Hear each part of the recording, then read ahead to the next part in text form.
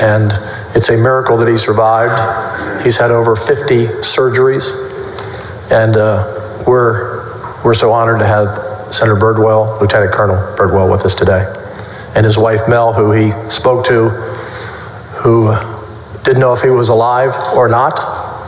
No communications for hours and hours until later in the day. So Mel, we know you're watching, and we're with you as a body as well. You all may be seated.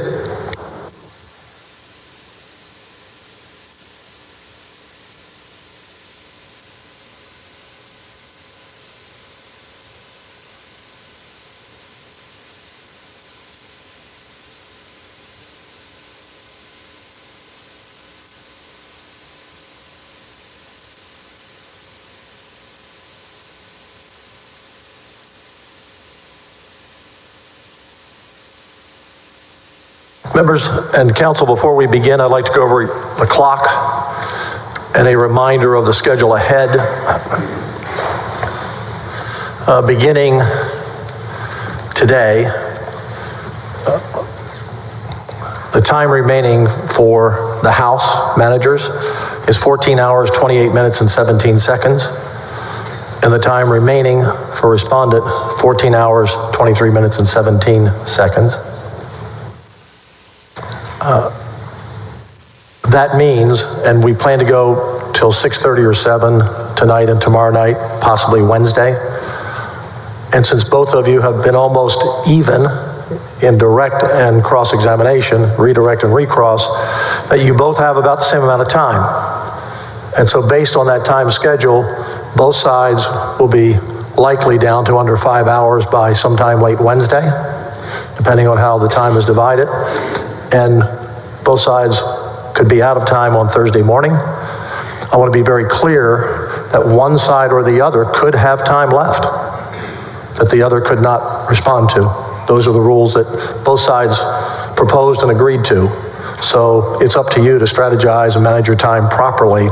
But when you're at the end of the time, I'm not going to cut you off in mid-sentence. We'll give everyone ample notice. You have an hour left, 30 minutes left, 15 minutes left. But there will not be, I need another half hour. I need another witness. I need a few more questions. When the time is up, the time is up. And then you'll have an hour for rebuttal, and you'll have an hour for your closing arguments beyond that. That means, members of the jury, you may have this in your hands late Thursday or Friday. We will not take a day off until a final resolution. Whether you deliberate a short time, mid-time, long time, we'll stay here through Friday, Saturday, Sunday, Monday, until you've made a decision on every article that you're prepared to come and vote. So from this moment forward, no off days until the trial and the deliberations and the decision is given. With that, call your first witness.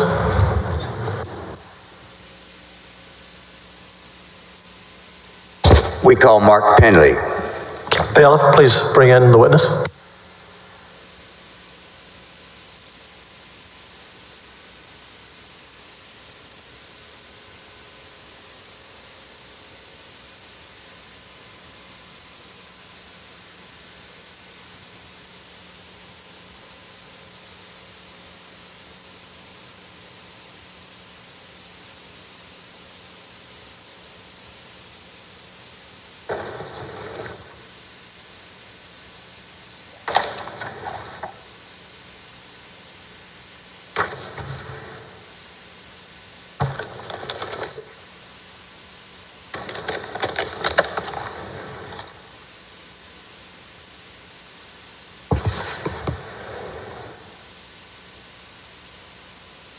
Mr. Bentley, please step forward. Did you take the oath the other day? I have not taken. All right. You don't have to repeat after me. You can just at the end answer. Please raise your right hand. I do solemnly swear or affirm that the evidence I give upon this hearing by the Senate of Texas of impeachment charges against Warren Kenneth Paxton Jr.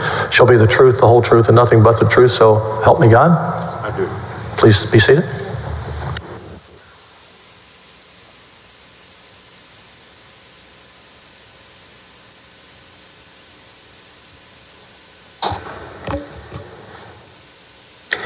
Good morning. Good morning, Mr. Hardin. I want to warn you now, each of us needs to be a little bit closer to the microphone than you are right now. I think that base actually does move if you want to move it towards you a little bit. If it doesn't, don't force it. All right. If you would just keep that in mind, please, because we have some acoustic issues. State your name, please. My name is Mark Penley. Mr. Penley, how old a man are you? I'm 69. Where did you grow up? Grew up in Denton, Texas. And when you high school, college, give us a little bit, like a minute and a half or so if you can. All right. Went to Denton High School, graduated in 1972, played high school football, president of the student council, was in the Fellowship of Christian Athletes, went to church and Sunday school and sang in the youth choir at the First Baptist Church. I was in Boy Scouts and was an Eagle Scout. And let me stop you there. Let me just try to do some of it, if I can, by question and answer, rather than just a narrative, which I first asked for. If you'll keep in mind, you started talking fast. You're an interesting combination. You talk slowly, but you talk fast, if that makes any sense. So just stay with me long enough for everybody to be able to hear you. After high school, and I think you folks are Eagle Scouts, y'all stay pretty close together, do you not, in terms of later in life or so, if you stayed active with them at all? Well, I didn't. After I attained the rank of Eagle, I was busy playing football and doing other things. But certainly something I was very proud to attain. Mr. Penley, you mentioned religion. Would you describe for the jury in your life what role religion has played? Yes, sir. I'm a Christian. My belief in Jesus Christ is the most important thing in my life. He guides me in everything I do. He's my strength. He's the cornerstone of my life. And I try my best to honor him in every area of my life. Was there a particular moment in your life that you particularly saw the road ahead for yourself? I did. I grew up going to church, and I thought being a Christian meant being good. But in 1968, in the summer, I went on a school trip to San Antonio, and there was a man by the name of Billy Graham having a crusade at Alamo Stadium. And for the first time in my life, I understood the gospel. We can't save ourselves, but Jesus died to save us, and I put my faith and trust in Christ that night. Mr. Penley, those of us like myself that grew up in North Carolina are very familiar with Billy Graham. From then on, and I want to ask you if we can make our answers short and to the point of the question. But from then on, from the time you were 14, was your religion a very, very big, integral part of your life? Yes, sir. All right. And then what about politics? Did you at any time in your education and early careers become interested in politics? Well, I've always been interested in politics. My father was. He was active in local Republican politics in Denton County. He was the county chairman for Senator John Tower. All right. So throughout your career, this was not probably a favorable point for Democrats, but might be interesting to Republicans. Have you ever voted for a Democrat in your life? Yes or no? No, not to the best of my recollection. All right. Not on purpose? You mean you might have accidentally done it? Well, I might have voted for a judge. All right. Okay. Now, let me ask you, so high school, where did you go to college? I went to the United States Air Force Academy. Did you serve all 4 years? Yes, sir. I stayed all 4 years. And then how long were you in the Air Force? I was on active duty for 5 years in the Air Force. After Air Force, you were how old when you graduated? I'm sorry, could you say How old were you when you graduated from the Air Force Academy? I was 22. What did you do then? Well, I went on active duty and I became an aircraft maintenance officer and primarily stationed at Reese Air Force Base in Lubbock. All right. Then after the service, I think you said, but how old were you when you got out of the Air Force? I was 27. What did you do then? I went to law school at the University of Texas. When did you graduate? 1984. What did you do then? I took a job at Andrews and Kurth in Houston in commercial litigation. Andrews and Kurth at that time was one of the 3 or 4 largest firms one of the 4 or 5 probably largest firms in Houston, was it not? Yes, sir. And how long were you at Andrews and Kurth? I stayed there 4 years. And then what type of practice did you do? A general commercial litigation practice, a little bit of tort litigation as well. And then after your time at Andrews and Kurth, where did you go? I transferred to Strasburger and Price in Dallas. I wanted to do more trial work, and I felt like I'd get more opportunities there. How long were you at Strasburger and Price? I stayed there 13 years, I believe, from the fall of '88 till January of '03. So while you were at Strasburger and Price, did you meet Mr. Ken Paxton? I did. And how was that? How did you meet him? Well, he was a fellow associate at the law firm. He got there a year or two after I started, and we met each other and had some similar interests and knew each other a little bit. And so how long were you at Strasburger and Price with Mr. Paxton? I think we overlapped a year or two, and then he left. After that time, how would you describe your relationship? Were you a friend or associate, or tell us in your own words, how would you describe your relationship at that time with Mr. Paxton? We stayed friendly acquaintances. I saw him infrequently, but when I did, we always spoke. It was always pleasant. We had similar interests in politics. And so then, how old were you, and where did you go from Strasburger Price? Goodness, I left Strasburger and Price in January 2003, so I guess I was 48, 49. I'm not doing the math very well, but that's late, okay. Late 40s. And was Mr. Paxton, how long was he there? Did he leave before you? Oh, he left many years before me. After he left and you no longer remember the same firm, did y'all stay in touch? Well, we had a mutual friend, and I would hear what he was doing, and I saw him infrequently, but we did see each other on a few occasions, and we went to the same church for a year or so. Which church was that? That was Stonebriar Community Church in Frisco.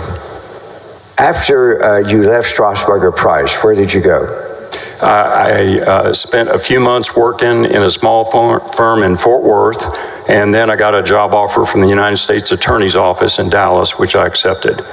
How long were you a federal prosecutor with the U.S. Attorney's Office in the Northern District of Texas? For 16 years.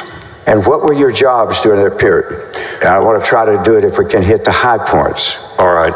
I started out doing general crimes, counterfeiting, identity theft, things like that. And after I'd been there a couple of years, I transferred to the national security section and worked on terrorism cases and export control cases for the rest of my time there. And so the last 2 or 3 years, or 4 years even, what were your assignments as a federal prosecutor? How would you describe it? I did some violent crimes, I did some computer crimes, but mainly I did terrorism cases. I helped out on a large mortgage fraud trial, and I worked on a very large export control matter involving a foreign company selling American technology to prohibited nations. And how is it that you then joined the Attorney General's office? How did that come about? I'd spent a year in D.C. at the Main Justice Department in the counterintelligence section in 2018, and in the summer of 2019, after I returned to Dallas, I got a phone call from First Assistant Jeff Mateer at the Office of Attorney General. He told me they had an opening for the Deputy for Criminal Justice, and he said Ken Paxton wanted me to interview for the job. So he indicated to you the idea of giving you a call was Ken Paxton's? Yes, sir. Did you interview for the job? I did. Whom did you interview with? Well, I came down here to Austin. I met a number of the deputies, met Lacey Mace. I met Lisa Tanner, who was the head of the Criminal Prosecutions Division. I met the Chief of Staff, Missy Carey, Ryan Bangert, several others. I can't recall everybody, but most of the people on the 8th floor. And did you meet also with the Attorney General himself? I did not meet with him in person. We spoke on the phone about a week later. All right. And when you spoke on the phone, were you offered the job? Yes. So who offered you the job to come to work at the Attorney General's office? Mr. Paxton. And what year and month, if you recall, was that? That would have been in July of 2019. All right. Now, at some time until the end of the year of 2019, had you ever heard the name Nate Paul? No. And how is it that you ultimately did, if you did? Well, let me back up and ask. Did you ultimately become familiar with the name of Nate Paul? Yes, sir. And when was that you became aware of it? On December 16, 2019. And how and what was the occasion for you to become familiar with the name of Nate Paul? I was in Dallas that weekend. Mr. Paxton called me, asked me to stay over on Monday and meet with him. at the Highland Park Village Shopping Center at a coffee shop, and I agreed to do that, of course. And hold on, that'll get us to start. Now, when you got that call, explain to the jury how your working relationship, the agreement with as far as your residence in Dallas and working in Austin, what was your schedule by that time with the Attorney General's office? Yes, sir. When I was offered the job, I explained to Mr. Paxton and to Jeff Mateer that my wife and I each had an elderly parent in their 90s in the Dallas area, and we were looking after them. And I couldn't move to Austin, but I could stay down here most of the time. And they said, look, just be here 3 or 4 days a week. We have a civil division office in Dallas. We'll give you a desk and a computer and a phone there. You can work from there 1 or 2 days a week. Typically, I worked in Dallas 1 work day a week, either a Friday or a Monday, and then commuted to Austin for the rest of the week, generally 4 days. So that's why he asked you to stay over as opposed to come back to Austin? Yes, sir. All right. Did you meet with Mr. Paxton? I did. And the day and place that you met, you said Highland Park. The date was what? It was Monday, December 16, 2019. And where did you meet, and what was the circumstance for your meeting? Well, first I met in the coffee shop. He was finishing another conversation, and then he said, let's go out to the car. We're going to make a phone call to a friend of mine. So you went out to a car to have this phone call? Yes, sir, and I don't remember if it was my car or his, but we had the phone call on his cell phone. All right. And then I assume he put him on speaker? He did. And how did he describe, what did he say to you to describe who he wanted you to talk to? He told me this was a friend of his who'd had some search warrants executed on his home and offices. Did he say anything else before the phone call that you recall? Not much. All right. And then what happened? Then Mr. Paul came on the phone. Ken Paxton introduced us. And then I listened as Mr. Paul told his story. Objection, hearsay to anything he said. Excuse me, did you listen in the presence of the Attorney General? Excuse me, did you listen in, I'm sorry, I didn't mean to speak. Did you listen in the presence of the Attorney General? Yes, sir, he was sitting at my right elbow. And did the Attorney General also periodically make observations or discuss during a phone call? Yes, he participated in the conversation. I renew my questions, Your Honor. These are party admissions from the Attorney General himself. I wanted to go back to the original question and ask him what was said. Go ahead. Thank you. Now, can you recall what Mr. Paul said to you and the Attorney General in this car? Mr. President, objection, hearsay. I'm sorry? I didn't hear the apology. Repeat your objection so he can hear. I said it was objection, hearsay. Sustained. Your Honor, if I may, I certainly don't want to argue with the court, but this is a conversation that the Attorney General himself is participating in. And by participating and asking questions, he is really exceeding to what the conversation is. And finally, the conversation in the presence of the Attorney General is not being offered for the truth of the matter. In fact, as the court knows, we contend that what he was saying is untrue. But whether that's true or untrue, we're not offering it to prove the truth, but only that that's what this witness was being told in the presence of the Attorney General by Mr. Paul. And so we renew our offer. Mr. President, may I be heard in response?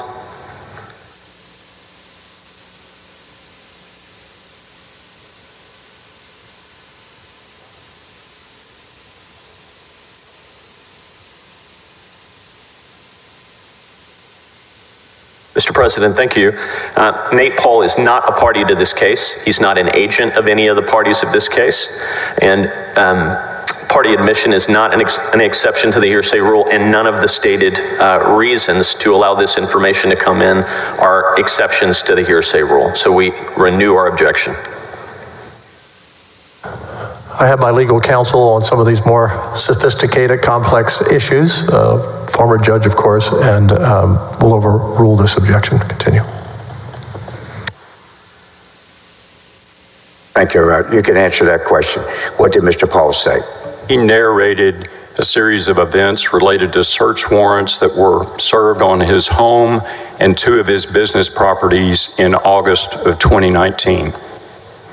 How long did this conversation take place, would you estimate?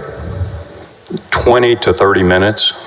Do you recall what your own thought processes were as you listened to him? I thought, why is the Attorney General involved in this? Why is he wanting me to know about this? This is not a state matter, from what I could tell. And I thought it was very suspicious that someone who was the target of a federal investigation was reaching out to the Attorney General of Texas for legal help. Did you make sure in your conversation with him in the presence of the Attorney General to Mr. Paul that you yourself were not allowed or able to give him legal advice? Yes, sir. I specifically told Mr. Paul that. I said, I represent the state of Texas. I can't be your lawyer. I can't give you legal advice. Do you have counsel? And he gave an affirmative answer. And I said, you need to talk to your counsel about this so they can guide you. All right. When this conversation was over, and I think you said it was like 20 to 25 minutes. Yes, sir. Did you talk to the Attorney General about that subject anymore? On that occasion? Yes, sir, we did, and on later occasions. But on that day, December 16th, he made comments to me that indicated he was very mistrustful of law enforcement, and he made a comment as to how he felt about how he'd been treated by law enforcement, which was in a negative way. Do you recall what he said, please? He said, I've been the subject of a corrupt investigation. Did you know at that time that he had pending criminal charges? I knew about the securities fraud charges. I knew nothing about the facts of the case, and I still don't. Okay. Now, at the end of the day, on that occasion, did he say any more to you about his feelings about law enforcement in general? Not on that day. All right. Then after that occasion, when is the next time that you heard anything about Nate Paul? It was on June 16th or 18th of 2020. Let me stop you there. So is it your testimony that from that conversation in December of 19 until June of 2020, you neither heard nor had any involvement with any issues involving Nate Paul? That's correct. All right. And then what was the date in June, did you say? It was either June the 16th or the 18th, to the best of my recollection, because those were the dates of our 2 weekly staff meetings. All right. So that the jury knows, there's been some reference maybe to different meetings. What was the normal schedule about staff meetings of the upper management of the AG's office at that time when you were there in 2020 and 20? We met every Tuesday and Thursday. If the Attorney General was in town, he attended, but First Assistant Jeff Mateer chaired the meetings if he wasn't there. And if I'm correct, on one of those days, we had a strategy meeting. Hold on. I'll get there. I didn't ask you about that yet. On those meetings, how long would they last and what time of day would they usually be? I believe they started at 9 or 9:30. And they would last an hour and 15 minutes. Where would you have them? In the executive conference room right next to the Attorney General's office on the 8th floor. And who all, and do this slowly so the jury can absorb who all in the upper staff would be at these weekly meetings. Who all would attend those weekly meetings? All of the deputies, and there were 12 or 13 positions at the deputy level, the first assistant, and if he was in town, the Attorney General. All right. And what about the chief of staff? Would she attend the meetings? Yes. And who was the chief of staff at that time? That was Missy Carey. All right. Would there be any other staff member? And let me ask you this. Were you familiar with the young man named Andrew Wicker? Yes, sir. And what was his position? He was a personal assistant to General Paxton. He had a desk outside his office, and he traveled with the general and just took care of whatever duties the Attorney General gave him. Would Mr. Wicker ever attend any of these meetings? I don't have a specific recollection of that one way or the other. All right. And if I may, sometimes other staff people and other executives were present. So I'm not trying to say it was only the deputies that were there. There could be different people involved on different days. So would Mr. Wicker perhaps attend sometime at the request of somebody? Certainly you could. All right. Now, back to the June time when you say that you became familiar with the name of Mr. Paul. What was the circumstance in which you again came into contact with something about him? It was the weekly deputies meeting, and I believe it was on a Thursday. The Attorney General was present, and he announced that he had received a referral from the Travis County District Attorney's Office, and after the meeting was over, Jeff Mateer handed that referral document to me and David Maxwell. All right. So at that meeting, was that a meeting but just between you and Mr. Maxwell and Mr. Mateer? Well, initially it was the deputies meeting with everybody present, but then as the meeting adjourned, Jeff Mateer asked me and Mr. Maxwell to stay, and we talked about the referral. All right. Once you became aware of the referral, what did you do? Well, first I read the referral and realized I've heard this story before. And was the referral, and why did you say that you had heard it before? What was it about the referral that was similar to what you had heard before? Well, it was basically the same story in a little more detail, and it was typed up. It was unsworn, but it was signed by Nate Paul. And did you learn where that complaint had originally gone to? Yes, The answer, that's good enough. All right, sir. Thank you.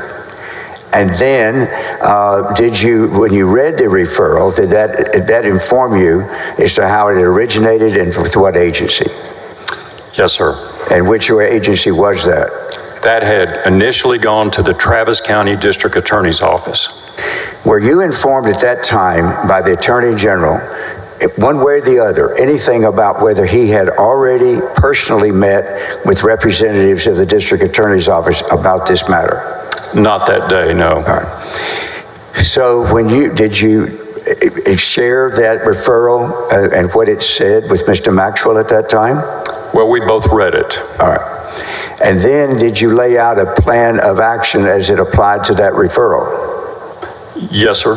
Did you at that time, what did you do after that meeting and you had been shown the referral? Well, the first thing we did was talk about it, the three of us. And when you say the three of us, you mean who? Jeff Mateer, David Maxwell, and me. After you had that conversation, did you make any plans for how you would deal with it? Yes. When did you make plans? Your initial reaction, what did you do with it? Well, my initial reaction was, this is crazy. All right. After you, and without going into anything Mr. Maxwell said, what type of reaction did you get from him when he read it? The same as mine. All right. So then did you decide not to investigate it at that time? We hoped to slow walk it and see if the Attorney General would drop it. All right. Did you talk to the Attorney General any more about it before you then met with anybody about it? I think the Attorney General talked to me. And when did the Attorney General talk to you after he had informed you of that referral? I recollect two conversations. One of them occurred in my office when he came to my office. All right, let me stop you there. I want to know when that was. How soon did you have a conversation with the Attorney General about that referral after you were given it to it, after it was given to you on the morning of the 16th? The first date I recall was July the 6th of 2020. Well, from the time you got it on June 16th to July the what? 6. Had you done anything with it? I only talked to David Maxwell about it. All right. What was the occasion for the Attorney General coming to talk to you about it on July the 6th? He just knocked on my door and walked in and wanted to talk about the status of the Nate Paul referral. Do you recall what he said? He was unhappy that nothing was happening. He said he wanted us to get moving on it. That was basically the gist of the conversation. Well, why was it that nothing had happened on it from June 16th to July 6th? Did I get that date wrong? Was it July 6th or July? Yeah. There was one conversation on July 6th. All right. And there was another one. All right. Why had nothing happened between the 16th or the 6th, or had something happened? David Maxwell and I saw no merit to the complaint. We saw no state interest. We saw no evidence of a state crime violation. So what did you do when he came in and talked to you on the 6th? What was your response?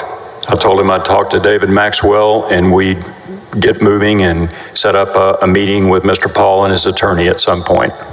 Were you opposed to having that meeting? I wasn't opposed to having a meeting, no. All right. Well, why haven't you arranged it before then? Again, speaking for myself, I thought it was crazy, and I was hoping the Attorney General would drop it. He didn't. Why did you think it was crazy? The idea that the state of Texas Attorney General's office would go investigate the federal courthouse, investigate federal agents and also state agents that were task force officers on the raid, and those were agents from the DPS and the State Securities Board, that we would investigate a federal magistrate judge and federal prosecutors was insane. That is something that can be handled by federal authorities, and there's no easier practical way for state authorities to investigate the type of complaints Mr. Paul was making. Why? What was it about the complaints that would have been difficult or so for you to investigate? Well, as the matter developed, their main complaint that could theoretically have been a state criminal violation was that the assistant United States attorney who got the search warrants signed by the magistrate judge had then altered the warrant after it had been signed by a federal judge, which was absolute craziness. All right, why is that craziness? Because that would be a felony, that would get you fired, that would get you sent to federal prison. All right, so why was that crazy? People commit felonies all the time. They do. I knew the assistant U.S. attorney. He used to work in Dallas. He had a stellar reputation. He had very high personal integrity. I'd never seen any indication in Dallas that he would even think of doing such an outrageous thing. Well, let me ask you this. Was it just limited to a complaint about federal officials? Well, there were state agents involved in the searches, and Mr. Paul, at a later date, named one of the state agents as being the affiant on the sealed federal search warrant affidavit. I was going to ask you about that. First of all, were there agents from the Texas Security Board involved in the search warrant? Were there? Yes, sir, there was at least one. And were those security folks, if the security board, the same agency that had brought charges against the Attorney General and that were part of the case that was currently pending against him at the time he wanted you to meet with Mr. Paul? Objection. Leading, Mr. President. Sustained. Were there, could you tell us, into your observation at the time, whether actually the Attorney General was asking you to investigate a matter with Mr. Paul, who was being, he was, let me put it this way. Were you aware, or did you focus on the fact that one of the things one of the groups that they were asking you to investigate was the very agency that had brought the charges that were currently pending against Mr. Paxton? Objection. Yes, sir. Leading, Mr. President. I believe he had a choice there. He could have said, Overruled. Thank you, Your Honor. All right. So was that also did that give you any concern? Yes, it did. All right. Into the microphone. What was that concern? Well, my concern was not only was he asking us to investigate state agencies, including an agency that was investigating him, but he was asking us to investigate the investigators who were conducting a federal investigation of Nate Paul. All right. Now, once he asked you to do something to get moving on it, what did you do? I told him I'd talk to Mr. Maxwell and we would get moving. Did you do so? I did. I talked to Mr. Maxwell. I don't want you to tell us what you told him, but after you talked to Mr. Maxwell, what was the next course of action? Well, we had a brief delay. Mr. Maxwell was out of the office for a few days. And after that, the Attorney General spoke to me again on July 16th. But eventually, we did schedule a meeting for Mr. Maxwell to meet with Mr. Paul and his attorney, Michael Wynn. All right, hold on a second. You said you had another conversation with the Attorney General before you made your first meeting with Mr. Paul. Is that correct? That's correct. What was that conversation, and when was it? That was on July 16th, and that was in a little more detail. He told me that... Wait, stop. Let's set the stage for it. Where was it and about what time of day? I don't remember if that was in person or by phone. All right. What did he tell you? He told me that he wanted to get things moving. He said there'd been a leak to Texas Monthly about issues surrounding the federal raid, and I never saw the story, so I don't know the specifics, but he was concerned that something had gotten out in the press. And then he mentioned that Mr. Paul's sister was his personal counsel. I never spoke to her, but again, he was insisting that we get moving and do something with the referral. Mr. President, just briefly, can we have the witness clarify for the record that Nate Paul's sister is, Sheena Paul is Nate Paul's personal counsel and not the Attorney General's? Certainly, I have no objection to that. Would you clarify that, please? Yes, sir. He was saying that Sheena Paul was Nate Paul's personal counsel. Thank you, Mr. Penley. All right. Now, so then when was the meeting with Mr. Paul? The first meeting was on July 21st. And who was at that first meeting? That was conducted by David Maxwell on behalf of the OAG. Nate Paul attended along with his personal counsel, Michael Wynn. Michael Wynn is spelled, do you know how, for the court reporter? It has an E on the end, W-Y-N-N-E. Thank you. Now, were you present or watching this interview or anything? I didn't watch it live, I didn't attend it, but I watched it later. It was video and audio recorded. Do you recall about how long that lasted?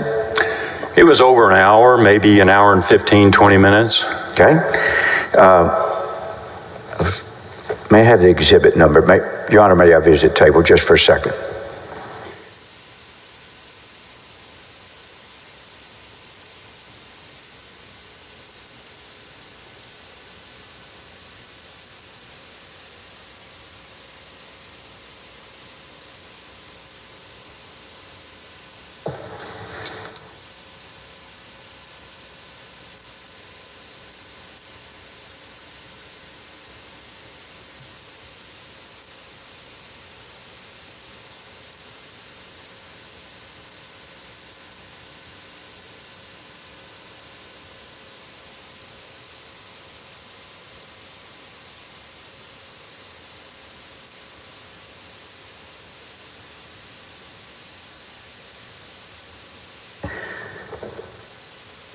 When did you view the video? I viewed it on July 23rd. Were you aware of any meetings, without going into what anybody told you, were you aware of any meetings that the Attorney General had with other members of the executive staff about Mr. Paul just the day before, on July 22nd? No, sir. All right. So when you met, how is it that you reviewed the interview? The date of the interview was what? July 23rd. And then when's the next time you heard from Mr. Paxton about that matter? Mr. Paxton called me on July 23rd and said he wanted me to come to his office and view the video with him. Did you do so? I did. So, had he ever asked you on any occasion to look at evidence or so, or interviews or so, that meetings or so that you were dealing with on criminal justice matters? Not as a general matter. There are two exceptions. What are they? There was one case up in the Panhandle where someone in a town met him at a political event and asked him for our office to take a look at a cold case. All right. Did your office do that? We did. All right. And then what's the other occasion? There was an occasion in July of 2020 where a former deputy at the Attorney General's office, who was in private practice in San Antonio, represented some parents in a drowning case, and he contacted the Attorney General and wanted our office to look at this drowning case down there where Bexar County was not pursuing criminal charges. All right.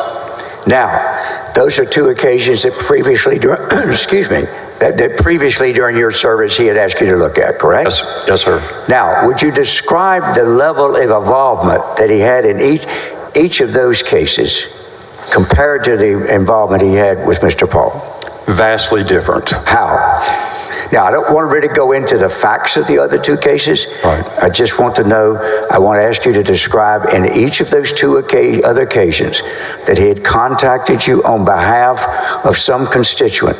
Describe what his behavior, what his involvement was in those cases. Yes, sir. On the Panhandle case, he asked me to look at it. Our law enforcement division had looked at it. I reviewed what they had done. I reported to him that they had done everything that could be done, and he accepted that and didn't bring it up anymore. What about the Bexar County case? On the Bexar County case, I made some phone calls. I looked at some evidence the family's attorney had sent me. I made a report back to the Attorney General that I didn't see any state criminal charges that we should pursue. He accepted that and never brought it up again. In either of those cases, did he have any further involvement after asking you to look at it? No, sir, other than asking me to report back to him. And after you reported back to him, did he have any further involvement in either of those two cases that you're aware of? Not to my knowledge. He didn't with me. By the time July 22nd rolls around, July 23rd rolls around, how many times had the Attorney General talked to you about the Nate Paul case? Just take your time and count back up to that moment. I'll count 3 to that moment. Well, actually 5 to that moment, counting the December phone call. All right. Now, when you describe for the jury how this review of the video of the initial interview by Mr. Maxwell of Mr. Paul with his attorney present. We watched the video together. Mr. Paxton was unhappy with David Maxwell because David Maxwell was not accepting what they were saying at 100% face value. Well, let me ask you this. Did you see anything as an experienced law enforcement professional that was objectionable about the way Mr. Maxwell was conducting the interview? No, sir. Your Honor, at this time, it's already in, but for the record, I'll say that Exhibit 149 is a video and audio. I'm not going to go into it right now, but it is a video and audio of the initial David Maxwell interview if the jury later decides they want to look at it. All right, thank you. 149. Now, after you looked at that interview, do you recall anything else that the Attorney General said about it during the course of watching it with you or after it was completed? He made comments that told me he didn't understand the significance of some of the claims they were making. Number one, he didn't recognize the legal difficulties for us to investigate the federal authorities when a search warrant is under seal at the federal courthouse. I didn't see any way we could get that realistically other than by asking the federal judge if he would open up the sealed record and let us examine the issued search warrant and compare it to the returned search warrant. All right. So now at the heart of this thing that you've looked into the file, there's been one interview. You've heard from Mr. Paul. Let me back up. In that interview you watched, who does most of the talking in the interview? Nate Paul. Does his lawyer also participate some in it? He does. And in the case of, how much does Mr. Maxwell talk in there, if you could just characterize it?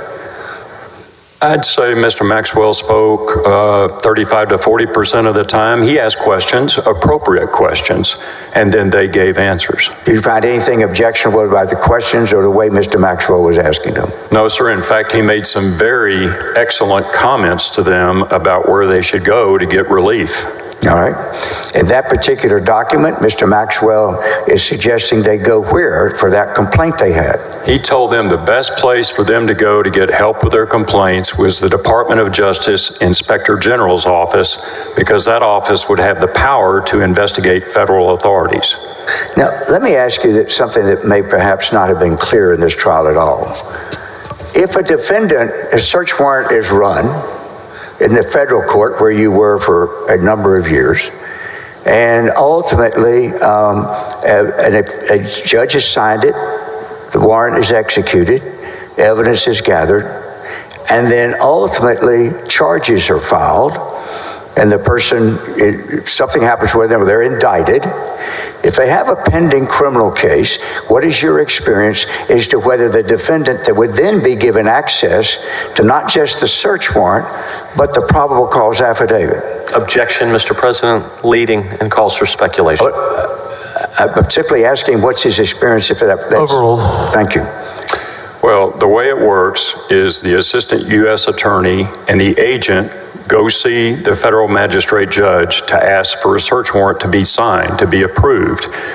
And when you go, either beforehand or at the time you're talking to the judge, the agent presents a probable cause affidavit, which lays out the key facts of their investigation, which the AUSA and the agent believe established probable cause to get the search warrant under Rule 41. Now let me stop there. At that time, in the affidavit they present to the judge, does it describe what all kind of information would be in there Yes. that they might later ask be sealed? Yes, there's often confidential law enforcement evidence in there. There is information. If there's an informant in the case, that information may be in there. The work the agent has done to that point, the investigative steps they've taken, what they've uncovered, the facts they've developed are laid out so that the judge will see probable cause exists. And if the judge rejects it, you don't get the warrant. All right. And in addition to what you just described, is there information in there potentially of other citizens who may have talked to the government and provided information? Yes, sir. And other confidential information. So if in fact the magistrate or the judge signs the search warrant and it is executed, what happens then in terms of the warrant being given and the affidavit being given? What is the practice? Well, the original documents are given to the judge's clerk, who files them under seal in the federal district clerk's office. Now, typically there's a motion to seal filed by the assistant United States attorney. If that's granted by the judge, and they routinely are, the clerk's office keeps that under seal. So they're not going to give it to anybody except the court or the government. A target of an investigation is not entitled to see the affidavit, which lays out the facts of the investigation, until they've actually been indicted and are entitled to discovery. So if their charges are filed against them and they're indicted, then what is the law, what is the practice as to whether they then get the probable cause affidavit?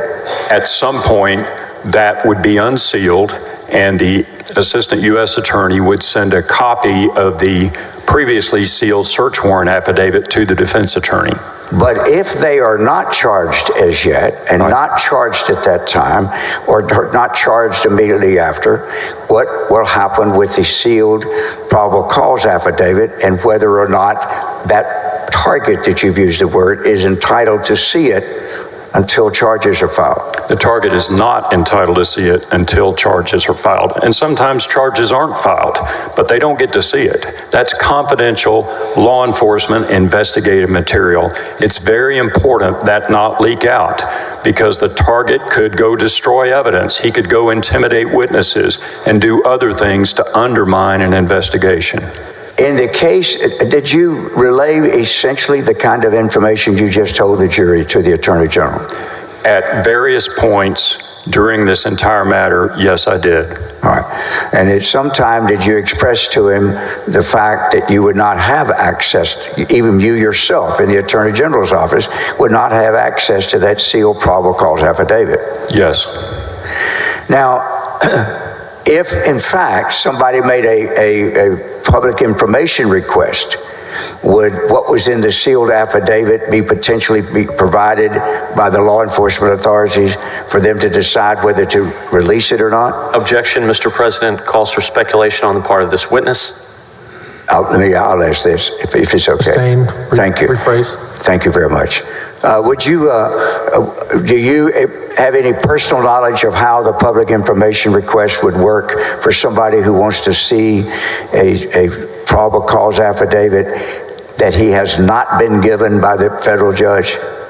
Yes, I have an understanding that there is a law enforcement exception in the public information request laws, and that an agency has a right, when there's a pending law enforcement investigation, to keep that private and not release it to a requester. So in order for the Attorney General's office to know what their position to be and whether the law enforcement exception applies, would the agency that is seeking to withhold the information reveal what is in the probable cause affidavit in order for the Attorney General's office to make the decision? Objection. If you know. My understanding is... Hold on, Mr. Penley. Sustained. Thank you. All right. Now, let's move on if we can. After you had that meeting with the Attorney General, and when you two of you watched the movie, I think you said on July 23rd, what was the next thing you did that was in connection with Mr. Paul's case? On July 28th or 29th, I received a phone call from Mr. Wynn requesting a second meeting, which I agreed to. All right. Now, at this meeting, when did that meeting occur that the lawyer for Mr. Paul requested? By the way, why did you give him another meeting?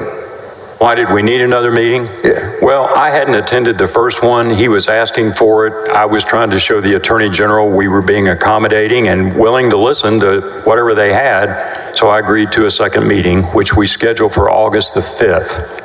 All right. Did you do anything in connection, in preparation for that meeting on August the 5th, the second meeting on Mr. Paul? Well, I had reviewed the entire transcript from the first meeting, and I'm sure I had spoken to Director Maxwell. All right. And then what happened on the next meeting? And again, what date was it, the second meeting? August the 5th. What happened at that meeting? That meeting was also in the law enforcement interview room, so it was audio and video recorded. Mr. Paul and Mr. Wynn came. They had not brought any documents to the first meeting, which surprised me, because normally when a complainant comes in, you expect them to bring their evidence. But this time they brought documents because I had asked Mr. Wynn to do that during our phone call on the 28th or 29th. All right, Your Honor, if I may, just for the record, that interview is Exhibit 156 that is in evidence, and I'm not going to ask at this time it be played. It's a long interview, but it is available during deliberations for the jury to review if they choose to. Thank you. Now, in this second meeting, about how long do you estimate that lasted? About an hour and a half. Were there just 4 people there? Yes. And that meeting, how did that conclude? Well, it concluded that I told them... Stay back with the microphone. Thank you for coming in. We've heard your theories. They had really stressed that their proof of alteration of a federal search warrant was in the metadata of those documents. So I told them that we're going to get with our computer forensic examiners that work for Director Maxwell. We'll review this with them, we'll explain your theory, and I'll get back to you. All right, so now what was the contention that they were saying that would show that, well, let me back up. Were they talking to you in terms of warrant is presented, judge signs it, and then supposedly the law enforcement people changed to that affidavit? Yes. And what was, as you understood it, the contention as to why it was changed? Their contention was that microphone. The magistrate judge had signed it on August the 12th, and they claimed that they had metadata from the documents that showed it had been changed on August the 14th, the day of the first searches. And they claimed that, their theory anyway, which again sounded insane to me, that initially the search warrant had been approved to search for guns and drugs and related items. But after the agents got there and started the search at 9 o'clock, by 11 o'clock, the assistant United States attorney was changing the search warrant to a white-collar crime type of search warrant, seeking documents and computer files, bank statements, financial records, things of that nature. And that was insane. All right, so did they have any reason they would not have gone back to a federal judge and said, hey, these guys changed your warrant? I asked Mr. President, leading. Well, Sustained. let me put it this way. What was the reason that they would not go back to a federal judge to complain. These guys changed your warrant. Right. Objection, Mr. President. Speculation as to what someone else thought. Your Honor, Sustained. excuse me. Did they give you reasons as to why they wouldn't go back to a federal judge? They told me they had done that, and I inquired further. When did they say they'd gone back to him? They told me they actually had a hearing in late February of 2020 because I asked Mr. Wynn, who's a former assistant United States attorney in Houston and Austin and a graduate of Harvard Law School, why are you coming here? Why don't you go file a motion with the magistrate here in Austin who signed the warrant? He's got the power to deal with everything. And so instead of doing that, did they then contend the federal magistrate was in on all this? At some point they And did. Mr. President, leading. Sustained. Then why would they not go back to the federal magistrate or to the federal district judge? I think everybody in the jury may know this, but just to be sure, the search warrant was entered by a federal magistrate, correct? Correct. And that federal magistrate handled matters like that on behalf of a federal district judge, correct? Correct. Did they have any explanation as to why they hadn't gone to a federal district judge to complain about this magistrate who must be in on this whole thing?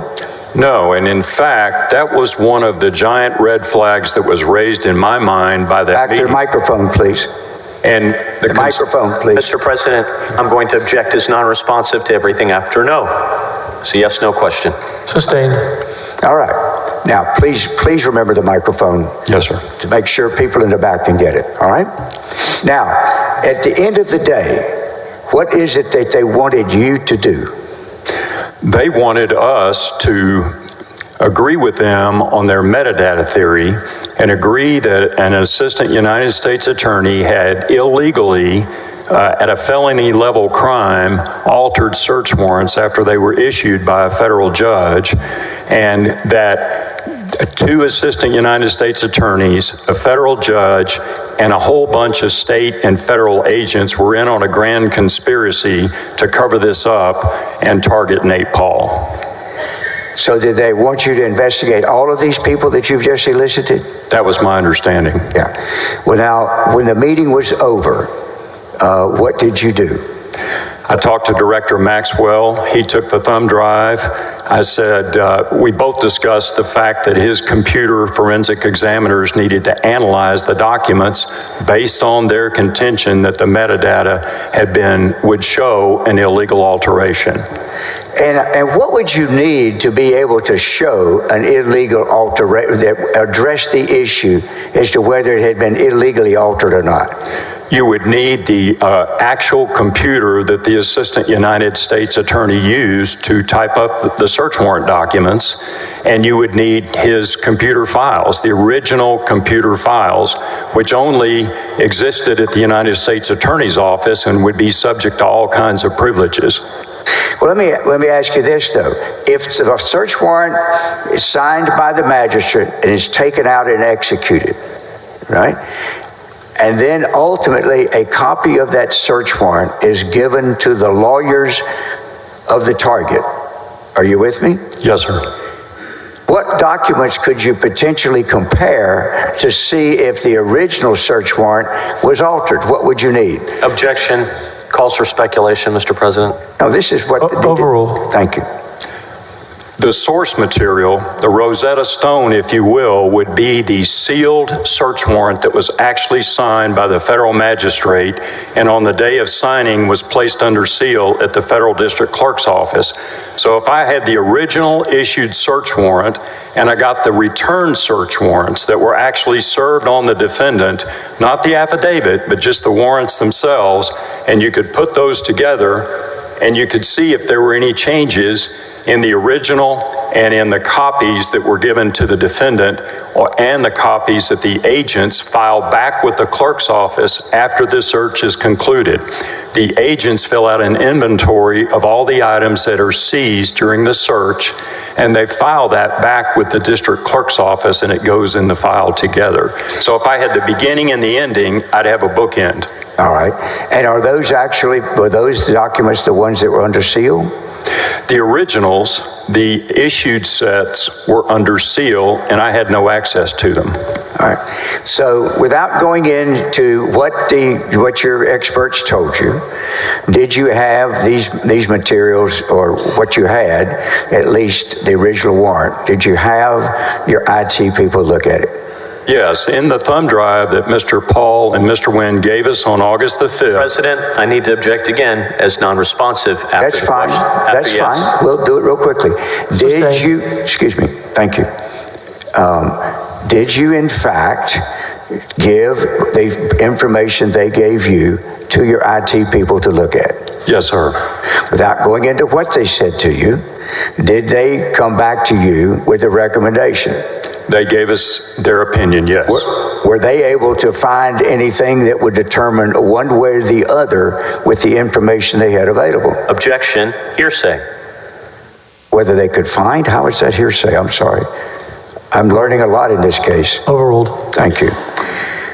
The metadata theory advanced by Mr. Paul and Mr. Wynn was not validated. And so were you able to tell from your experts one way or the other as to whether there had been any alteration? The only alterations were through innocent functions. What do you mean? If you redact anything in a search warrant, which is routinely done, that Let me will... stop you. The kind of things that might be redacted would be what? If there were other targets in the investigation that were listed in the warrant, in one of the attachments, routinely you redact the name of the other target. All right. And so if there are redactions, what happens? That will change the metadata. All right. So ultimately, were the experts in your office able to answer one way or the other whether or not it had been redacted? Yes, they were able to tell it was redacted. We had copies of the warrants, and it showed redactions. All right. Were they able to offer an opinion as to whether or not that meant the document was changed for the basic things that were contended by Mr. Tall's lawyers? Well, let me explain it this way. Let's do it shortly. Let's see how you do. All right. There are innocent functions that can change metadata that are routinely done. I had evidence those innocent functions were done. Therefore, the metadata theory proved no wrongdoing. It proved no criminal conduct by the federal authorities. There was no evidence of a crime. All right. And then what did you do after you got this report back from your people? That was on August the 6th. A couple of days later, I saw the Attorney General in the hallway, and I said, Ken, there's no evidence of a crime. I recommend we close this investigation. All right. And what was his response? His response was, okay, fine. All I ask you to do is meet with them and tell them, which I agreed to do. All right. So what happened then? I scheduled a meeting. I called Mr. Michael Wynn.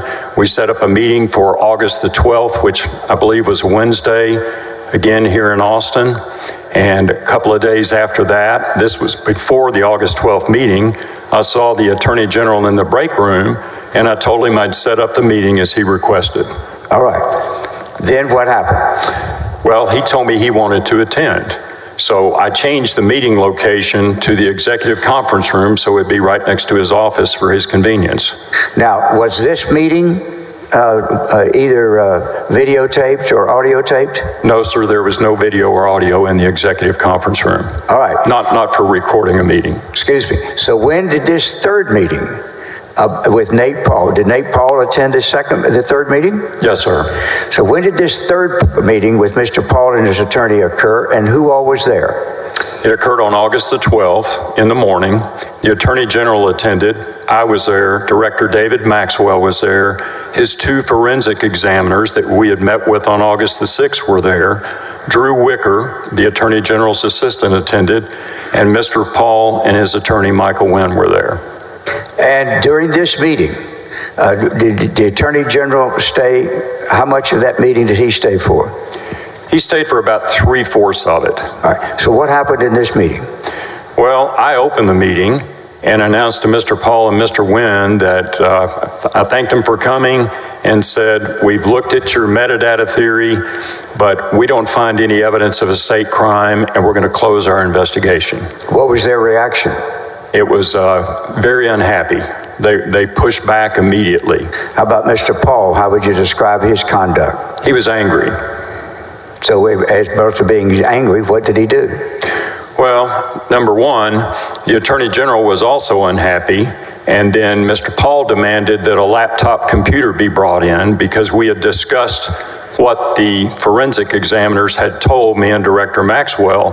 He disagreed with them, demanded a laptop be brought in, so the Attorney General told Mr. Wicker, go get your laptop and bring it in and hook it up. There's a video screen at the end of the room. Did Mr. Wicker do that? He did. And then what did Mr. Paul do? He got on the keyboard, he pulled up a document, and he said, what I've just shown you here disproves what your forensic examiners are saying. Did it? I'm not a computer expert, but I know that the forensic examiners didn't tell me they were wrong. Yeah. And I'm curious, how was Mr. Paul acting in this meeting in terms of who was in charge and what was going to happen here? Mr. Paul acted like we didn't understand who the real boss was. It wasn't the Attorney General, it was him.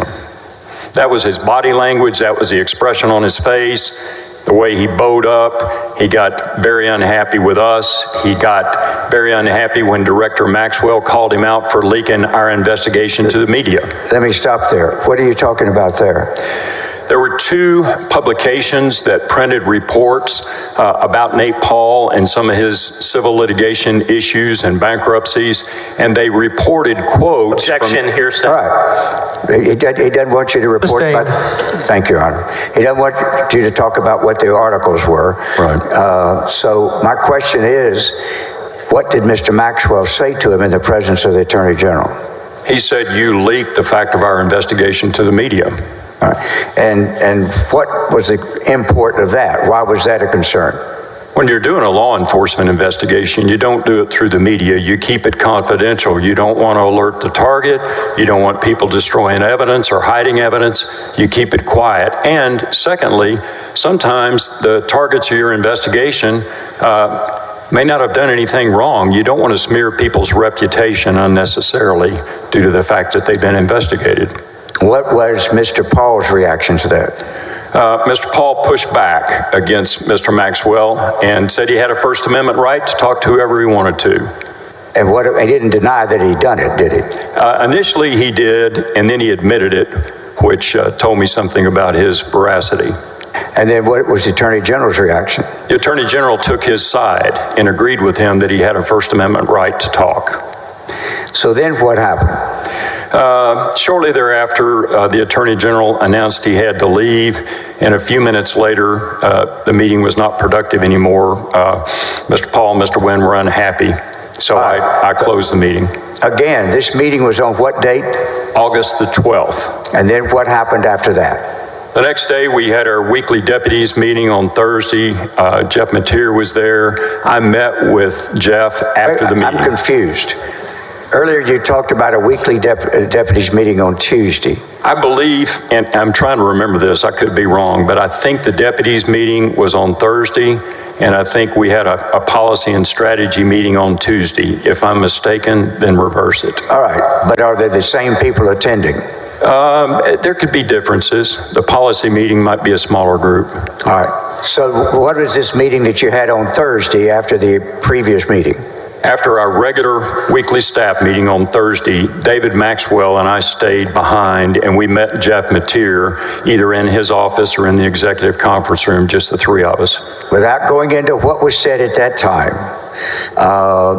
did you become ultimately aware of anything having to do with an outside counsel being hired? Not at that time, but later I did.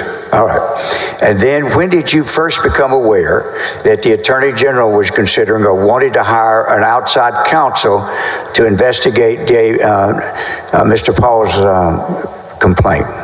Well, number one. By the way, let me stop. You mentioned something about this a moment ago. When you're investigating people and wanting to find out information, and so in your years in law enforcement, do you put people that you want to elicit information from under oath? No, sir. Have you ever done that? Rarely. Sometimes in federal practice, we would bring somebody into the grand jury, but that was not a common practice. Well, let me ask you this. Have you ever put people that you were trying to investigate or get information from in an investigation, other than presenting them in a grand jury and where they're sworn in, do you ever swear in people that you are trying to get information from, that you want to sit and talk to you, inform you? Objection. Relevance, Mr. President. Very relevant. I think we've had this allegation has been made repeatedly by these guys. Overruled. Thank you. No, sir. All right. Are you familiar with anybody in law enforcement doing that? I don't believe that's a routine practice, no. Well, as a matter of fact, the complaint that Mr. Paul went down and filled out that started all this with the Travis County District Attorney's Office. Have you looked at that complaint form? I have. I've read it. And on that complaint form, does it have a place to have the statement and complaint notarized, therefore being sworn under oath? It has a place, yes. And the complaint filed by Mr. Paul in that matter, which is called we call it referral number 1. Did he swear to that complaint that he was making all these allegations? No. And then there's another referral. Did you become aware later of another referral? I did. By Mr. Paul about another group of people he wanted investigated? Yes, and that was also to the Travis County DA's office. And again, is there a place there for it to be notarized so he could swear under oath? Yes. On the complaint? Yes. Did he do so? No. So the 2 complaints that he wanted you to investigate, with all of these allegations about all these people, did he swear under oath to a single one of those allegations? No, sir. If he had, would that potentially, and if they were untrue, would that potentially subject him to a charge of perjury? I believe so. So if he doesn't swear to it under oath, does it potentially open him up to perjury? No. All right. Now let's go to, after you have this meeting about outside counsel, when do you become aware, if you do at all, of the possible people that are being considered by the Attorney General to be the outside counsel? After the August 12th meeting, the Attorney General did not talk to me about the Paul matter for a number of weeks. I believe... All right, just keep your voice up. I steal the microphone. When you pull back, both of us, when we pull back, we get away. So again, keep him up. Would you tend it just a little bit? Turn it down. Is that better? Thank you. That is better. All right. Go ahead. I can't move the bass, so I'm just trying to stretch it out. All right. So when you leave that meeting after we talked about that, the Attorney General was there for most of it, when is the next time that you did anything in relation to this particular matter with Nate Paul? The next thing I recall hearing was on September the 3rd, when I had been making phone calls to Michael Wynn trying to get additional documents. I wrote a note to the Attorney General on August 13th, the day after the meeting, and I told him I'd re-examined the copies of documents Mr. Paul and Mr. Wynn had given me, and I realized it didn't appear they'd given me all the evidence they told us they had. So I started making phone calls to Mr. Wynn, and I told the Attorney General in my August 13 note there might be further steps I could take if they'd give me all the documents. All right. So if anybody was to suggest that you had refused to investigate or do anything else on this case, would that be an accurate or inaccurate statement? Objection, Your Honor. Assumes facts not in evidence. Sustained.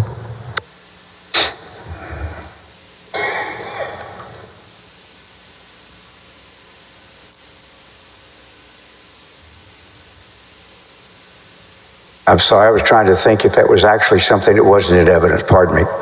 Let me ask you this. Would it be an accurate statement today to say, one way or the other, as to whether you had refused to investigate this matter? I did not refuse, and I did investigate this matter, and I continued after August the 12th to attempt to investigate it. And in attempting to investigate it, how did you go about attempting to? I told the Attorney General I needed all the documents Mr. Paul had, and I made numerous attempts to contact Mr. Wynn and request all the evidence they'd been given by the magistrate judge at that February 2020 hearing. Had he ever provided that to you? No, sir. He never provided me any further documents after giving us the thumb drive on August the 5th. Did he ever address whether or not the hearing before the magistrate had been on the record back in February of 2020? He did not. I believe he told me it was not on the record, but I'm not absolutely certain. Do you know one way or the other as to whether it was on the record? I don't have personal knowledge. Did he attempt to provide you any information of anything the magistrate said at that hearing? He told me a few comments that had been made, and he told me the judge gave him some documents that afternoon, and that's all he said. Did you ask him to provide you those documents? I did ask him to provide me those documents. Did he? No. All right. How many times would you think after the meeting in the Attorney General's office that you described, the third meeting, how many times would you estimate you reached out to Mr. Wynn in an attempt to get further documents? 5 to 6 to 7 times. And were you successful? No, I never got a single piece of paper or another thumb drive or anything. Do some of those times you reached out, are they voicemails that you left for Mr. Wynn? Yes, some were voicemails. How many times were you able to talk to him actually after the meeting in the Attorney General's office seeking additional information? The only record I have of reaching him is one time, and that was on September 14. We had a 5-minute phone call. All right. And that 5-minute phone call, were you promised documents? No, I wasn't promised documents, but I was promised he was going to talk to Mr. Paul that afternoon and that he would get back to me by the end of the day, and he never did. All right. So did you ever hear from him again about those documents? No, sir. All right. Now, what impact did that inability to get documents from have on you? It affected my thought process in a major way. Your microphone, please. Number one, when you're doing a criminal investigation and you have a complaining witness telling you a story, you have to believe they're being truthful to act on what they're telling you. In other words, I can't just have somebody come in and tell me there's some crime being committed against them if they don't have some proof or if I can't corroborate it. You've got to have some evidence to believe that a crime occurred. And when you've got a complainant like Mr. Paul who's not being cooperative... Mr. President, I need to object to the narrative. I'll do question. 1 second, members. I'll do question. State your objection. I need to object to the narrative answer. It needs to be responsive to a question. Sustained.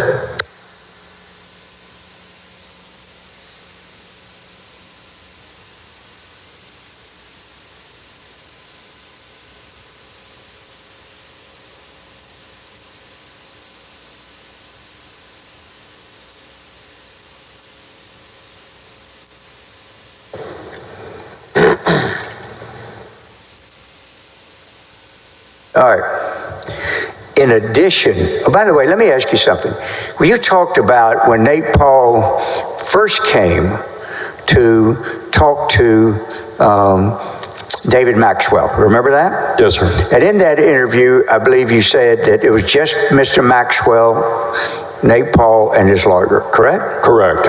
Now, did Mr. Nate Paul, in that interview, provide an oral recitation of what he contended happened? Yes. What is your testimony as to whether, if a person comes in and is orally talking to you about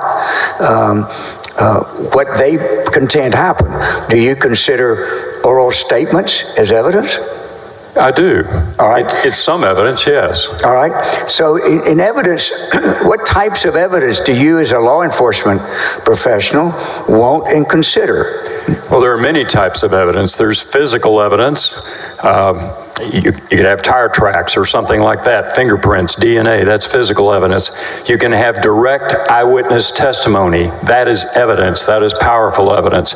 You can have circumstantial evidence. Was Mr. Paul providing you eyewitness testimony as to what happened at his search? He was, in part. And is that evidence? Yes, sir. All right.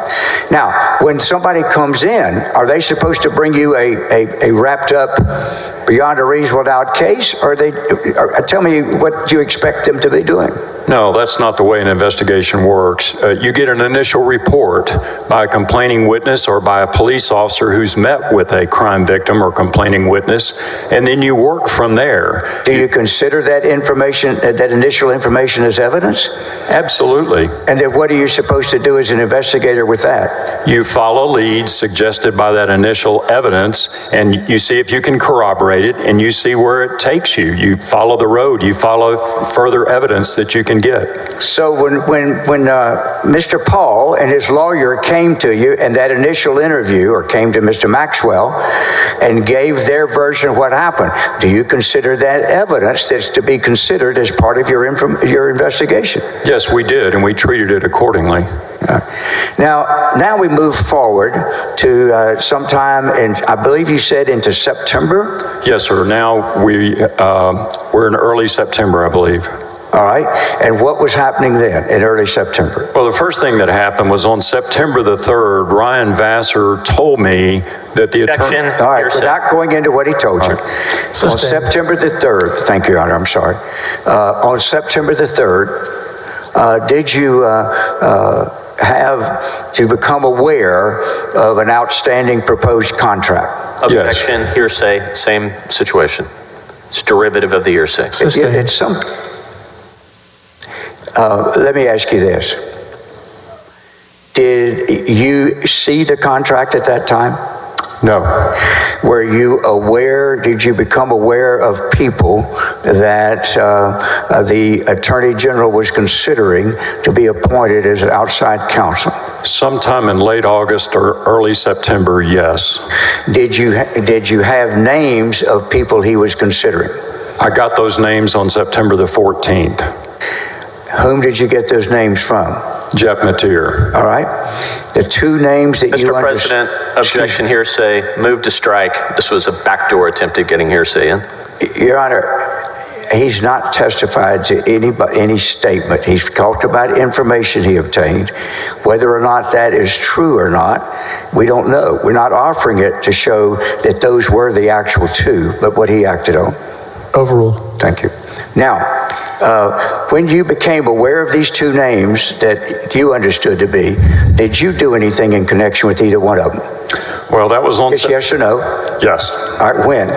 Well, did I do anything with those two names? Yeah. No, I didn't. Right. Had you met either one of the two men that you understood who were under consideration? No, sir. The two names you were acting on were who? The names were Joe Brown, a former United States attorney in the Eastern District of Texas, and Brandon Kamek. Now, did you know anything about the career or past of either one of those two men? I knew about Joe Brown's career. What did you know about Joe Brown? That he'd been a longtime district attorney in Grayson County and Sherman, and had then become the United States attorney for the Eastern District of Texas under President Trump. So you knew that he was an appointee of President Trump, correct? Yes, sir. And did you know what party he belonged to when he was the district attorney in Grayson County? Well, I didn't know that. I could make an assumption. If you didn't know it, that's okay. But I didn't know. That's all I'm asking you. All right. Now, did you do anything as it applied to either one of those applicants? No. When you found out after that those two were being considered, did you, in between that early part of September, and what date did you find out? Well, I found out on September the 14th, those two names. You found out. Did you do anything in response to getting that information? I did on the 16th. What did you do? Well, on the 14th, I'd spoken to Michael Wynn asking for documents. On the 15th, I called him and voicemailed him again with no response to request the documents. On the morning of the 16th, the Attorney General called me into his office. And what did he want? He said, what documents are you trying to get from Nate Paul? Write them down on a piece of paper. Give me Michael Wynn's phone number. They're not going to give you the documents because they don't trust you. I'll try to get the documents for you. I'll try to get the documents? That's what he said. He said he would try. Well, let me back up a second. When the Attorney General comes to you, why had you reached out to Michael Wynn before that? Why had I reached out to Mr. Wynn previously? In September. The reason I was reaching out to him Microphone. is I was still trying to get all the documents I believe they had, and he would not give me a definitive answer as to whether he'd given me all his evidence. Had you refused to do anything further in the investigation? No, sir. Were you willing to continue the investigation? Yes. And so when you hear that they're about to hire an outside counsel, what was your concern and your position? My concern was that if Nate Paul wasn't going to cooperate, we shouldn't be doing the investigation. As I said earlier, I thought the whole idea of investigating the federal and state authorities doing this federal investigation on Nate Paul and essentially mounting a counterattack was ridiculous, was highly out of the ordinary, and was completely improper unless there was solid proof of a criminal act, and I didn't have that. So what were you going to do by trying to get additional arguments as it applied to the hiring of an outside counsel? Starting on August 12th, when I realized the Attorney General, who initially told me he agreed with me and then did a 180 and came at me in opposition to my idea to close the investigation. You mean, are you referring to the third meeting? The third meeting on August 12th. Okay. I was concerned the Attorney General was turning against me, that he might fire me because I wouldn't agree with what he wanted. And I was trying to find a way to prove to him that Mr. Paul's theories had no merit, and we had no business taking Mr. Paul's side against the federal authorities who were investigating him for criminal activity. What was your attitude at that time, Mr. Penley, about the Attorney General in terms of what was motivating you here? Well, I felt like he was under Mr. Paul's influence. I didn't know to what extent. That became clearer to me as things unroll and as we go forward in time. My concerns that he was either had been bribed or been blackmailed or somehow was being controlled by Nate Paul increased over time. Well, let's talk about in terms of how you felt about him. Have you ever said anything about in terms of the subject of trying to protect him against himself? I did tell him that. We had a very long conversation about that. All right. Well, I'll get to that conversation in a moment. Counselor, excuse me, we're a little past our juror break time. Is this a good time to break? It is. Thank you. We'll take a break until 10:50, so 10 minutes before 11. Be back. Thank you. You may step down.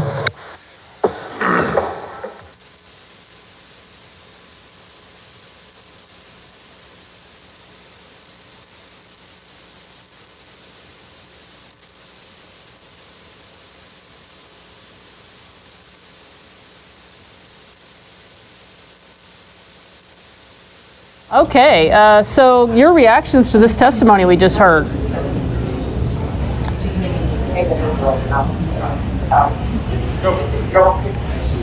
So what we heard from this witness this morning was quite compelling. He used language that you wouldn't normally expect a witness to use. The two quotes that I look at are, one, "This is crazy," and then two, "absolute craziness," when describing what was occurring in this investigation. So to just give a quick summary, essentially, Mr. Paul had come to the AG's office asking for an investigation of federal officers.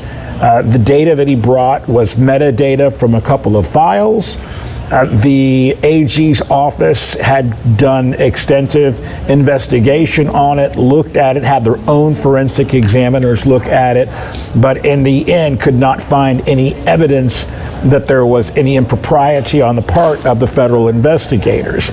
So Ken Paxton at this point says, well, I agree with you, this investigation should be closed, but apparently what happened was he went back and said, well, we're going to hire outside counsel on taxpayer money to end up doing further investigations on this, even though we haven't found anything ourselves. So I can see why Mr. Penley says that this is highly unusual, using the word, this is crazy, or the phrase, this is crazy, because it would be absolutely insane for the AG's office to continue investigation even after something like this occurred. Wouldn't you agree, Josh? And I Josh, would. Josh, you know Mark Penley, right? Correct. I've worked with him over the last few months. He is an assistant district attorney now in Dallas. A lot of my practice revolves around cases in Dallas. There isn't a more honorable man. Defense is going to have a hard time making any points or any headway with him and his veracity, especially how descriptive he is on some of the situations that Attorney General Paxton was trying to have him do. For instance, you're talking about, if you think about it, an individual who was ex-military, worked in a big civil firm, assistant attorney general, assistant U.S. attorney, a DA, church-going man, family man, and then you're trying to get him to investigate federal magistrate judges, U.S. attorneys, U.S. prosecutors, rangers, anybody who had any dealing with the Nate Paul case, which, as he said, is crazy. And listening to his testimony, it is crazy. It makes no sense. And obviously, well, and the testimony here is all very similar in terms of just how, crazy this is. Well, you're having Attorney General Paxton, is having his Assistant Attorney General Mark Penley investigate the people who are investigating Attorney General Paxton's friend Nate Paul. Right there alone raises severe red flags. And remember who else is involved here. It's not just Mark Penley, but Jeff Mateer was a part of this conversation. There were a number of different people that were all on the same page saying, look, this is a highly unusual situation. And so that, I think, creates some real concern, I think, for Paxton's attorneys. I'm curious to see on cross-examination how they try to impeach these witnesses. We'll learn soon how that works. It's going to be very difficult to impeach Mr. Penley, I can tell you that right now, based on his testimony, based on his character, and the fact that Attorney General Paxton actually agreed with him at first, and then they went and tried to go the outside attorney route after this supposed metadata information failed to convince them.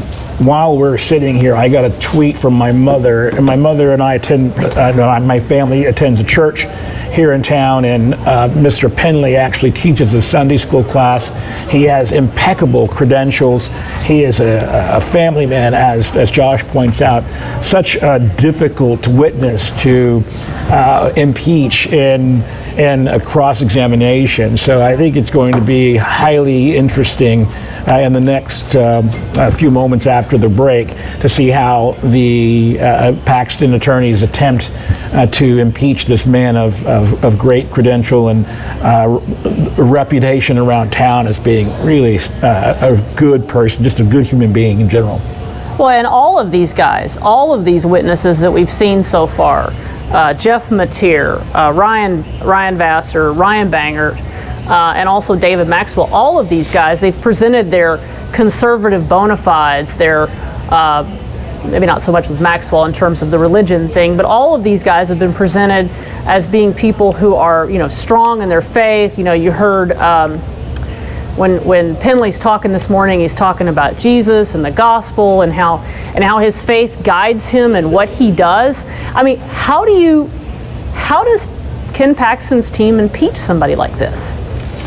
I'm looking at the Twitter feeds from a number of people that are supporting Ken Paxton on the outside. So this is people like Director Rinaldi, who's the chairman of the Texas GOP. It looks like the argument that they're making is that in this instance you have A.G. Paxton, who is a champion of local government and Texas government, fighting against the strong arm of the feds. He's just using unorthodox techniques to fight back against what appears to be a very devious-minded federal government. You've got federal officers and federal judges who clearly have their thumb on Texas to oppress Texans, and this is what was happening to Mr. Paul.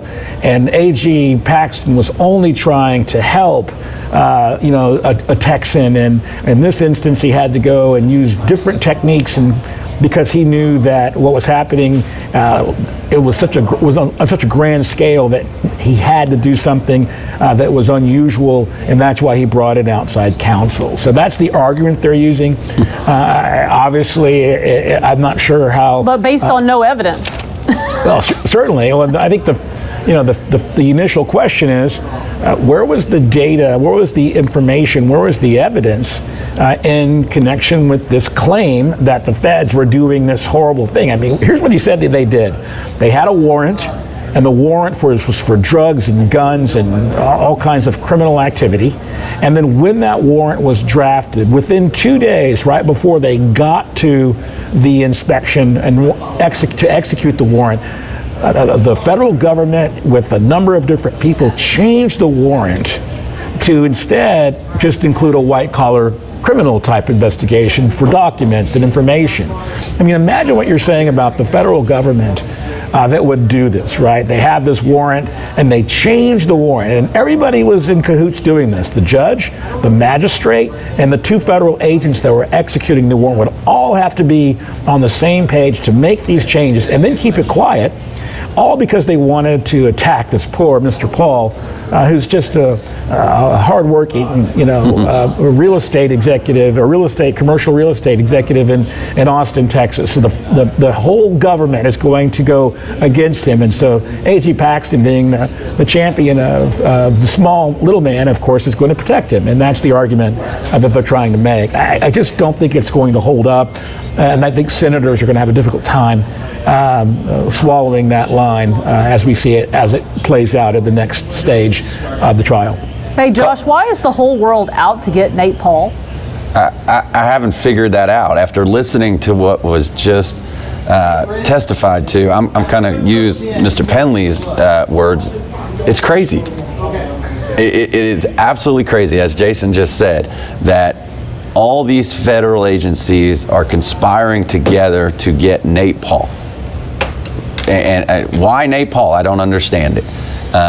Couple of things. One, I wish Rusty Hardin would have asked what this supposed metadata was. Obviously, it wasn't anything that was acceptable to any of the attorney generals, that it showed that there was any problems in the case. But I wish they would have said what that is. However, to get a federal magistrate, U.S. attorneys, FBI agents, and everybody else involved just after Nate Paul is nuts. Frankly, legally and factually, it's not there. And it's not going to be there. And I think every senator who is actually listening to this will see that. Whether they will vote, whether the 9 will vote to impeach, that's a different question. That goes back to what you said earlier, why they were going to go through his beliefs and his political parties and how he was raised. And I think they're trying to relate him as a very strong conservative Republican and to get the 9 Republican senators to come on board as well. That's interesting. I can't say who just sent me this text, but somebody just texted me that Mark Penley is the real deal, a total saint, that this person's neither Republican or Democrat, but says that Mark Penley is everything good about humanity, and he says, I am skeptical of everyone, all in caps, but not Mark. I mean, this is pretty high praise. Tanya, I got a text message during the testimony from a assistant district attorney in Dallas who I've worked with for about 15 years. When I was there, it said, FYI, Mark Penley is the office next to mine. I've never met a more honest, forthright man. Wow. I mean, it just tells you something about this guy. And I know people that also know him in addition to you, Josh, and they all, to a person, just say how honorable he is. And they just, and what I don't understand is, you would have to believe that that Ryan Vassar, Ryan Banger, Jeff Mateer, David Maxwell, Mark Penley, and then a couple of the others, Blake Brickman and others, that they all got together for some unknown reason and decided to conspire against their boss and do a coup. Because that seems to be the side from Paxton's side, is that they just didn't want to investigate these allegations, so they decided to do a coup against their boss. Can anybody explain why they would want to do that? Well, the early attempts at explaining this were around George P. Bush. As you know, we had an election in 2020 where George P. Bush challenged A.G. Paxton. Of course, Paxton wins that primary and the runoff overwhelmingly. And so the belief was that this was a way for the Bush people and people who were more centrist and Chamber of Commerce Republicans were going to take back this office, and they were going to use these rogue people within the office of the Attorney General to make sure that someone who was strongly MAGA like A.G. Paxton would be taken out, and then the replacement of that individual would be someone like George P. Bush. That was the early argument that was made. It's faulty for a number of reasons. One, the Bush team and the Bush campaign, they lost that election. So that would mean that the governor of Texas would have to appoint someone who lost that election. And there's no history between Abbott and the Bushes to where you would expect that Abbott would appoint George P. Bush. So I don't know if that is the case. And then two, there'd be a special election. So even if you had an interim AG, there would be a special election that would ultimately determine who that AG would be. So I just don't think that's a very good argument that they're making. Again, if you're looking at what the people on the outside looking in who support AG Paxton are saying, it's, this is driven by a rhino, they use the word rhino, Republican in name only, Speaker of the House over at the House. This is a political witch hunt, much like we're seeing in Washington. This is obviously an attack on the MAGA culture in Texas. This is an attempt to remove Trump-style elected officials, and this is why they're doing this, because there's so much animus against MAGA in Texas. Again, ridiculous, because most Republicans in Texas identify as Trump voters and obviously very conservative and even a part of the MAGA community. So I just don't see that as holding much water either. Tanya, it's any reasonable, rational person listening to these witnesses will have to come to the conclusion that Paxton did what these people said. The question is, will politics render the verdict, or will the facts of the impeachment inquiry render the verdict? And I think that's what's going to end up happening, is you're going to have these Republican senators, whether they can get 9, are they going to go based on the evidence, or are they going to go based on the politics? And that's what we're all here to see. It's a great point. It's a great point that Josh is making. Having been an elected official in the House of Representatives, I know that going back home and starting to talk to the Republican Women's Club and the executive committees of the Republican Party in my community, in my district, it would be very difficult to explain the behavior of an AG that's engaged in this kind of corruption, right? I mean, you're talking not about something as esoteric as securities laws and white-collar crime. You're talking about infidelity, and you're talking about having a political donor pay for the remodeling of your kitchen. Allegedly. Allegedly on the renovation. Allegedly on, well, I guess the affair is open. But, I mean, the people that vote in Republican Party primary votes are very strongly conservative. They're often religious, and all around Texas, they're rural religious, meaning they're going to church on Sunday morning, Sunday afternoon, and then on Wednesdays. And this kind of behavior is something that the people that go to those Republican Party primary meetings and women's clubs and groups, that really resonates with them. It's impactful for them because they're moral issues and not political issues. And you can't explain away this kind of behavior for politics. This is the kind of behavior that they just don't accept in their church or their Sunday school, and I don't think they're going to be able to accept it from their politicians, even though they might wear the bright red jersey. I think these kinds of issues are just a bridge too far for the average Republican, and so I think the senators that want to vote against impeachment or against, in this instance, having him expelled, are going to have a lot of explaining to do with those groups if they decide to choose politics over what's truly what's happening. Let's talk about that third meeting. So they have the first two meetings. The first meeting's with David Maxwell, and then you have the second meeting with Nate Paul, Penley, and of course Paul and his attorney. But then we have this third meeting, and everybody thinks, or Penley and them and Maxwell think that when they come into this meeting that Ken Paxton's going to back them up and agree that we're not going to keep investigating or keep looking into this because there's nothing to see here. We haven't found anything. And Penley says that when they inform Paul that they're done, at that point, he basically says that Mr. Paul acted like we didn't know who the real boss was. How stunning a statement is to you guys? Shocking. I mean, you have a citizen who's under federal investigation, and then you have an attorney general who's supposedly backing his colleagues, and then they go in the room, and everything flips, and the subject of the investigation seems to think he's in charge of the entire room. And Mark Penley, and I know him personally, I've dealt with him personally, I can only imagine what was going through his head and his heart at the time, because he's sitting there thinking his boss is going to back him, and the next minute he finds out no, and he knows that his boss flipped on him, and then he knows that this subject of the investigation is the one who thinks he's in charge of the entire meeting. Remember, 2 days before, Penley and A.G. Paxton are in the hallway. Paxton asks how the investigation is going. The forensic authorities have already gone through the data. Penley informs him, "Look, we just don't have the data. It's not there. The approach that Mr. Paul had asked for isn't yielding any information.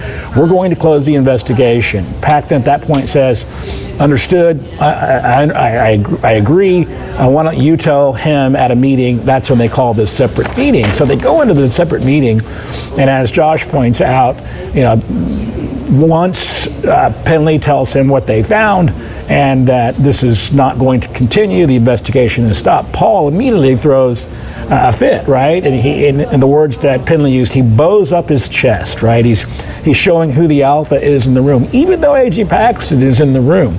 Paxton also plays along with that. He's angry. He's showing anger that this is not going in the direction that Penley or that Mr. Paul would like, and so he's almost taking like second chair to first chair Paul in this meeting. I mean, how astounding would that be to someone like Penley, who had thought he was going into the room to get the support of his boss and was just going to simply relay information about closing an investigation, and then to be attacked not only by a citizen who you're presumably working for, but also the AG. He just must have been in his mind like thinking, this is so surreal. I mean, what is going on here? And so obviously quite flummoxed, A.G. Paxton leaves the meeting. The meeting is no longer productive, so they close the meeting. And again, I'm guessing at this point, Penley's thinking to himself, okay, so it's over. That was painful, but at least now this chapter's been closed. And then to find out a few weeks later that, no, it's not closed at all. In fact, A.G. Paxton's going to hire outside counsel to continue this investigation. I mean, just absolutely shocking. As a lawyer, I would be shocked by that. But imagine working for the people of Texas and having taken your oath of office, and then this is occurring before you. I mean, a man like Penley, who's such a careful and thoughtful kind of a straight arrow lawyer and a straight arrow. Imagine the angst he must have felt by hearing what was happening and what he was being asked to do in the face of this clear, overwhelming evidence that this situation should have been taken care of immediately by closing the investigation, and yet it didn't. Jason, how about the fact that he thinks he's going into this meeting, everything's going to be great, and 3/4 of the way through the meeting, when everybody bows up, his boss just leaves the meeting. Think about that. I mean, everyone's yelling at Mark. Everyone's bowing up at Mark. They're getting all mad, and the Attorney General says, "I'm out of here. Yeah, see ya." I'm out. I mean, think about that. It's pretty crazy, guys. We're going to dip back in. Lieutenant Governor Dan Patrick's back on the dais.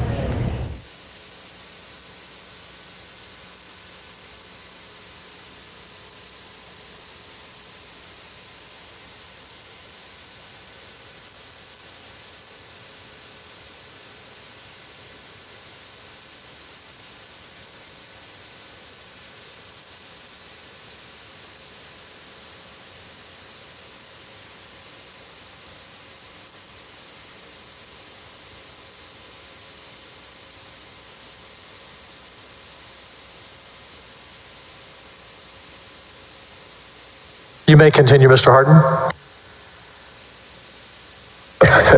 Not yet. Need a witness. Fail to forget the witness. I made sure all the jurors were there and you were there. I missed him.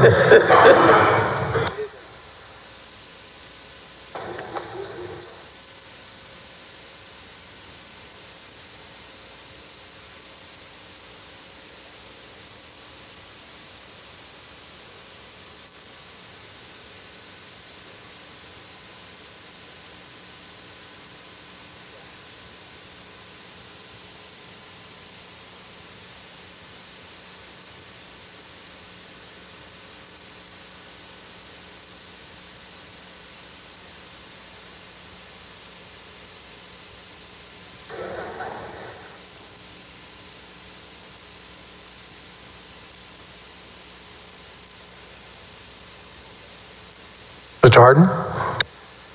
Thank you, Your Honor. Now, Mr. Penley, by the way, as we move into the things that happened in the month of September of 2020, did you yourself ever produce any real extensive notes as to what you remember about the events that occurred during that time? Oh, well, not only turn it on, but lean up, okay? Yes, the answer is yes. I did write notes, and I produced a 7-page memo. And have you asked, and therefore have with you, if you could have those notes available to you as we talk about the matters that go forward? Yes, sir. I have them right here. All right. Now, what I'm going to instruct you and suggest to you is, if at any time you think you need to refer them to refresh your memory, you can refer to them, but then testify from what you believe at the time. If your notes tell you something that you can't remember exactly, certainly want to be telling the judge and the other side that. Okay? Yes, sir. Now, let's go forward. I believe you were at the stage of talking in terms of trying to assure the Attorney General you were willing to continue to investigate, correct? Yes. And what was your hope that if you continued to investigate, what was your hope that would accomplish? My hope was I could dissuade him from believing that this investigation had any merit and should be continued. All right. Now, at that time, were you personally upset with the Attorney General? No, sir. What was your mindset as to what you wanted to try to do for him? I thought he was misguided. I thought he was biased against law enforcement to his detriment. I thought he was too aligned with Nate Paul, whether through friendship or as time went on, I began to believe other things. I don't want to as time went on, okay? So, having said that, we'll get to that. My point is when we're in the narrative. At the end of the day, when you reached out to the Attorney General, can you tell me, after you found out about the fact that he wanted to appoint outside counsel, did you, if we get to the middle of August, at that time, were you aware as who he had decided that he wanted to retain? Not in the middle of August, but in the middle of September, yes. All right. Approximately when did you become aware of whom he wanted to do the investigation? That would have been on the September 14th meeting with Jeff Mateer. All right. And then once you found out who it was, what was that he wanted to hire, what was the next thing you did in your involvement? Well, I found that out on the 14th. On the 14th, I also spoke to Michael Wynn and kept trying to get documents. Then the next day, the 15th, I emailed Michael Wynn and left him a voicemail, no response. On the 16th, the Attorney General called me to his office. All right. Now, when he called you to the office, had you done for 2 straight days been trying to get documents from Michael Wynn? Yes. And did you personally talk to Michael Wynn either of those 2 occasions? I spoke to him on the phone for 5 minutes on the 14th. What did you tell him? I told him I needed the rest of their documents. I said, I've realized I don't think I have everything you got from the judge. Would you please give me the documents? And then he promised to get back to me. He never did. So the next thing you heard about it was on the 16th? From the Attorney General, the next conversation was the 16th. And Where did you have this conversation? Do you recall whether it was in person or the phone? It was in person in his office. And how did it come about? I mean, how was it? Did he call you? You call him? What? He called me. All right. When he called you, what did he say? He said, "Come to my office. I want to talk to you." When you did come to his office, what happened? He said, "What are these documents you're asking Michael Wynn and Nate Paul for? I want you to write down a list of the documents on a piece of paper." Wait, stop a second. How would he know that you were still asking Michael Wynn for documents? Well, I only know of one way, and that would be Nate Paul was Calls for calling. speculation. Well, let me ask you this. Do you know of... Dane. Excuse me, I'm sorry, Judge. Do you know of any way else that was part of your conversation on the 16th, or really, what was it? Was it the 16th with Michael Wynn? My conversation with Wynn prior to that was the 14th. All right. Do you know of anybody else besides you and Michael Wynn that was involved in your conversation asking him for additional documents? The only other party would be Nate Paul, because he told me he was going to meet with Objection. Nate Paul. Hearsay. All right. So, other than Michael Wynn... Mr. Hardin, hold on. Excuse me. Hold on. The objection was hearsay as to what Mr. Nate Paul told Mike Wynn. I sustained it. Thank you. Sorry. I think we were three talking over each other. Thank you. Thank you very much, Your Honor. Now, let me ask you this. When the Attorney General asked you to write down the names, did he tell you, and the documents, was it the documents he asked you to write down? Yes. Did he, go ahead with the rest of that conversation. He asked me to write down the documents. He asked me for Michael Wynn's phone number. Then the Attorney General told me that they weren't likely to give me any more documents because they didn't trust me. They didn't like the way the August 12th meeting had gone. They felt I was too aligned with Director David Maxwell. And then he said, "I'll try to get the documents for you." Well, have you ever experienced a supervisor telling you that since the person who's asking you to do the investigation doesn't trust you, he wants you to get out of it, and he'll try another, and that he'll go get the documents? Objection. Leading. I believe. Let me ask you this. Have you ever had an experience like that? No, sir, never before. Well, did he say why he was going to go get the documents instead of you? He did not say. Did he offer any support for you in their allegation that they didn't trust you? No, and in fact, starting on August 12th, he had not supported me. So now you've got your attorney generals against you on this issue. Yes. And you're still, what was your policy or procedure as you were advancing, trying to still continue to find out if you could head off the special, not the special, but head off the outside counsel? Well, number one, I was keeping Jeff Mateer informed of everything that was going on. I was sharing my views with him. He was my immediate supervisor. And so I frequently talked to Jeff in person or on the phone and updated him on everything I was thinking and doing. All right. So were you effectively taken out of the Nate Paul investigation after the call with the 14th? Yes. Later I realized the Attorney General had cut me completely out of the loop. All right. But even at the time he did, had you ever indicated in any way that you were not willing to continue to look into the matter if they would provide you the documents they claim to have? Objection. Leading. That is not leading. No, sir. Overruled. Pardon me? No, I never told the Attorney General I would refuse to investigate if they would cooperate. All right. Had you ever experienced before anything concerning continuing getting off of investigation because you, or in spite of the investigation? Let me put it another way. Have you ever had an experience in which an investigation continues to try to help somebody who won't cooperate with you? No, sir. If someone won't cooperate, that's a giant stop sign. All right. Now, if I want, after the 16th, in your conversation with the Attorney General, when was the next time you had any involvement in this case? The next time was on the 23rd. 23rd of September? Actually, let me back up. I had the meeting with the Attorney General on the 16th. One other significant matter occurred on this case that day that related to me, and that was in my email, I received a DocuSign email requesting approval or declination for an executive approval memorandum for an outside counsel contract for Brandon Kamek.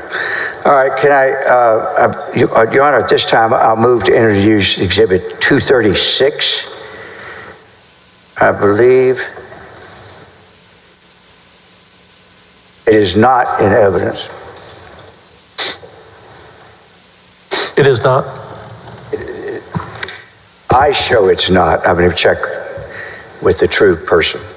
Thank you, ma'am. Can I have one? No. Any objection? Briefly, if I may, Your Honor, this document isn't a complete, if Your Honor will take a look at House Managers 236, it is a partial image of a DocuSign report, or what I'll call a completion report, but it doesn't go to the bottom and include Mark Penley. Your Honor, if I may, this is the cover page, or one of the pages that will reflect what was happening with the document. It's already, there is a draft of it in evidence. I'll get that. If they object to this, then it's just simply incomplete. We can't see what Mark Penley did and the dates at the bottom of 236. That's fine. In the interest of time, I'll be glad Sustained. to. Thank you.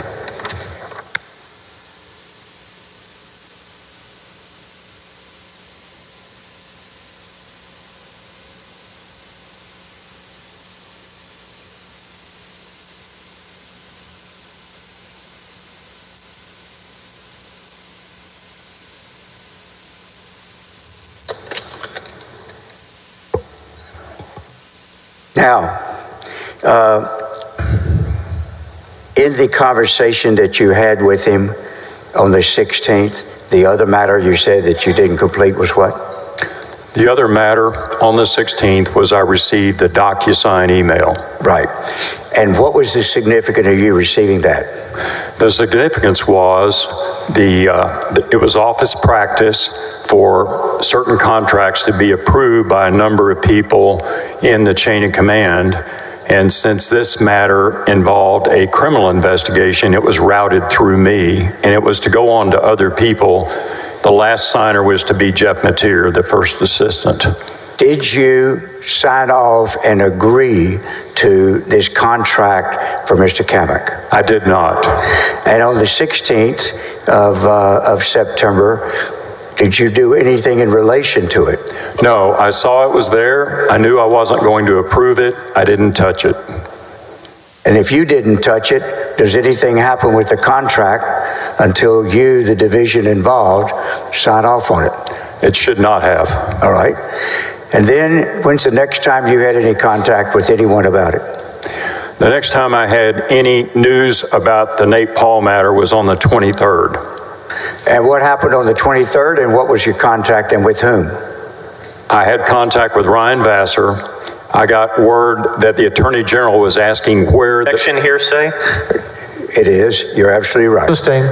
You're absolutely right. Thank you, Counselor, for that help. Thank you. Thank you, Your Honor. So, did you get a talk at all to the Attorney General during this time frame? Not between the 16th and 23rd, but I did on the 24th. All right. On the 24th, where did you talk to him? He called me on the phone. He told me he was at the White House. He said he just left a meeting in the Oval Office, and he wanted me to approve the DocuSign executive approval memo for the outside counsel contract. What do you remember about that conversation? I remember we talked for about 10 minutes, and that was the day that I drew the line with the Attorney General that I would not cross, and I never did.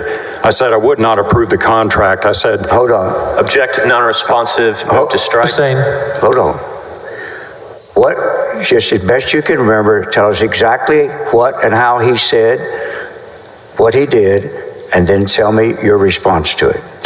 He said, Mark, I'm at the White House. I just left a meeting in the Oval Office. I understand that the executive approval memo is with you. I need you to approve that contract.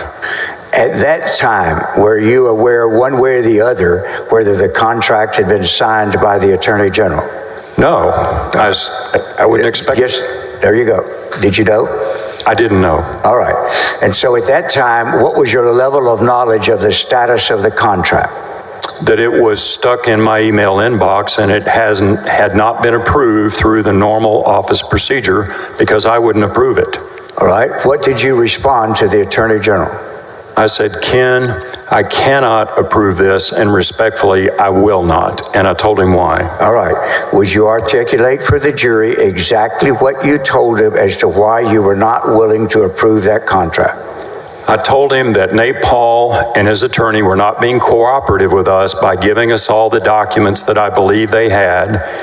They had gone to the media. Furthermore, there was no evidence of any crime. We had absolutely no scintilla of evidence that any criminal activity had occurred on the part of the federal agents, the state agents, the federal prosecutor, or the federal judge. And I said, ethically, Ken, I can't proceed with this investigation, and I'm the senior prosecutor in the agency, and if it's not right for me to do it, it's not right for me to delegate it to anybody else. I won't sign this. What was his response? He said, well, we'll have to disagree on this. I've got to go to a press conference. We'll talk later. What was your history with the Attorney General as to how he would handle or respond to areas of disagreement with you and the staff? Well, by this time, I'd realized he was very passive aggressive. And what do you mean? I mean, he'd say something was okay or indicate he accepted your opinion one day, and then you'd find out later he had gone around you or he was disagreeing with you. But he wouldn't come and tell me that. So over the months that this had been going on, had you become aware of anything involving Mr. Paul and the Attorney General? And this is as I'm really at the day of the 24th of September. Had you at that stage become aware of other incidents that were occurring, or were you pretty much just knowledgeable of about the events that were affecting you? I had heard a little bit about... I don't want to hear what you heard. Okay. Only that have you had heard things? Yes, I'd heard some things, not much. But as a practical matter, day by day, was your knowledge of things with the Attorney General and Mr. Paul pretty much generally restricted to the things that you've been telling the jury about that involved you? Yes, my knowledge was siloed. All right. I didn't know about these other issues until later. All right. Now, on the 24th, when you told him that, and he said, we'll just have to disagree. Yes. When was the next time you heard from him? He called me again on the next day, Friday, September 25th. And do you know where he was at that time? I don't know. And what did he say then? He said, are you available to meet with me tomorrow? What did you tell him? I said, yes. What happened? So what happened? I said, can I assume it's about the matter we discussed yesterday? And he said it was. And then we talked about scheduling. Where did he want to meet and when? He wanted me to come to McKinney. I told him I had an event to go to in Denton in the middle of the day. I said, I'll meet you before or after. He asked me to meet with him at 2 o'clock in McKinney. He said he would text me a location, which he did later that day. All right. So then, did you meet with the Attorney General of the state of Texas regarding Nate Paul and the contract for an outside lawyer to investigate? Did you meet with him about that matter on Saturday, September the 26th? Yes, sir. What time of day and where did you meet? The meeting was scheduled to begin at 2 o'clock. I was there before 2. He arrived about 2:20 or 2:15. We met for an hour and 45 minutes. And when he got there, where did you go? Where did you meet? Well, he asked me to meet in one coffee shop, a Panera Bread, and I was there. He came inside and let's go sit outside, and he crossed the driveway. There was a Dunkin' Donuts across the driveway that had an outside table with an umbrella, and he wanted to sit there. So unlike what we're experiencing so far right now in September, was it a September day with more normal weather that was cool enough to comfortably sit outside? Yes, sir. All right. And then who began the conversation? He did. What did he say? He said he was frustrated. He said, I felt like I did when I couldn't get Chip Roy to do what I wanted him to do. My staff's not doing what I'm telling them. Chip Roy was the previous first assistant, is that correct? That's correct. All right. Now, what did you respond to that? Well, he then went on to talk about he wanted me to approve the contract. He was upset that I hadn't approved it or that Jeff Mateer hadn't approved it. I want to go back, if I can, to whether or not you did any preparation for this meeting. Yes, sir, I did. Tell the jury what you did in anticipation of this meeting. Well, in all honesty, I woke up at 5 o'clock in the morning and I felt like the Lord woke me up and impressed upon me that I needed to get ready. This was a serious situation. Again, I felt like my job was in jeopardy. I didn't want to get fired. And I was hoping that I could get Ken Paxton to listen to reason. And so I did my morning Bible reading. There was a verse in there. It said, do true justice, Zechariah 7:9. And I wrote that on the top of my notes. And then I proceeded to write out a bullet point outline with all the problems with proceeding with the investigation of the Nate Paul matter. And I wrote down things that I felt like he needed to understand that were a danger to him personally and career-wise.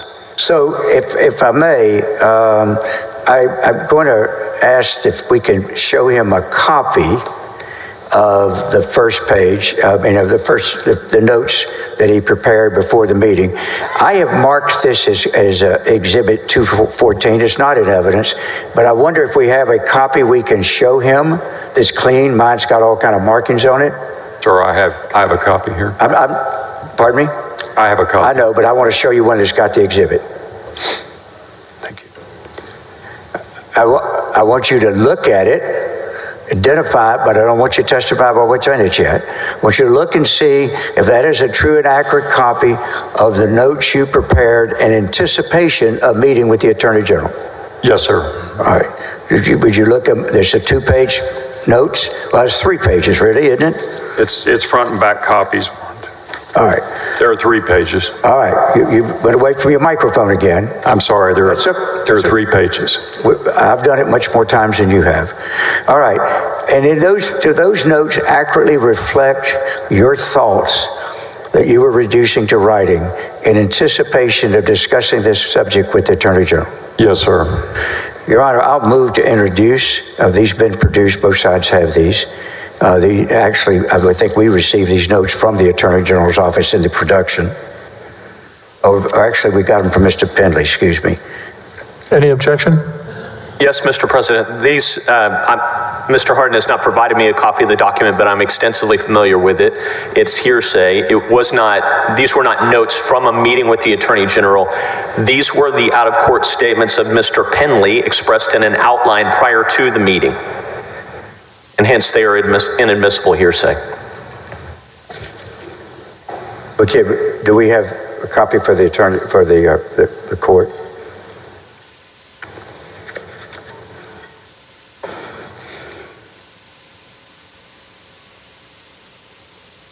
Thank you very much, ma'am. Does the court have a copy? Oh, thank you. I'm going to sustain the objection. Thank you. Now, these notes that you have, are these copy of these same notes that we've talked about, Exhibit 214. Do you have them up there with you? I do. Can you tell the jury in general, from your own memory, all the things that you planned you were going to tell him? Yes. Hold on. I believe that Your Honor sustained my objection to hearsay, and so any testimony from this document would also be fruit of that hearsay. I didn't ask him to testify from it. In fact, I asked him the exact opposite. I said, simply put them down. Now tell us in your own mind, and if you need to refer to them to remind yourself or something, but my questions to you are directed to what you planned to tell the Attorney General. Right. In both tone and content for this meeting of the 26th. Overruled. Continue. Continue. Sir, what I planned to tell the Attorney General was, number one, this was a very dangerous investigation for him to continue. He was a friend of Nate Paul's. Nate Paul was a campaign donor to him. There was no evidence of any criminal wrongdoing. There was no legal basis to continue the investigation. There was no ethical basis to continue the investigation. In fact, I felt it was unethical to continue. I felt that Nate Paul was trying to manipulate me and Director Maxwell and the Attorney General to do an investigation that had no merit, and we shouldn't be doing it. And then I also told him there was great risk to him. This could look like bribery. This could turn into a criminal charge against him. I told him this could turn into a media scandal if it got out. I said, you should not be doing this. Please back away from this. Let me handle this my way. And then I had a section where I wanted to go over with him the practical difficulties of doing the investigation that he wanted us to do. As I explained previously, the issued set of search warrants were still under seal at the federal district clerk's office by federal court order. I had no way to get access to those. The original computer that the forensic experts Mr. President, I need to object to the narrative testimony. This needs to be a response to your question. All right, so you're telling us what you plan to do. My next question is, did you tell him what you have just testified to the jury? Yes, I told him all of those things and many others. And I'm about to ask you about the many others. So let's go now to the 26th itself.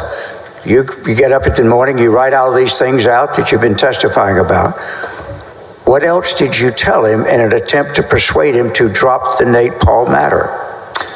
Number one, I told him, I don't know Mr. Kampnick. I don't know his experience level. It's my understanding he's never been a prosecutor.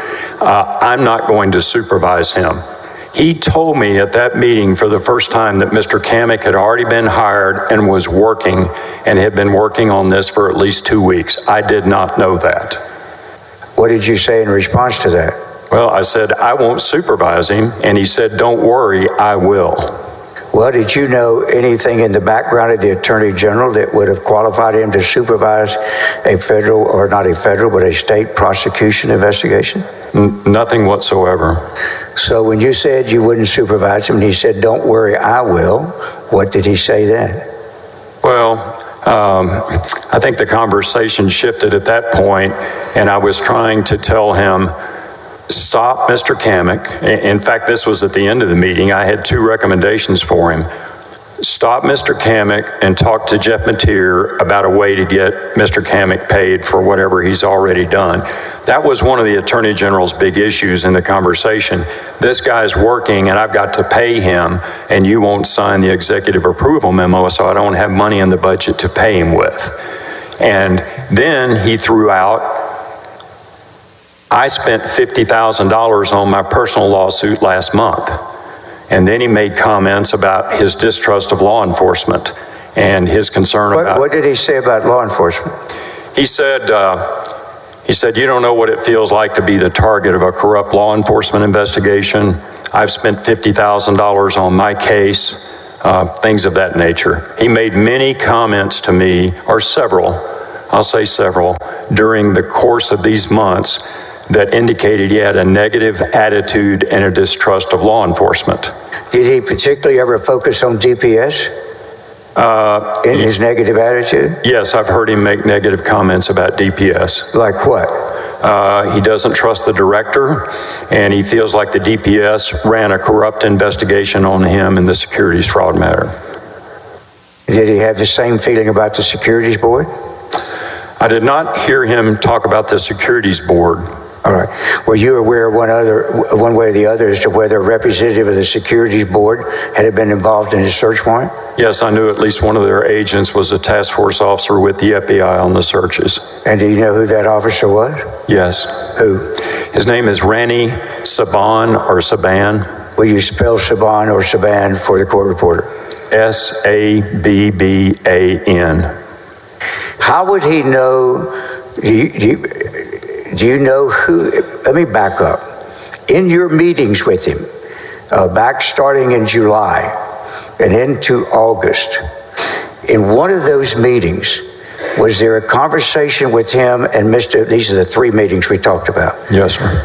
In which he specifically addressed the issue as to whether Agent Saban was actually the applicant for the search warrant. Objection, leading. Did you ever hear? Sustained. Did you ever hear anything from him during those meetings with you about Agent Saban? Yes, sir. You talking about Nate Paul's comments? Yes. Yes, I did. And in the meetings, did you ever hear him say that Agent Saban was the affiant in the application for the search warrant? Objection, hearsay, as I understand this to be Mr. Paul's comments offer for their truth. Sustained. Did you discover at any time that Mr. Wynn and Mr. Paul knew the identity of the agent that signed the application for the search warrant? Objection, hearsay. If necessary, I will take this witness on voir dire to establish that the basis for his knowledge is hearsay. Sustained. Did you ultimately discover that these folks in your meetings knew Hugh had been the applicant in a search warrant that was sealed, application that was sealed? Same objection, hearsay. And I'm happy to take this witness on voir dire to establish that. I asked if he ever became aware. It's sustained. All right. Now, would anyone be able to know the identity of the agent that signed the search warrant, the application for the search warrant, if they had not had access to a sealed document? Objection assumes facts not in evidence and calls for this witness to speculate on that topic. Let me ask you this. Did you review the grand jury subpoenas that were ultimately served by Mr. Kamat? Yes. Did you see the name of Agent Sabat on there? Yes. Would Agent Sabat's identity be known to anybody that had not seen the sealed document? Objection calls for speculation again. Your knowledge. Sustained. Now,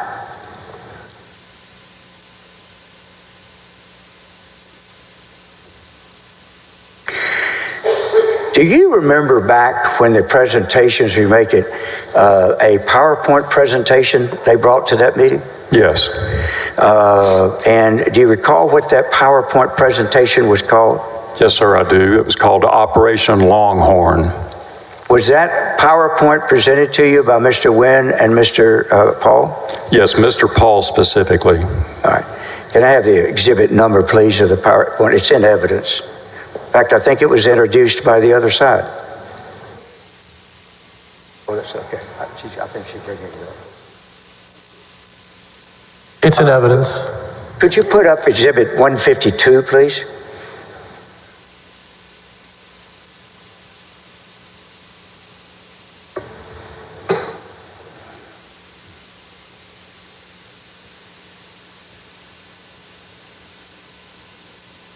Now, go to the next page, please. Do you recognize this exhibit, please? I do. That's the document Mr. Paul gave me at the August 5th meeting.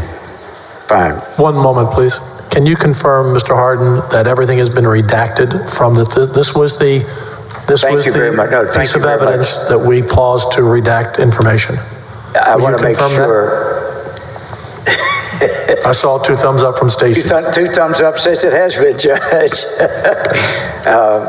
And we've done that in light of the presentation. Thank you very much. In this search warrant, if we could, a search warrant discussion rather, it talks about when it was executed, right? And it says down at the bottom, I'll read it to you. According to the filings with the court in the Western District of Texas, each of these warrants was signed and issued by Judge Mark Lane at 10 a.m. Is Judge Mark Lane one of the officials they wanted investigated? Yes, he's a federal magistrate judge in Austin, and they wanted me to do a criminal investigation on him. All right. Next page, please. Now, this sets out, does it not, that they have discovered through a forensic analysis of the metadata and what we've been talking about before. And it was emailed and given them by Alan Bew to the council's Chuck Meadows and Ayer Borden. Those people were back in August 14th of 19 were representing Nate Paul, correct? Yes, my understanding was at that time he was represented by Austin attorney Jerry Morris and the Dallas law firm of Meadows and Collier. Next page. Now, they point out to you that below is pertinent to how we discovered through forensic analysis in the document that had been mailed by the federal prosecutor. Alan Bew is the federal prosecutor, right? Yes, he is. Okay. Then they give us the data that they've got there as to where this server is located. Can I have the next page, please?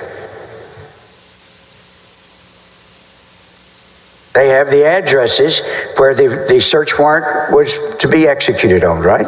Yes. Next page.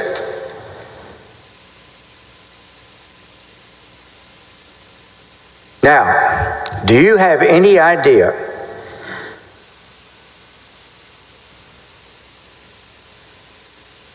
how they would have all this information? Now, answer yes or no first. Objection calls for speculation. Do I have any idea? Hold on, Mr. The question was knowledge. I just have to add any knowledge of it. If you can, answer yes or no.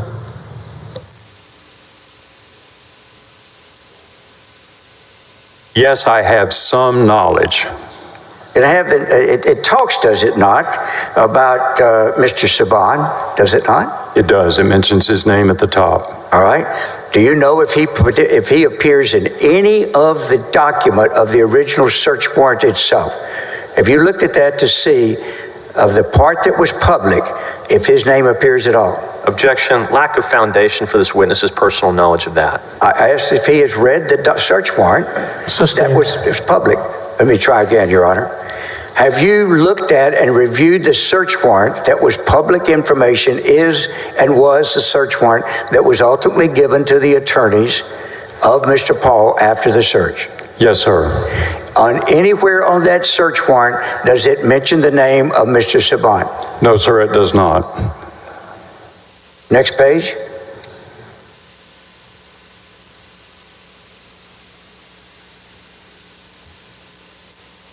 It lays out, does it not, the things that they're complaining about, right? It does, and these were things we told them we had no jurisdiction over. Next page.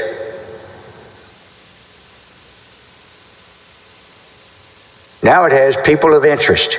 And are these people that they wanted you to investigate? Yes, they wanted us to investigate each of these people. Would you go down the list and see why, and tell us what they told you, or what these people they were requesting to be investigators' roles were? Yes. Randy Saban was on the task force. He was at the search warrant that was executed at Mr. Paul's residence. Mr. Paul stated he had personal conversations with him during that search. Agent Joy of the FBI, he was mentioned. I don't know which location he searched.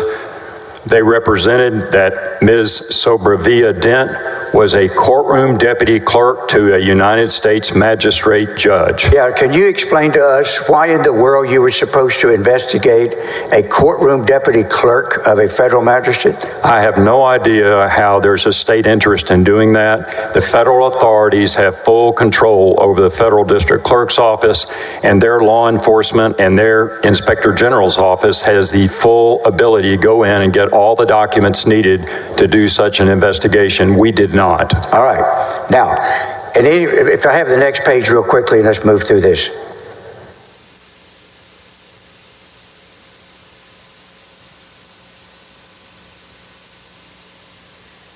They give you information. This man that they want you to investigate was actually a member of the board of the agency that had brought the charges against the Attorney General, correct? Yes, I became aware of that. All right, that's it. That's all I need there. Did it have personal data about him that has been extracted from this? Could I see that page again? Yes. No, yeah, the page. If you know. If you don't know, doesn't I'm sorry, could you ask the question again? Let's move on. You can take that down, but there were code words in this thing, weren't there? Yes, there were. Well, did you have any idea what they were or what they were supposed to represent? Oh, Operation Longhorn. Hold on. We're on top of Excuse me, try not to talk over each other for the court reporters. Yeah, absolutely. Thank you, Judge. Your Honor. Were there different little code names like Longhorn and other things? You remember what any of them were? Well, the only one I knew at the time was Operation Longhorn. I've learned some since this summer. All right. Now, if I can, at the end of the day, on the 26th, when you were talking to him that Saturday, you've talked about almost 2-hour conversation. Yes. Do you recall at the end of the conversation, do you recall anything else that the Attorney General said to you in response to your urgings that you've described to the jury? May I review my handwritten notes to refresh my recollection, because there were many other things discussed? Yes, don't read from the notes, but you can look at them and see if that refreshes you. All right. To be clear, Mr. President, I do not know what notes he possesses up at the stand, and I would like to at least be able to review those. I thought we gave him 214. If we did not, could we please? 214 are not notes, Mr. Hardin. That is his outline from before the meeting. So if he's using that to refresh his recollection, he will be using a document that has been overruled as hearsay. Which, in more years than I'd like to admit, a witness regularly does. So that is not an expert witness. Excuse me, that's not a legitimate evidence. This man has brought up his notes. They're not in evidence. They've objected to him. He is certainly allowed to look at documents not in evidence to refresh his memory. He just can't read from them. Would you show counsel these notes?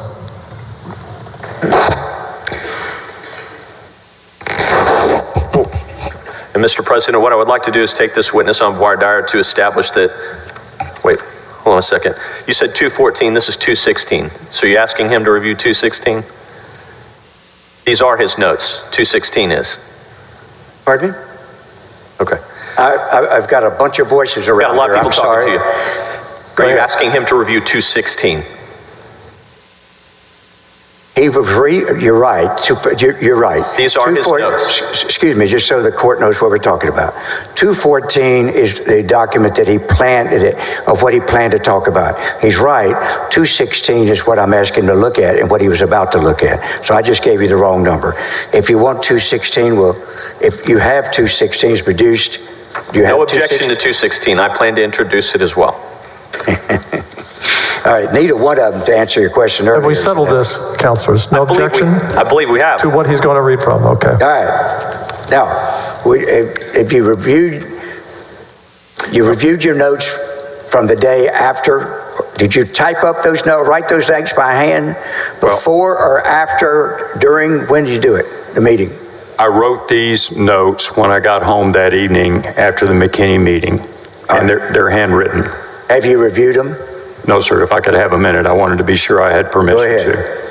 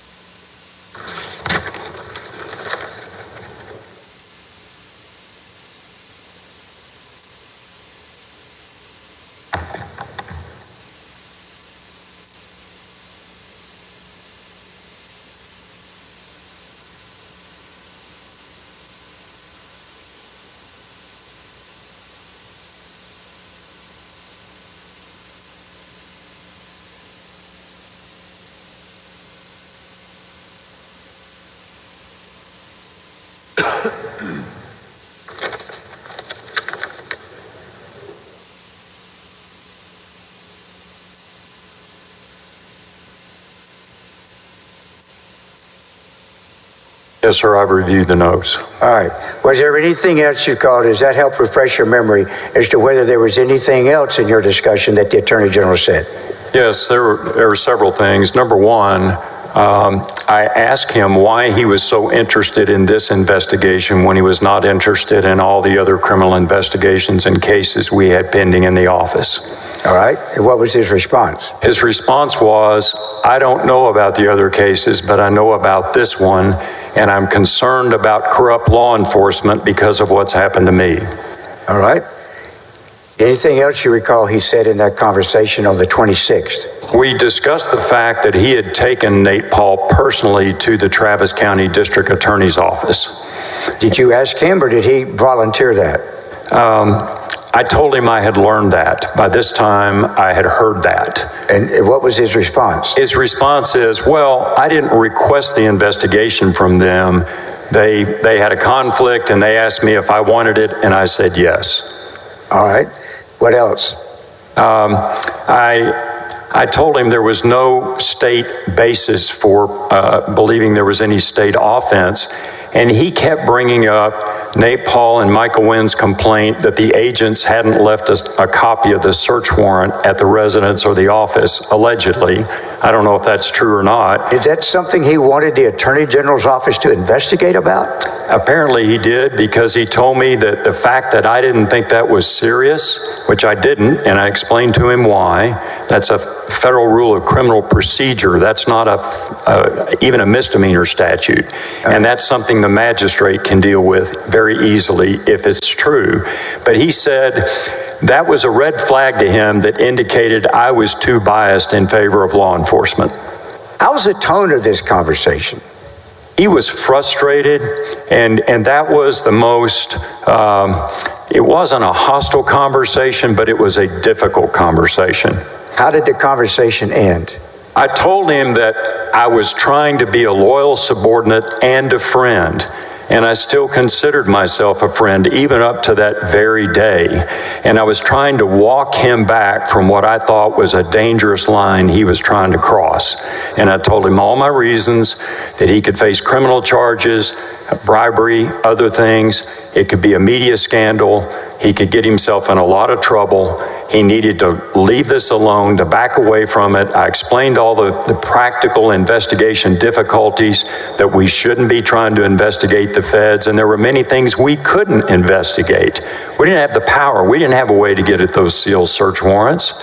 And if I'd called the U.S. Attorney's Office and said, can I see your file with the original search warrants, they'd have laughed and hung up the phone, and I would have understood why. All that was under privilege at the U.S. Attorney's Office. They had an active investigation of Mr. Paul. So how did when the conversation was over, what was said between the two of you as you parted? The way I left it was I made two recommendations, which he didn't object to and he didn't disagree with, but then I found out later he obviously didn't act on them. Number one, I said, stop Kamek from working and talk to Jeff Mateer and figure out how to pay his invoice, and don't let him work anymore. Number two, let's you and I meet with Jeff Mateer. I can explain some options we've got. I don't think they're great options. You may want to pursue them, but I think they're a risk to the office. One of those options was calling the United States Attorney's Office, talking to one of the supervisors, see if they would just assuage our curiosity and tell us if there were any changes between the return version of the search warrant and the issued version. And what did he say? He didn't say anything to that. He just said, well, I've got to go. I've got a dinner to attend. But he didn't agree or disagree. After that conversation on the 26th, without going into what you said, did you call Jeff Mateer and update him? Yes, immediately after I left the meeting. And then after the 26th, when was your next involvement with anything having to do with Mr. Paul? That was on the morning of Tuesday, September 29th. And without going into what people told you at this time, what happened on the 29th? Mr. Kamek and Mr. Wynn served a search warrant in the name of Brandon Kamek, Special Prosecutor, Office of the Attorney General of Texas, on Independent Bank in Round Rock. What was your reaction to that? I was apoplectic. Why? Because it appeared to me that Mr. Kamek was working on behalf of Nate Paul's civil litigation interests and serving a criminal process, a grand jury subpoena on either a bank or a party to one of his civil lawsuits. He was seeking discovery through using criminal process. Has the Attorney General ever said anything to you in his conversations that Mr. Kamek was a special prosecutor? No, at this point in time, the only thing he'd ever told me was that he was working and beginning to gather information. He never told me a title. All right. What happened on the 29th when you found out that their community bank had been served a grand jury subpoena? Well, Jeff Mateer called a meeting in his office at 3 o'clock for the deputies involved that became the whistleblowers. At the end of those conversations, did y'all make plans to go to the government? No, not that day. All right. And then what happened on the 30th? On the 30th, in the morning, we got another message that a second subpoena had been served, this time on Amplify Credit Union in Austin. And what was your reaction to that? I was even more apoplectic. I was furious that this was going on and the Attorney General was allowing it. And what was wrong with serving a grand jury subpoena on Amplify Credit Union? Because again, this looked like Nate Paul was using the power and authority granted by the people of Texas and this legislature. He had turned it over to Nate Paul for Nate Paul to go after his business opponents. I asked you what was his objection to it. Did you have, I believe, let me ask you this. When you were so concerned, what was wrong in a very succinct way, please? What was wrong with what they were doing? Number one, these banks had nothing to do with referral number one, which was the only referral we knew about. Number two, you can't use criminal process to conduct civil discovery. And that's what it appeared was going on because Mr. Paul's attorney was with Mr. Kamek at both banks. In all your years, first of all, have you been involved where the prosecutor was the one serving the grand jury subpoena? No, sir, I haven't heard of that. Who is usually the one serving grand jury subpoenas? A deputy, a federal marshal, depending. And then, have you ever heard of the lawyer for the person bringing the complaint, who's also under a federal investigation, accompanying the prosecutor serving the subpoena? No, in fact, the Code of Criminal Procedure doesn't allow that. I'll get to that. Sustained. What is the law in terms as to whether or not a person representing the complainant can be involved in that circumstance? The law says you can't. An interested party cannot be involved in serving a grand jury subpoena. Now, after this on the 30th, did you as a group ultimately go to the FBI? Yes, after we learned about the second grand jury subpoena being served, we were extremely concerned as a group. I was extremely concerned personally, and we decided we had to go to law enforcement. And why did you go to law enforcement? Because this had to be stopped. The Attorney General obviously wasn't listening to anybody. He had turned Mr. Kamek loose. We didn't know what Mr. Kamek was going to do. It appeared that Mr. Paul was controlling this because... Object to the narrative and speculation. I asked him why he went. What was in his mind? Let me ask you this. What did you expect the consequences being of your going to the FBI? I feared we would get fired. And was that the sense and mood of the whole group? I think so. I think we all knew this was an incredibly dangerous and unique but outrageous situation. We were the only ones that could stop it, and we had to. When you went to the FBI, did you take any documents? Did not take any documents. Were the documents all been the property of the AG's office? Yes. So is that why you didn't take any documents? Just yes or no? Leading. Why did you not take any documents? Excuse me, why did you not take any documents? I didn't take any because I felt like we were making the initial report based on our eyewitness personal knowledge of what we believed at that point to be criminal behavior by the Attorney General. And so when you went, did you take evidence with you? I took my personal knowledge and the others took theirs. All right. Is that evidence? Absolutely. We were eyewitnesses. So if a person is the victim of an aggravated robbery and reports it to the police, would it quit being evidence if just they report it as opposed to taking documents? Objection, leading and relevance. Their personal experience. Hold on. Yeah. Sustained. What did you take with you that first of all of y'all going, Yes. did you take evidence in the meaning of evidence? Yes. What did you take with you that was evidence? Our personal eyewitness knowledge, our personal experiences, our personal conversations with the Attorney General, our personal experience of him pressuring us to do things that were improper, unethical, and illegal. In your experience, how often is the initial report by a citizen of something that they consider criminal conduct? How often is that where the witnesses come in without any documents just to tell you what they believe, they saw, they know that they think is improper? How often is that the way it gets to your desk? Objection, relevance. Oh, it's very relevant. Overruled. Yeah, thank you. That is very common. So if a person walks in to report what they believe is a criminal offense or improper conduct that should be investigated, do you send them away if they don't have paper? No, sir. So what is your testimony as to whether or not, how much, from how many people, evidence was presented to the FBI with the request for them to investigate? The meeting lasted almost 4 hours. It consisted of us sitting around a conference table with 2 FBI agents, and our attorney, Johnny Sutton, was present. The FBI agents asked us to go around the table in turn, starting with Jeff Mateer, and tell our entire story. And as I said, it took almost 4 hours. That was 4 hours of eyewitness personal knowledge from people directly involved with the Attorney General, the events I've described, and the events the others were involved in, the others being the whistleblowers. Mr. Penley, after that meeting, did you yourself file any documents to attempt to or to quash the subpoenas that you had learned had been filed? Yes. Yes or no? That's all I'm asking you. Yes. And why was it that you filed a motion to quash those subpoenas? Because those subpoenas were improper and they had to be stopped. All right. And what was improper about those subpoenas? Number one, Brandon Kamek was not a special prosecutor, yet that's how he represented himself to the Travis County DA's office. All right.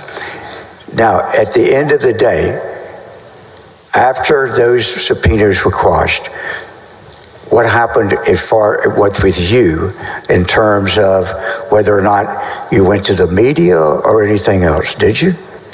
I've never gone to the media other than I think our attorneys may have written an editorial sometime earlier this year. Was at that time, what was the Attorney General's response in the media that you folks felt obligated to respond to?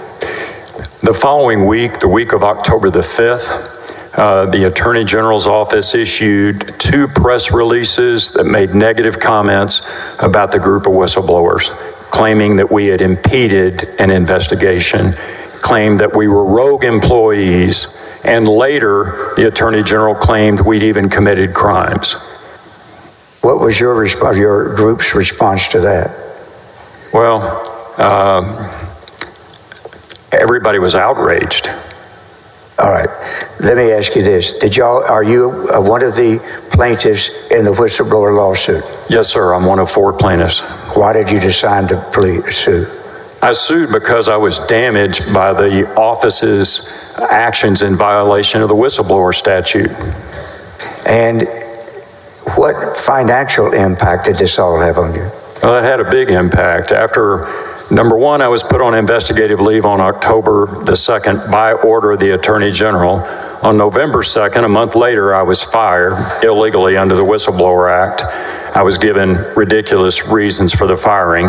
What were the reasons you were given? The reasons I recall, and these came from the new first assistant who got rid of all 8 of us within 45 days. He said I'd lost the Attorney General's trust. I violated. I asked for reasons he was given for firing. Overruled. He said I'd lost the Attorney General's trust, number one. Number two, he claimed I used an insubordinate tone when he demanded to have my cell phone handed over to him so he could examine it without a search warrant. What is that? What is that about? He claimed there were public information requests to the Office of the Attorney General, and he demanded to see my text messages. All right. Now, did that all become part of litigation later? That became part of the litigation. And then the third reason was... What was the third? Yeah, reason number three, he claimed that I had violated a direct instruction from the Attorney General when I filed the motion to quash and when I sent a cease and desist letter to Brandon Kamek, and that is untrue. He claimed that on September 16th, when the Attorney General asked me for information about the documents I wanted from Michael Wynn and Nate Paul, at the end of that meeting, the Attorney General said, "Don't do any more on this." The context was, don't ask... That's okay. Hold on. I really, really want to finish up here with you to ask you this. After all you've been telling the jury about, after all you've been doing differently, would you do anything differently? No, sir, I'd do the same thing all over again because it was the right thing to do and the only thing we could do, other than stand by silently and let crimes be committed. The agency was being abused, the laws were being abused, the behavior and the conduct of the Attorney General of Texas was outrageous. Object to the narrative. Sustained. I'll pass the witness. Mr. Little? Thank you, Mr. President. Just for planning purposes, when do you intend to break? I believe it's 11:55. Take a break at 12:15. Does that work? Or would you prefer to take the break now and start anew after lunch? I'd like to take a few minutes and get started, if we might. Thank you. Your witness.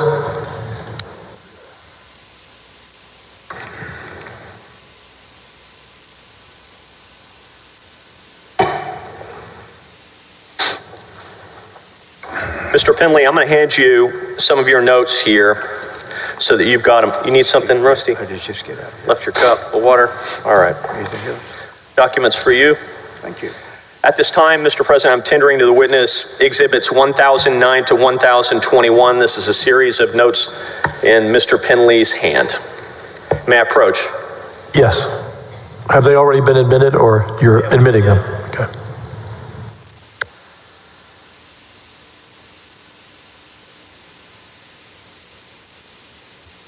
Now, Mr. Penley. Do they have a copy? They do. I've handed them to Mr. Hardin. We move for admission of exhibits AG 1009 to 1021. Any objection? Yes, I think these are, to repeat a famous objection, these are all hearsay, every one of them. They're the same kind of thing we offered to introduce to him, and he objected to his hearsay. If he withdraws his objection to the notes of our witness, then I'll withdraw my objection to these. Otherwise, sauce for the goose and the gander and all that jazz works. Mr. President, may I respond? Yes, you may. These notes that I've handed to Mr. Penley are notes of his present recorded recollection from the meetings with the Attorney General in various formats. Mr. Hardin has already offered House 216, which is his notes from September 26. These are all of Mr. Penley's notes, and they are extensive. I'm sorry, I don't know how that's any different than what we just talked about. I'm not sure I understood your reply. Recorded recollection is an exception to hearsay, and these are his notes, just like House 216, which was admitted and offered earlier.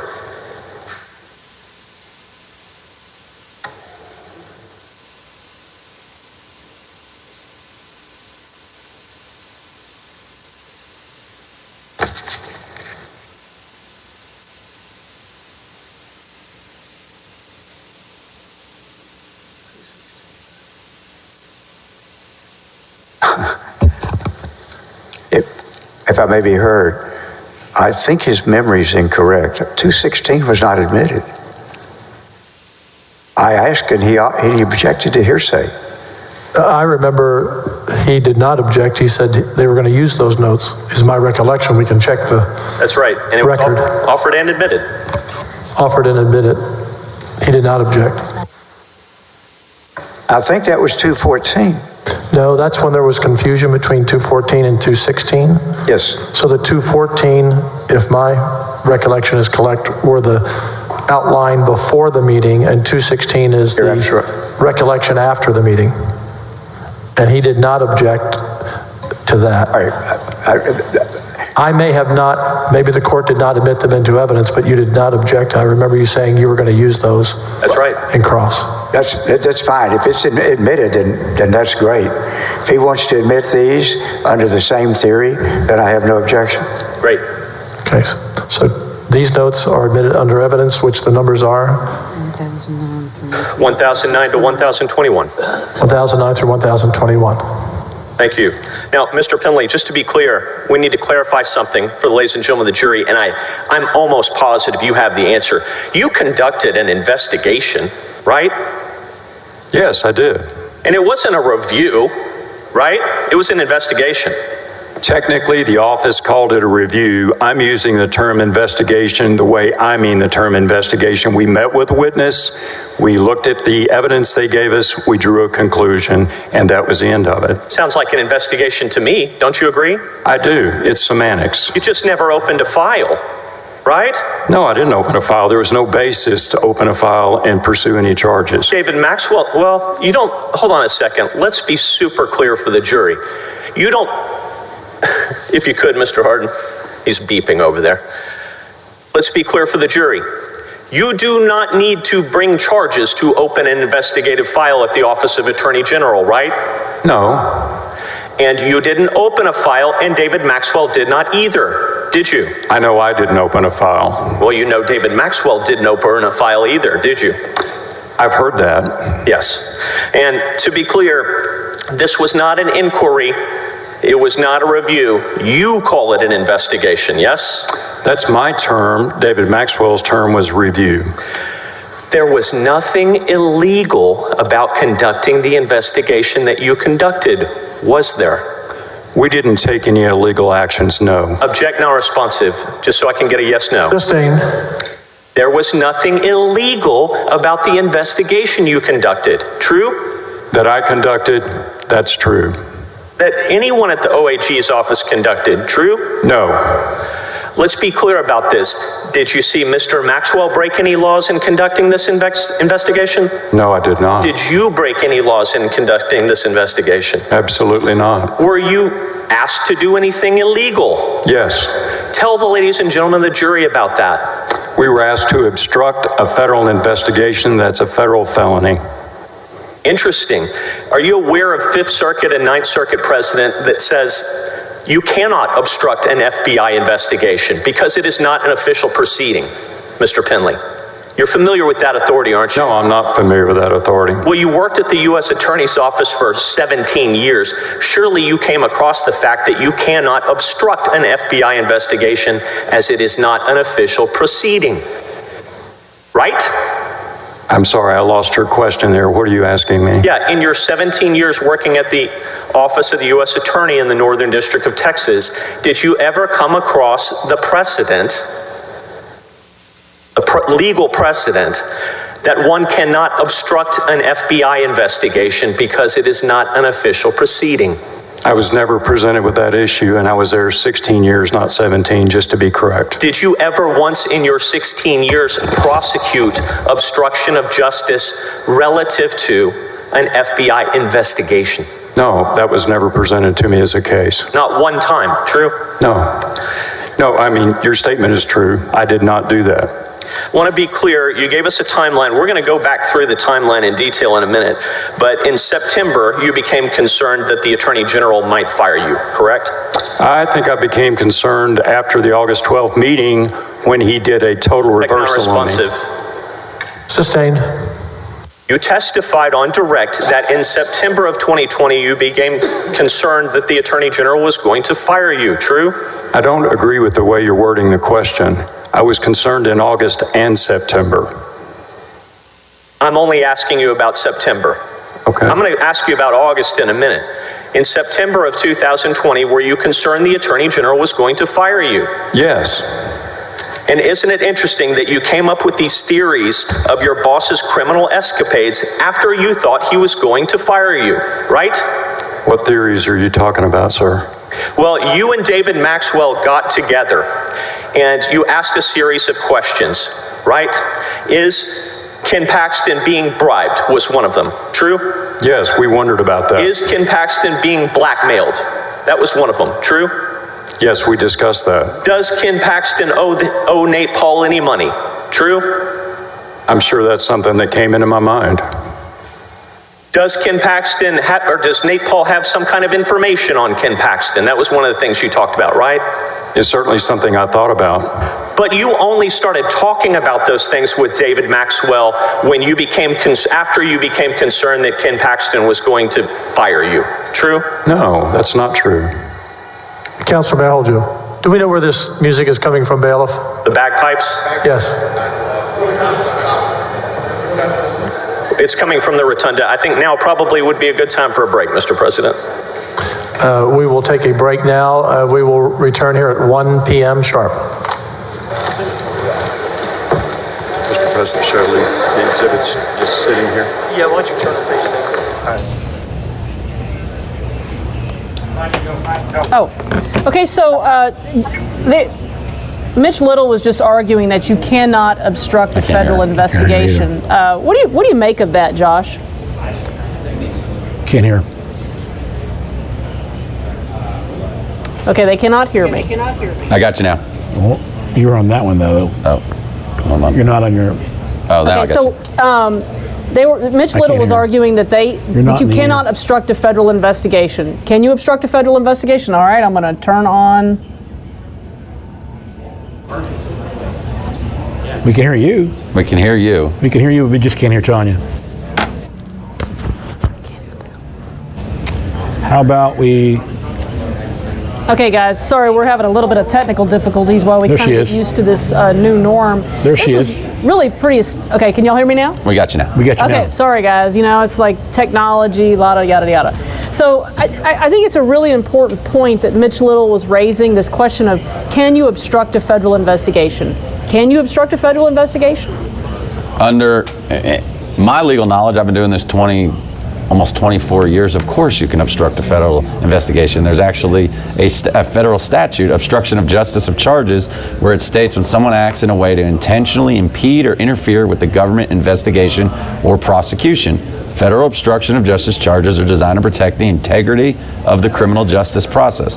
So I don't know what the lawyers are talking about Fifth Circuit case law. I don't know that case law, as Mr. Penley did not know that case law, but I find it hard to believe that you cannot obstruct a federal investigation. I would actually find that very hard to believe. Well, he qualified what it was, right? That precedent that he cites is obviously a very obscure reference. I mean, obviously, Mr. Penley hadn't heard that during his 16 years that he was there. And he also qualifies the rule, and he says you cannot obstruct justice because it's not a proper file. What was the term they used? It's not an investigation yet. It's not a procedure. Therefore, you can't obstruct something that's not a procedure.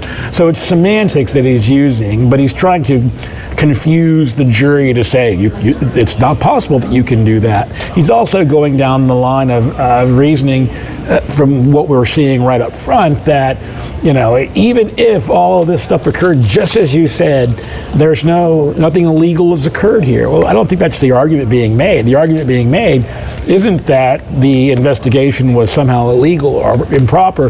The argument being made is that the Attorney General of the state of Texas was undertaking this investigation for purposes that might have benefited himself or to cover up other information that was already out there. For personal gain. All these investigations where something's going on between A.G. Paxton and his friend, client. I don't know what Mr. Paul is to him in relation, but the fact that Mr. Paul is dictating a lot of what is going on, and Paxton is basically giving him carte blanche to do whatever he wants in regards to subpoenas on civil matters. I mean, that's as I forgot the word that Mark Penley used, but that's ludicrous if you think about it. Well, it's stunning that you have a situation, and it's hard for me I still, even now, to wrap my mind around the fact that Nate Paul's attorney is going with Brandon Kammack to deliver these subpoenas. And they actually recorded this. I've listened to the recordings of Nate Paul's attorney. He introduces himself, and I remember I listened to one of them, to the bank president. It's very clear who he is. How do you justify having Nate Paul's attorney along with Brandon Kammack delivering subpoenas? It's even worse than what you described, right? Because he was not only delivering this subpoena, he was doing it under the auspices that he was the government agent of the state of Texas.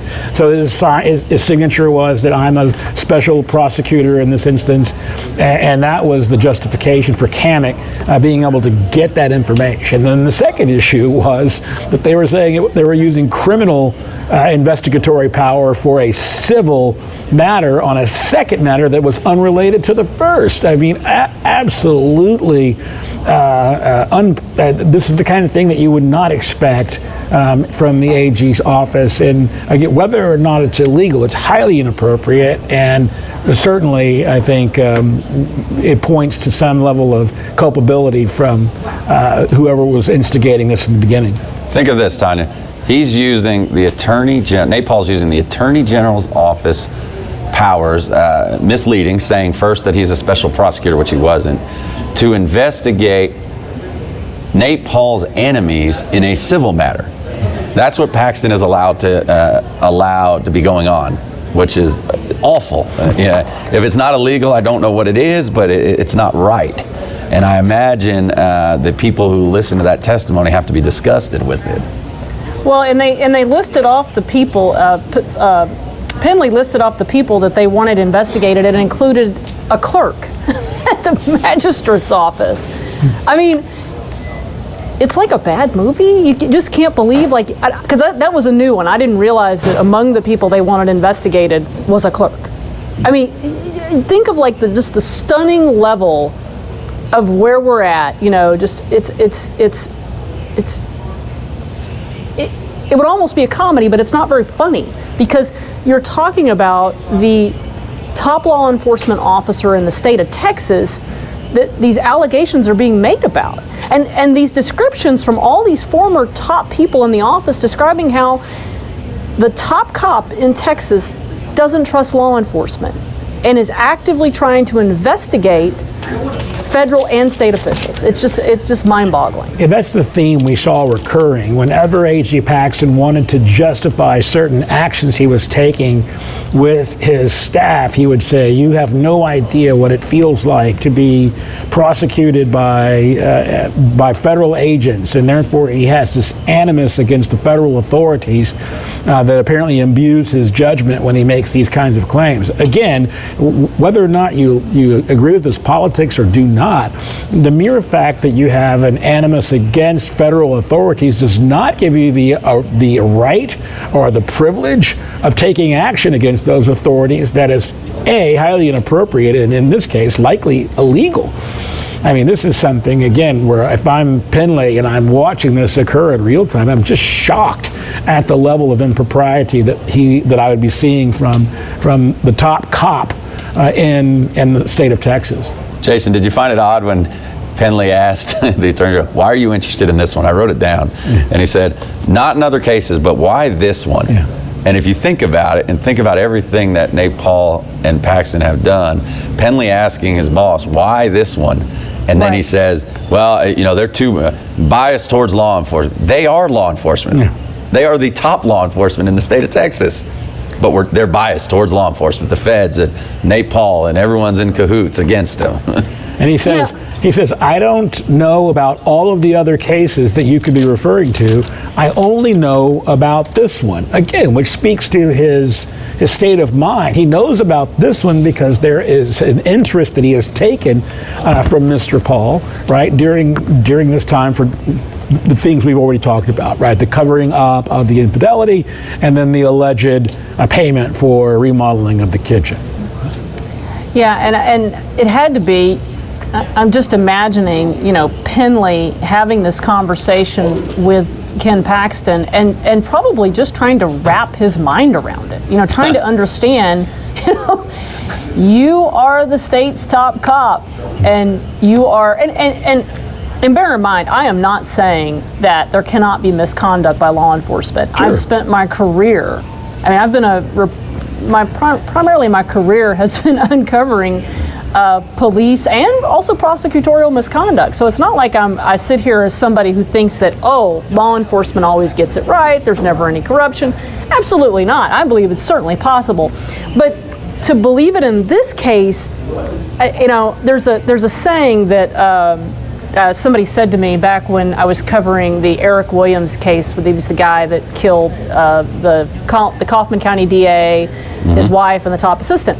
And when they were, this is after the first prosecutor's been killed, and somebody said to me, Occam's razor. And Occam's razor is this concept that says the most logical answer is the answer. And in that particular case, the logical answer was that Eric Williams had done these killings. He's on death row, by the way. And because this particular person that was telling me this was mad about a story I had done this story because there was a lot of theories about whether this motorcycle gangs were somehow involved because one of the prosecutors had done some prosecutions. But so I've always carried that with me, this concept of Occam's razor. So to believe Nate Paul's story defies Occam's razor. It doesn't make any sense. You'd have to believe that all these people got together to conspire, all these ethical people. It doesn't, what would they have to gain? Why is Nate Paul someone that all these people would want to throw away their careers to conspire? It doesn't make any sense. Well, let me throw something else at you, right? Because you're referring to the first referral, right? So we've got the issue where they think that the warrant has been changed.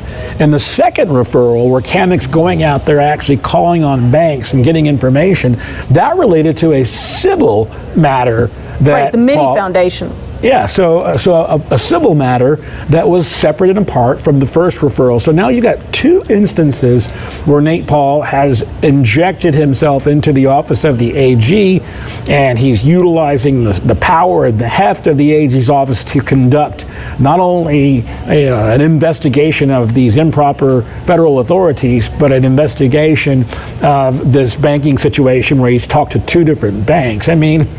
It's very hard to make the argument that it was just, Attorney General Paxton fighting for the little guy who's being, stepped on by the big boot of the federal government, because that's the argument that's being made. But it's clear that it relates to this one individual, and it's across criminal and civil matters.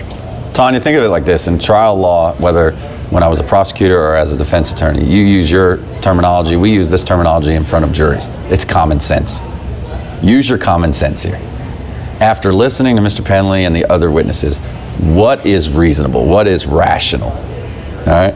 Then you have to think, after hearing all this testimony, that Nate Paul just has the goods on Attorney General Paxton, because what Paxton is doing for Nate Paul is not being done for any other citizen in the state of Texas. Not one. So let's use our reason, let's use our common sense, and let's deduct where this is ending up. And like I said in the beginning, the evidence is 100% there. It's a matter of whether those Republican senators will follow the evidence or follow the politics. Right. Well, and there is no doubt this is a political proceeding. You cannot get around what this is, and it will take 9 Republicans. We saw in the first day where they voted on the motions, you had 6 Republican senators who solidly voted to dismiss the whole thing and then you had a couple join in here and there on some of the other various motions. But you seem to have 6 solid votes to acquit him. You can't make any total assumptions, but that seems reasonable. But I have never in my career heard anything quite like this. This is just, it's kind of off the charts. And but you're right, common sense, Occam's razor, whatever you want to call it, it just doesn't make sense.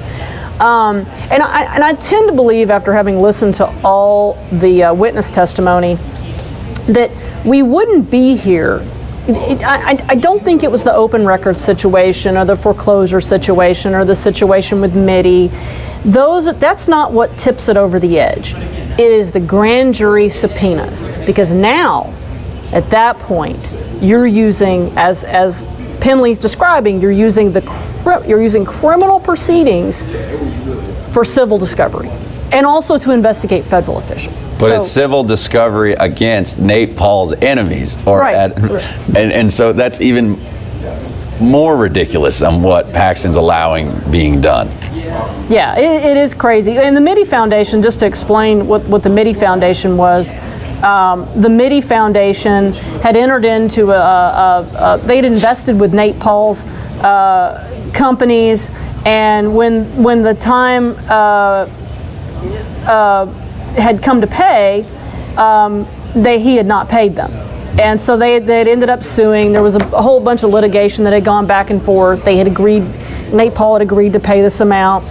And then when that time came to pay that amount that they'd agreed to pay, he didn't pay.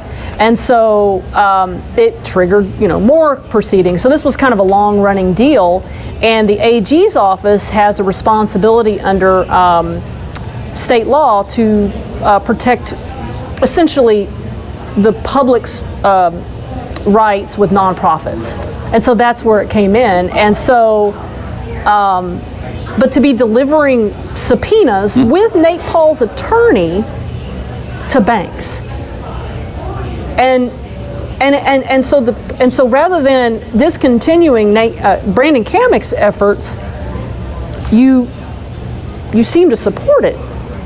The Attorney General seemed to have no issue with it. I just don't understand it. I cannot wrap my mind around it. And the longer I watch the defense and the defense attorneys, I'm seeing the strategy develop. I mean, they're not arguing the case on the law or per the facts. They're arguing for those 6 senators that they think they can keep, and then if they can pick off 3 or 4 more by providing them just enough cover that they can go home and explain to those Republican women's clubs why they voted to acquit, then that will be sufficient for them to vote to acquit. All they have to do, unlike in a criminal trial where you've got, jurors who swear to, make sure that they vote in favor of the rule of law and in accordance with the law, these senators have a different standard. Of course, they want to be perceived as following the law, but because they wear the political hat and because they're not an ordinary juror, they can include other facts in their analysis as to whether or not they vote to acquit. And I think that's the strategy that we're seeing from the defense counsel. Again, they're just trying to cast doubt and cast some smoke on the evidence here. It's because it's so clear and overwhelming to people like us as lawyers and as people who are watching this with the understanding of what is true and what is not true. But it's much different to be in the chair that those senators are in, knowing that if they vote the wrong way, whichever way that might be in their district, that could mean that they're going to be unelected. And that is a different kind of analysis than what you have from an ordinary juror. And legally speaking, Tanya, and this is what bothers me, I'm not as political as Jason, obviously, when it comes to either side. But if you put this in front of 12 citizens in any county in Texas, not just Travis County, I'm talking Dallas County, I'm talking Collin County, the evidence is so overwhelming, they will go back in the jury room, right, true to all the allegations in the impeachment proceeding, okay? However, it almost is comparable to what happened on the national stage with Trump and the impeachment.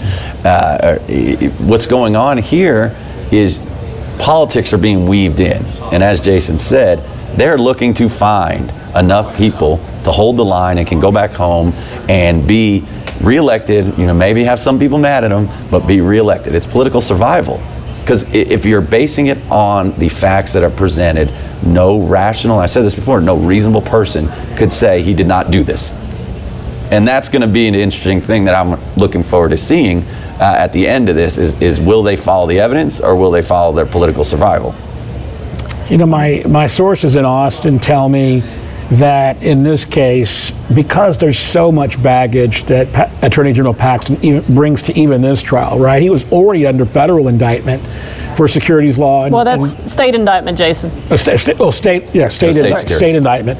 But he already had that baggage as he was coming to this trial, and then you layer on this. It's almost a bridge too far, and I think people are tired of dealing with this ongoing situation. And I think a lot of people who are in those chairs in the Senate are now thinking through the jockeying for who will be the next Attorney General, right? And so if you're sitting in that chair, you've got your designs on running for AG. Even if you're a solid conservative who would normally vote to acquit, if you vote to impeach and he leaves, then you might be running for office, And then if that seat fills up, then there are other seats that can be backfilled, and the musical chairs moves around. So there's other calculus going on in addition to merely, right, wrong, or being reelected or not being reelected. I think people are starting to read the tea leaves as to what this next election will look like and whether or not they might be interested in running for AG of Texas.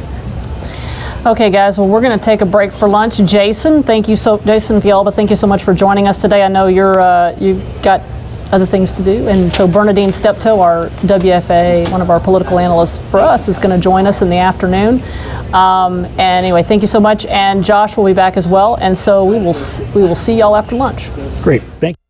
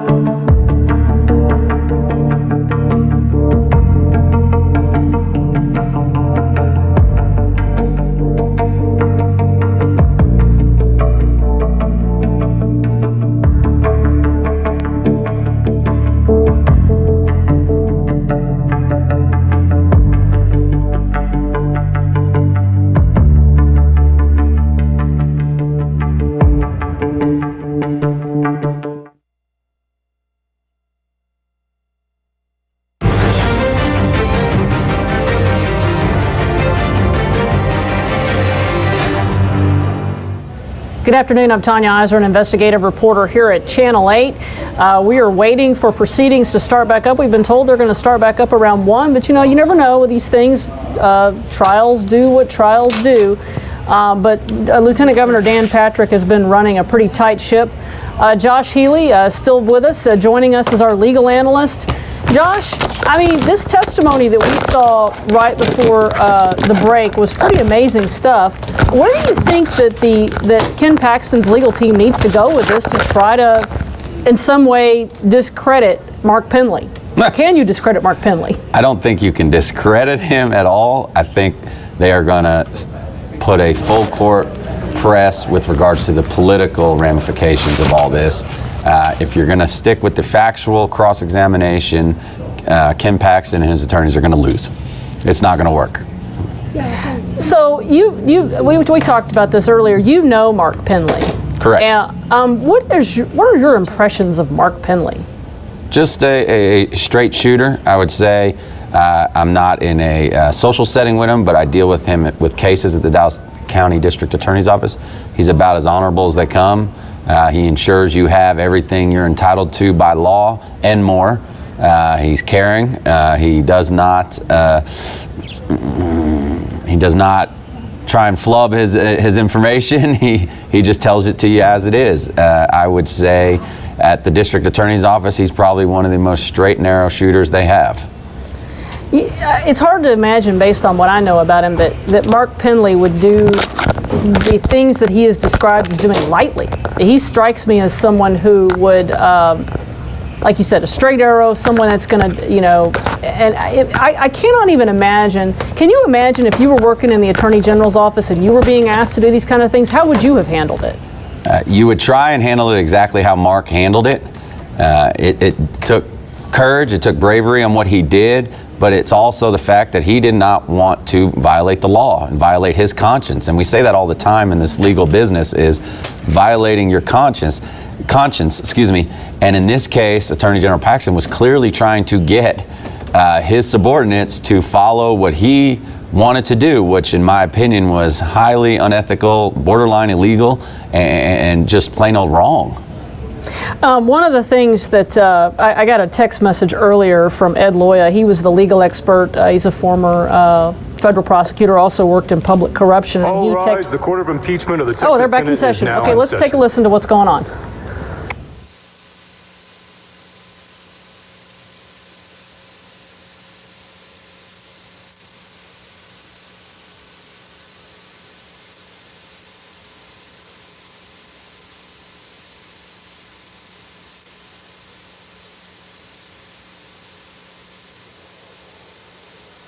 All rise. The Court of Impeachment of the Texas Senate is now in session.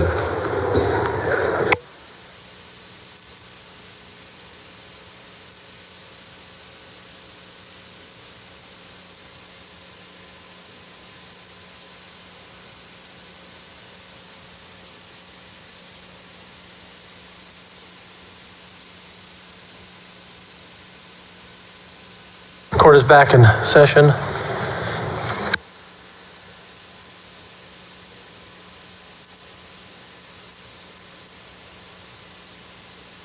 Bailiff, call in the witness, please.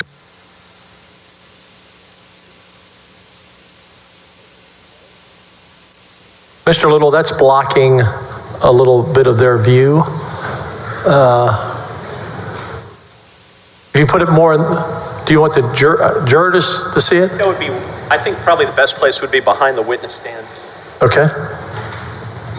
I don't know if they can see it from there, so you may have to point it out. Are you going to be referring to it from the podium to here? I might write on it. Okay. Can you see from that side? They cannot see. Maybe we'll just I think you could put it, oh.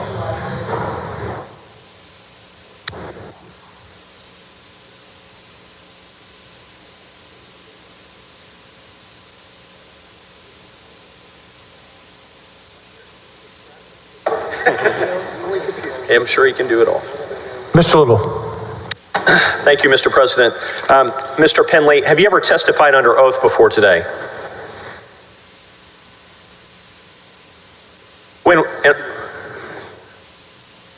Yes, I've testified under oath. Did you testify under oath before the House Board of Managers? No. Did any of the House Board of Managers, Andrew Murr, Jeff Leach, Charlie Guerin, any of them put you under oath to provide testimony in connection with the impeachment proceedings in the House? No, I did not testify in the House. In fact, when you were not in a proceeding in the House, I did speak with their investigators.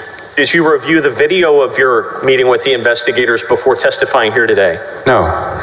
And during that proceeding, isn't it true that Ms. Therese Buse, who was hired as one of the investigators, told you that there was a legislative privilege that covered your testimony in that proceeding? I don't know that she told me that. It was my understanding there was a legislative privilege. Just to be clear, when you testified there on video, did you tell the truth, the whole truth, and nothing but the truth, so help you God? Yes, that was my intent. Yes, and it was your intent. Yeah, I mean, I may have gotten a date wrong. I may have gotten an event occurred one day instead of another day, but it was my intention to tell the truth, the whole truth, and nothing but the truth. Yes, sir. Of course. So if we have your statement from that interview that was conducted by the House Board of Managers and their investigators, we can rely on it as being true, correct? I believe so. That was my intention. All right. At this time, Your Honor, I'm going to introduce AG Exhibit 68. May I approach the witness? Yes, you may. Thank you.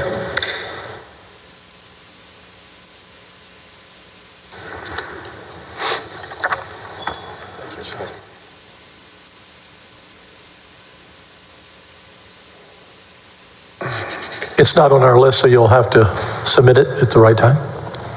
And we move for admission of AG Exhibit 68. Any objection?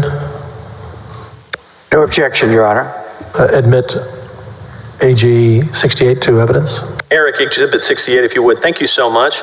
All right, to be clear, Mr. Penley, this is the referral that came to your office from the Travis County District Attorney's Office, and it was dated June 10 of 2020, correct? That's correct. It's received in your office sometime around June 17 of 2020, correct? That's my understanding, yes. And when you got this, neither David Maxwell nor you were excited about the assignment at all, and neither one of you really wanted to move forward with it, correct? That's true. And what Nate Paul was accusing these people here, or at least complaining about, if true, it was a 20-year felony. You would agree with that, correct? An alteration of a federal or a document, yes, it would be a 20-year felony. And there's a state analog to the federal statute concerning alteration of government documents, true? Yes, I believe that's 3710. So there was a state offense that had been alleged in this referral, true? He was claiming there were state law offenses, yes. Yes, that's what I said. There is a state offense alleged in this referral, true? Yes, if you believe what Nate Paul was saying. Yes, and it wasn't a crime to follow up on this. It wasn't obstruction of justice. It wasn't interference with an FBI investigation, true? To a certain point, I agree. Very good. In fact, when you were working at the U.S. Attorney's Office, there was an FBI employee in the U.S. Attorney's Office, in the Northern District of Texas. His name was Jeffrey Fudge. Do you remember that person? I don't. He was an FBI employee who was accused, indicted, and convicted of plugging other people's information into government databases and letting them know if there were investigations about them. You familiar with that? I'm not. It happened your first year at the U.S. Attorney's Office. Pardon me, Your Honor. You were talking about something he doesn't know anything about. Now he's testifying about it, and I object to that. Overruled. He can ask the question, but be careful of your line of questioning. I certainly will. Have you ever heard of an FBI employee named Kevin Kleinsmith?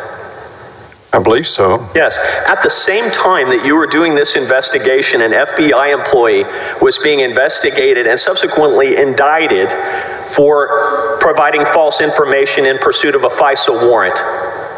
Correct? I've heard that. Operation Crossfire Hurricane, you've heard of that before, correct? I have. Yes. And so the allegations that are being made here, it's not a crime to follow up on them, and a state offense is alleged. True? I felt it was appropriate to do an initial review. Object now responsive. Sustained. True? Could you ask the question again, please? Yes. The state offenses that are alleged here, it wasn't a crime to follow up on them, was it?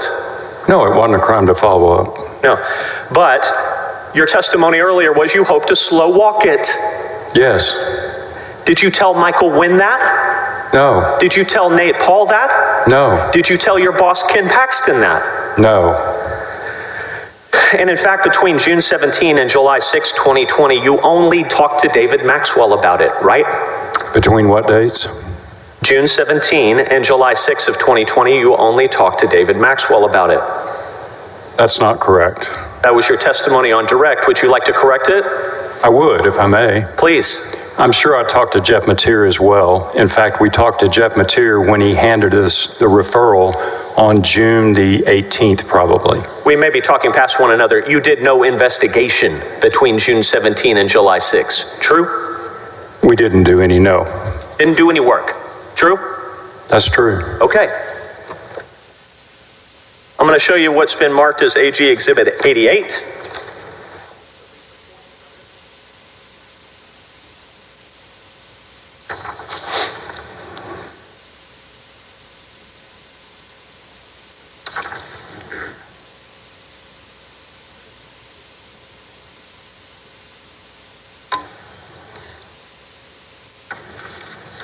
We move for admission of AG 88.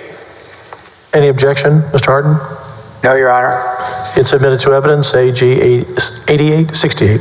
I'm sorry, say that number. 88, I see it, thank you. Mr. Arroyo, if you could publish AG 88 on Bates page HBOM 181004. So move ahead 3 pages from there.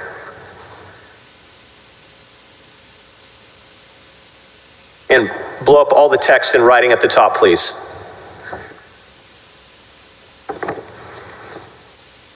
These are your notes, Mr. Penley, from your meeting with Ken Paxton on July 6th of 2020. True? Yes.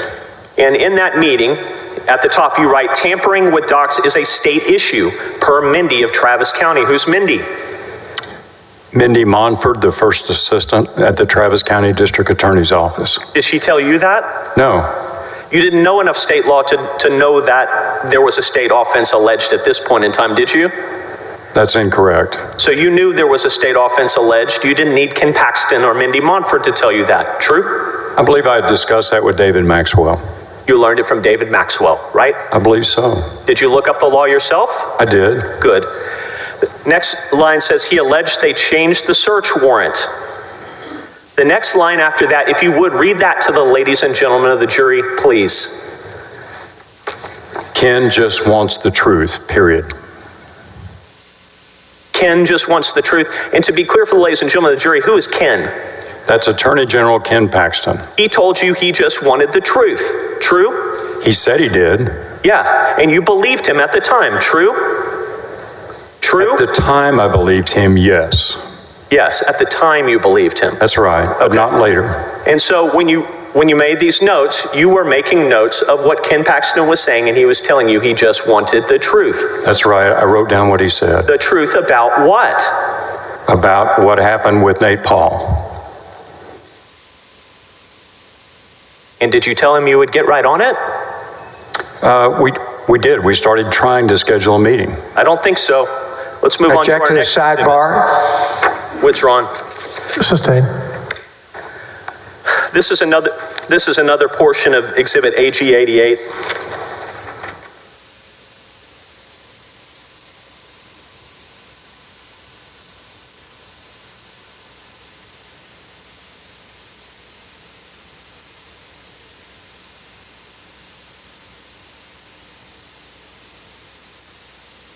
Mr. Roy, if you could move to the next page, .5. Mr. Penley, these are your notes of a subsequent meeting with your boss, Ken Paxton, true? Yes. And if you could, Mr. Arroyo, blow up the bottom half of that page, please.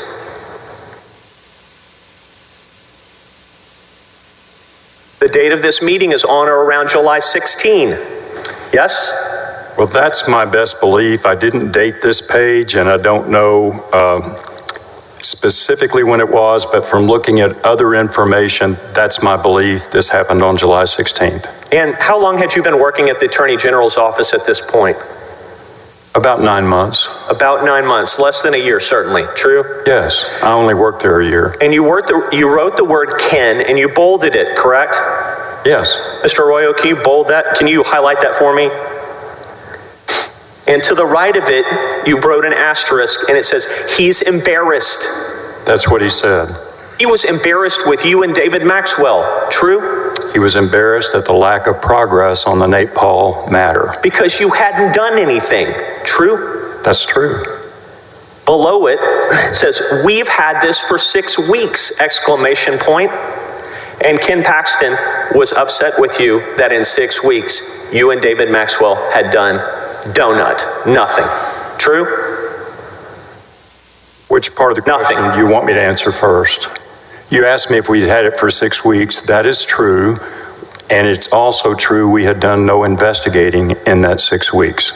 And Paxton was upset that you had done nothing for 6 weeks on a referral from Travis County that he was aware of. True? That's true. Down, if you would, there's some discussion about Texas Monthly.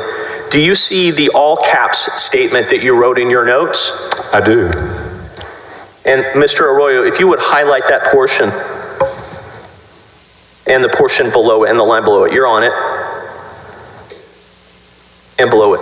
It says, seek the truth, 2 exclamation points. And that's what your boss, Ken Paxton, told you to do. True? That's what he said.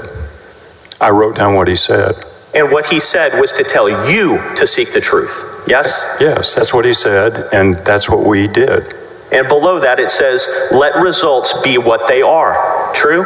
That's what he said, and that's what I wrote down. True. And at that point in time, in that day, he did not tell you to interfere with an FBI investigation, did he? Not that day, no. He did not tell you to obstruct justice, did he? Not that day, no. No, he didn't.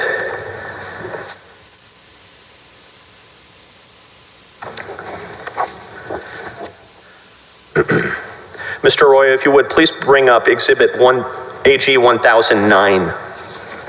This has already been entered into evidence, Mr. President, before the break.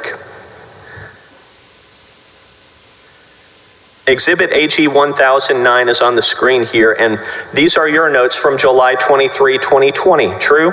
Correct. And these are notes from your review of Nate Paul's earlier meeting with David Maxwell, of which you were not a participant, true? That's true. Yes.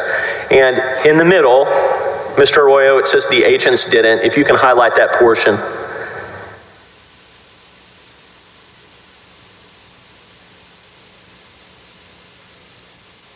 It says the agents didn't leave search warrants behind. Violation of the law. True? No, it's not a violation of the law. Is the Federal Code of Criminal Procedure the law or not? It's a procedural code. It's not a statute.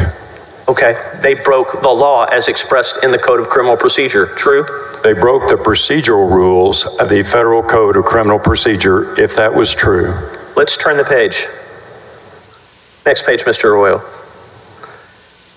In the middle of the page, there's a section that says metadata on PDF.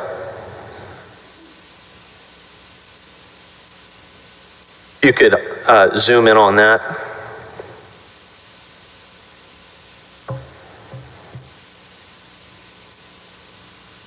Says, actually don't zoom in on that whole thing, just get the line below that as well, was created on 9/6. Can you read that okay, Mr. Penley? I can, thank you. Right, very good. It says metadata on PDF was created on 9/6. Yes. You would agree with me if someone was manipulating federal search warrants after they had already been served or after they had already been created, that is a problem, yes? Could you repeat the question? You said manipulated. I don't understand what you mean.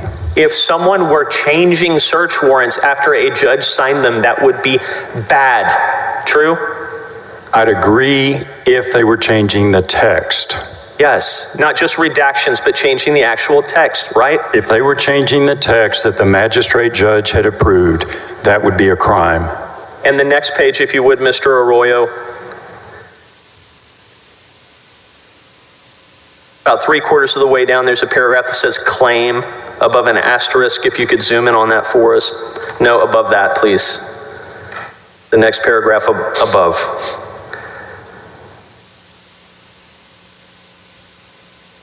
Yeah, the allegation here is that the search warrant for the file storage company, Contigo, was fabricated after the fact. Yes? That was Mr. Paul's allegation, yes. All right, next page, please. And on the last page, you wrote the notes, Ronnie Saban, TFO, that stands for Task Force Officer, yes? Yes. State Securities Board, yes? Yes. How did he get the name Ronnie Saban? Well, I know that he met Ronnie Saban because he claimed that Ronnie Saban had been executing the search at his residence, and they spoke to each other. So what you're saying is, I don't want to put words in your mouth, Nate Paul knew Ronnie Saban was involved with the search warrant because he met him during the execution of the search warrant, correct? Yes, he had personal knowledge of Ronnie Saban because he met him during the search. Not because Nate Paul got some secret document from someone else, true? No, that's absolutely false, and you misstated my testimony. Object is non-responsive to everything after no. Sustained. Now, we're going to look at AG Exhibit 110. Mr. Arroyo, if you would, AG Exhibit, I'm sorry, not 110, 1010. There we go. All right. These are your notes from a meeting with Michael Wynn on July 28th of 2020, true? Those are my notes from a phone call with Michael Wynn. That's correct. Yes, a phone call. And at the top it says, wants to come to Austin to explain papers. Yes? Yes. And below that says the agents didn't leave copies at the premises, but you already knew that. True? I knew that from reviewing the first meeting, the July 21st meeting video. Yes. Next line down says inconsistent signatures and stamps. Yes? That's what I wrote down because that's what Mr. Wynn told me. Yes. Yeah, and these notes are from a phone call in advance of an August 5, 2020 meeting with Mr. Wynn and his lawyer, yes? Correct. We set that meeting date during this call. Yes, and by this point in time, Mr. Penley, had you done any investigating at all? Yes. And what did that include? Well, it included watching the video of the July 21st meeting where Mr. Maxwell met with Mr. Wynn and Mr. Paul, listened to their complaints, listened to their theories. So I'd reviewed all that, and he wanted to come have a second meeting, and I agreed to it. All you did was listen to them at this point in time, true? Yes, that was an initial report. Object not responsive to everything after. Yes. Can a witness finish his answer, please? Sustain the objection. Overrule your objection. I'm going to show you what. Please let him have time to finish. I will do my best. Now we're going to look at Exhibit 1011, AG Exhibit 1011. And these are your notes from a meeting with Nate Paul and Michael Wynn, true? Yes, that's the August 5th meeting. And you can see there by your first asterisk, hold on, it says thumb drive of docs produced. That's true. They gave you a thumb drive. They did, yes. And I want you to scroll down. Do you see the line that says Jay Lane? Yes, I see that. This Jay Lane said he didn't have the original search warrant. Yes? Well, I don't know if he did or he didn't. That's what Michael Wynn told me. Yes. And so what Michael Wynn told you in this meeting is that the federal magistrate judge informed them that he did not have the original search warrant. True? That's what Michael Wynn said, true. And if that were true, that would be really surprising if a federal magistrate, for whatever reason, did not have the original search warrant. Yes? Yes, that would surprise me. Did you ever look for the original search warrant? How would I do that, sir? Did you call anyone? I raised that with the Attorney General and the First Assistant that was an option. Object non-responsive. That was not my question. Sustained. Did you call anyone at the magistrate's office, a clerk, a deputy clerk, the magistrate himself? Yes or no? No, I never called the federal magistrate or his staff. Did you call Alan Bowie, perhaps? No, I did not. Did you call any of his deputies at the U.S. Attorney's office? I did not. How hard would that have been to do? It would have been problematic in my view. It would have damaged your reputation and the office's reputation potentially, true? Not my reputation. I wasn't concerned about that. I was concerned about the reputation of the office and our work with the federal authorities in the state of Texas. For you to call the feds, you would have worried that that would have harmed the reputation of the office. Not to make a phone call, but then why didn't you do it? Because a phone call about this seemed to be high risk to the functioning of the Office of the Attorney General when we needed to work with federal authorities or appear in federal court, which our attorneys did all the time. That would have been high risk to make a phone call? You're going to tell these senators it was high risk for the Office of the Attorney General for you to pick up the phone and make a phone call, yes? Not to make a phone call, no. But to make a phone call about this, yes. Well, why didn't you do it? The reason I didn't do it is because Nate Paul was claiming there was a grand conspiracy between a federal judge, 2 federal prosecutors, at least 2 state agencies represented as task force officers, and a number of FBI agents. Nate Paul filed a civil suit against 100 law enforcement agents in federal court in Austin over this. And I thought to call the U.S. Attorney's Office and say, we have any belief that career AUSAs would be altering search warrants is crazy, especially when they have an ongoing investigation that's privileged.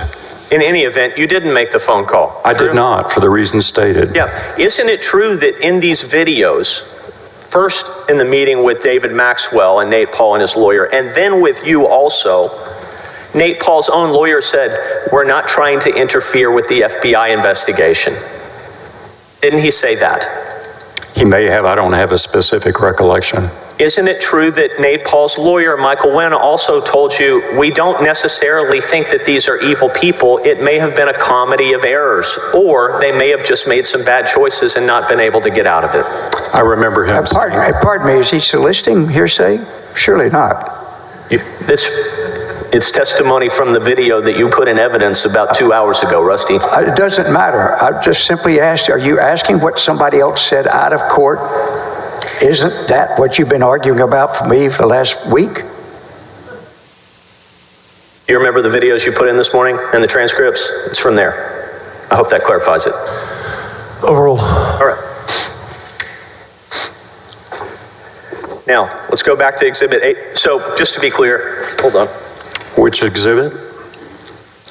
We're going to go to AG 1012, please. If you could, Mr. Arroyo. This is a meeting, and you are in this meeting with the Criminal Investigation Division's forensics team, true? Correct, and David Maxwell. And these are your notes, yes? Yes. And you're talking about metadata, true?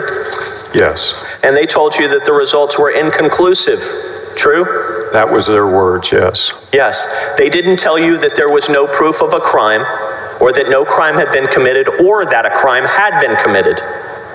They didn't tell you any of those things, did they? They said the metadata was inconclusive. And they didn't tell you that a crime had or had not been committed, true? That's right, and I wasn't asking. Object non-responsive to everything after that's right. Sustain. Mr. Penley, focus with me. Inconclusive means we don't know, doesn't it? It means it doesn't prove anything. That's what it means. It doesn't disprove anything either, does it? That's right. It seems like if something is inconclusive, it might require further investigation, right? It's possible. I'm going to show you what's been marked as Exhibit AG 88. Eric, if you can go back to that. I'm going to bring the page to you so you can see it.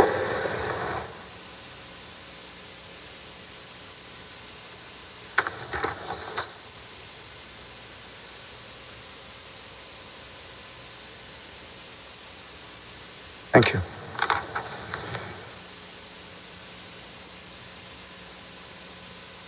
If you would, Eric, go to the page ending in 7. 007.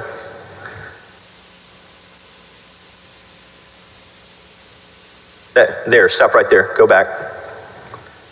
All right, blow up all the text at the top.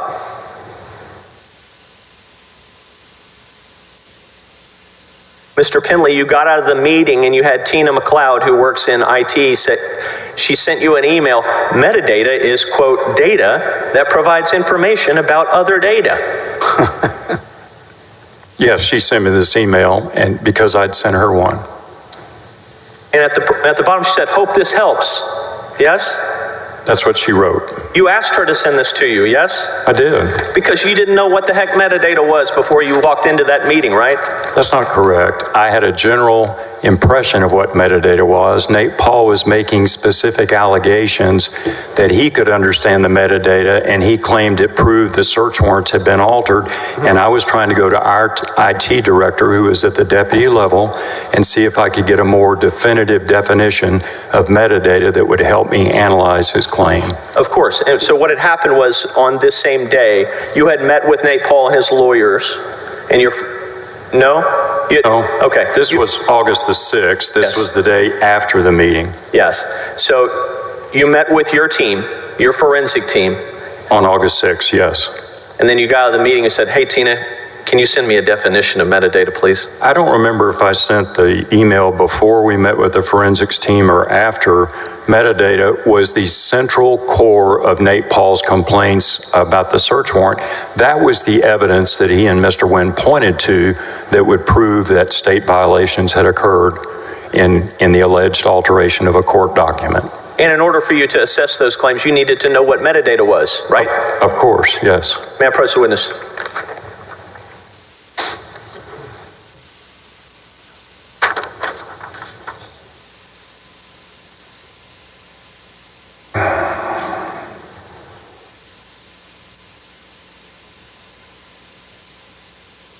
Mr. Arroyo, back to Exhibit AG 88. The page ending in .03, please.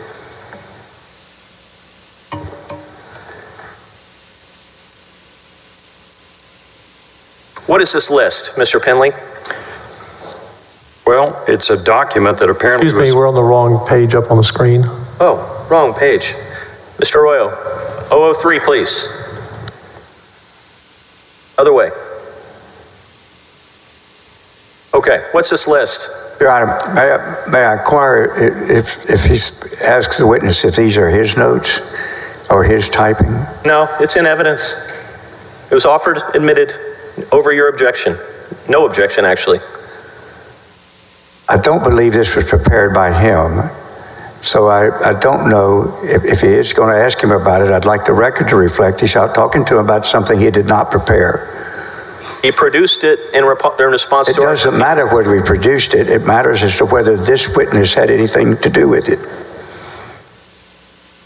I'll try to lay a proper predicate. It looks to me like we received it from the Attorney General's office. Mr. Hardin, you can take the witness on voir dire and ask him. Yes. Mr. Penley, of this particular exhibit, did you have anything to do with preparing it? I don't recognize this document. I don't recall preparing this. I don't believe it's mine. Okay, that's all I have, Judge. Do you remember ever seeing it? I've seen it in the documents for this trial. I've seen it in the discovery. You produced it in response to your subpoena, yes? I don't know that. He didn't produce. Hold on, I'm asking the question. I don't know that I did. Okay, we can go back and look. And if I did, I don't know that I prepared it. Perhaps I received it some other way. The suggestions on this list are suggestions of things that the office might do. Questions it might answer in connection with the investigation, right? I agree with that. Yeah. And it says, can we talk to the AUSA Alan Bowie, right? Correct. And you've already testified you didn't do that, yes? Right, I did not do that. And none of the other questions, how was the document created? How was the document encrypted? What did he encrypt it with? What application did he use? You never got the answers to any of those questions, did you? No, I did not. Doesn't that seem like important information you might want to know? No, not based on what I learned on August the 6th. Okay, so I want to fast forward in your mind now to August 12th. We're going in chronological order if you couldn't tell. August 12th, you believe, and your testimony on direct was, you believe Ken Paxton was no longer supporting you, true? That's true. Yeah, and you came to that conclusion after the meeting with Nate Paul and his lawyers at which the Attorney General was present, yes? Based on what the Attorney General said, that was opposite of what he had told me 3 or 4 days earlier. And now if you would, let's take a look, Mr. Arroyo, at AG 1013.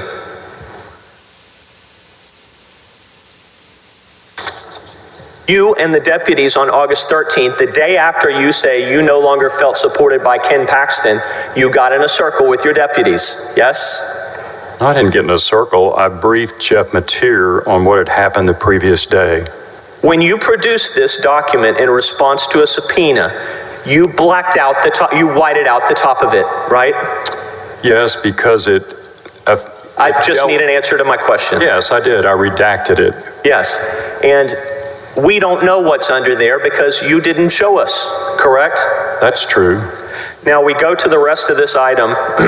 These are your handwritten notes from a meeting, true? Yes. And below that, Mr. Arroyo, if you can blow up the text to the right below that.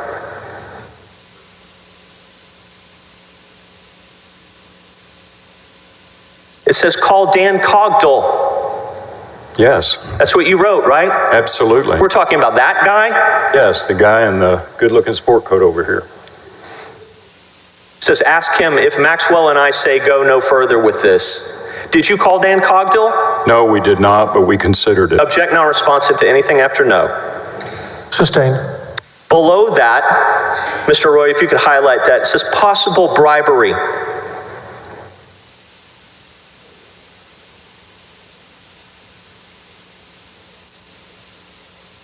Yes, I wrote that.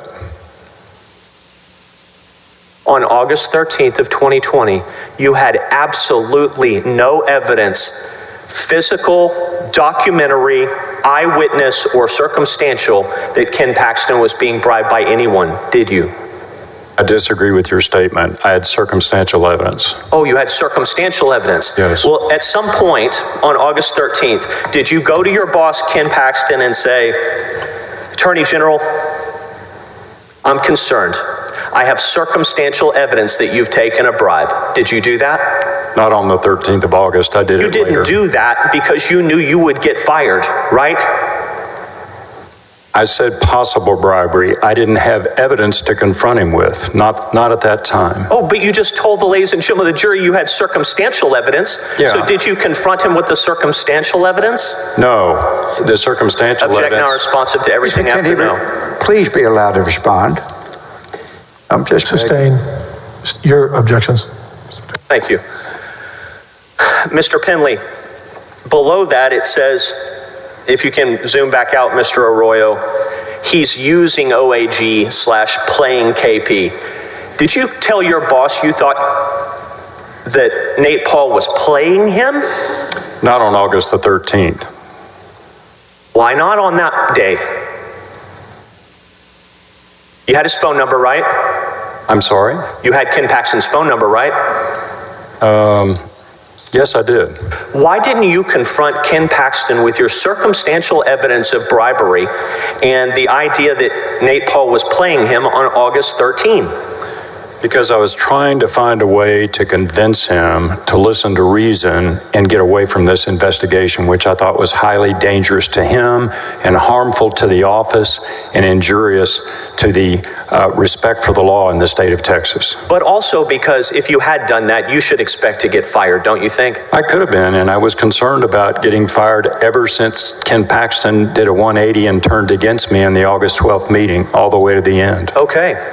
So just to be clear for the ladies and gentlemen of the jury, your concerns about bribery did not arrive until you thought Ken Paxton might fire you, yes? No, that's not correct. You're misstating what I thought. I have your notes here. Yes. This is the first document I've ever seen where you've written the words possible bribery. Will you agree? I don't have all the documents I've written. I've written a lot, so I can't agree to that unless you want to show me all the documents.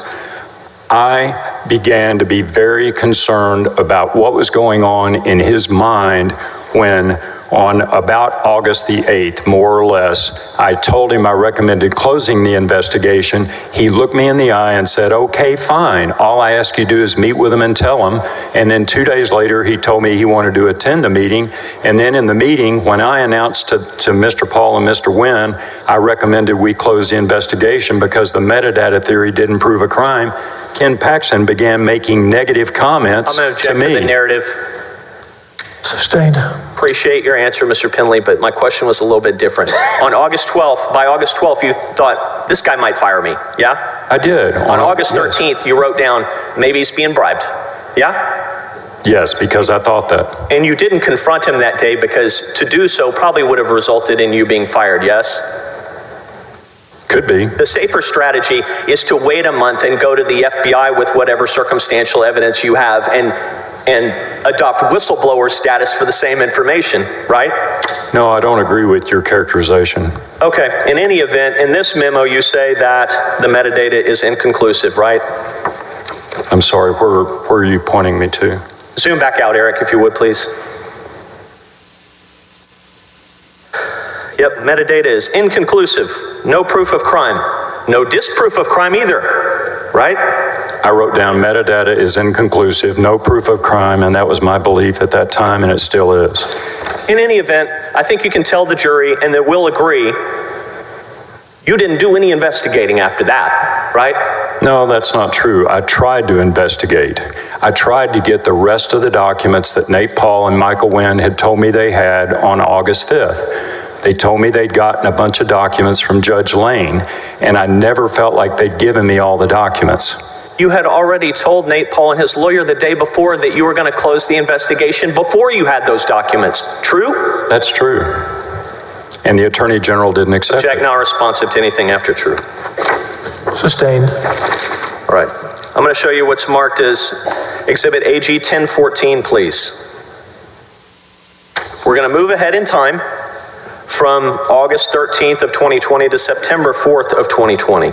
Can you see this document in front of you on the screen or in your hand? You've got a copy of it physically. Yes, I think I can see it better on the screen if you'll blow it up. Thank you. This is an email from General Counsel. This is Leslie French at the OAG, and she's sending it to FLD Contracts. It says, FLD, please see the attached partially executed contract and disclosures from Mr. Kamak.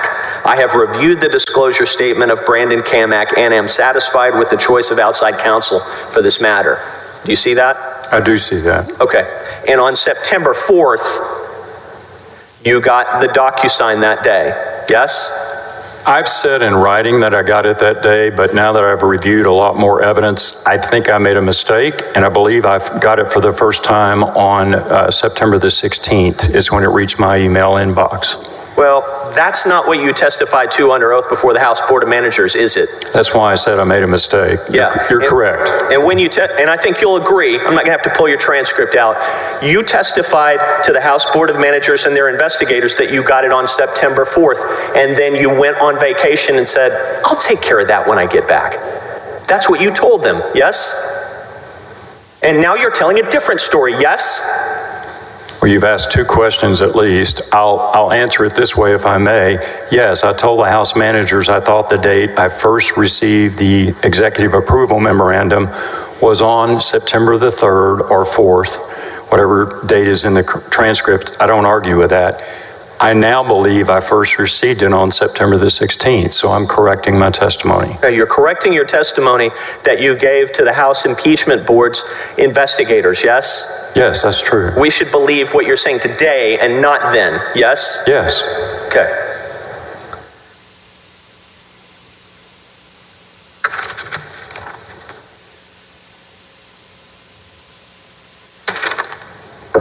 Our next exhibit in time, if you would, we're going to go back to Exhibit AG 88. I'm going to show you the next page. Thank you.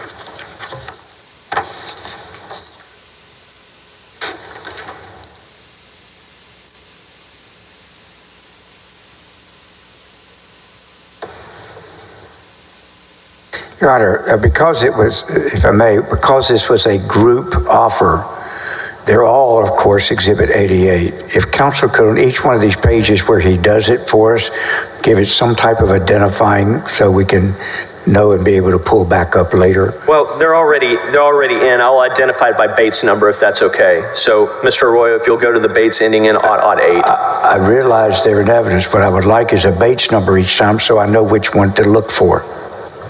Would you accommodate him, please? We'll do our best. Yes. Mr. Arroyo, go to page ending in 8.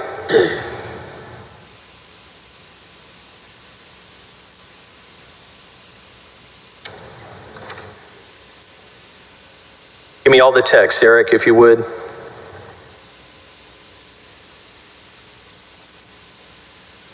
This email is sent from Mark Penley to Brittany Hornsey, copying Drew Wicker. Hi, Brittany. I received a voicemail from the General today. He is requesting that all documents I have on the Nathan Paul matter be copied and given to Elise. Did I read that correctly?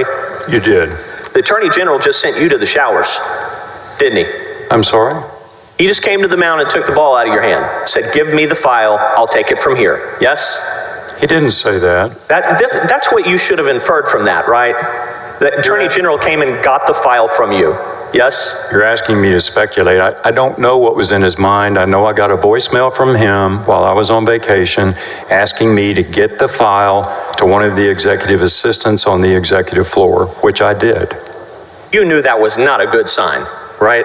No, I'd been given a warning that he was working up an outside counsel contract, and that was consistent with the idea that he was going around me and David Maxwell and trying to hire outside counsel. He's taken the ball out of your hands, yes? That's your phrase. I'll accept it if you want me to. Okay, I do. You gonna accept it? You took the ball out of I'll your accept hands. that he was trying to take the case out of my hands. There was no ball. Very good. Let's move to Exhibit AG 1015, if you would. And these are your notes from a side huddle with Jeff Mateer, Blake Brickman, and Ryan Bangert. Yes? Yes, that's correct. And at the bottom, and we've got more redactions. Yes? Yes, they were irrelevant topics that came up in a meeting that had nothing to do with this case. Well, I guess we'll have to take your word for it, won't we? Well, yeah. Below that, it says NP file returned.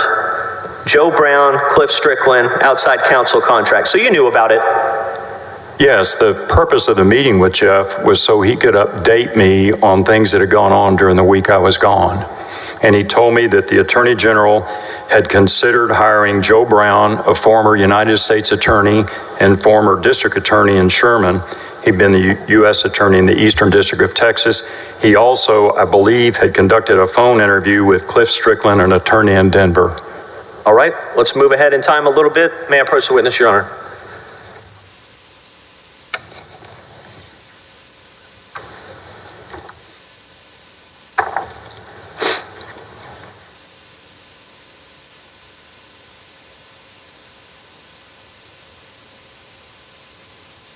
Mr. Penley, I'm showing you what's been marked as Exhibit AG 124. Eric, would you bring that up, please?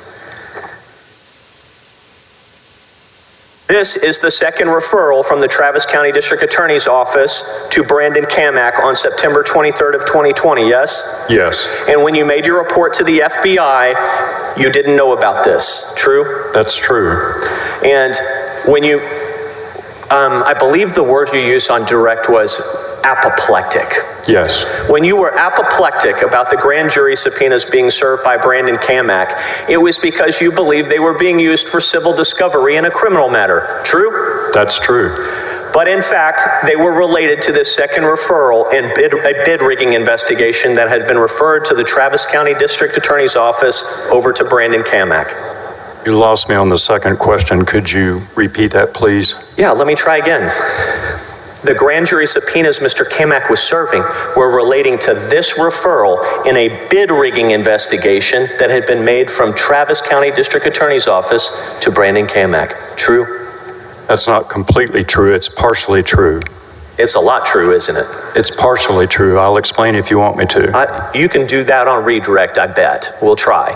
But here's what I want you to understand and I want you to appreciate and agree with me on. You didn't know about this, and the subpoenas that Mr. Kamak was serving were related to this referral. Yes? A, I didn't know about this. I agree. B, all of the 39 grand jury subpoenas he obtained from Travis County did not relate to referral number 2. Part of them referred to referral number 1. Thank you. We're going to move to Exhibit AG 92.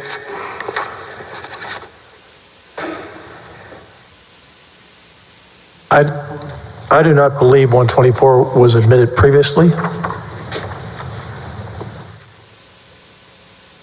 We move for admission of AG 124. Any objection?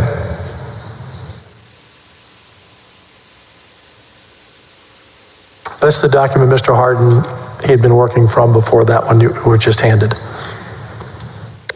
He has seen 124, and this is 92.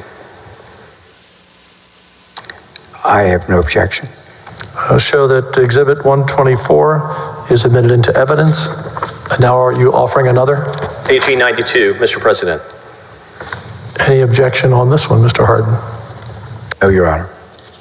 I'll show that Exhibit 92 be admitted into evidence. Continue. Mr. Penley, after 10 days here in Exhibit AG 92, you admit, or you finally state, I'm not signing the outside counsel contract. Yeah?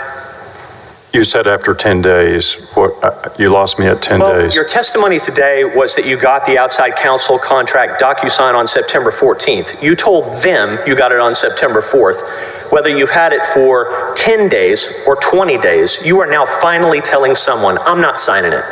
Yes?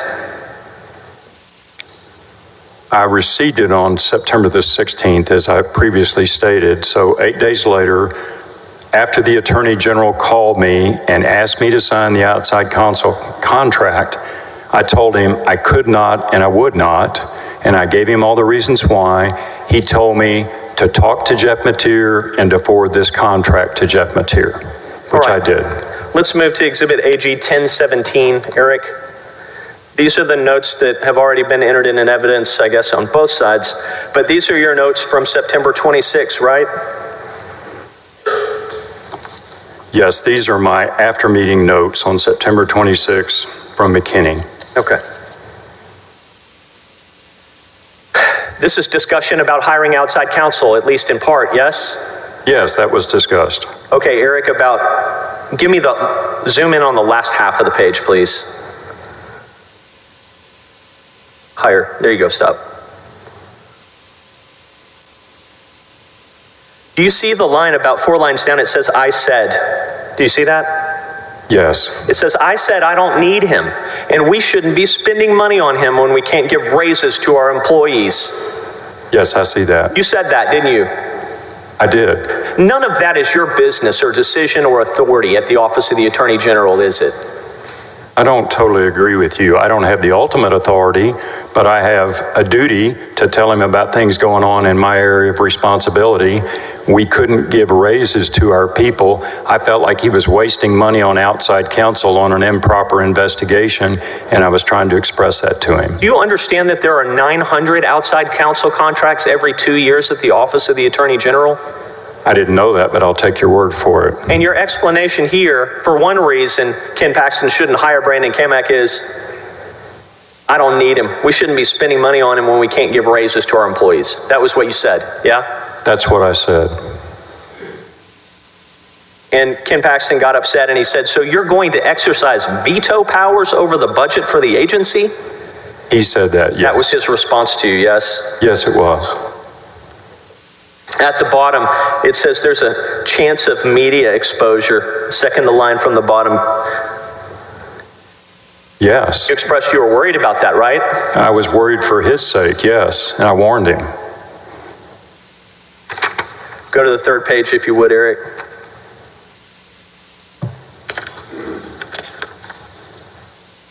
Again, we see on the third page the word inconclusive. The theory advanced by NP was inconclusive, yes?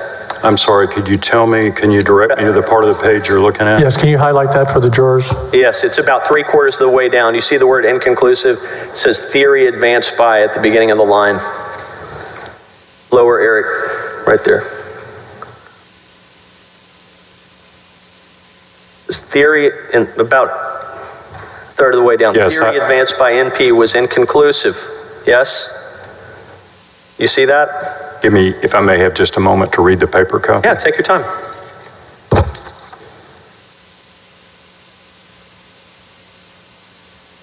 Yes, I wrote that. And toward the bottom of the page, and just leave it there, Eric, it says, I'm willing to hit the reset button and start fresh if they will produce docs, right? Yes, I told him that. You're 3 months into this referral, yes, and you're now telling your boss, I'm willing to hit the reset button, General Paxton. That's yes? what I told him on September the 26th, yes, after repeated requests for all the documents. Turn the page if you would. Eric, give me the bottom half.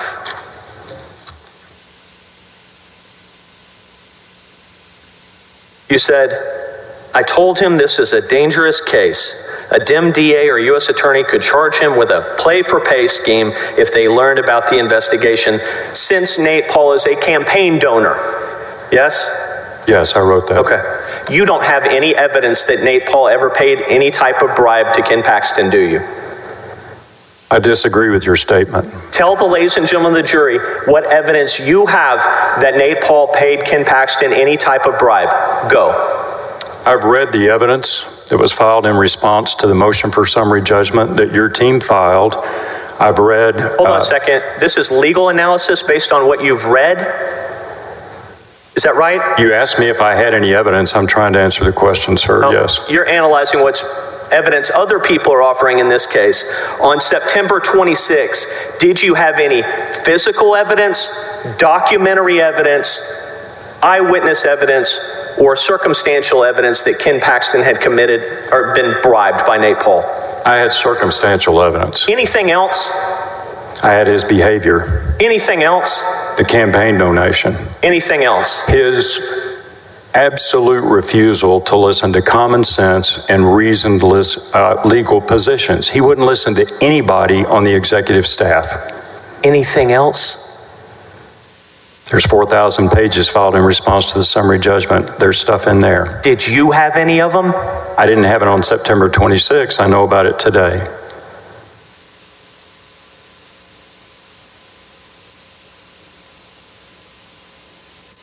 The bottom portion of that bottom paragraph says, I gave him the scenario that NP, if indicted, could make up a story and throw him under the bus to the feds. That's what you told him, right? I did.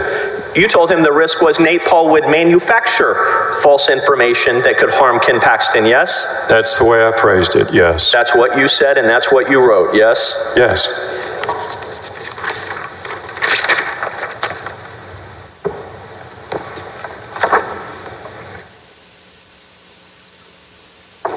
We get to September 30th or 29th and 30th, your head explodes. Yes? That's true. Figuratively speaking, I hope.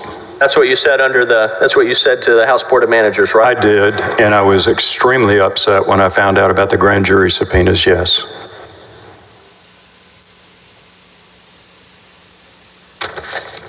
I'm going to show you what's marked as Exhibit AG 50. May I approach, Mr. President? Thank you.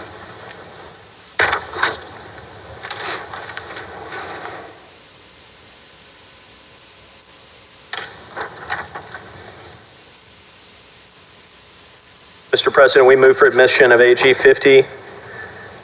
Any objection, Mr. Harden? No objection. Eric, if you would put that up Admit for me. into evidence, please, AG 50. You signed this, yes? I did, yes. It says, we have a good faith belief that the Attorney General is violating federal and/or state law. Yes? Correct. You had a good faith belief on October 1st, 2020. Yes? Yes. Did you bring any documentary evidence or physical evidence to the FBI? No documents, no physical evidence. And just to be clear, your testimony on direct was one of the reasons you thought Nate Paul had no credibility was he didn't give you any documentary evidence. True? Based on his theory, there was nothing to back up his theory. Correct. Yeah. And so it's fair to say if you had had documentary evidence of any crimes by Ken Paxton, you would have brought them to the FBI when you visited with them prior to this letter. True? I disagree with you. Oh, so you would have sat on it? No. If you had any documentary evidence of a crime by Ken Paxton, you would have brought it to the FBI. Yes? No. No, you wouldn't have? No, this was an initial report by eyewitnesses. And it happened in a hurry. I agree with that. How much of a hurry did it happen in? Well, in one sense, it had gone on for 3 months, but what really took this to a crisis level was learning that Brandon Kamek, or Kamak, I don't know the exact pronunciation, was serving grand jury subpoenas that were designed to help Nate Paul in his civil litigation against his business adversaries. You've testified about that. May I approach, Your Honor? Thank you.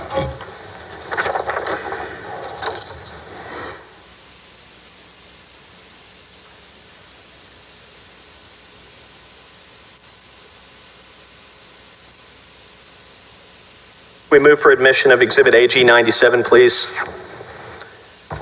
When you have time to respond, Mr. Harden, No objection, Your Honor. admit AG Exhibit 97 into evidence. From your office email, you forwarded grand jury subpoenas that were supposed to be secret to your counsel, Johnny Sutton, correct? That's partially correct, yes. And to be clear, you've never paid Johnny Sutton a dime, have you? Not yet. You have some type of pro bono deal with him? No. Who's paying for him? We haven't agreed on a fee arrangement yet. We've agreed to discuss that in the future. Let's let that sink in for a second. This man, who's a former assistant U.S. attorney, is with the Ashcroft law firm, I believe. It's in multiple states. He's represented you for 3 years and you haven't agreed on a fee arrangement yet? I want to make sure I understand. That's right. Haven't paid him anything? Haven't paid him anything. He's never sent you a bill? No, sir. Sounds like a great guy. He is. And he's a former United States attorney, not an AUSA.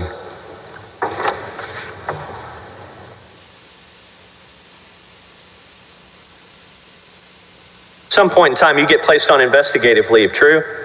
On October the 2nd, correct, by the Attorney General himself. And by that point in time, there was still no file related to your investigation at the OAG, yes? I'm sorry, I didn't hear the full question. Could you repeat? There was no file at the time that you were placed on investigative leave in the OAG system related to the Nate Paul investigation, true? I had a file with my personal notes on the case, but we had not officially opened an investigation file. If you would, Mr. Arroyo, bring up Exhibit AGU 1020, please.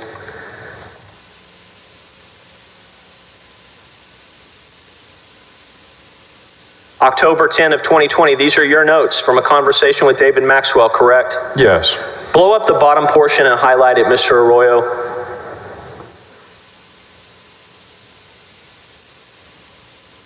Highlight that bottom asterisk. Your plan, while you were still at the Office of the Attorney General on investigative leave, you're on investigative leave on October 10, right? That's true. Your plan is to cook up bar complaints on Brandon Kamak, Michael Wynn, and Ken Paxton, isn't it? That was not my plan. It was David Maxwell's plan? I write down what people say. Object in my phone non-responsive. memos. I wrote that down. Pardon me, Your Honor. Let's back up. Let's slow down, let him finish his answer, then you can object. Go ahead. Time's at a premium, Mr. Penley. It was David Maxwell's plan as of October 10 of 2020 to cook up bar complaints against Brandon Kamak and Mike Wynn and Ken Paxton. Yes? No, I don't agree with that. He said that. I wrote it down. That's what it means. And you wrote it down because, well, why don't you tell these people what he actually said? The best recollection, well, I have no independent recollection of these notes, so I wrote down the word cook up. We never did anything with it. We never even called the bar. But the two of you talked about it, yes? That comment was made on that date, and I wrote it down on October the 10th. Yes, I wrote that down. And toward the top, it says, look at the defense fund, may need a grand jury subpoena, right? Right. That was part of your plan, wasn't it? No, that was part of our conversation, and we were trying to find more links between Nate Paul and Ken Paxton. If you would, Mr. Arroyo, Exhibit AG 1021.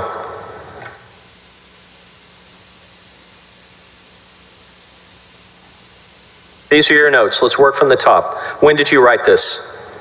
Hang on just a second. I guess I don't have a paper copy.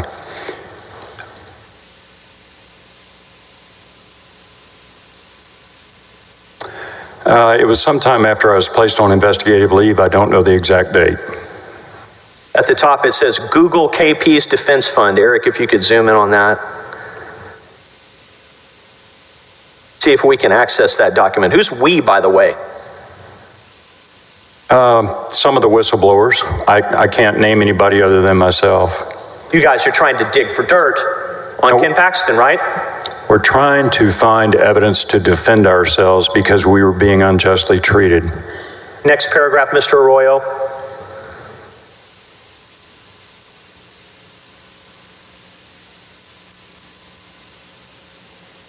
At the top, you write, Missy told him he could sign the contract and hire outside counsel. Yes?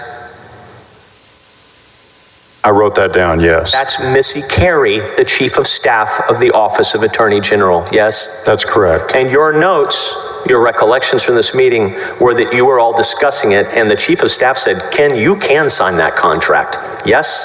Well, I don't know this was from a meeting. I believe it was from a phone call. Let's go to the bottom two lines on that page, if you would, Mr. Arroyo.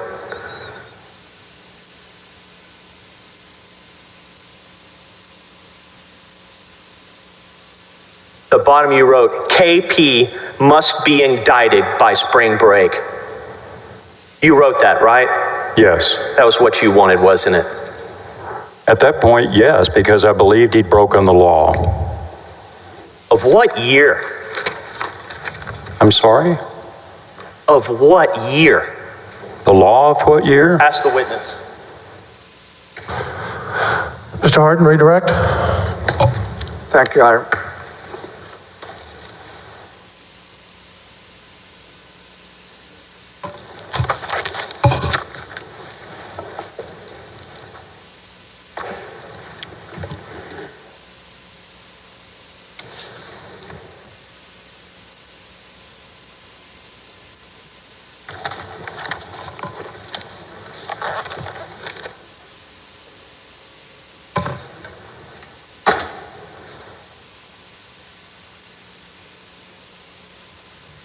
Oh, thank you. Thanks a lot.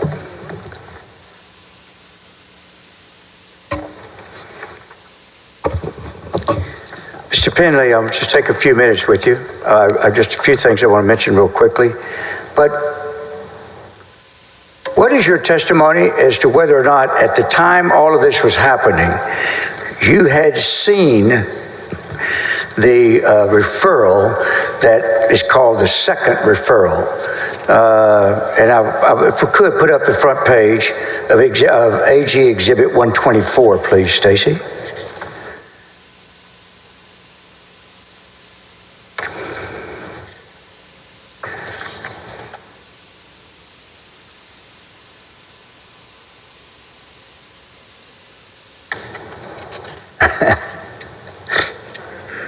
It's okay. Thanks a lot.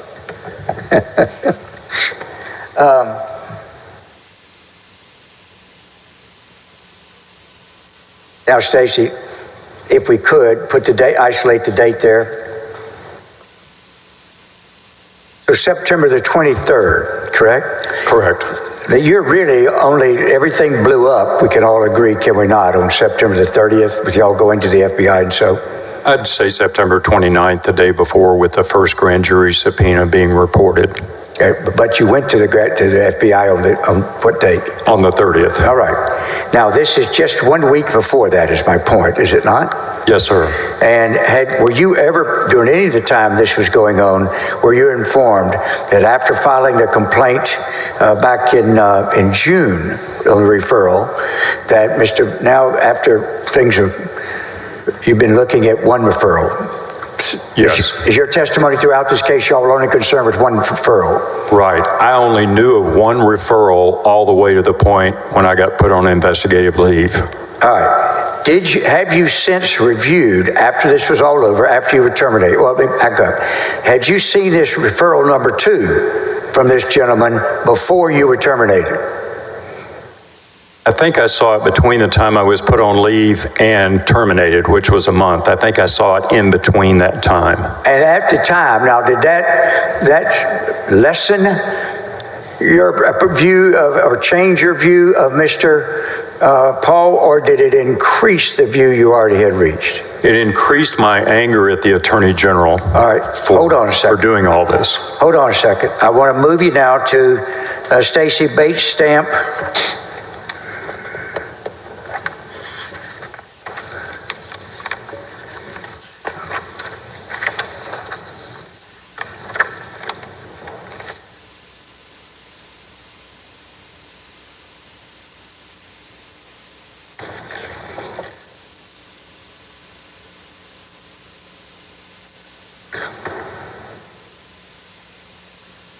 I think it's Bates Stamp 2443, please, Stacy.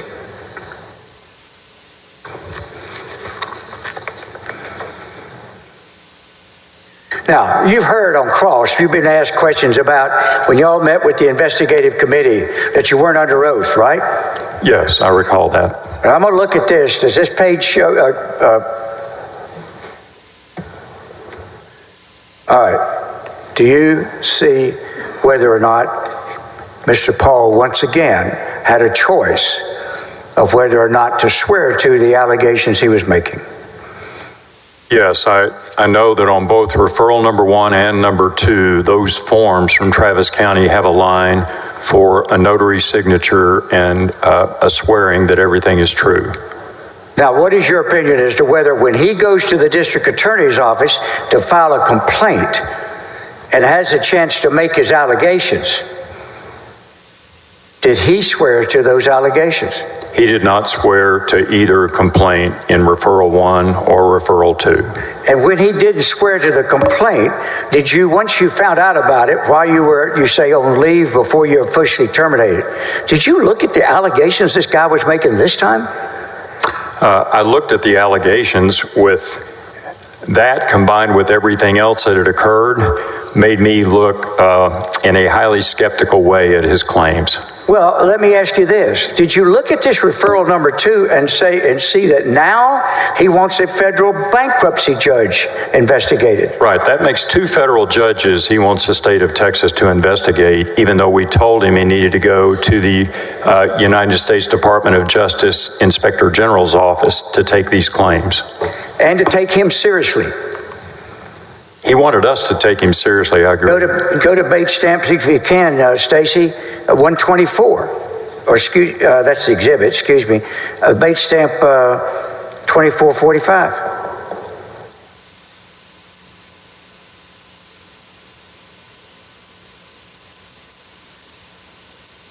I want you to look at how many people now does he want an investigation of. For instance, look at on page 2445, let's scroll down. Will you just read out the names of the people he now wants y'all to investigate in addition to the people he wanted you to investigate in the original referral? Yes, sir. Brian Hardiman, slow down. Do you know who Brian Hardiman is, one way or the other? I do not. Next one. Will Hardiman. Do you know who he is? I've read that's Brian Hardiman's son. Do you know who Christopher Dobson is? No. Are you aware that's opposing counsel in the case that he's in litigation with? No, but I'm not surprised. Stephen Benish, do you know who that is? I do not. Do you know who Jason Cohen is? I do not. Do you know who Mark Riley is? I don't. Do you know that Mark Riley is engaged in a civil lawsuit with him? One moment, Counselor. Yes, Can sir. we take out that information, please, and we'll address this? Pardon me? Just very briefly, Mr. Yes. President, assuming facts not in evidence, I didn't hear what you said, I'm sorry. I'm saying, assuming facts not in evidence, Mr. Hardin is saying that these people are certain things and the witness has no knowledge of it. Sustained. Do you know Jason Bain is? I don't know him. Do you know whether Tony M. Davis is a federal bankruptcy judge? Yes, I understand that he is a United States bankruptcy judge in the Western District of Texas in Austin. And do you know who Ray Chester is? He is the trustee for the Mitty Foundation, which is involved in a lawsuit with Nate Paul. Is Ray Chester a trustee or is he opposing counsel representing the Mitty Foundation? My understanding is he's an attorney, but he's also the trustee represented by counsel. Do you know who Mr. Milligan is? Gregory Milligan. I believe he's an attorney in Austin, somehow involved in that litigation. At the end of the day, when you read this particular referral, is there any way on God's green earth you would ever want to support a criminal investigation based on this guy? Absolutely not. I have no further questions. Recross, Mr. Little? No recross, Mr. President. May I have a moment to collect all my goods from up there? You may. Are these your notes down here? Yes, Mr. Hard, Mr. Little, may this witness be excused? I would hope so, Your Honor. Subject to potential recall, of course, but yes. Yes.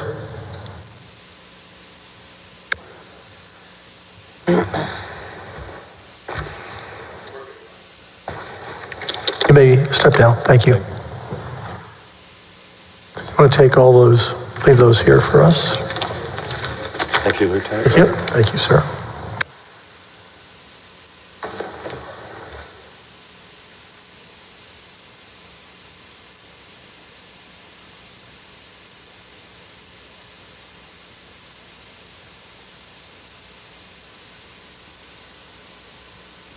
Who's the next witness? Yes. Hit that, we can't hear you. Here you go. Here we go. Mr. President, the House Board of Managers calls Catherine Missy Carey. Bailiff, will you bring in Missy Carey?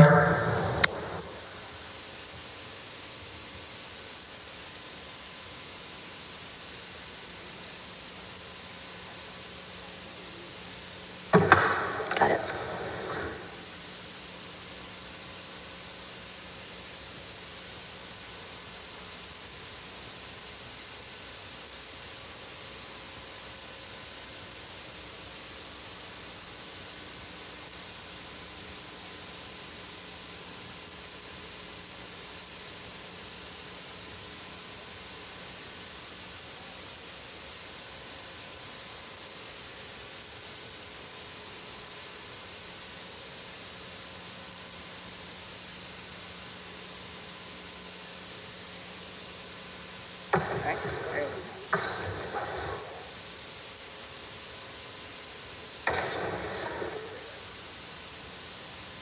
Would you raise your right hand? Take the following oath. I do solemnly swear that I or affirm that the evidence I give upon this hearing by the Senate of Texas of impeachment charges against Warren Kenneth Paxton Jr. shall be the truth, the whole truth, and nothing but the truth, so help you God. I swear. Please be seated.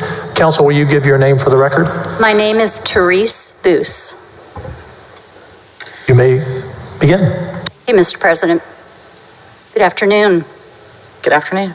Would you please state your full Hold name? on. Both of you are going to have to get much closer to the mic and speak up a little bit more. Yeah. No, it's the acoustics are not Yes, great sir. in here. Is that better? I can hear you. It's a big room. Can you hear me? Yes, ma'am. All right. Would you please state your full name? My name is Catherine Minter Carey, although I sometimes go by Missy. Is that a name your parents gave you? It's a nickname. My sister and I were Missy and Prissy growing up, and, I got the better end of that deal, so. So which name do you go by? I think everyone here would know me by Missy. All right. Okay, if I call you Missy. It is. All right, Missy. Where did you grow up? I grew up here in Austin. And what did your mom do? She was a school teacher and a stay-home mom. How about your dad? My father's an attorney. And where did he work? Actually, his first job was he was an assistant attorney general at the attorney general's office from 1965 when I was born to 1971. And then he had private practice in a law firm here in Austin. Was he a role model for you?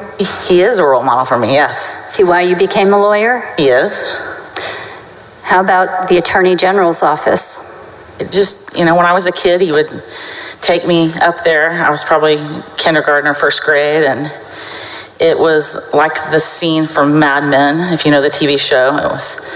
It was a cool place, and it was what I always wanted to be. So where did you go for undergrad?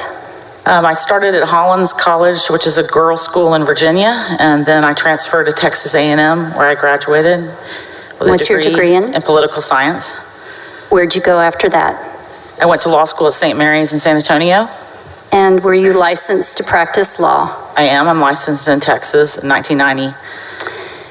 After you got your license, where did you go to work? My first job was here at the General Land Office. I was a staff. First, I started out because I didn't have my bar results, and I learned quick that the Appropriations Act says you have to have a license to be a lawyer. So I started actually as a legal secretary or law clerk, and then when I got my results, I became a staff attorney there for 5 years. And when you got promoted to staff attorney, what kind of things were you handling? I did employment law. I wrote legislation. I worked on the Open Beaches Act, the Oil Spill Response Act.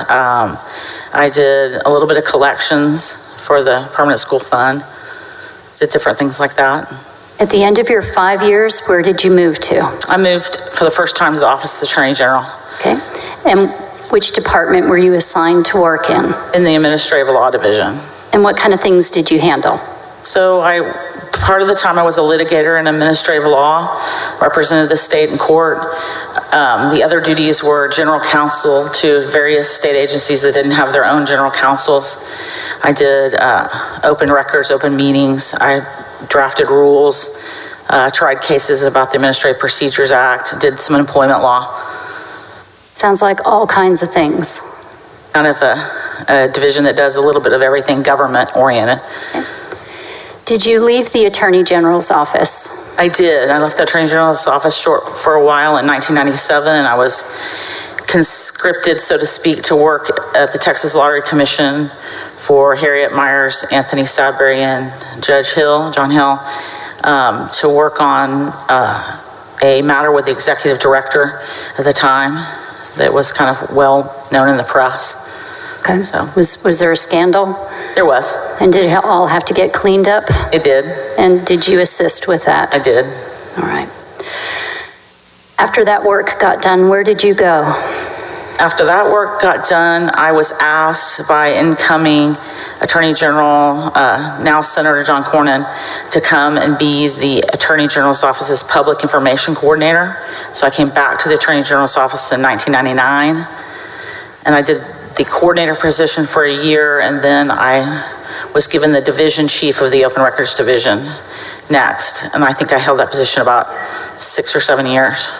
And at the end of that, where did you go? I was promoted to the general counsel position for the Office of the Attorney General. I think in 2006, I was the agency's general counsel.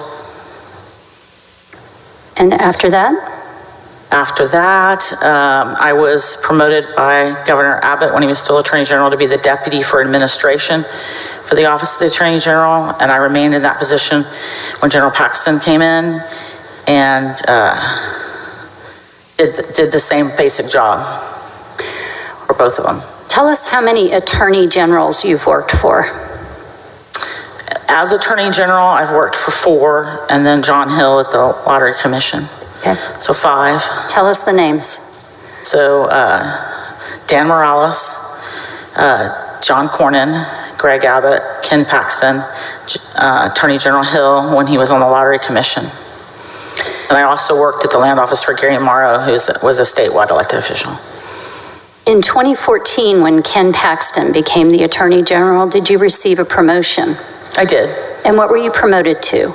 I was the first female chief of staff of the Office of the Attorney General, and the first person to work their way all the way up from a line lawyer to a position that high in the agency. And who did you report to in that position? I reported to Jeff Mateer, who was the first assistant. Well, actually, probably it was Chip Roy first. I can't remember. It was the first assistant, whichever one was there first. And eventually to Jeff Mateer as first assistant? I think Jeff was their chief of staff, yes. Okay. May I have Exhibit 553, please?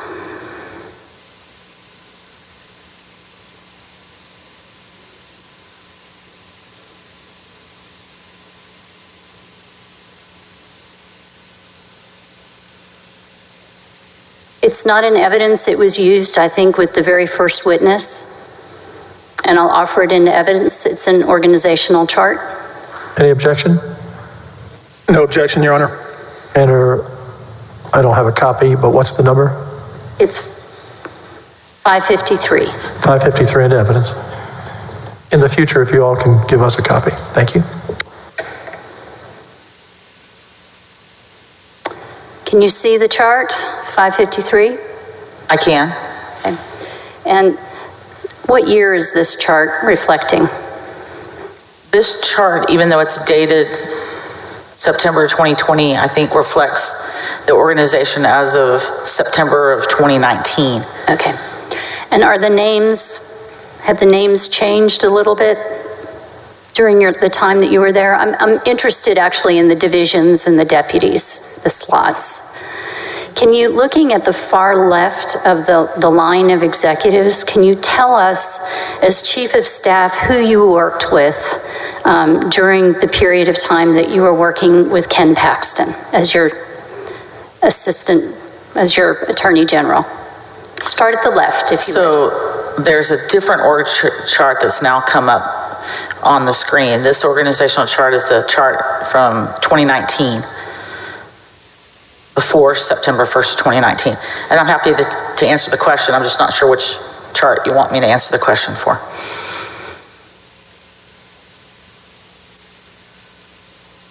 Are we on 553? 553. 553.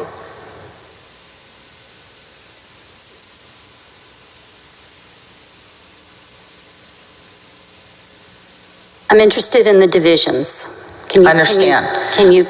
Oh, which chart are you interested in the divisions on? There's two organizational charts, and it's different, actually.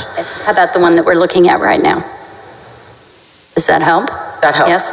Yes. All right. Let's start at the far left of the chart. Okay. And can you tell us which divisions you supervised and spent the most time with? The first assistant supervised all of the deputies. However, Mr. Starr and I sort of split the deputies by areas of our expertise to assist Jeff in his management of the deputies. So for me, I was most involved with the Deputy Attorney General for Child Support and the 440 Director, the Chief Information Officer, which is the IT department, the Deputy for Administration, the Deputy Attorney General for Criminal Justice, the Director of Law Enforcement, and if you could shift it over a little bit. And that would be all there. And then if you look above, directly reporting to me was the agency's Public Information Coordinator, who I oversaw. And then I also helped the first assistant with the ombudsperson and the internal auditor. When you retired, how many years had you spent with the Attorney General's office? Just the Attorney General's office, somewhere over 20. Okay. 25, probably. 20, well, probably 20. And during the time that you were there, would you say you developed certain areas of expertise? I did over my career develop certain areas of expertise, yes. And those particular areas, do you actually teach? You teach other people about them? I have taught other people in the past, yes, about my areas of expertise. What kind of places have you taught at? I mean, I've taught at CLEs, I've taught at the National Association of Attorneys General. I was one of their instructor faculty. I've taught about how to run an Attorney General's office, how to fund an Attorney General's office, what do Attorney Generals do. I've consulted with other Attorney Generals across the country about their Attorney General's offices. I've taught ethics. I've taught contracting. I've taught administrative law. I've taught open records many times, open meetings, administrative law in general. And how about writing? Have you published any publications? I have. I've published law review articles and other writings, both about employment law, procurement law, administrative law. I'm board certified in administrative law. I'd like to go forward to 2018, if you would. All right. Okay. What building were you officing in at that time? My office in 2018 was in the Price Daniel building, which is attached to the Supreme Court on this side of the street. What floor? The 8th floor. And who officed around you? My office was directly next to the first assistants with his assistant in between us. And on the other side was the conference room and then the Attorney General. So would it be fair to say that the people around you were the executive team? Correct. Was it all of the executive team or part of them? It was part of the executive team. For example, the Child Support Division has its own building out on Old Wharf, and the Child Support 40 Director always had an office in each place. The Director of Law Enforcement and the head prosecutor also had 2 offices, as did the Director of IT. But it was intended to be the executive staff on the 8th floor. So in 2018, can you tell us a little bit about the quality of the executives that were around you? Who were they and what did you think of them? Well, I mean... Your Honor, objection relevance. It doesn't matter what she thinks of them. It has nothing to do with this. Sustained. Can you tell us, please, the people that worked with you,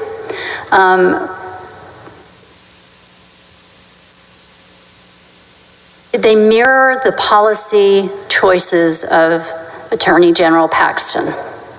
Your Honor, again, relevance. Object. Would overrule this time. They did. The executive team was created in order to further General Paxton or any Attorney General's agenda and desires of where they want the office to go. and they did so. And during the period from 2018 up to 2020, were you aware of how they were perceived by people outside of the office, other professionals? Objection, Your Honor. That calls for speculation. How can she know what people outside the office thought about these people? I can qualify. Sustained. Are you familiar with how the executive group within your office was perceived by people outside of the office? For example, other professionals in Texas and even outside of Texas? Objection, Your Honor. Personal knowledge, she doesn't have it, and to the extent she has any, it would be hearsay. Sustained. Do you know what the general opinion was of the office from 2018 to 2020? Objection again, Your Honor. The general opinion of who? I mean, there's almost 30 million Texans. There could be 30 million opinions. Sustained. Did the executive team meet regularly with Jim Mateer? With Jeff Mateer, yes. Sorry. And at those meetings, would you all catch up on what was going on with each other's departments? We had a Thursday executive meeting that included at times General Paxton and Mr. Mateer and the deputies, and we caught each other up on what was going on, yes.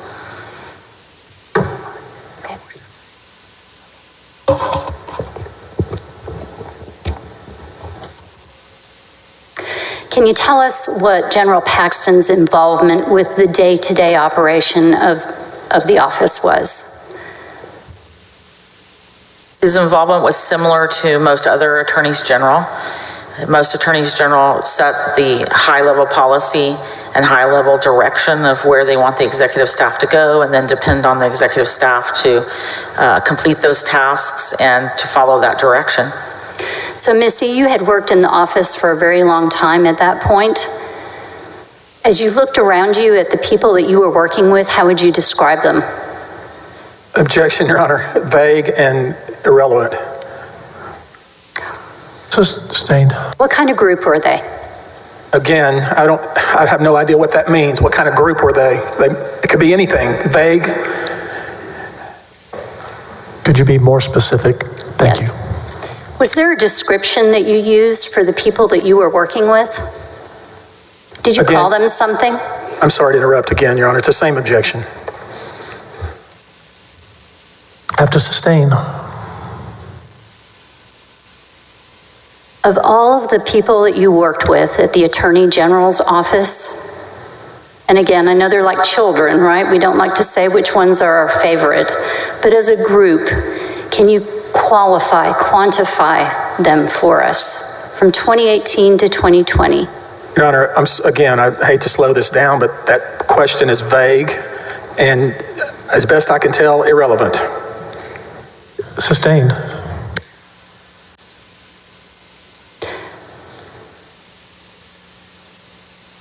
Describe your office for us in 2018.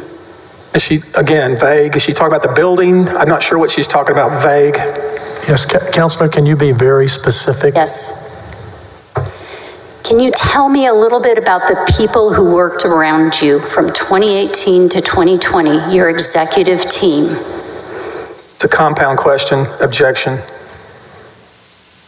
She's asking about multiple people. We don't know who she's talking about, but to the extent it's more than one, it's compound. I can take them one by one. If counsel wants me to do that, we can do that. You're on the clock. Yes, I want you to do that. Ask a specific question. Okay. Sustain. Be specific. Did you have an opinion about the people that you were working with, your executive team, during that time period? Yes. Tell us what that opinion was. Objection, Your Honor. Vague. Which person is she referring to? I'm referring to the entire executive team that we've talked about. Yeah, I'm sorry to do this, but she can ask, what's your opinion of Mateer? To the extent that's even relevant, probably not, but this is very vague, and to the extent it's not vague, it's compound. I'm going to overrule. You can ask the question. You can answer what your opinion was over the overall team. You can answer the question. My opinion of the overall executive team was that they were incredibly professional. They were committed to General Paxton's agenda, and all in all, it was a credible set of legal minds. Was part of your responsibilities working with and supervising the security detail group? Yes and no. I did not supervise the security detail because they work for the Department of Public Safety, but I did liaison with the security detail as one of their points of contact, myself and Jeff Mateer. Okay. How about the scheduler? The scheduler did not report to me, reported to Jeff, but I did help at times with questions and things with the schedule. I want to talk with you specifically about spring of 2018, okay? Yes. All right. Was there an incident that caused you some concern? Yes. And I want to talk about that. Can you tell us where you were when it happened? I believe you're referring to an incident at the Galaxy Cafe. I am. Spring of 2018, I was at the Galaxy Cafe on West Lynn eating lunch by myself. They have very small tables that sit 2 by 2, very close to the person who's sitting next to you. I was alone eating lunch, and there was a man and a woman that's sitting to the table directly next to me, probably within 3 feet away. And they were having a conversation, and the woman of the group was sharing what I perceived to be very Objection. personal. I'm sorry. She's about to repeat hearsay. I object to that. Sustained. As you sat and listened to the conversation, did you overhear some information that you felt was inappropriate? This question calls for speculation and also hearsay. I object. Sustained. As you sat and listened to the conversation, how did you feel? Objection, relevance. Doesn't matter how she felt. I mean, what has nothing to do with this case. Sustained. As you sat and listened to the conversation, did you decide to do something? Objection, vague. I'm not sure what that means, Your Honor. Overrule. What did you do? After listening to the conversation, I took a photograph of this person and took it back directly to Attorney General Paxton. And why did you do that? Excuse me, can you move closer to the mic? Yes. Thank you, Ms. Carey. And why did you do that? Because I felt the conversation was... Objection, hearsay. I'm not asking for hearsay. I'm asking what her concern was. That's not what the question was, Your Honor. I asked her... Would you repeat the question? Yes. You took a picture of the woman. Why did you do that?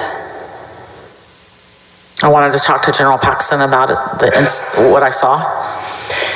Is security of the Attorney General something that you as an employee were very concerned with? Always. Was the conversation that you overheard causing you concern about safety for the Attorney General? No. What was it causing you concern about? Objection, she hasn't said that she was caused concern. I mean, it assumes that she was concerned, and she hasn't told us that yet. Sustained, you can ask that question. Were you concerned? Yes. What were you concerned about? The level of personal detail being shared in a public space. And was it directed to the Attorney General, Ken Paxton? No. Who was it directed to? It was directed to a man who I did not recognize at her lunch table. Okay. The woman that was speaking, did you recognize her? No.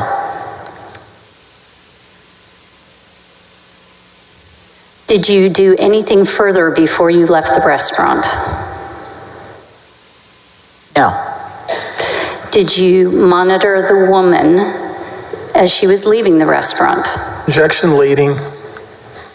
Sustained. What did you do? She's already said she did nothing else, Your Honor. Asked and answered.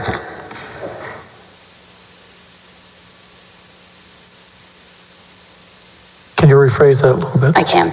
Before you left the restaurant, did you try to get any additional information about the woman? I looked at the car she was driving when we were leaving at the same time. And what kind of information did you get about the car? I noticed the kind of car it was, the color, and that it was a car purchased in San Antonio. Okay. You had the picture in your phone, you had the car information. What did you do with that? I waited for a time when I could talk to General Paxton privately, and I talked to him privately about what I'd witnessed. Okay. Tell us what you told him. Objection, hearsay. It's not offered for the truth of the matter asserted, Mr. President. It's to show the effect on this witness and the actions that she took as a result of it. Overruled. What did you tell General Paxton about what you heard? Basically what I just told the court, and I asked him if he knew who she was. What information did you relay to him about what you had heard? I relayed to him that I was sitting at lunch alone in the Galaxy Cafe, and I overheard loudly a conversation between two people, and that the details that were provided by this person were surprising to me and of concern, and I wanted him to know about it. Specifically, what details were you concerned about? This is hearsay, Your Honor. You've already ruled on that. Sustained. And I'm not offering it for the truth of the matter asserted. I'm trying to show why she's doing what she's doing. If it's not offered for the truth, then it's irrelevant. Sustained. When you talked with General Paxton, how did he respond?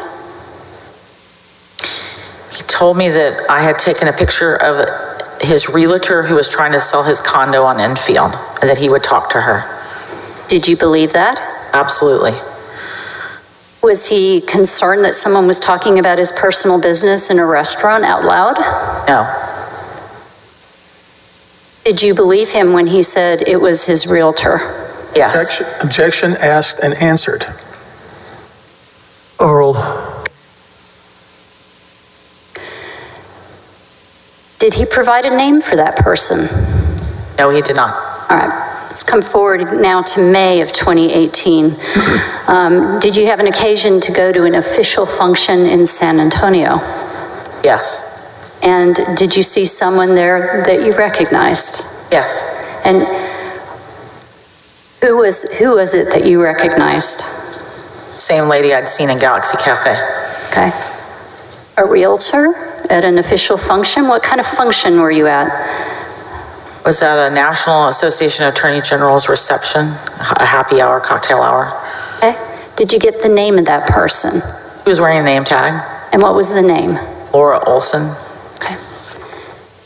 During the course of the spring and summer of 2018, did you come to learn what the relationship was between Laura Olson and the Attorney General? I did. Objection, Your Honor. I'd like to lay a predicate for that. Otherwise, it's based on hearsay. Sustained. How did you come to learn about the relationship? Attorney General told me about it. I was also told by the security detail and the travel aides. And did you confirm that it was the named Laura Olson, same person? I did. How did that make you feel about him telling you that she was a realtor? Surprised. That he had lied to you? Yes. May I have House Exhibit 623, please?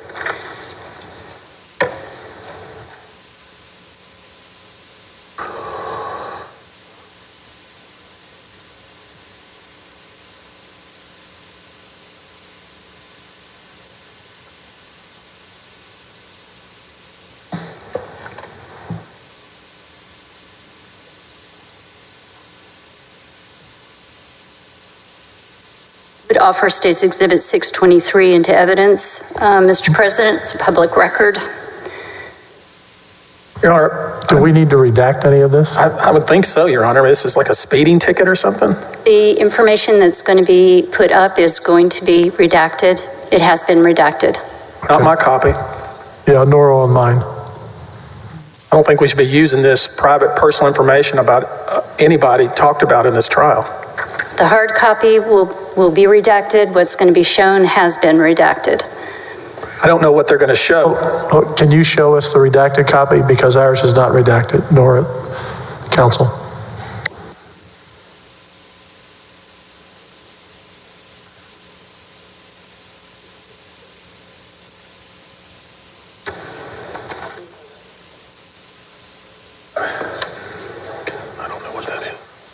We'll break in 15 minutes. We're going to continue to the top of the hour. Thank you, Jim. I'm sorry, we're not. I said we're going to break in 15 minutes at the top of the hour. Oh. You may stretch your legs if you like, senators, but we're going till the top of the hour.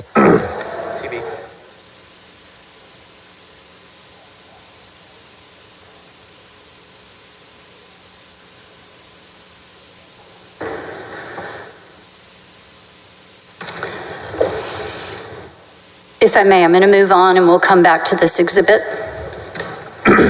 Okay, we'll come back to that exhibit. Continue.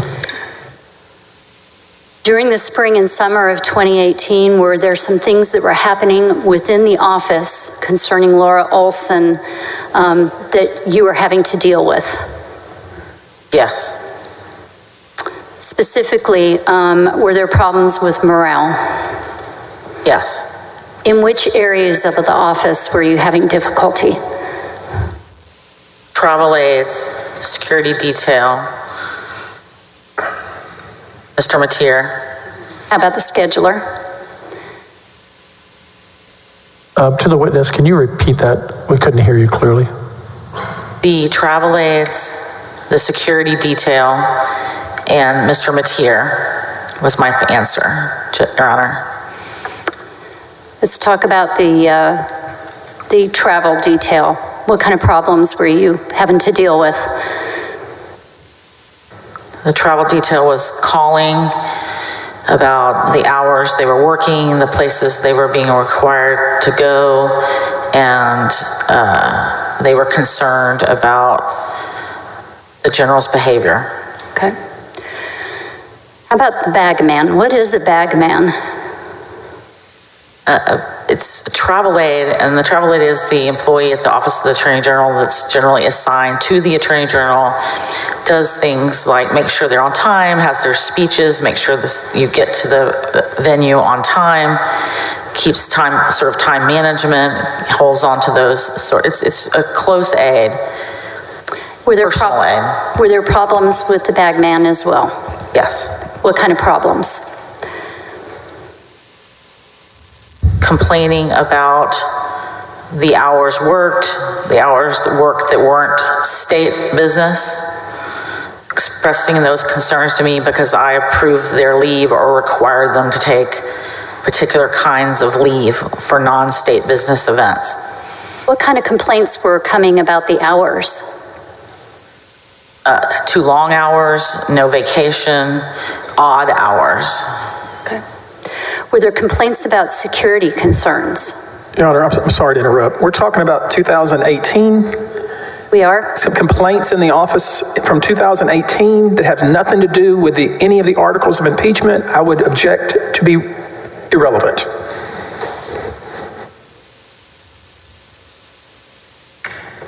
Overruled. Complaints concerning security. What were the worries? Similar concerns. Which were what? Hours worked, non-state business, disorganization, and changes to the schedule. Issues concerning not state business. What kind of things? I mean, I think the affair was one of the concerns that was not state business. So were some of the different switches in the schedule between campaign events and state business. Who is J.B. Skis? It was General Paxton's travel aide at that time. And for the court reporter, it's S-K-E-E-S. Is that correct? That's correct. All right. And what kind of problems did you have with him, if any?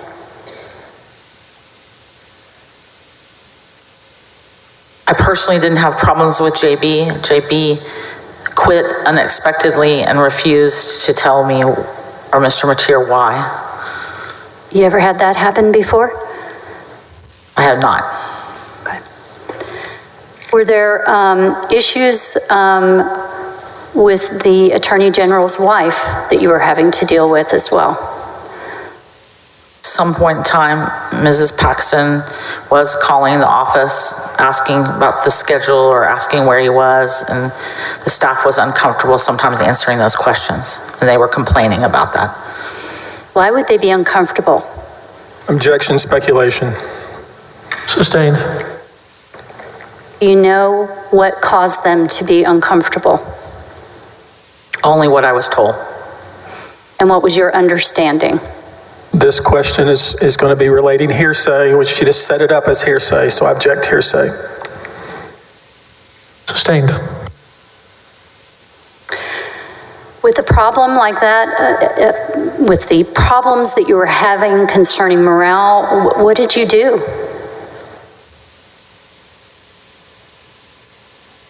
In 2018, Yes. I talked to Mr. Mateer.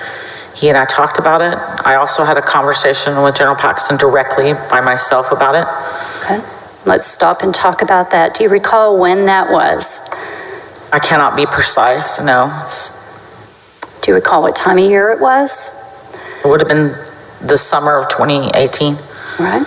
Where did you have that conversation? In my office. Okay. And what did you talk about?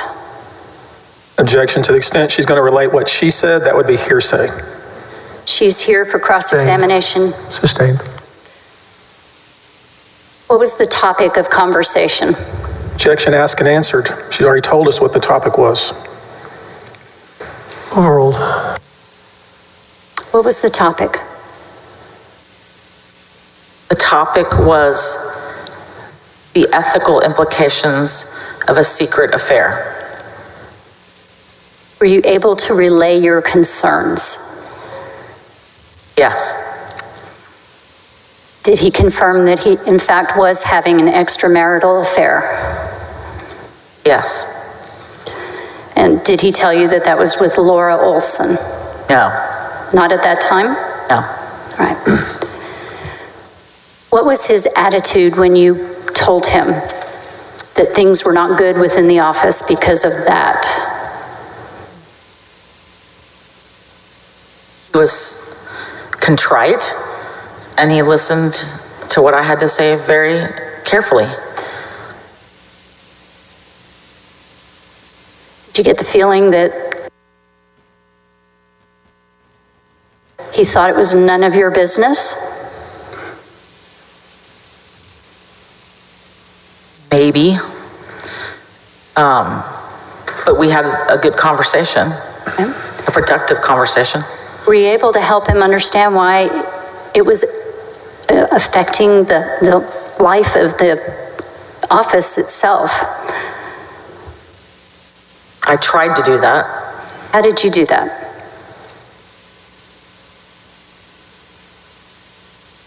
We talked about what had happened to previous public officials that I had counseled in similar situations.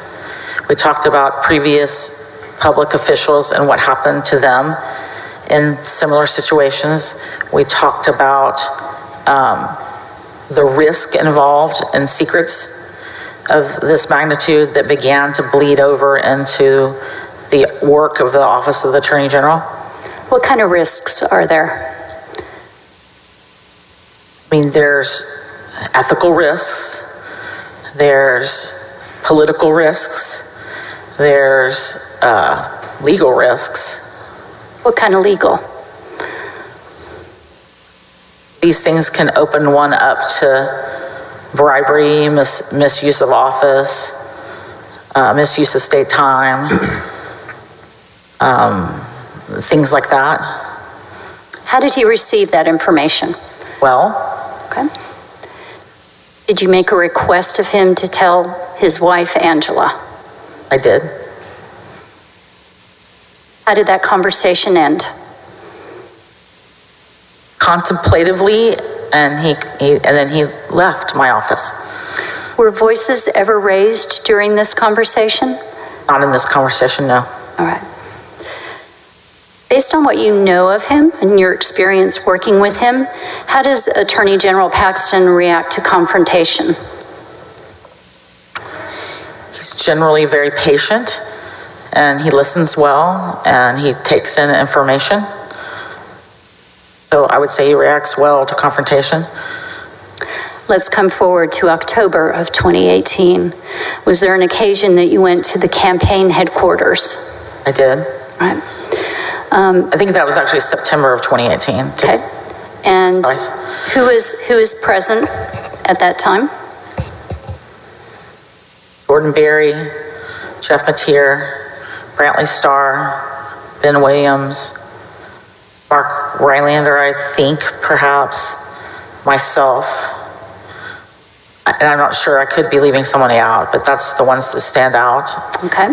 And what was the occasion? We were invited to meet with General Paxton and Senator Paxton to talk about this matter. This matter being what? The affair. Okay. Would it be fair to say that General Paxton confessed the affair to all of you? I think that'd be a fair characterization. Okay. Did he apologize to all of you as a group? Did. Okay. Describe that experience very briefly, if you would, please. An uncomfortable experience. It's an experience I had not had before in my life. Somber. Be a word I'd use. How did General Paxton's wife take it? How was she responding? She was sad and embarrassed, I believe. That was my impression. Was she crying? She was. Right. When you saw that, what did you do? My heart broke for her. And what did you do? After the meeting had concluded, I think I hugged her, and I think I told her that I was sorry this had happened to her. Okay. What happened after that? We broke up and went home. Went back to work. In September of 2018, after that meeting, did you believe that Laura Olson was out of his life for good? Again, at that point, I didn't know her name, but I thought that this type of behavior was out of his life for good, yes. Let's talk about August 1st of 2019, coming forward now in time. Was there a change in your duties? Yes. What happened? Judge Starr was being promoted to the federal bench, so there was a vacancy in the deputy first assistant position, which was equal to mine, both reporting to Jeff and helping manage the deputies in the way I described in the exhibit. I was told that was going to change, and when the new deputy first assistant came in, who was Ryan Bangert, that my duties would be changed and I would be reporting only directly to Mr. Mateer. Okay. Did you receive an explanation as to why those changes were being made? It was my understanding that those changes were being made at the general's request because I had said no to him too many times, is what I was led to believe. Let's talk about that. What kind of things would you say? Counselor, excuse me. The jurors have been here for 2 hours. Can we break? Fine. Certainly. Members, come back at 3:20. 20-minute break. Stay right here, sir. You can step down.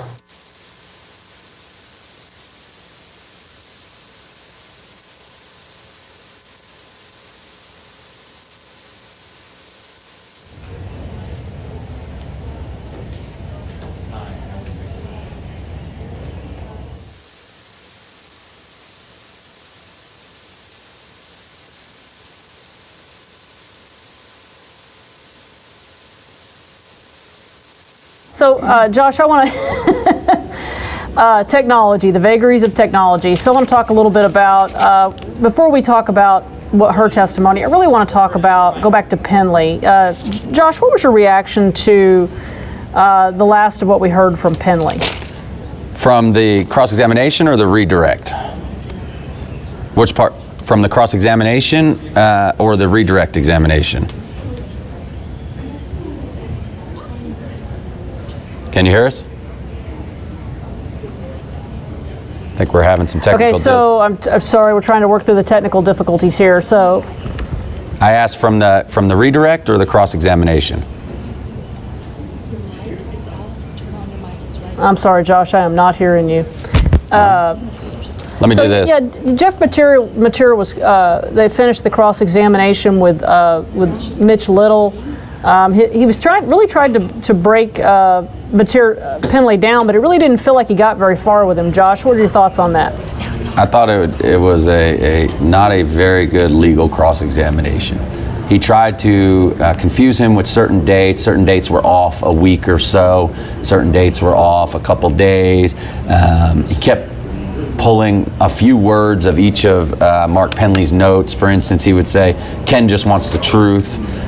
Didn't he just say, Attorney Paxton just wants the truth? And Mark would answer it truthfully and say, yes, that's what he said, but that's not how he acted. Things like that. The big issue, and I started in the questioning, is that Mark asked repeatedly for any evidence or documents besides the metadata, and they would never give him the documents proving that there was some type of law or some type of investigation that was warranted. He kept asking for the evidence, and there was still no evidence of the investigation.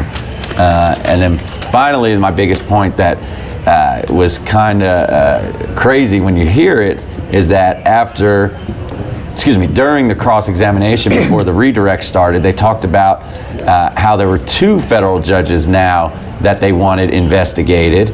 An opposing counsel, 2 of them who were looking into Attorney General's friend, Attorney General Paxton's friend, and he wanted them investigated as well. So it was clear to me at least, from the cross-examination that they did not really get too far.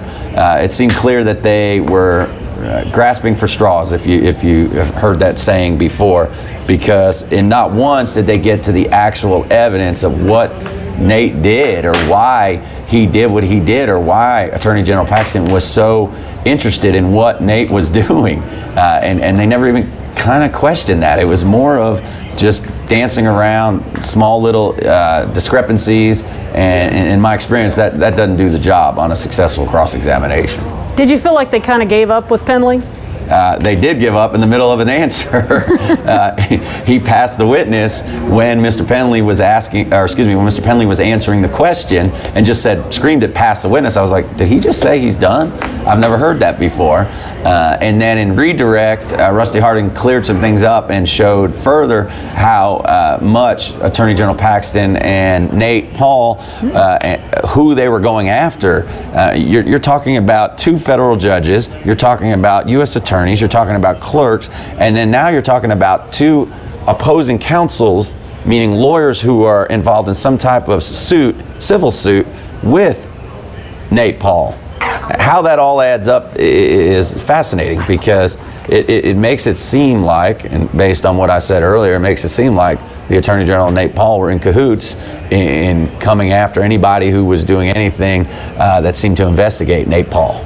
Bernadine, what do you think? Well, I think that he did an excellent job on directing in terms of dropping buzzwords. And you could tell by what we were looking at online where pro-Paxton taxpayers or followers were reacting to those buzzwords such as manufactured information. You had no evidence. Yeah, it's pretty wild, really, when you think about. I mean, it's hard to understand why Ken Paxton would be so adamant that his people investigate Nate Paul's complaints, you know? Well, that's true, but when listening to the cross, I don't think that they could actually impeach these witnesses or put as much questionable inference in what they were saying. So it appeared to me as if they started talking to their other audiences, which were the pro-Paxton people. Because and it became very interesting to me because I'm like, well, what else are you going to say? And you could clearly see that his supporters were responding to.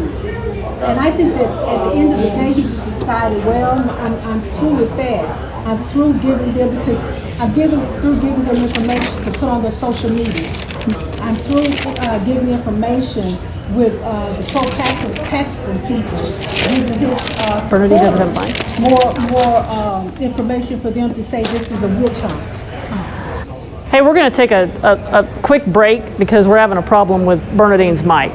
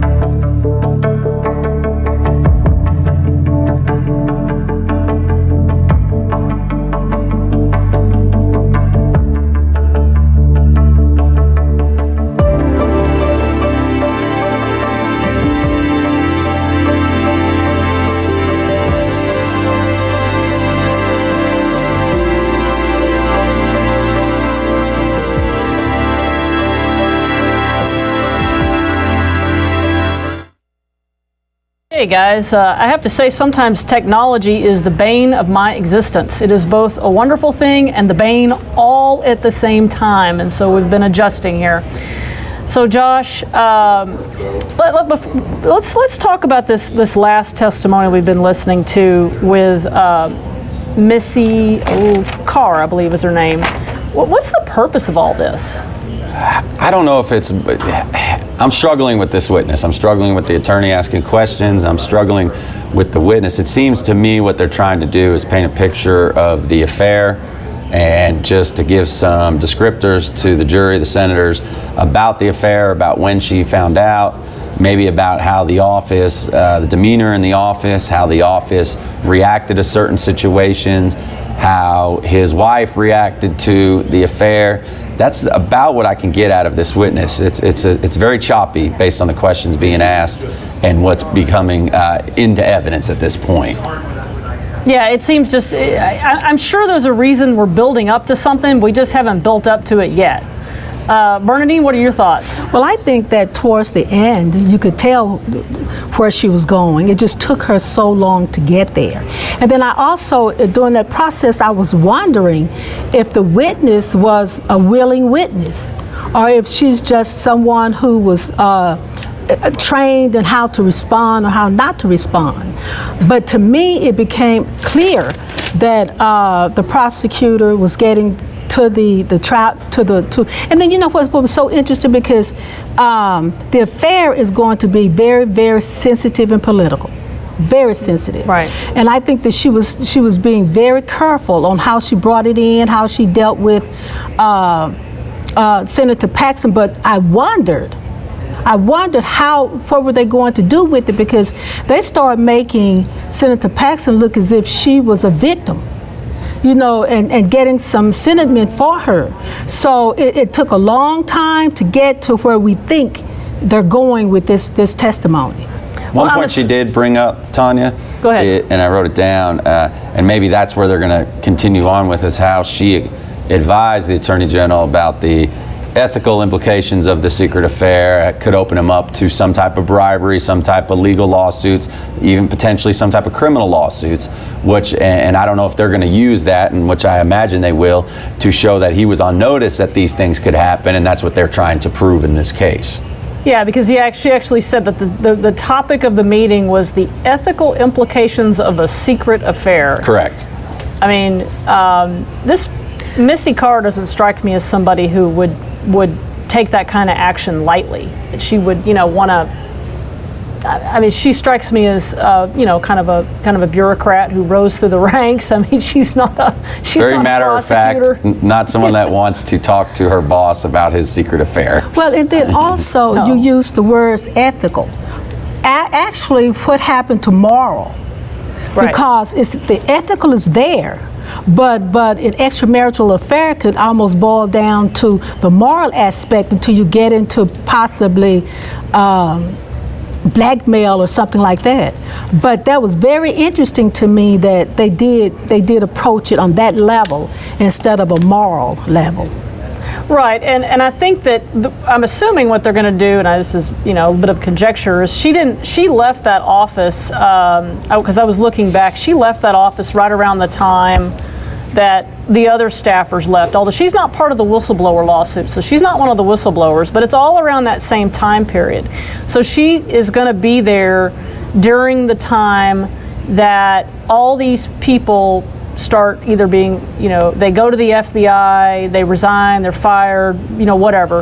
And so she's there during that period. So she would have had a front row seat to what was happening, but she wasn't directly one of the whistleblowers. She's not one of that group. So she would be kind of a, I don't know if an impartial witness, but she'd be someone kind of watching it from a little bit outside of the lens of, because her job, she wasn't, like Penley, she wasn't involved in criminal investigations or anything like that. So, but she was a deputy, so, in her position, she would have had quite a, role in seeing what was happening.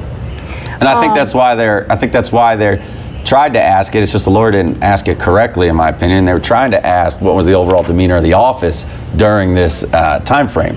How was everybody else acting around this, knowing that she is a what I like to call a disinterested party, in the sense that she's not one of the whistleblowers. She's not one of the ones who got money at the end, but she is one of the ones who was advising the Attorney General with regards to the affair.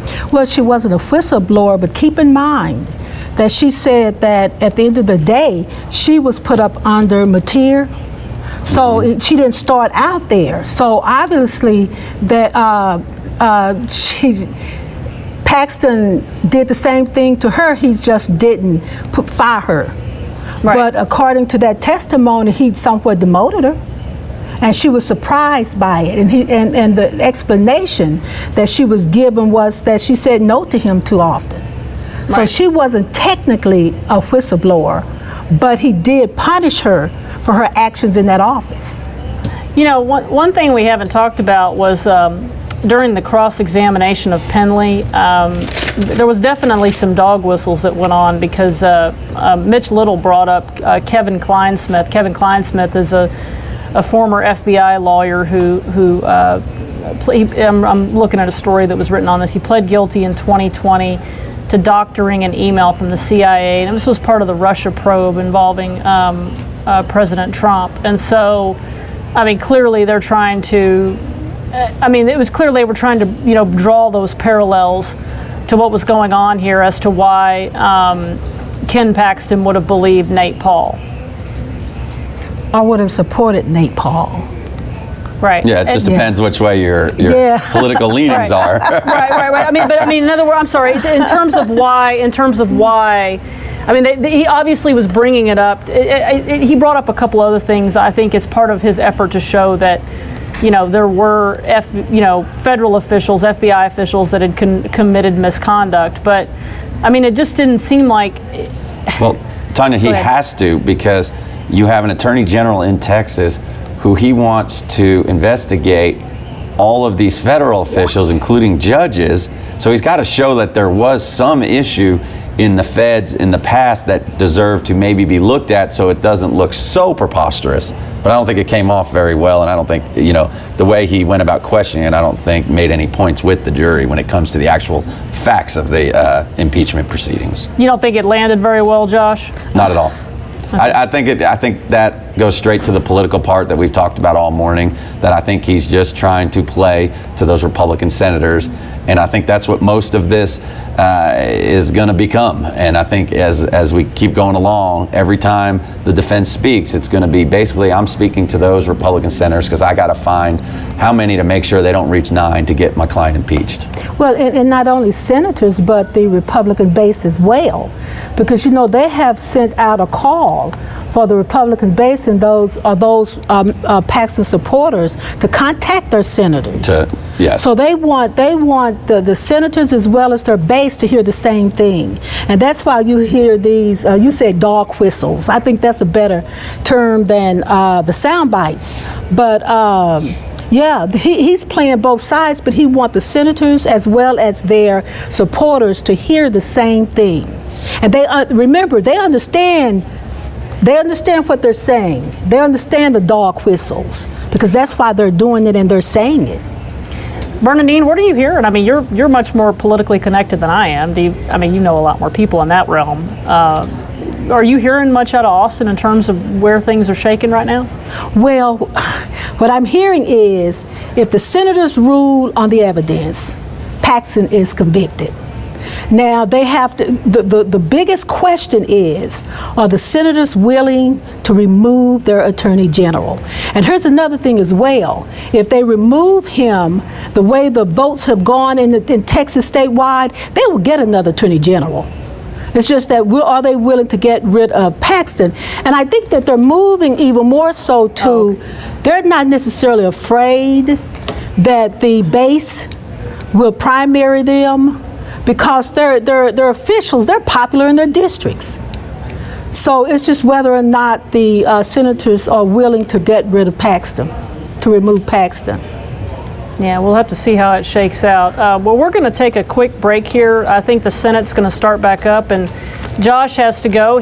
Thank you so much for hanging with us. Appreciate everything. Hope it helps. He's got to go do things that actually involve making money. Because coming here, he's not making any money. But we will have, Bernadine will be with me through the rest of the day. And then we'll have Bud Kennedy will be here tomorrow. And then we'll also have Josh, gosh, I'm blanking on the name now. Anyway, we have another lawyer here tomorrow. So, well, I appreciate everything. Hope it helped. And obviously, if you ever need me back, just give me a holler. Absolutely, Josh. But Bernadine, we're going to take a quick break, and then we'll get started back up. Okay. Thanks, Tanya. Thanks.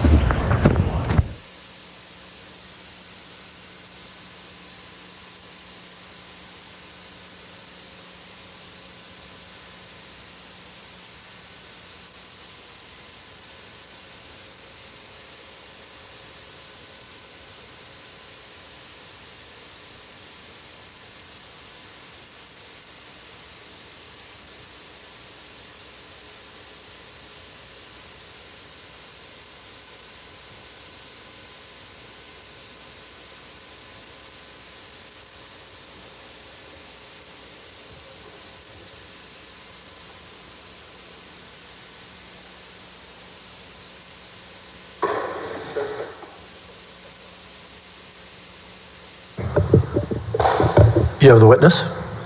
Thank you, Mr. President. Are you ready, Lacey? I am. Can you hear me now? Okay, there we go. I can hear you. Okay. Do you have an exhibit in front of you, Lacey? I do not have an exhibit in front of me. And the screen is blank. Defense has it 623.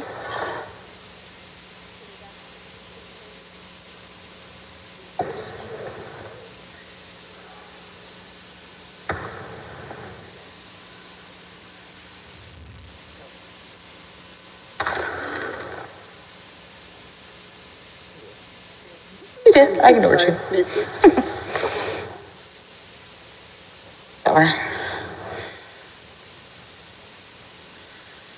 Missy, can you give me the number on there, please? Exhibit number 623. Do you recognize the person on there? I recognize the name, yes. Do you recognize the photograph that's on that exhibit? I recognize the photograph to be Ms. Laura Olson, yes. Is that the person you saw at the Galaxy Cafe? To the best of my belief, yes. Is that the person that you know to have been having an affair with Ken Paxton? Yes. All right. Your Honor, this time I would offer in evidence number 623. I don't have a copy of the redacted one, or do we now?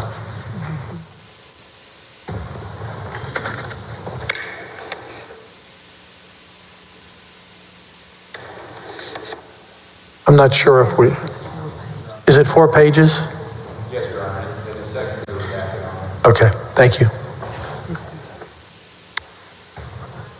Is there any objection? No, Your Honor. Admit exhibit number 623 into evidence. Thank you. The photograph that you took in your phone of the woman at the Galaxy that we now know to be Laura Olson, what did you do with it? I deleted the photograph at the General's request. Did he ask you to do that when you first talked with him about the woman? He did. When he told her it was his realtor? He did. All right. I want to come forward now to the summer of 2019. Were there continuing to be problems within the office, the type that we had talked about already? Those problems began again, yes. Okay. Who were you hearing from? I'm not asking you what they told you, but what people within the office were talking with you? Travel aides, Mr. Mateer, the security detail. Were there problems that were happening outside of Austin? Yes. All right. Was there a further conversation that you had with Ken Paxton concerning the affair? Yes. Did you learn that the affair was continuing? From Objection, speculation, Your Honor. Sustained. And thank you. Did you learn that it was continuing? Objection, speculation, Your Honor, and anything that she would have learned. Let me finish, It's please. been ruled. Excuse me. Anything she might have learned, would it be based on hearsay or speculation? Sustained. Did you have a conversation with Ken Paxton during that time period? I did. That'd be the summer of 2019? Correct. Let's talk about that conversation. Where did it happen? In my office on the 8th floor. Did you initiate it or did he? He did. And what did you all talk about? We talked about Miss Olson again. And did you learn that the affair was continuing? Yes. Did he tell you that? Yes. How did he tell you that? What kind of voice was he using? He was frantically upset. At who?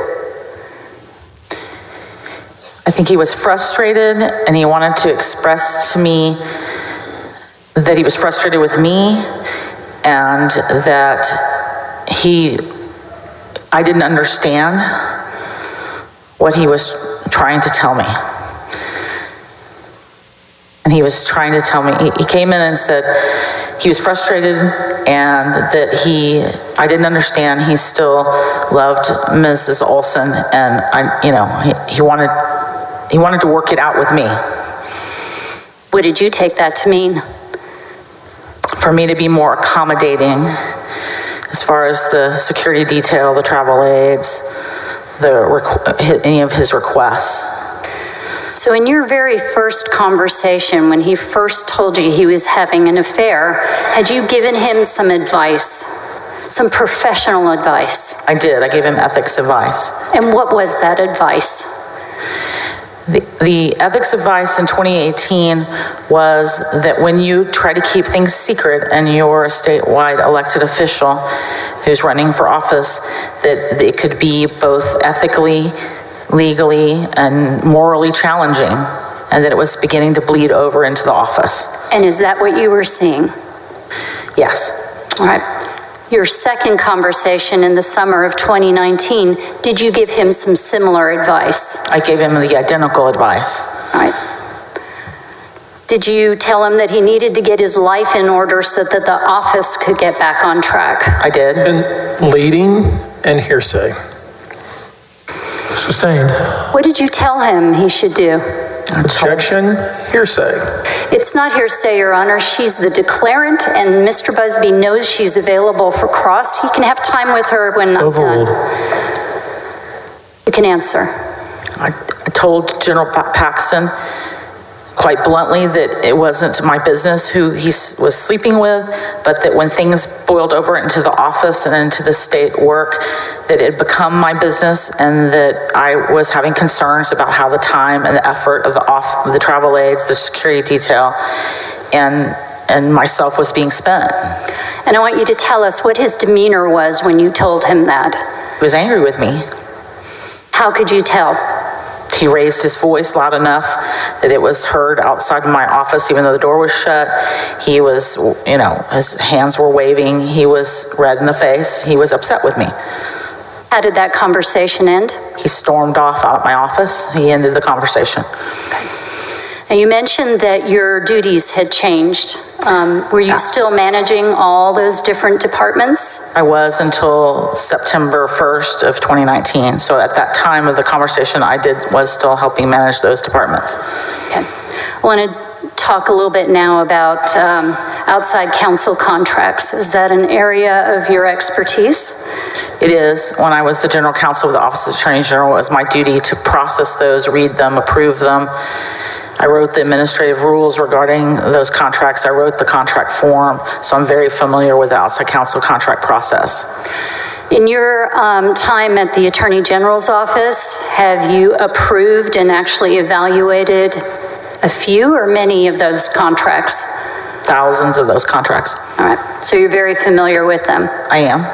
Do people come and talk to you and ask questions about outside counsel contracts? They do. In fact, they ask you about a lot of things in that office, don't they? They do. All right. All right, I want to talk a little bit about the rules, because there are rules within the Office of Attorney General, are there not, for approving those contracts? There's a procedure that's published on the agency's website, and there's also the administrative code, Texas Administrative Code 1 TAC, Chapter 57, that's related to outside counsel. Let's talk just a minute about the procedure. Within the Office of Attorney General, when one of those contracts is being drafted up, what's the approval process? Very quickly. For a contract for the Office of Attorney General? Yes. Those contracts are generally initiated by the deputy that's interested in having the contract. It's routed through a sort of an audit procedure, which is called the Executive Approval Memo. Down in the General Counsel Division, the form is filled out with the pertinent information. There's a contract number that's established. It's put into a computer system, and it's reviewed for the requirements of the Appropriations Act and the rules. Is there a requirement that there's some kind of finding concerning the best interest of the state? I think what you're referring to is in the Appropriations Act, Article 9, Section 1601A. There's a requirement before you can spend appropriated funds on an outside counsel for the state. A determination needs to be sent in writing to the controller that the contract is in the best interest of the state and that can be paid. Is there also a requirement that the attorney who's being hired be qualified? There is. For the particular job at hand? There is. And do you have to have money allotted for the contract? Yes, it helps. That part of the helps to have procedure? money allotted for the contract, yes. All right. So unless the attorney's working for free, but... The forms that were used within the Attorney General's office during this time period, are they the forms that you designed? They are. And the procedure where everyone has to sign off all the different levels, was that something that you worked up? Something I was involved in working up, yes. Okay, and it's computerized now. Is it always that way? It was not. It used to be in paper with a routing sheet on top. All right. Are applications for those types of contracts given identifying numbers when they're going through the process? They are. And is that important? It's an important tracking mechanism to track the contract and that it's in the system and that it's approved, and it also allows the accounting division and the budget division to know which funds to pay that contract, which funds to direct the controller to pay the contract out of. Missy, can you tell us when you first heard the name Nate Paul? Not with precision. The first ballpark. Probably 2019. And I heard that name come up in the weekly updates from David Maxwell and Mark Penley. Were those at the meetings of all the deputy chiefs? At times, and there were also private meetings at a regularly scheduled time with Mr. Mateer and myself and that particular deputy. And what was the context of hearing that name? What was going on? I was aware that Objection. I'm sorry, Your Honor, to interrupt. This is based on hearsay. Objection, hearsay. Not offering it for the truth of the... Missy, when you heard the name Nate Paul, what was it in context to? Your Honor, what was it related to? Can I finish, please? It's the same question, hearsay. Objection. I'm not offering it for the truth of the matter asserted. I'm trying to show the context in which she's known that name. That's not an exception to the hearsay rule, Your Honor. It's hearsay. Sustained. When you heard the name of Nate Paul, did you do anything? Were you involved at all? No, I was just listening.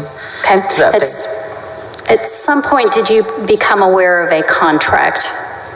Objection, Your Honor. Hearsay.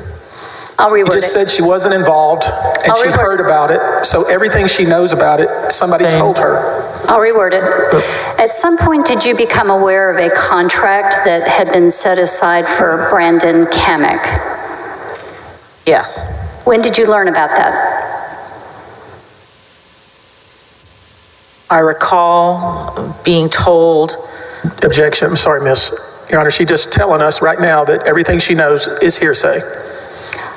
I'll reword it. Sustained. Without telling us what somebody said, tell us first of all the time frame of when you became aware of it.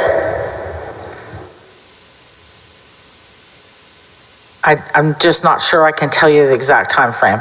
Okay, a ballpark's fine.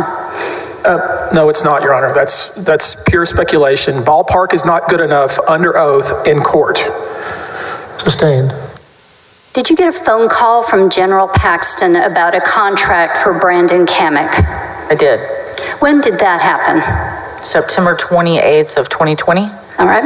Where were you? I was at my ranch in Mason, Texas. I got a call on my cell phone. Okay. Was this COVID? Were you at home? I was. Working from home? I was. All right. The first contact you had, what was it from the general?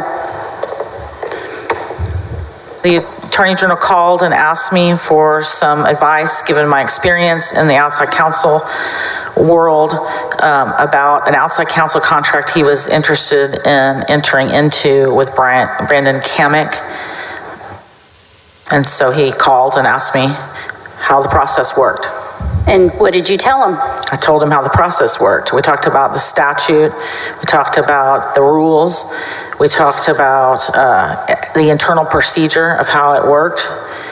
He was interested in pursuing an outside counsel contract with him. On September 28, did he make you aware that there had been a problem with the contract that was going through the office for signature, for approval? He did. Did he tell you who was holding it up? He did. Who did he tell you? Mark Penley. And did he ask you how to get that contract in effect without that signature from Mark Penley? He did. What did you tell him? I told General Paxton that I believed, given my experience, that he, as the Attorney General, could sign an outside counsel contract with Mr. Kamek if he followed certain procedures that weren't able to be waived, Okay. which is the best interest standard in order to pay him. Then I also told him he could waive in writing based on 1 Texas Administrative Code, section 52.7C, that if the Attorney General or the First Assistant waives the internal procedures in writing, then they can all be waived, the ones that aren't statutory or required by the Appropriations Act. So the waiver can happen by the Attorney General or First Assistant, but it has to be in writing. Is that correct? That's what the administrative rule says. All right. You also mentioned that despite that, the standards of whether or not that contract is in the best interest of the state still applied. Is that correct? Standard of whether the contract met the best interest of the state in order to be funded still applied, yes. All right. So he can sign a contract on his own as long as he provides a written waiver. How about funding? So at the Office of the Attorney General, there isn't an account set aside for outside counsel contracts. The money has to be moved from what is called the First Assistant's Reserve, which is some funding that's at the First Assistant's discretion. That money can be moved by in writing to the budget people and set aside the money. Then the money is coded and applied to the outside counsel contract. So can be done, but should be done. Are those two different questions? They are. Did you talk with him about whether or not it should be done? I did. What did you tell him?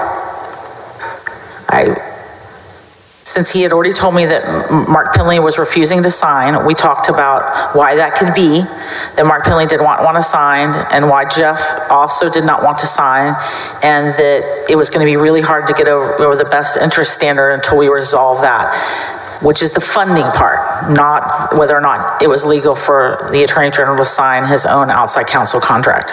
Okay. How did he respond when you told him that? He was very appreciative of the advice. He asked me if I could text him the statutes and the rules and the procedures so he could see what we were talking about, and I did that. Before you hung up with him, did you tell him this was ill-advised? I did. Objection. Leading. Sustained. What did you mean by ill-advised? In your opinion, what does that mean?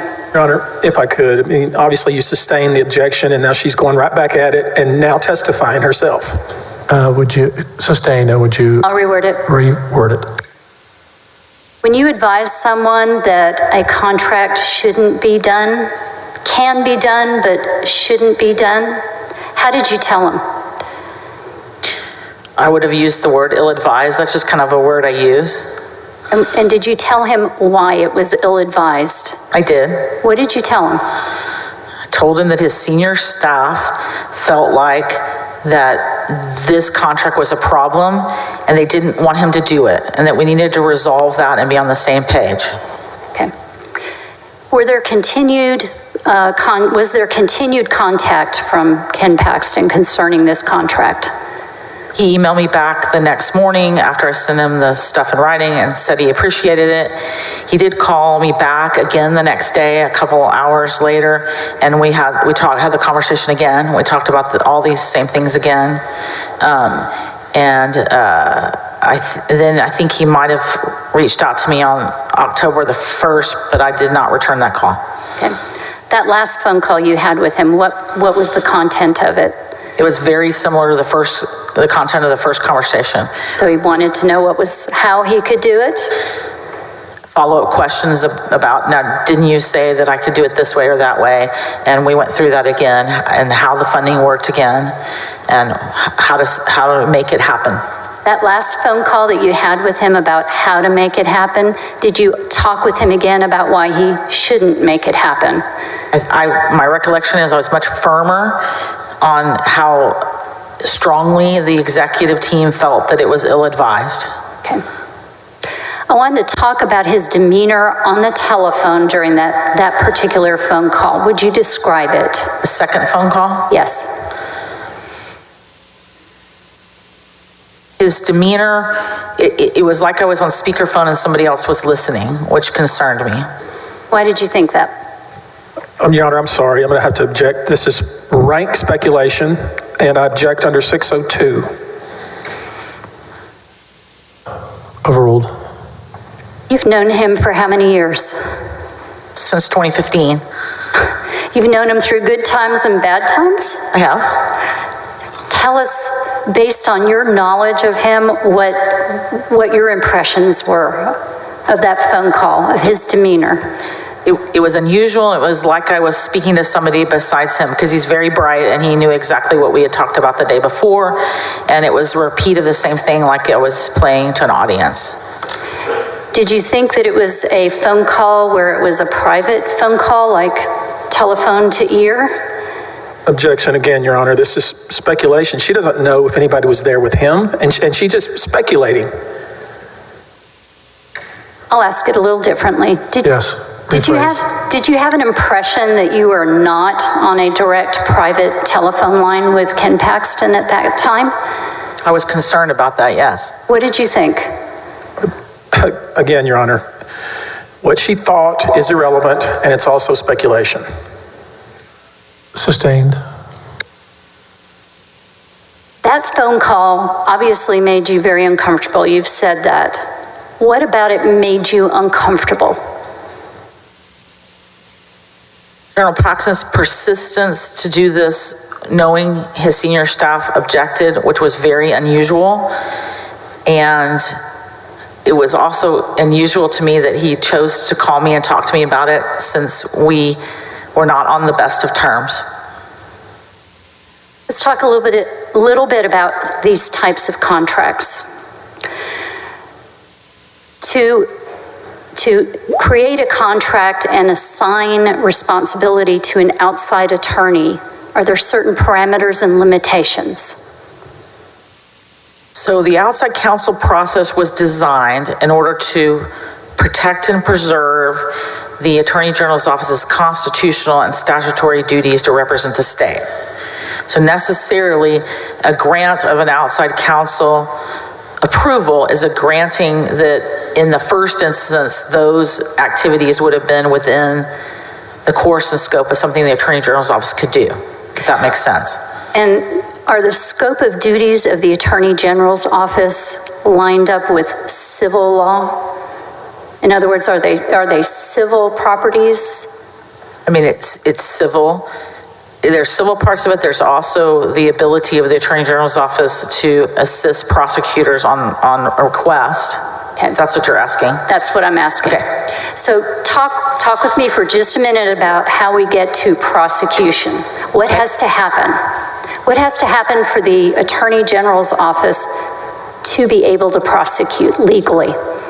Well, if the Attorney General's office wasn't provided statutory authority by the legislature to have sole prosecutorial authority in the area, those sorts of questions are ones that come from a request by a constitutional district attorney or county attorney for assistance as a general rule. Okay. So can the district attorney limit the scope of the ability of the office to do that kind of work? I'm sure they can. They pick and choose what they decide to send over and what they ask for. During all the years you were at the AG's office, have you ever seen the Office of Attorney General hire outside counsel to handle a criminal item? I don't recall hiring outside counsel to handle a criminal item. Are those large divisions within the office? Some of them are larger than others, but we have prosecutors on staff, we have peace officers on staff. So they're qualified people within the Attorney General's office to handle those types of things? Yes. Okay. I want to talk about the contract, in particular, the CAMIC contract. Have you seen it? Have you been able to look at it? I have seen it. All right. I want to talk about the contents of that. The limitations were provided on that contract, were they not? Was there an addendum A? The addendum A is generally the scope of work that the outside counsel is being requested. That's how it's set up in the form. Okay. And based on your research, what did that addendum A track? What language was that? Can you show it to me, please, ma'am? See, 227, please.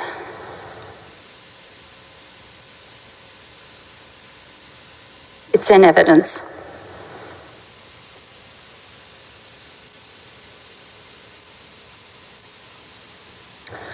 If I could see addendum A, please, ma'am. We need addendum A, please. I have it. Whoops. Thank you. Yeah. Do you recall looking at that language? I have read this language before, yes, ma'am. And was that language tracked from the Travis County District Attorney's Office referral letter? Did you take a look at that? It appears to be very similar. Okay. And is it a limiting type of language?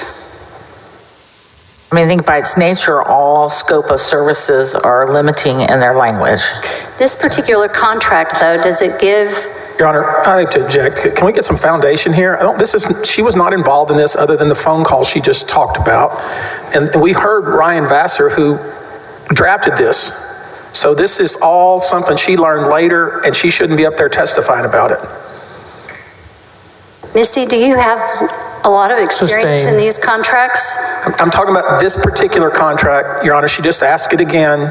This witness was not involved in the drafting of this contract. This witness does not have to be involved in the drafting of the contract to give an opinion concerning it or to talk about it. That's not required under the law. Moreover, and thank you for that. Moreover, Your Honor, now she's asking her to give some sort of legal opinion, which certainly she's not been proffered as an expert. They don't have any experts in this case. She's a person who teaches. This is an area of her expertise. She's talked about the thousands of contracts that she's looked at and approved. Settle this. I'm going to overrule. Continue. Thank you, Mr. President. Can you repeat the question? Take a look at addendum A, and there's a limitation in there concerning the ability to do what? What is it authorizing Brandon Kamick to do? Let me take a second to reread it, please. Certainly.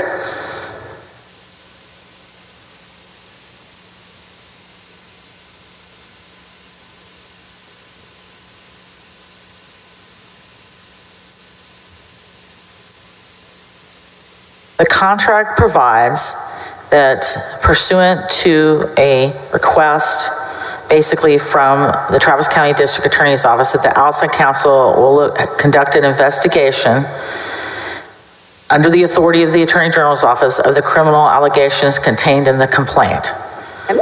It says to conduct a review, does it not, in the very first paragraph? It does, a review and of the allegations. A review of the allegations, and then the third paragraph, conduct an investigation.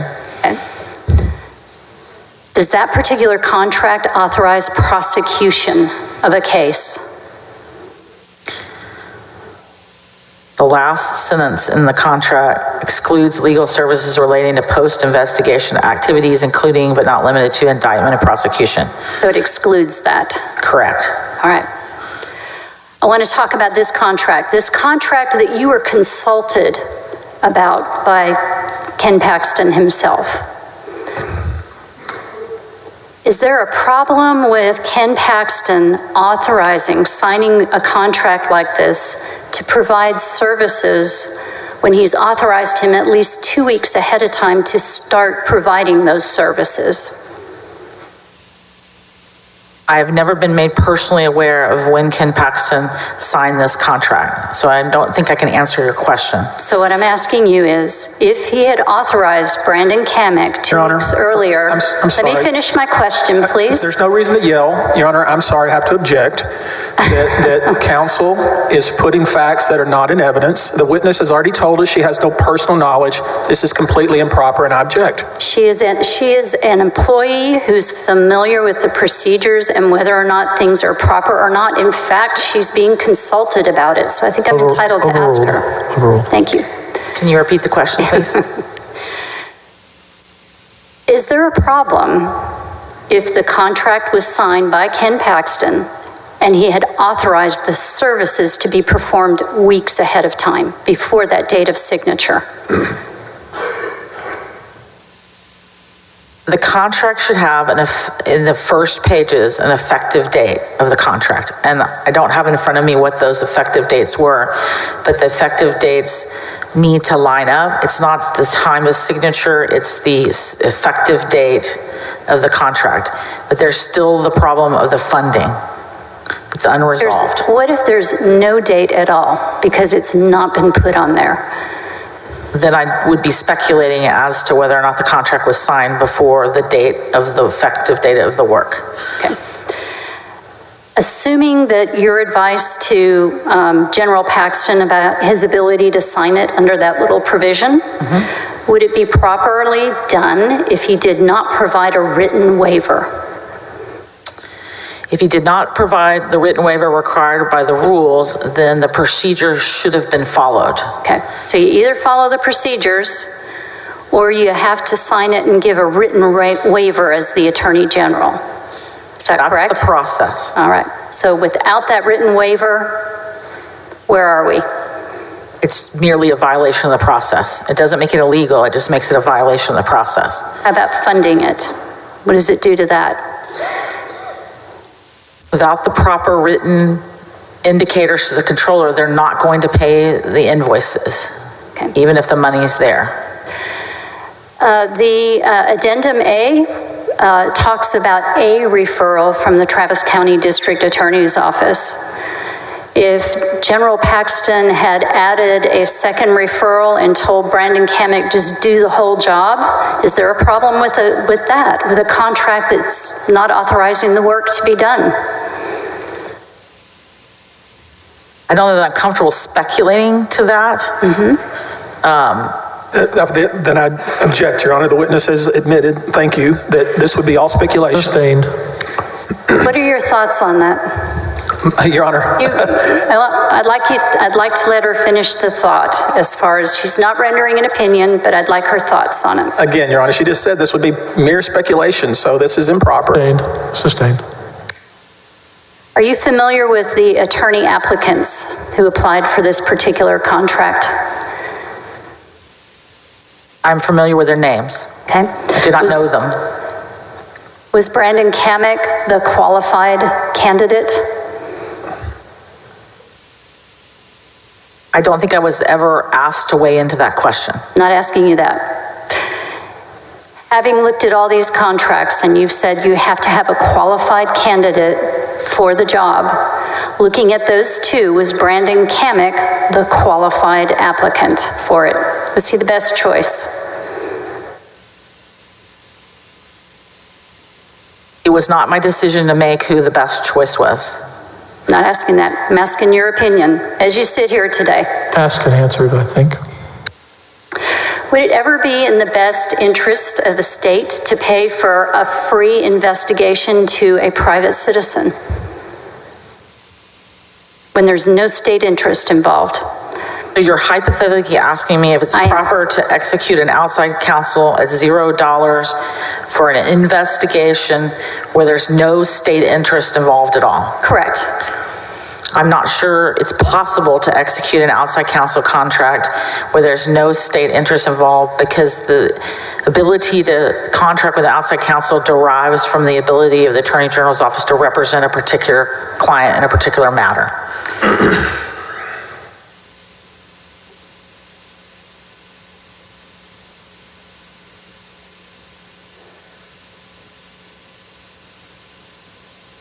We're talking about a cost, right? We're paying somebody other than an in-house attorney from the OAG to do the work requested, correct?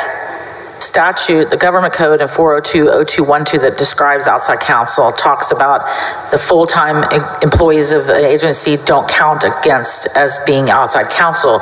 Right. It's when you hire a counsel that's not employed by the state. So my question is, when you're paying someone like Brandon Kamek outside of the state to provide services that benefit only one individual for a job that is not in the best interest of the state, do we have a good contract? I'm sorry, Your Honor, objection vague. Question's completely vague. Sustained. You said that in order for a contract to be approved and signed from the Office of Attorney General for an outside counsel, the whole contract has to be in the best interest of the state, right? Yes, I mean, that would be ideal. It's not because that comes from the Appropriations Act, but the state should not perform acts with taxpayer dollars that are not in the best interest of the state, in my opinion. Right. And so if it's a job that's only going to benefit a citizen and has nothing grounded within a state interest, that's not a contract that should be approved, is it? Objection leading. Sustained. Is that the type of contract that we want? Objection. That we should be approving? I'm sorry, I don't know who we is, but objection vague. Sustained.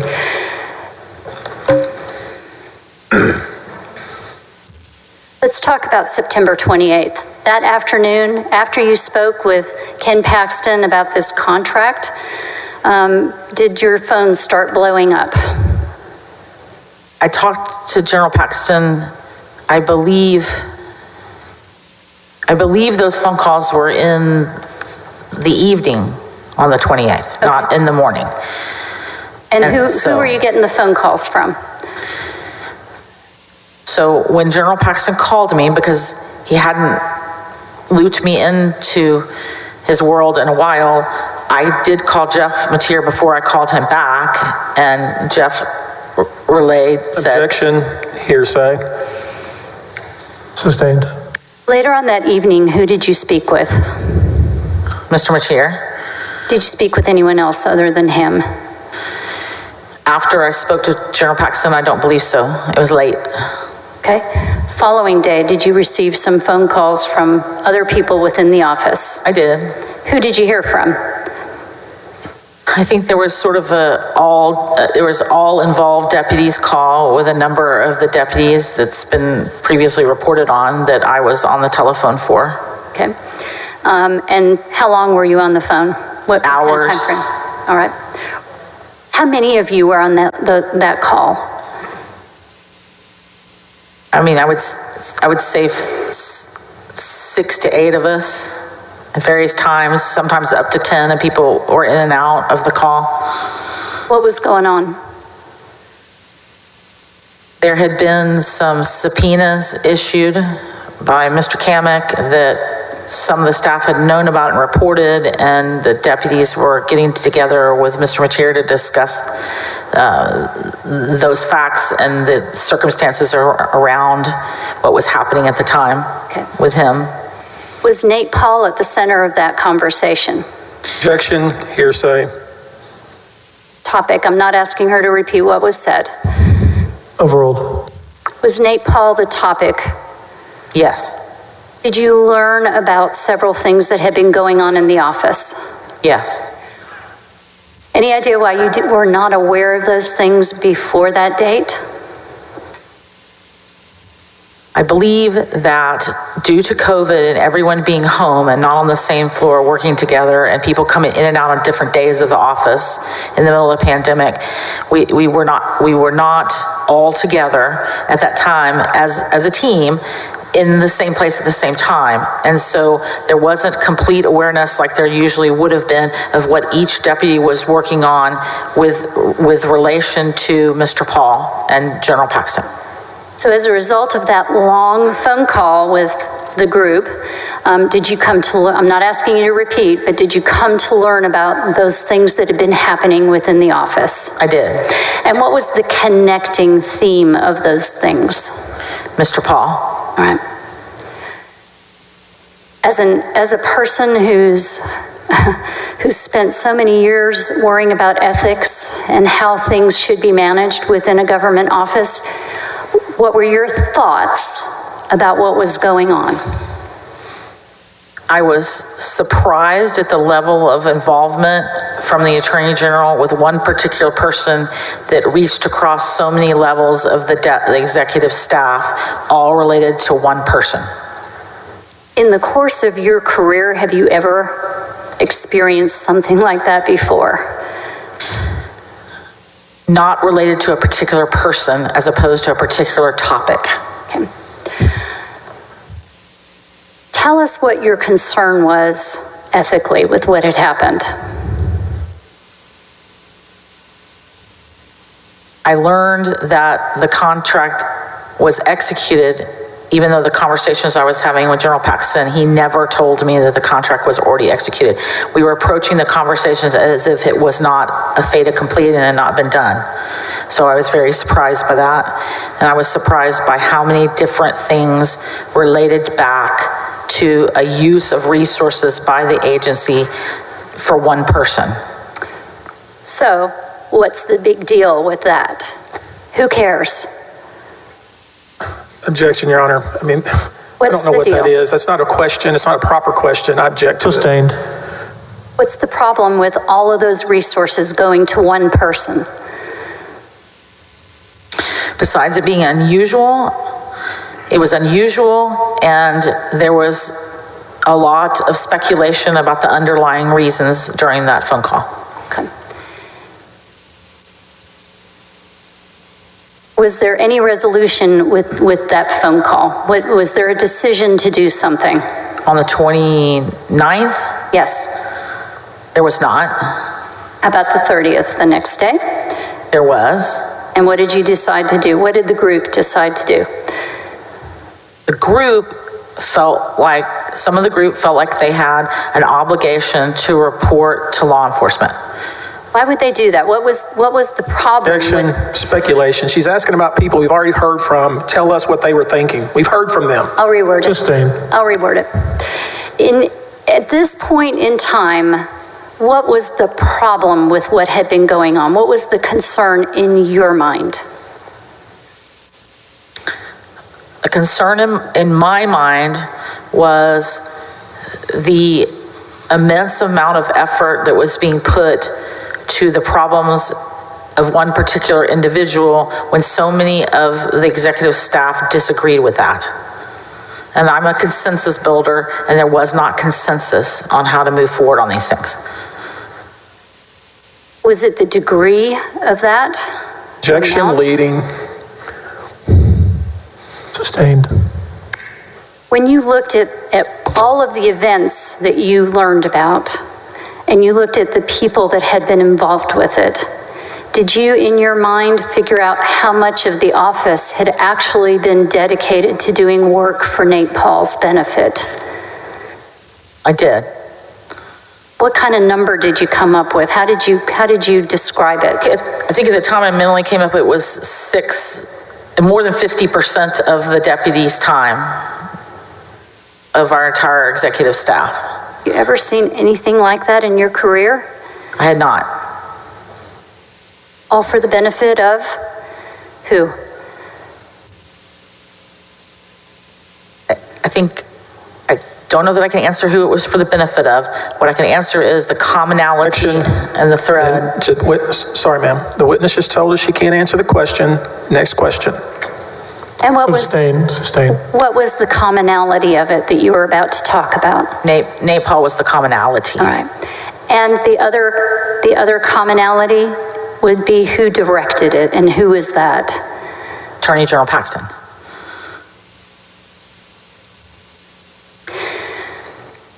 When the Attorney General's office does something that totally violates its long-time policy, for example, something like open records and not disclosing information for pending law enforcement, honoring the law enforcement exception and not releasing documents that have to do with ongoing criminal investigations, what's the effect? What kind of things happen to the office and to the public? Your Honor, that is a completely improper question. This person is not even involved in public information at the office. Moreover, the question is 3 or 4 different questions. Sustained. It's improper. Do you have experience in open records?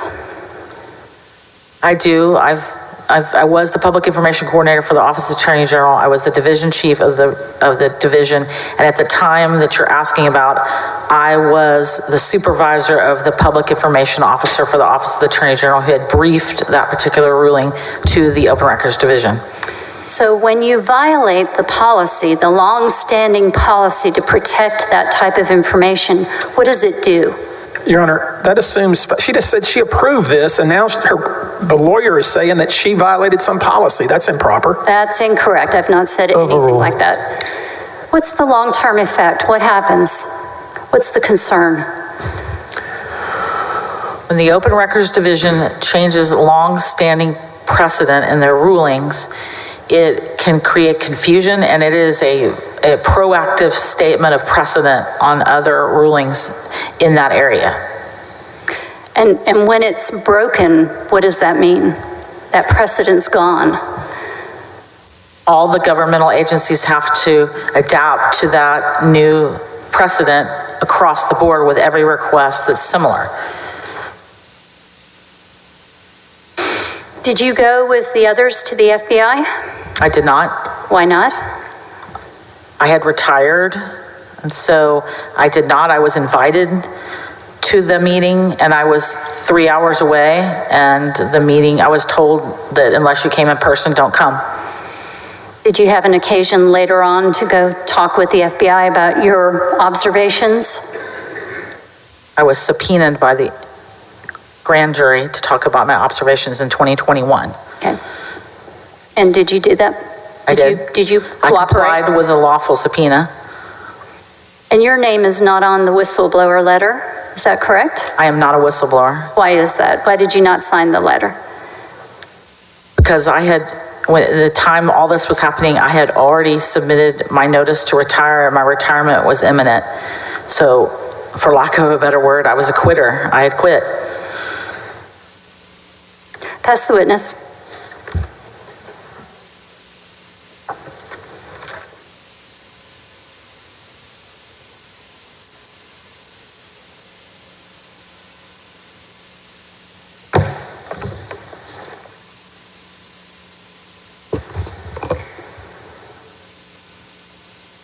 Mr. Busby, your witness. Yes, Your Honor. Thank you. Hello, ma'am. Mr. Busby? You look like you're a little nervous. I'm not nervous. Feeling good? I don't think anybody particularly wants to be here, Mr. Busby. Let me ask you something. You said you appeared in front of the grand jury? I was subpoenaed to appear at the grand jury. And that was in 2021? Yes, sir. And it's 2023 now? Yes, sir. And that you told them everything you told us here? I answered their question. I object. If she's appeared before a grand jury, she cannot talk with us about what she testified to. She can tell me that if that's the case. Sustained. So suffice it to say, your story hasn't changed since 2021, right? Can you explain to me what story I'm talking about? I'm wondering why the so-called whistleblowers who reported this to the Travis County DA's office and to the FBI and maybe others, and you who spoke to apparently the FBI or the grand jury at some point, why nothing's happened, even though every single thing that we've heard in this impeachment has already been fully vetted? Can you tell me, has there been an indictment of our Attorney General? So your question is... Has there been an indictment of our Attorney General? Not that I'm aware of. Okay. You think that Laura Olson drives a red car? Is that what you told us? I did not say that. I said the person at the Galaxy Cafe that I saw drove a red car. I've never said it was Laura Olson for sure. Why are you even telling us about somebody that drives a red car at the Galaxy Cafe when Laura Olson never owned a red car? It assumes facts that are not in evidence. Sustained. Do you know whether Laura Olson has ever owned a red car? I do not. Do you know what kind of car Laura Olson would have been driving back in that time frame? I do not. Okay, so you just got up here in front of all these people watching at home, our distinguished jury, and was telling us about some unknown person driving a red car at Galaxy Cafe, and you don't even know who that was, do you? That would be correct. That's what I said. Why the devil are we even hearing about the Galaxy Cafe? You didn't know who that person was. I never said that I did. How long did you work with these people over here to prepare yourself for your testimony? I didn't work with them. I was asked to go in front of the House managers and interviewed, as well as talk to you and your staff. Are you sure there was some sort of Attorney General's conference in San Antonio in that time frame? The best of my recollection. There wasn't. I guess I'm trying to figure out, well, how good is your memory? Is that a question? Yeah. Not very good, is it? No, sir, it's not. That's what I thought. Ken Paxton was your boss before you retired, right? Yes, sir.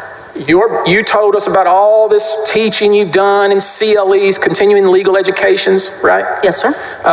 You've taught students, you've taught other lawyers, right?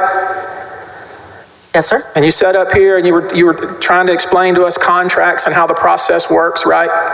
Yes, sir. And your boss called you because he wanted to legally do the right thing, and you provided him advice, didn't you? Objection. Calls for speculation on the part of this witness. Sustained. He wanted to know how to properly sign an outside counsel contract, didn't he? Objection. Calls for speculation. It's exactly what he told her. Objection. Overruled. He wanted line and verse. What do he call you, Missy? Is that what he called you? Yes, sir. Missy, look, I'm having a disagreement with this Penley fella. He's refusing to do his job. He's insubordinate. I need to know, under the statutes, if I have the authority, the legal authority, to sign a contract. And you gave him advice, didn't you? Yes, sir. And you said, Ken, you do. Isn't that right? Correct. Why are we here? The guy did everything he was supposed to. He had some insubordinate people in his outfit. I object. So Counsel's testifying, not asking questions. That is a question. I'm not finished. Sustained. You knew that Penley refused to follow the procedure and sign off on the contract, right? You knew Penley said, I ain't going to sign it, right? I knew Penley said he did not want to sign it. Correct. The only person in the office who has authority to sign the contract himself, unless designated, is Ken Paxton. Isn't that right? That is correct. Let's make sure we're all clear on that. This bureaucratic process that this person signs and this person signs and this person signs, all of their power and authority to sign a contract comes from the elected Attorney General, Ken Paxton. Isn't that true? Subject to the Appropriations Act, the statutes, and the rules that we adopted. Correct. Right. Yes, sir. So, and we saw Mr. Penley's notes. If he said in his notes, Missy told Ken he had the authority to sign the contract. That violates the rule. Sorry. You can keep objecting. This is a document that's in evidence, Your Honor. We all looked at it. Overruled. When we looked at Mr. Penley's notes, I object. You can object again, but it's in the evidence, Your Honor. You saw it. We all saw it. I object to him testifying about a document that this witness has not established that she's ever even seen. That's improper. That's not right, Your Honor. When I ask her if Penley's notes are correct, that is, Missy told Ken he had asking for a the ruling, authority Judge. to sign a contract. That's an incredibly appropriate question.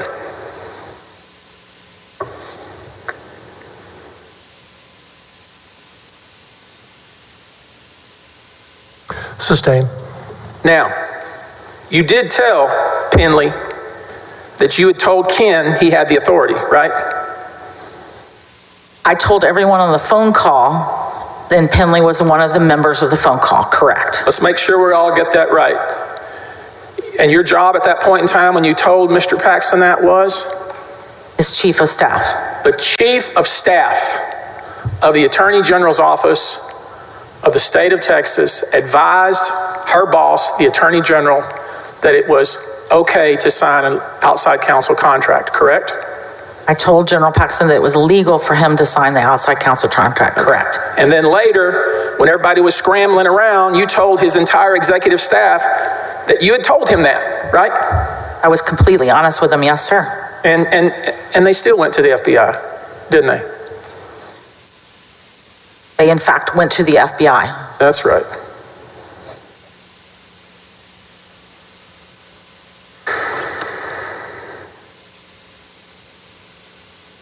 Are you somebody that goes to church? I'm not sure that's an appropriate question. Is it my personal beliefs? Well, it is when you're telling us about the ethical, legal, and moral implications of an affair. Remember telling us all that? Remember saying that? Maybe, I think you said political, ethical, legal implications of an affair. Remember saying that? I remember giving the Attorney General my thoughts on those topics. Okay, so I'm gonna get your thoughts on the topic. You ever met somebody that's perfect? Never, sir. Okay, was there only one person that was perfect?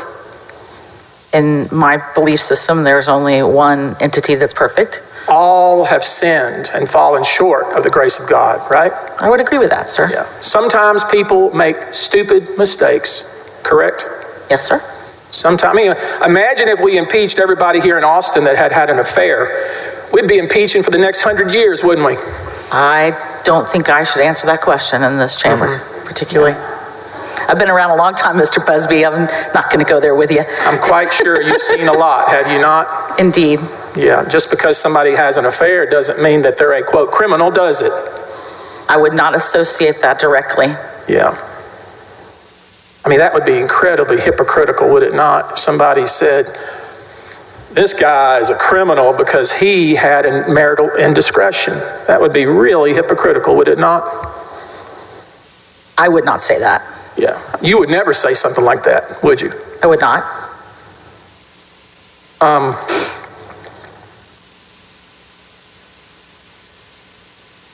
You even sent in those, when you were texting back and forth with Ken Paxton, your boss, you sent him the legal authority that gives him the authority to sign contracts, right?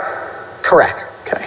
And you also referred him to the Attorney General's website, didn't you? With the procedure, yes, sir. Yeah. So you not only told him over the phone, but you also sent him the exact statute and the website, the AG's website, right? I did. Okay.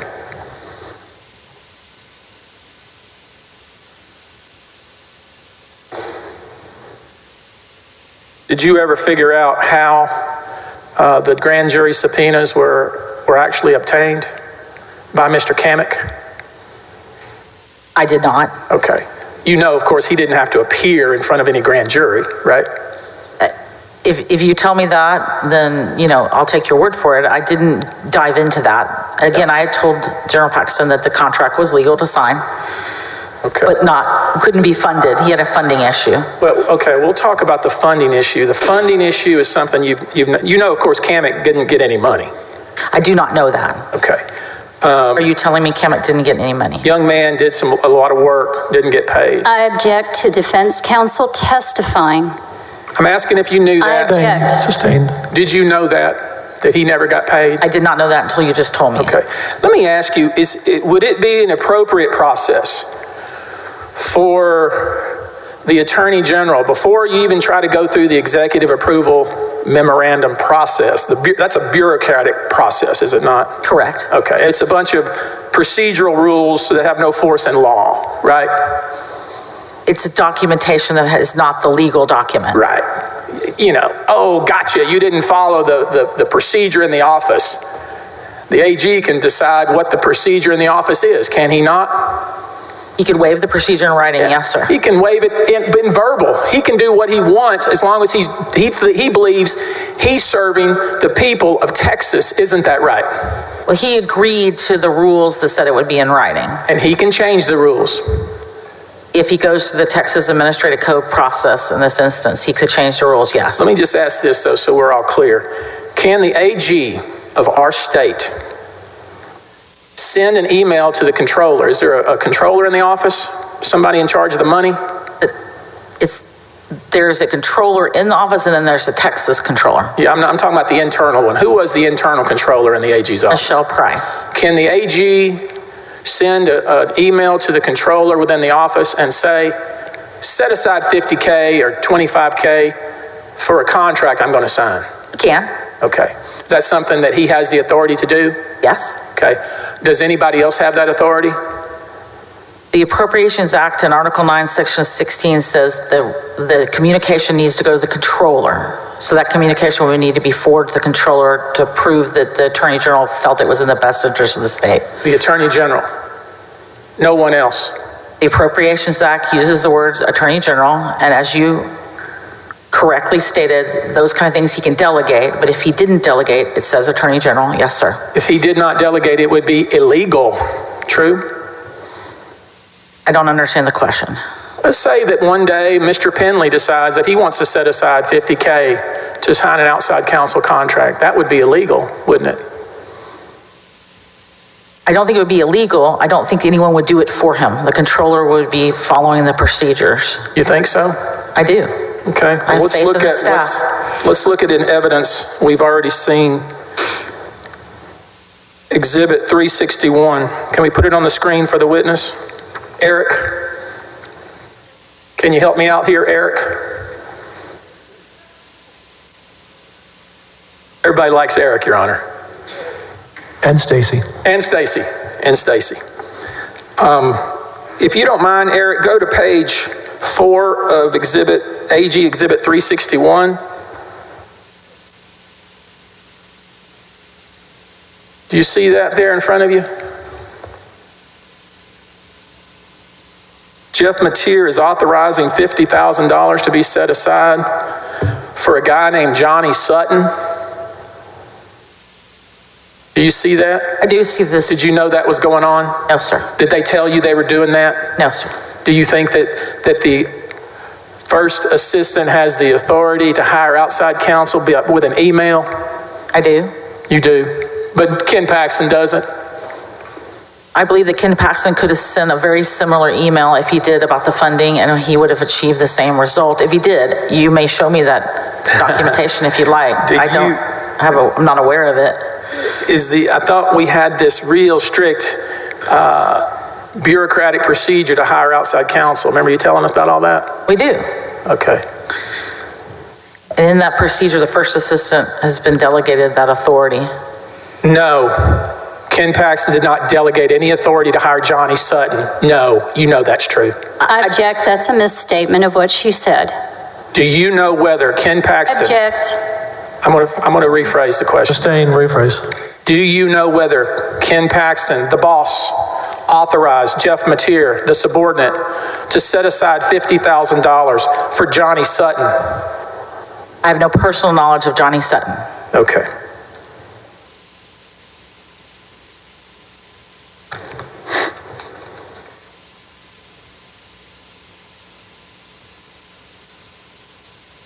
Pass witness. Redirect? No, sir. Are both sides can excuse the witness? We are finished Yes. with this witness. Yes. You may step down, thank you. Am I excused?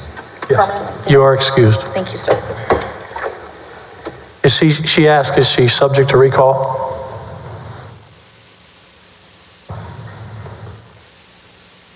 subject to recall? No, Your Honor. I think we're done with this one. Nice to meet you. Thank you. Who's your next witness? Your Honor, the House calls Greg Cox. Bailiff will bring in Greg Cox.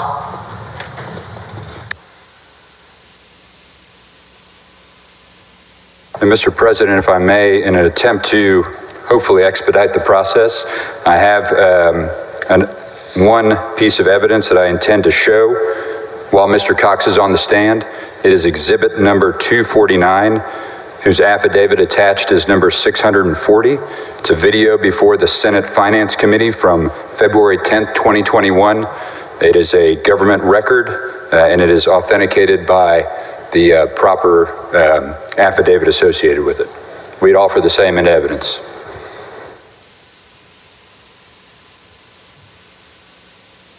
You're going to submit that, right? I'm offering it as evidence, Your Honor, because I intend to play it with the witness. Do you have to expedite, I was hoping to get any objections taken care of beforehand. Do you have any objections? No, Your Honor. Cox, please. Ms. Cox, raise your right hand. I do solemnly swear or affirm that the evidence I give upon this hearing by the Senate of Texas impeachment charges against Warren Kenneth Paxton Jr. shall be the truth, the whole truth, nothing but the truth, so help me God. Please take your seat.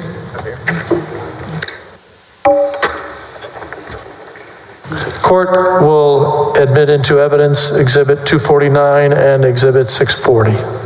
Thank you, Mr. President. May I proceed? Good afternoon, sir. Good afternoon. I'm going to need you to speak a little bit closer to the mic. I'm never really told that nobody can hear me, but I know that acoustics are not great, so please step forward or slide forward to make sure we can hear you. Very good. Would you please introduce yourself to the honorable senators? My name is Greg Cox. And tell us, sir, how you're currently employed. I am currently the first assistant with the Hays County District Attorney's Office in San Marcos. Could you give us, please, a quick briefing of your history, professional and perhaps even law school, that led you up to this point? Yes, I attended law school at the University of Texas, and actually during my first year of law school, I worked here at the Texas Senate. Took a year off from law school, worked for an accounting firm, and then when I went back during my second year, I got a job as a law clerk at the Travis County District Attorney's Office in the Public Integrity Unit. Upon graduation and passing the bar, I was offered a position as an assistant district attorney, and I ended up staying with the Travis County District Attorney's Office for 30 full years. After leaving the district attorney's office in those 30 years of service, did you go to another government or quasi-government job? I did. I initially went and was general counsel in 2021 at the Texas Civil Commitment Office, a small state agency that oversees people that have been civilly committed as sexually violent predators. I left there and went to the Texas District and County Attorneys Association, where I was assistant director of training. And then in January of this year, I became first assistant in the Hays County office. I appreciate that, sir. Thank you. During your time at the Travis County District Attorney's Office, you indicated you were Director of Special Prosecutions Division. Did that include investigations into public corruption? Yes, it did. I served as Director of Special Prosecutions, which included the state-funded Public Integrity Unit while it existed for 15 years, the end of 2021 to the end of 2016. I figure you might get some questions about that, but I'll let my colleagues take care of that. Let's move on then to your time at the District Attorney's Office towards the end. Who was the District Attorney, not the last elected District Attorney that you served under, but second to last, if I'm asking that right? So let me ask it a better way. Do you know Margaret Moore? Yes. Okay. So 2017 through 2020, Margaret Moore was district attorney. During her administration, I was serving as director of operations. Very good. Did she ask you at some point to speak with her, or let me ask you this. Did you flag a concern for her related to a possible open records request? In October of 2020, one of my responsibilities was overseeing public information. I became aware of an open records request that the office had received related to Ken Paxton and Nate Paul. I didn't know what was going on. I asked a question about that. She briefed me on some things that had been going on that I had been unaware of, and then asked me to start joining into some meetings with some individuals related to that. Is it fair to say that up until that point you had not heard the name Nate Paul in relation to the Travis County District Attorney's Office? That's correct. Very good. Then who did you speak with at Ms. Moore's request? Initially, I spoke with a couple of lawyers that represented the Mitty Foundation. And let me back up. I poorly phrased that question, as I often do. Back that up to say, Ms. Moore, you indicated wanted to speak with you. Yes. About this request. Did you speak with Ms. Moore, and was there anybody else present? I spoke with Ms. Moore and Don Clemmer. I may have spoken with Mindy Montford, although I can't recall that for certain. And based on what you learned during that conversation, was there a next step that you took? I drafted up a real brief overview of potential criminal offenses that could be relevant to the situation that they briefed me on. And then we set up a series of meetings to gather more information. Do you recall approximately when it was that you drafted this initial, I'm going to call it a skeleton outline? If I am recalling the dates correctly, the initial conversation was on October 21st of 2020. I drafted the first memo on October 23rd, which was Friday of that week. And then Monday, Tuesday, and Wednesday of the following week, we had a series of meetings. And then I believe it was on October 28th that I drafted a more thorough memo about the situation. Your Honor, if I may approach the witness after I ask the following question, I'm going to show you what I don't intend to introduce into evidence, but would ask if you would rely on your memo to refresh your memory. Sure. Objection, Your Honor. He hasn't said that he doesn't remember anything yet. Fair enough, Mr. He can't sit up there and testify from a document that's clearly hearsay. Your Honor, I'll rephrase. I apologize. Thank you. And Mr. President, I keep saying Your Honor, force of habit. Whatever's comfortable for you. Thank you, sir. Do you have a full recollection of each and every item that you outlined in your October 28, 2020 memo? I have a reasonably good recollection of it. Do you feel that looking at that would assist and aid you in your testimony in order to provide comment to the ladies and gentlemen of the jury and not waste a lot of time? I do. May I approach the witness, Your Honor?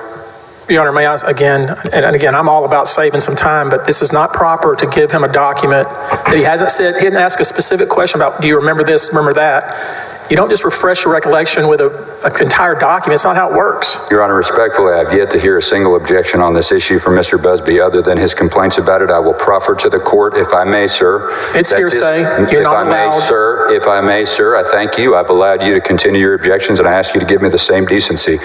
Your Honor, this witness is testifying that he created a report. He has testified here today that he doesn't have full memory of everything contained in that report, and Mr. President, he has said that it would assist him in providing testimony to the jury. Overrule the objection. Thank you. May I approach Mr. President? Yes, you may.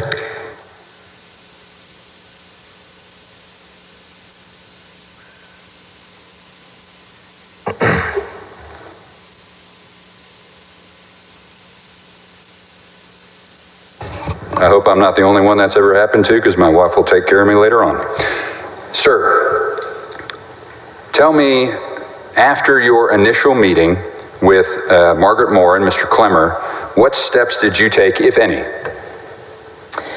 So the initial conversation, I was provided a briefing of some facts that they knew at that point. I then went and looked at some basic open source information to gather some additional facts, and I drafted an earlier version of this memo that did not include any fact summary. It only included an outline of potential criminal offenses that might be avenues of investigation. I provided that to Ms. Moore on Friday the 23rd, and then we had the series of meetings that I referenced a moment ago, and I drafted this memo after that series of meetings. Do you recall the individuals who you spoke with? And I'm not asking you what they said, just the identity of those individuals. Yes, as I started mentioning a little bit ago, 2 attorneys from the MIT Foundation, however you say that. Then we had a meeting that Monday afternoon, a video meeting over Zoom with Mr. Mateer. The following day, we had a telephone conference call with Mr. Maxwell. And then the next day, Wednesday of that week, we had a rather lengthy conference call with Mr. Penley. And then did you summarize those facts as you knew them within this report that I provided to you, which you had drafted around October 28th? Yes, I took detailed notes and then I wrote this fact summary and the rest of the memo after that. Very good. And again, I'm not going to go into you about the specifics in your report. You're here to testify about your memory. So let me ask you, as a result of your conversations, let me back that up. Would you call what you did an investigation? I would call it a preliminary investigation. Would it be fair to describe it as a limited investigation? Yes. So in this preliminary limited investigation, you spoke with multiple individuals, and were you able to identify in your mind possible criminal offenses? Yes, I was. And who would have been the subject of the possible criminal offenses? Primarily Ken Paxton, but there were other individuals that were also identified as potential suspects. Very good. I'd like to ask you which offenses you identified, and I'm going to ask you one by one to just go slowly. Could you tell me, please, what you believe the first potential offense you identified was? Potentially bribery. Bribery. What else did you identify? Accepting a gift to a public servant. Very good. Next. Abuse of official capacity under 3902 of the Penal Code, which has 2 different ways of committing the offense. One is misusing something of value belonging to government for an improper purpose. Second part is violating a law relating to your office or employment, and I believed that there were potential offenses under both of those sections. Ms. Bonella, could I please ask you to bring up on the screen the 3 potential criminal offenses that have been identified? Objection, Your Honor. We all know that Ken Paxton has not been charged with anything. This is completely improper. Possible criminal violations. This is completely improper. Your Honor, this information goes directly to rebut inferences provided by the defense team concerning any possible investigation that may have occurred. Additionally, it goes specifically to articles of impeachment regarding potential abuse of power, potential bribery. Many of the other ones we're about to elicit from this witness, Your Honor. May I be heard one further time, Your Honor? Imagine that it would be proper in a court for somebody to come here and say, he's possibly did this, possibly did that, possibly did this. Incredibly improper. That's pure speculation. He hasn't been charged with anything, and even if he were charged, he'd still be innocent. So this is completely improper, and I object to it because it's speculation. Mr. Busby, I apologize for interrupting. If I may, Your Honor, just briefly, this witness is here to testify to his perceptions, his opinions. They are opinions that can be challenged. He is a lay witness under Rule 701. And he is using his information and rationally based on his perception is providing opinions which would be helpful to the jury to understand a fact and issue. He is available to be cross-examined by Mr. Busby, who I'm sure will take him on cross-examination and test his credibility. He hasn't responded to the objection, which is this is all speculation. I mean, he could say that about everybody here. Possible this, possible that. That's why, as the gatekeeper, the court can't allow it. And Your Honor, again, I've responded directly to it as a Rule 701 lay testimony. Just hold it. I apologize. I got it.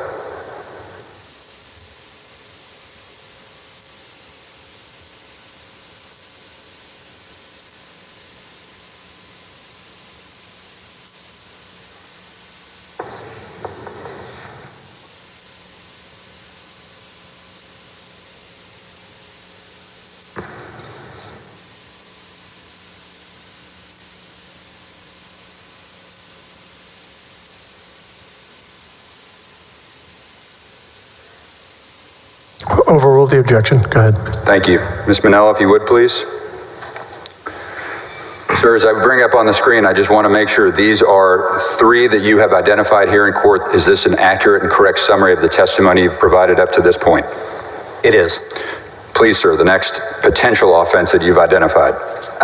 We were also concerned about some election code violations if certain factors came into play about how money may have been transmitted or handed over, and along those same lines, money laundering under 3402 of the Penal Code.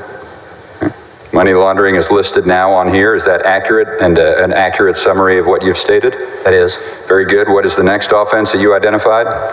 Tampering with a governmental record and possible perjury related to personal financial statements filed under Chapter 572 of the Government Code. And Mr. Cox, I'll ask you as you turn to the side, just make sure to keep your voice up so we can all hear you. Yes. Please, sir, what's the next one you identified as a potential offense? Coercion of a public servant under 3602 of the Penal Code. And again, what's shown up on the screen, does that accurately reflect the testimony you provided? It is. Next offense? Official oppression under 3903 of the Penal Code and retaliation under 3606 of the Penal Code. Again, those 2 that have just popped up on the screen, do those accurately reflect your testimony? Yes. Next offense that you potentially identified? We discussed whether there could be under Penal Code 1502 of the Penal Code or under Penal Code Section 7102, either a criminal conspiracy to commit any of these offenses, including the ones that haven't been put on the screen that I mentioned, or engaging in organized criminal activity with connection to these offenses. Was there also an identification of a potential government code section violation? Yes. Chapter 572 of the Government Code not only has the financial disclosure rules, it also has standards of conduct for state employees in subchapter C, and there was what appeared to be a fairly clear violation of one of the provisions of that section. Sir, the information that's displayed on the screen now, is this an accurate summary of your testimony here today, specifically as to the potential offenses that you personally identified? Yes, it is. Your Honor, I've marked for identification purposes exhibit number 660, which is the entirety of what is shown on the screen, and I would offer the same into evidence as summation. It is admitted into evidence. Thank you, Your Honor. Did you object? I was going to, Your Honor. I'm sorry. Excuse me. Why don't we? I thought you had already allowed it earlier and had not been admitted. So state your objection. Why don't we write on there that accurately reflect the testimony of potential or possible instead of just putting the statutes on there? The witness clearly said that he speculated this might have been some offenses. And so it would be really improper to put that into evidence without clearly identifying that these are all potentials or possibles that have never been indicted on, ever. May I respond, Your Honor? Or Mr. President? May I respond? I know Mr. President has indicated his desire not to have to look at too many numbers, so I'm probably going to make it worse by suggesting the following, but the Texas Supreme Court under Uniroyal Goodrich Tire versus Martinez and Inspire versus Webster College have adopted the charts that summarize or perhaps emphasize testimony are admissible if the underlying information has been admitted into evidence. This is simply a summary. Mr. Busby may question the witness at his leisure concerning the qualifications and any particular changes that he believes are appropriate for this jury to understand. Your Honor, it has to be a fair summary. No one's challenging that you can do a summary, but it has to be a fair summary, and that's not fair. I'm going to sustain the objection. You were allowed to bring it in. He said these were possible, so I'm going to sustain the objection. And so can we have it, if it's going to come into evidence, write possible on it or potential? That's yes. Yes, thank you. Do you agree? I'd be happy to identify it as the testimony which has been provided as possible evidence, and I'll even identify that it's by Mr. Greg Cox. And then are you? If he writes that on there, because that's going to be on the front page of the newspaper, and let's make it clear that this guy didn't have any evidence of that. Your Honor, may I do that at a break so as not to take any further time, but before formally submitted in evidence? Yes, on each one, each item. Yes, Your Honor. All right. Mr. President, excuse me, either. Thank you. Sir, after you've identified these possible potential offenses, and again, this is your opinion, and as you've described to us, you have worked in the criminal field for some 30 years. Is that accurate? Correct. What, if anything, did you do? After discussing this with Margaret Moore, the decision was made to reach out to the U.S. Attorney's Office, make sure that moving forward with an investigation would not interfere with any ongoing federal investigation, and I was tasked with making those calls and setting up meetings about that. The Chapter 572 of the Government Code offense that you flagged, was that one that you discussed with Margaret Moore? I believe so, yes. Do you recall the complete language of Section 572 of the Government Code? Not off the top of my head. Could you recite it off the top of your head? I could not. If you had a copy of the statute, would it assist you in providing your testimony here today? Yes, it would. Your Honor, for identification purposes only and not for admission, I'd offer 661 of the House Board of Managers exhibit to the witness and to counsel so they may review as the witness testifies. Are you bringing it forward? Yes, Your Honor, but again, not offered into evidence, but merely for purposes of reliance during his testimony. Okay. May I have a copy? Yes.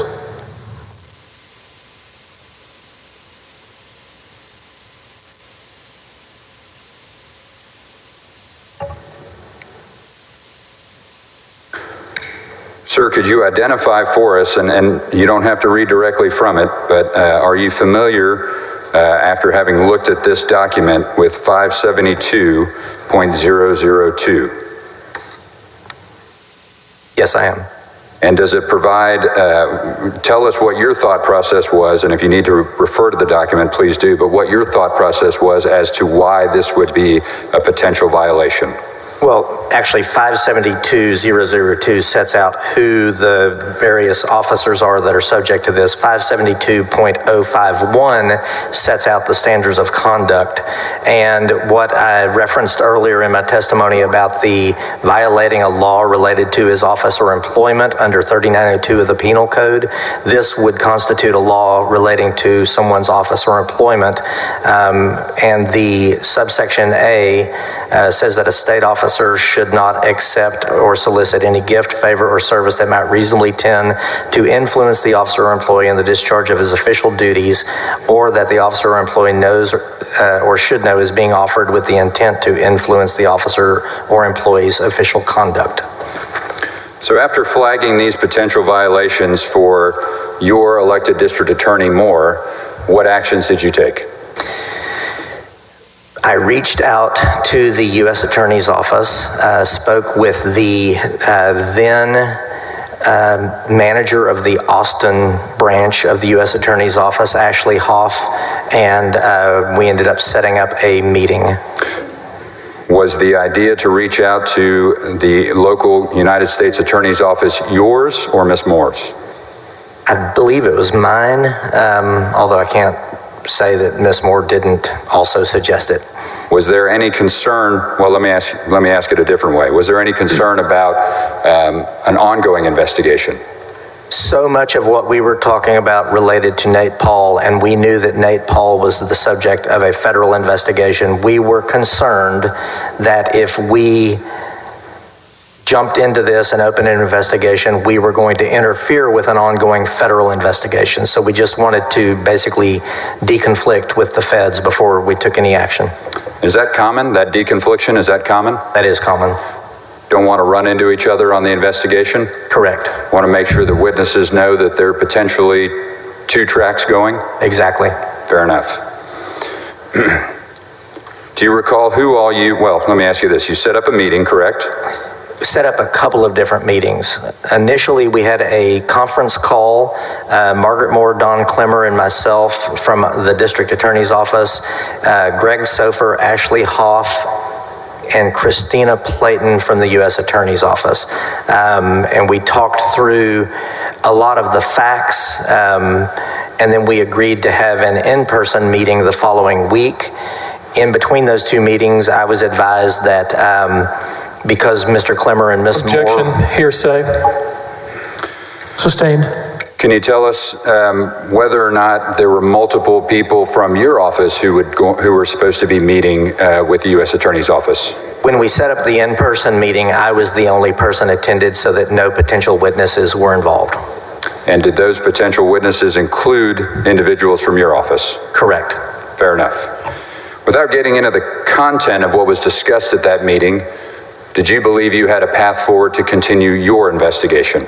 That's what we were trying to determine, was whether there was a path forward that did not interfere with a significant federal investigation that was going on.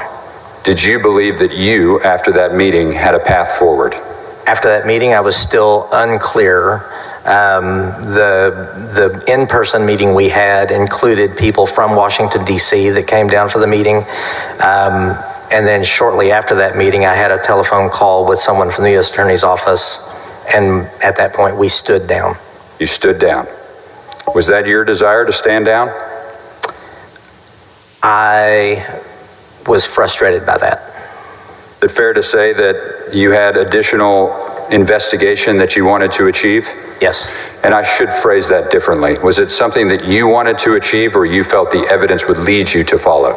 It was something I felt was worthy of investigation. It involved important issues involving the state of Texas, and I was concerned that, as I had seen happen too often, the federal government would sit on it for a long time, and then we might not see anything happen. Does that appear to have been the case thus far? It does.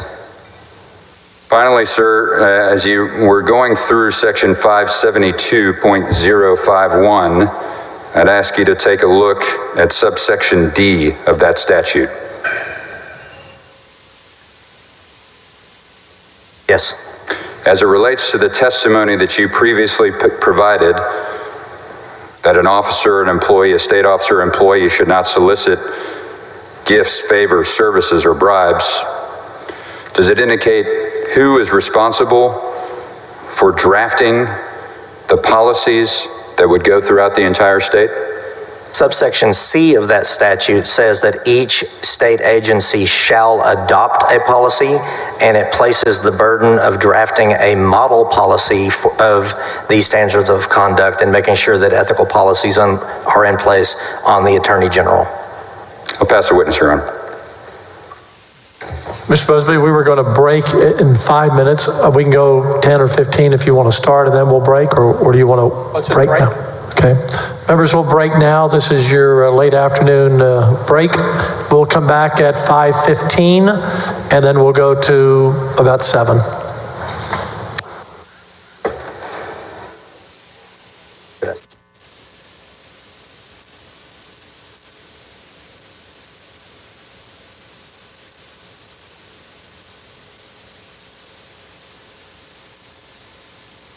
So we've been hearing from Greg Cox. He was with the Travis County District Attorney's Office for decades, actually, talking about, this decision about how they were trying to decide whether or not to investigate, trying to take on an investigation of Ken Paxton, and they were ultimately basically got word from the feds that they should not. And so, as far as we know, and even based on the testimony we heard from Missy Carr, there's been a federal grand jury investigation into these matters. Your thoughts, Bernadine? Well, and also answers why it has taken so long and we have not seen the federal government or the feds indict suspended AG Paxton. But you know what also, if you're listening to the evidence and you're listening to it in more of an objective way, you can understand why the House impeached him. And you can understand why the whistleblowers went to the law enforcement, because it's clear from this evidence that AG Paxton was involved in a lot of things. Now, potentially illegal, because remember, he has to have his day in court, and then also unethically, well, I don't want to talk about the moral because that's subjective. But it's clear why that we're here today.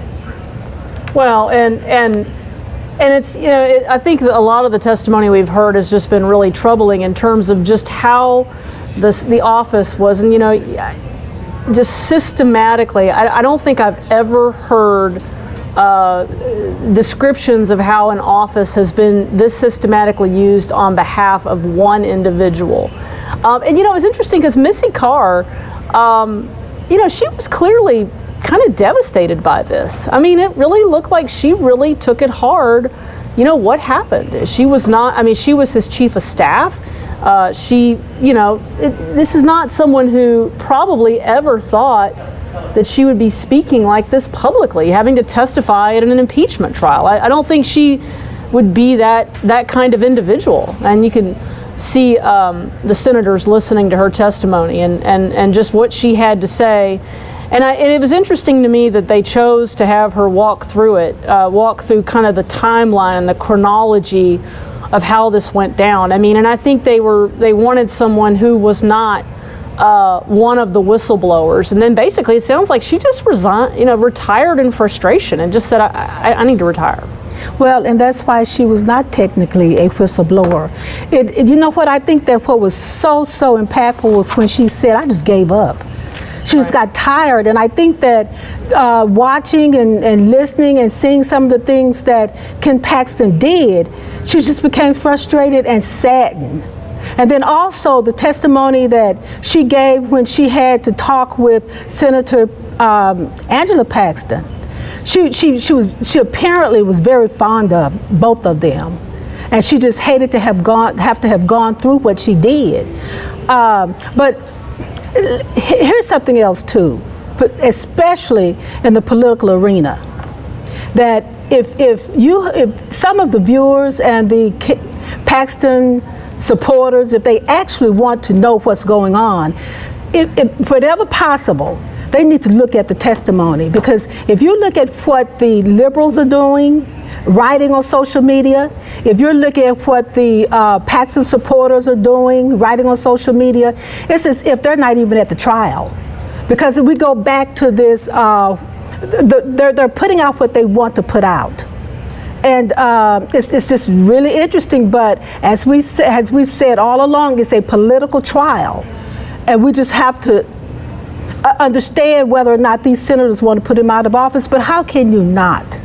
And keep something else in mind, Tanya. A great number of these senators are attorneys. They understand this evidence. Right. They understand it. Now, whether we go back to whether or not how they're going to justify it. Because my understanding of what I have been watching, these whistleblowers, these witnesses have not been impeached. Their credibility has not been put online where they cannot believe what they're saying. Well, it's hard to understand why all these people who are appointed, chosen and hand-selected by Ken Paxton, why do they all suddenly decide we want to blow up our careers to do this? It doesn't make any sense. And that's why I always just keep kind of going back to the whole Occam's razor thing. I mean, it was just such a term that I heard a few years, about, 10, 15 years ago. And just, there's no reason, it doesn't make sense why these people, because these were people that had reached, the pinnacle of their positions at the AG's office. In a number of cases, they had left other jobs to go work at the AG's office. They have nothing to gain by this. They have absolutely nothing to gain. I'm sorry, I thought you had finished. You go ahead. You know who's mind-boggling to me? Maxwell. Why would he fire him? Why would he fire someone who's so very much respected that it smacks of someone who's just out of control, or someone who just wants to get this done in such a way that he was willing to fire someone who was so well respected? Right. It all boils down now, and you will know also they wanted to. This is one of the first times that they brought up or either talked about how they recognized and pinpointed the mistress. But it's just, and also, let me tell you something else. Sure, Bernadine. Missy, when she talked about the money, see, remember when earlier testimony talked about, or cross-examination or whatever, talked about how you're going to pay this outside counsel. Right. She said he'd have the authority to do it.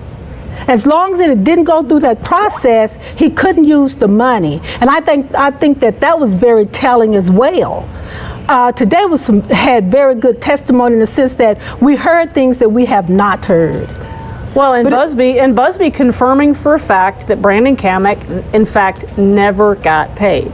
Yes. I mean, if the contract is lawful, if everything is on the up and up, why doesn't he get paid? I mean, if everything's good to go, why? I mean, the guy did work, so why didn't the AG's office pay him? I'd like to hear that explanation.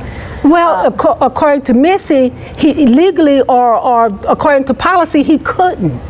Right, and I'm certainly not an expert in that arena, but I would like to know a bit more about the reason why. Because again, if everything is on the up and up, as Ken Paxton side is saying, and that he had the authority to do it, and everything was done as it should have been, then why wasn't Brandon Kamek paid? I'd like to hear that explanation. I mean, and nobody's explained that to me yet. Very good question. It is, and now one spot where they did kind of get messy was this question of where was this conference. I mean, I don't know if she misspoke about the location. I mean, because Busby did get her a bit on whether or not it was in San Antonio, but I didn't get the sense that it wasn't that it didn't happen. It was just maybe she was mistaken. I mean, I don't know about you, but my memory for something that happened 3 or 4 years ago is going to be, I might misremember a location, but she very clearly remembered that she had seen her at this conference and that she saw the name tag. And that's what stood out to me, not necessarily where it was. And we do know it was out of Austin. It wasn't inside Austin, and it was at, he did bring out when he said that, it wasn't there. That wasn't the conference. But by then, we had heard the other testimony that the location didn't necessarily matter. But again, we go back to that dog whistling. See, he says things that they can put on social media, that they can say she wasn't even factual as to where it happened. But that does not take away the substance of the testimony. Well, the substance of what we've seen that they've testified to has largely held up. I mean, all of these witnesses have largely testified to the same chronology, to the same facts, and you just cannot say it too many times. These were Ken Paxton's people. These are all conservative people.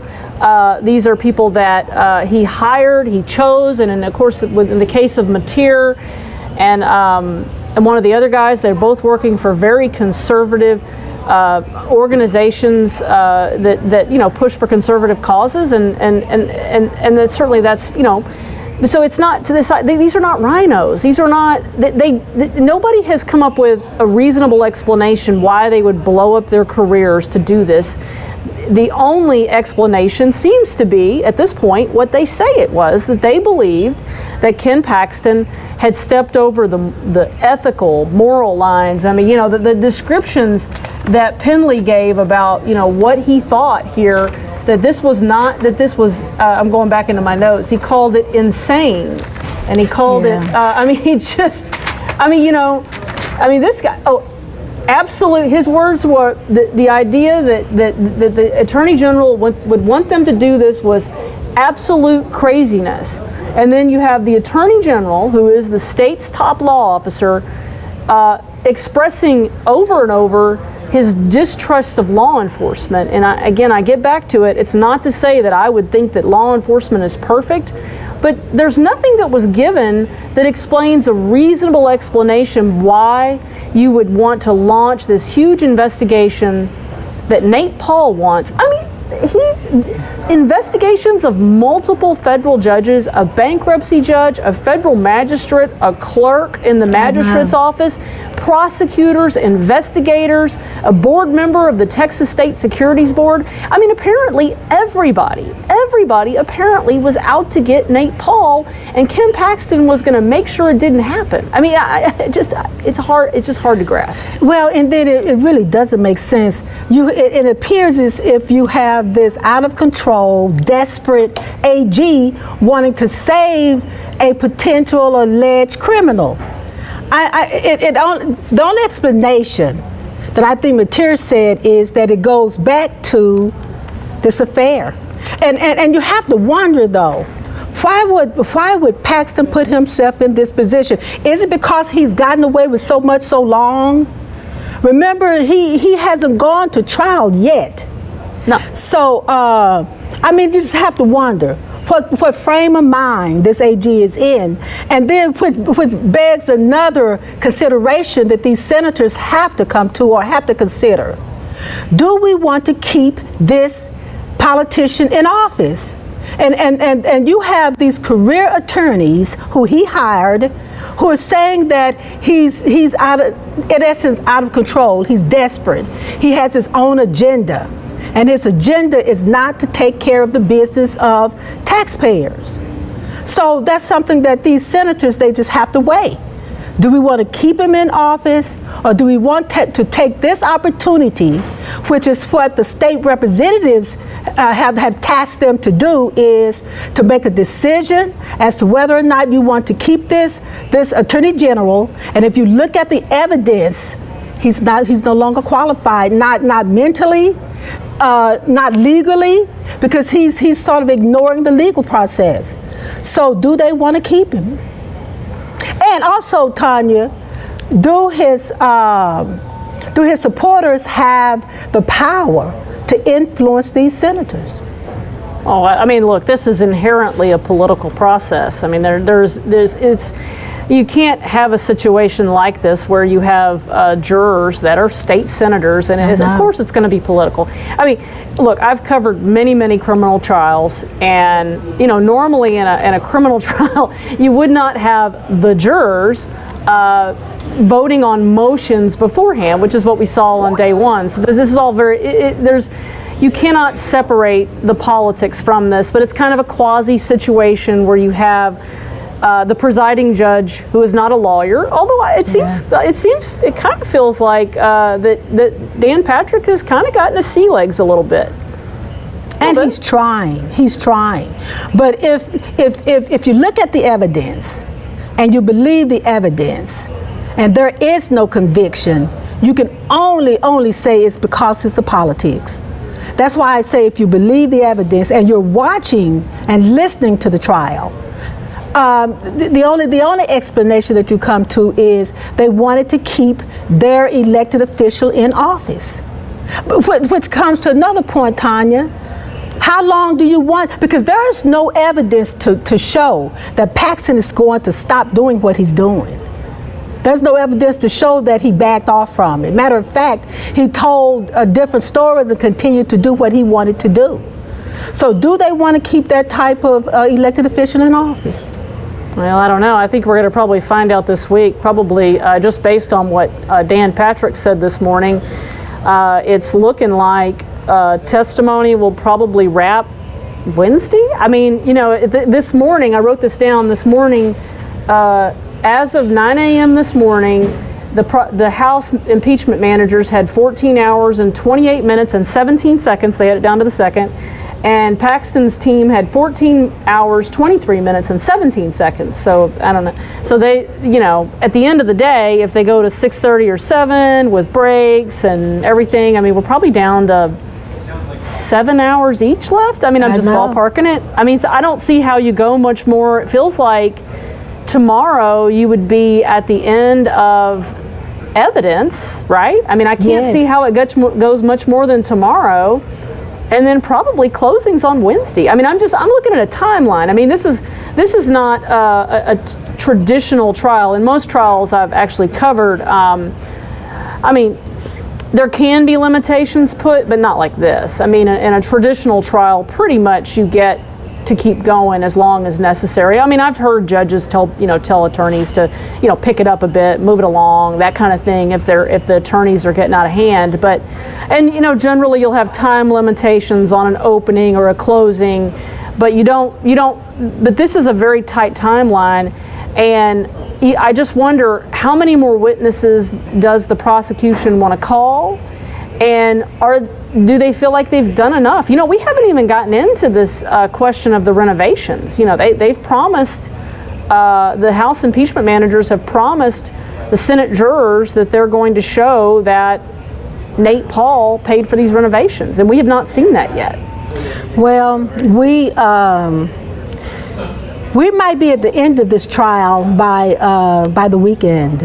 Oh, I think it'll be before. I think Bernardine. I think it'll be before that. I mean, do you see the senators debating that long? I mean, I don't know. Of course, I'm always wrong on deliberations. I'm always wrong on outcomes. I have no idea.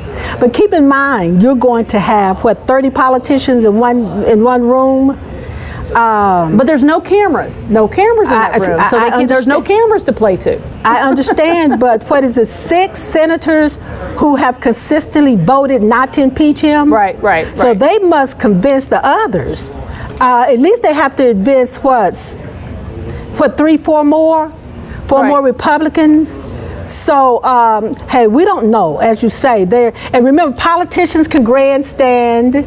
They can talk a lot. They can do whatever they want to. So I think that's the question. How long is going to take the senators to go in and hash out their next because keep in mind too, once they convict him, I'm sure that they're going to know. Well, now we don't know that they're going to convict him. Well, thank you for correcting me. Oh God, let's be careful here because I'm not taking any sides. So. I'm not either. As I said, if you're looking at this evidence, you tend to move in that direction. But I am not going to speculate as to how they're going to vote or how they're going to rule. So I thank you for correcting me on that. But if they acquit or they convict, they still have to decide on whether or not they're going to remove him remove him and not allow him to run again. That's another discussion. The other thing I want to know, I think that would be very interesting is if I was a senator, I would want to watch those interviews with Nate Paul. Because I've seen all of the first one and a good bit of the second one. They were pretty lengthy. And Nate Paul, in those interviews with David Maxwell and Mark Penley, could not explain.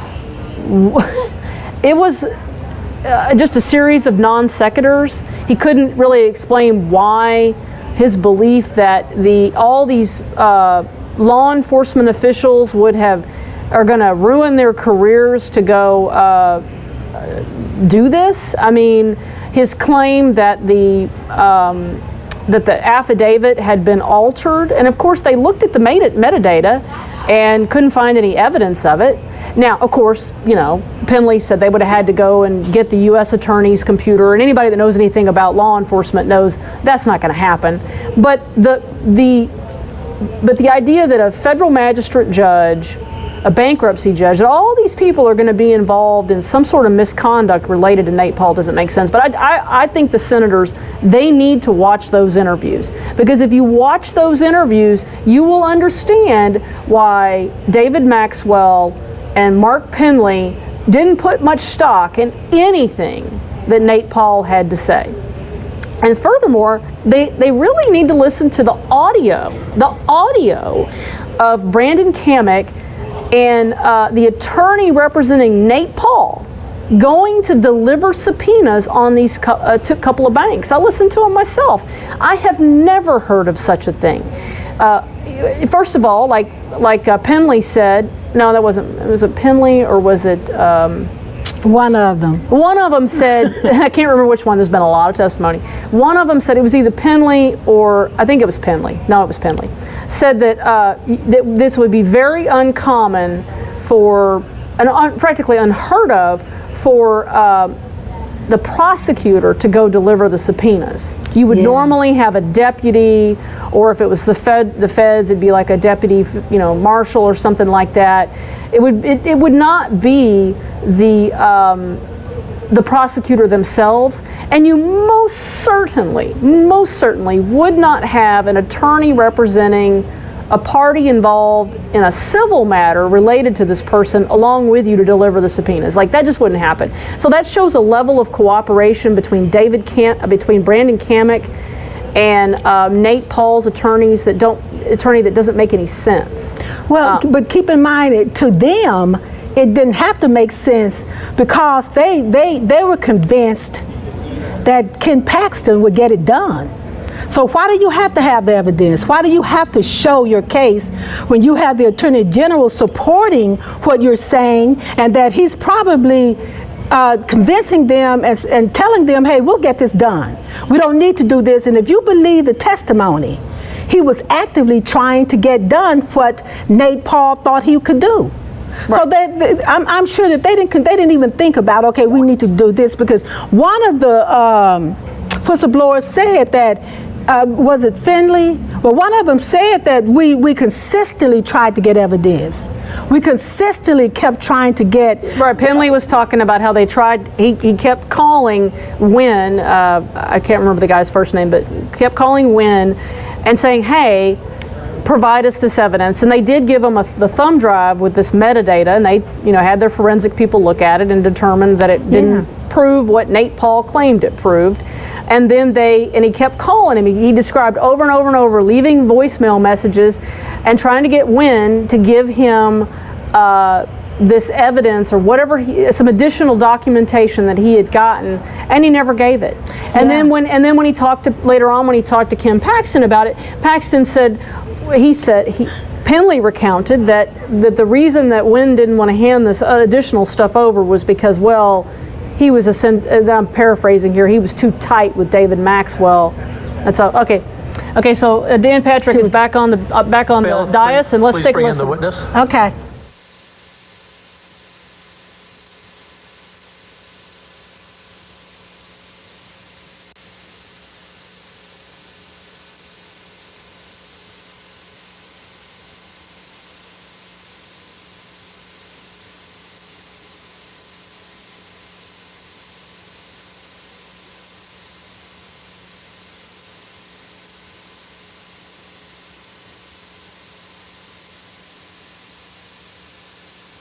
Bailiff, please bring in the witness.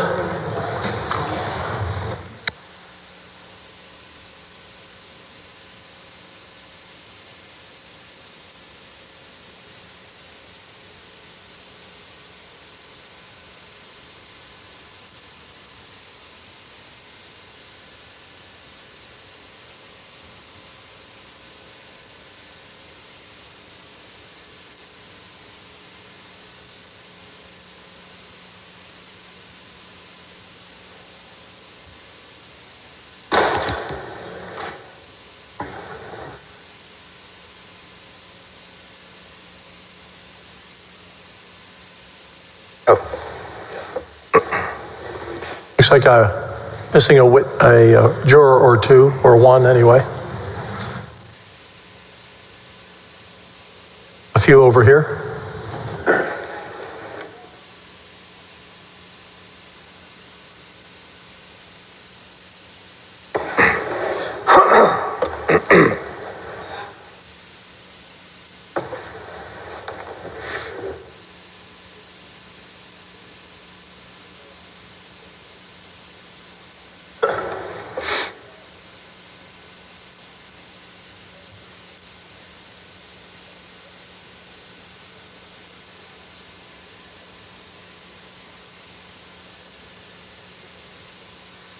I believe we have everyone.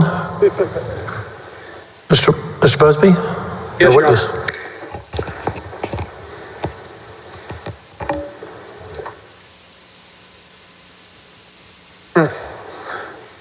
You know, they say that you can indict a ham sandwich.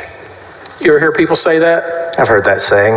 In fact, you recall that the former governor of our state was indicted just for exercising his veto. Remember that? He was not actually indicted. He was indicted. Governor Rick Perry was indicted for exercising his veto. Did you not know that? I thought they did an investigation that resulted in a no bill. No, you're misinformed. He was indicted by a Travis County grand jury. Did you not know that? I did not know that. And he said over and over and over, my gosh, all I did was exercise a veto. You can indict a ham sandwich. Respectfully, and object to this line of questioning as being wholly irrelevant. Overruled. So here we have a Travis County, in Governor Perry's case, a Travis County grand jury indicted him for exercising his veto, and you just went through this litany of possible maybes with regard to Ken Paxton, didn't you? That's correct. He might have done this, he might have done that, right? Correct. I guess what you were saying is that, hey, I'm analyzing the law. If any of this foolishness is true, this might be the criminal violations, right? That would be accurate.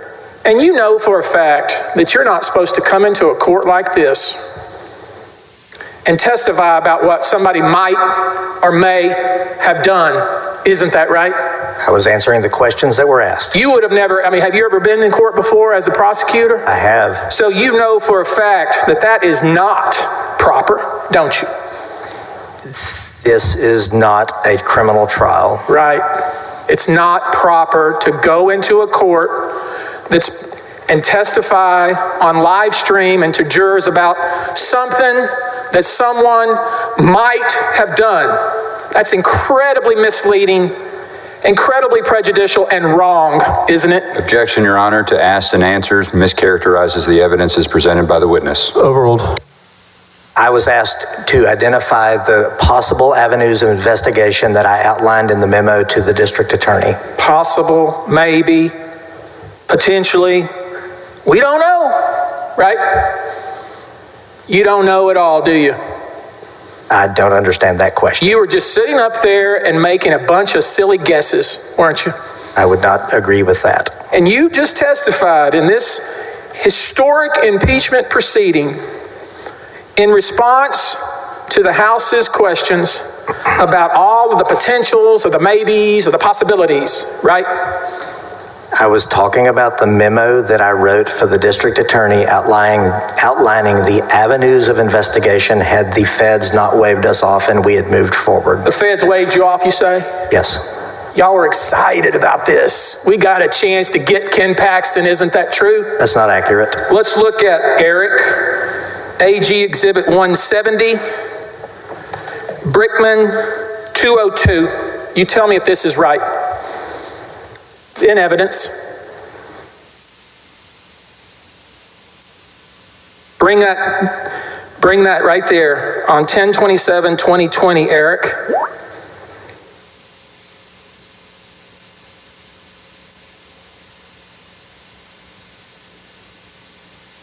Right there, Eric. Let me just read this so we'll understand what y'all really were up to. My phone conference with Margaret Moore and her team went well today. They are excited about pursuing this investigation and will coordinate their efforts with the U.S. Attorney Office so that both pursuits complement each other. They obviously want to move quickly as they have time constraints. They are not going to wait on the feds. Did I read that right? You read it correctly, yes. So, the DA's office of Travis County, Margaret Moore, she Democrat, Republican? She's a Democrat. Okay, so the elected Democrat district attorney of Travis County was excited. She had a chance to go after Ken Paxton for just an entire litany of things, according to your little memo, right? I disagree with the description of excited. And you're telling me that the feds waved her off. That's what you're telling me? Correct. The feds under whom? Who was in charge of the feds? At that time, I believe it was still Attorney General Barr. Okay, who was the president at that point in time? Donald Trump.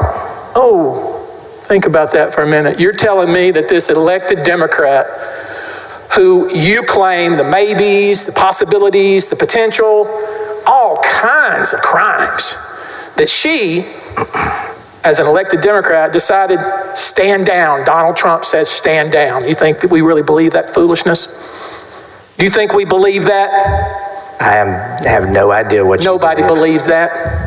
And you don't believe it either. Your Honor, I object, sir, thank you, to the form of the question and offering an opinion that he is not entitled to offer in testimony. Sustain. You don't believe that either, do you? I don't even know what you're saying right now. What was your question?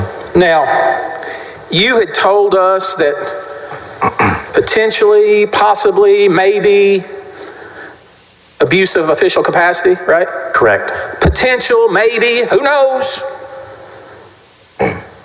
Acceptance of gift to a public servant? Correct. No clue if that was true or not, was there? You had no clue, did you? Can I explain the purpose I'm of the memo? asking you whether you had any clue that any of those things were true.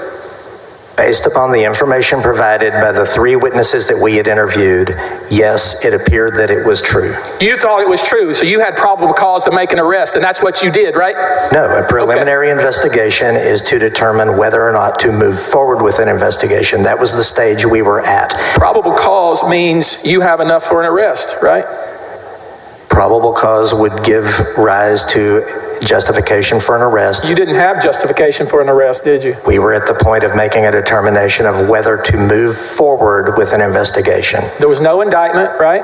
Correct. There was no arrest, right? Correct. And yet, you came here in front of all these fine people and told us a bunch of maybes. Isn't that right? I came here and answered questions about the memo. Mm-hmm. And looking at this litany that the lawyer wanted to put into evidence, one of those was possibly, maybe, who knows, engaging in organized criminal activity, right? That is something I outlined in the memo. That sounds bad, doesn't it? It's an offense under the penal code. That sounds like there's something really going on bad at the AG's office, right? That is your characterization of that. That's something you'd never want to be a part of, right?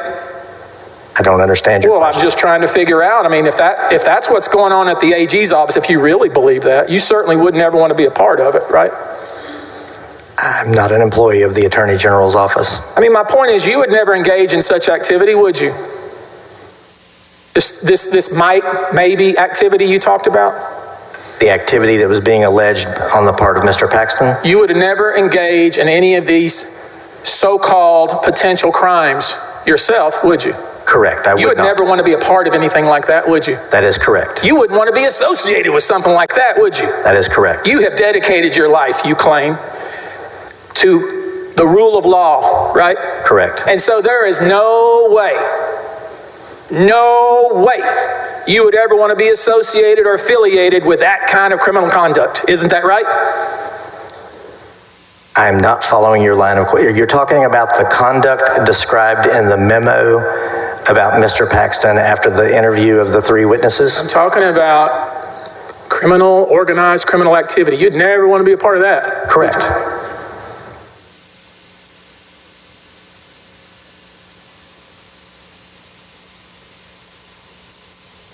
I mean, if you really believed that, you certainly wouldn't want to be a part of it, right? Correct. You applied for a job at the AG's office, didn't you? I did. Let's make sure we let that sink in. You applied for a job after this silly memo you wrote, didn't you? Yes. Let it sink in.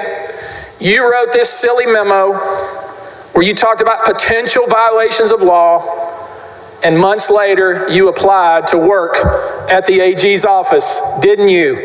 That is correct. And you know what the kicker is? Who wrote your letter of recommendation? Margaret Moore. She wrote a general letter of recommendation that I could use with any employer. It was not specific for that job. She wrote you a letter of recommendation. This whole thing should be dismissed. Don't you agree? No. Yeah. I think the point has been made. Your Honor, I pass the witness. Your witness on redirect. Thank you, Mr. President. Mr. Cox, did you speak with the elected district attorney Moore to determine whether or not there was an ongoing active investigation at the Travis County District Attorney's Office? Did I? Please ask that again. Fair enough. You indicated to us that prior to writing your October 28, 2020 memo, you had had a conversation with Margaret Moore. Is that accurate? Yes. Did you learn whether or not there was an ongoing investigation at the Travis County District Attorney's Office concerning the allegations made by Nate Paul? Objection. The question calls for hearsay. Sustained. Did you review documents or did you ask for any documents? You personally asked for any documents that would show whether or not there was an ongoing active investigation concerning the complaints made by Nate Paul? Now he's asking to testify about documents not in evidence, hearsay, and best evidence rule. If I may, Your Honor, best evidence. Did you have an opinion as to whether or not there was an ongoing investigation into the complaints made by Nate Paul? Objection. His opinion is completely irrelevant. Your Honor, we've established that under Rule 701 and others, as a testifying witness, he's allowed to testify to what his opinion is based on the evidence as he knew it. I didn't say that he was an expert, Your Honor. He's not an expert. That's improper. And as Mr. Busby knows, without making these foolish arguments, 701 deals with lay witness opinions. Sustained. If we could please, Ms. Manella, play Exhibit 249. And this goes beyond the scope of the cross. And Your Honor, as you know, he's expanding. If I can finish, please. I'm sorry, sir. Of course. He's expanding the recross or his redirect. It's improper. He never mentioned that video that went into evidence, so he can't talk about it now.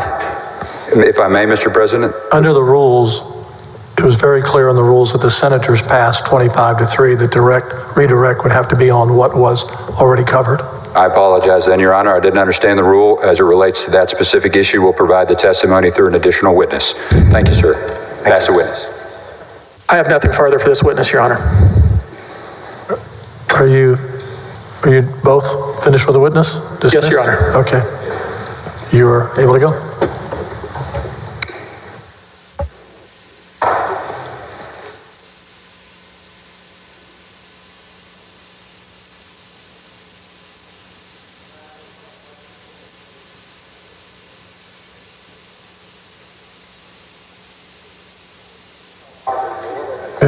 Before we call the witness, I want to be correct. Not in the rules, being on direct to direct was what we discussed when we all met now 2 weeks ago, that redirect would be on what was brought into testimony on direct. That's what we discussed. You may bring in the witness.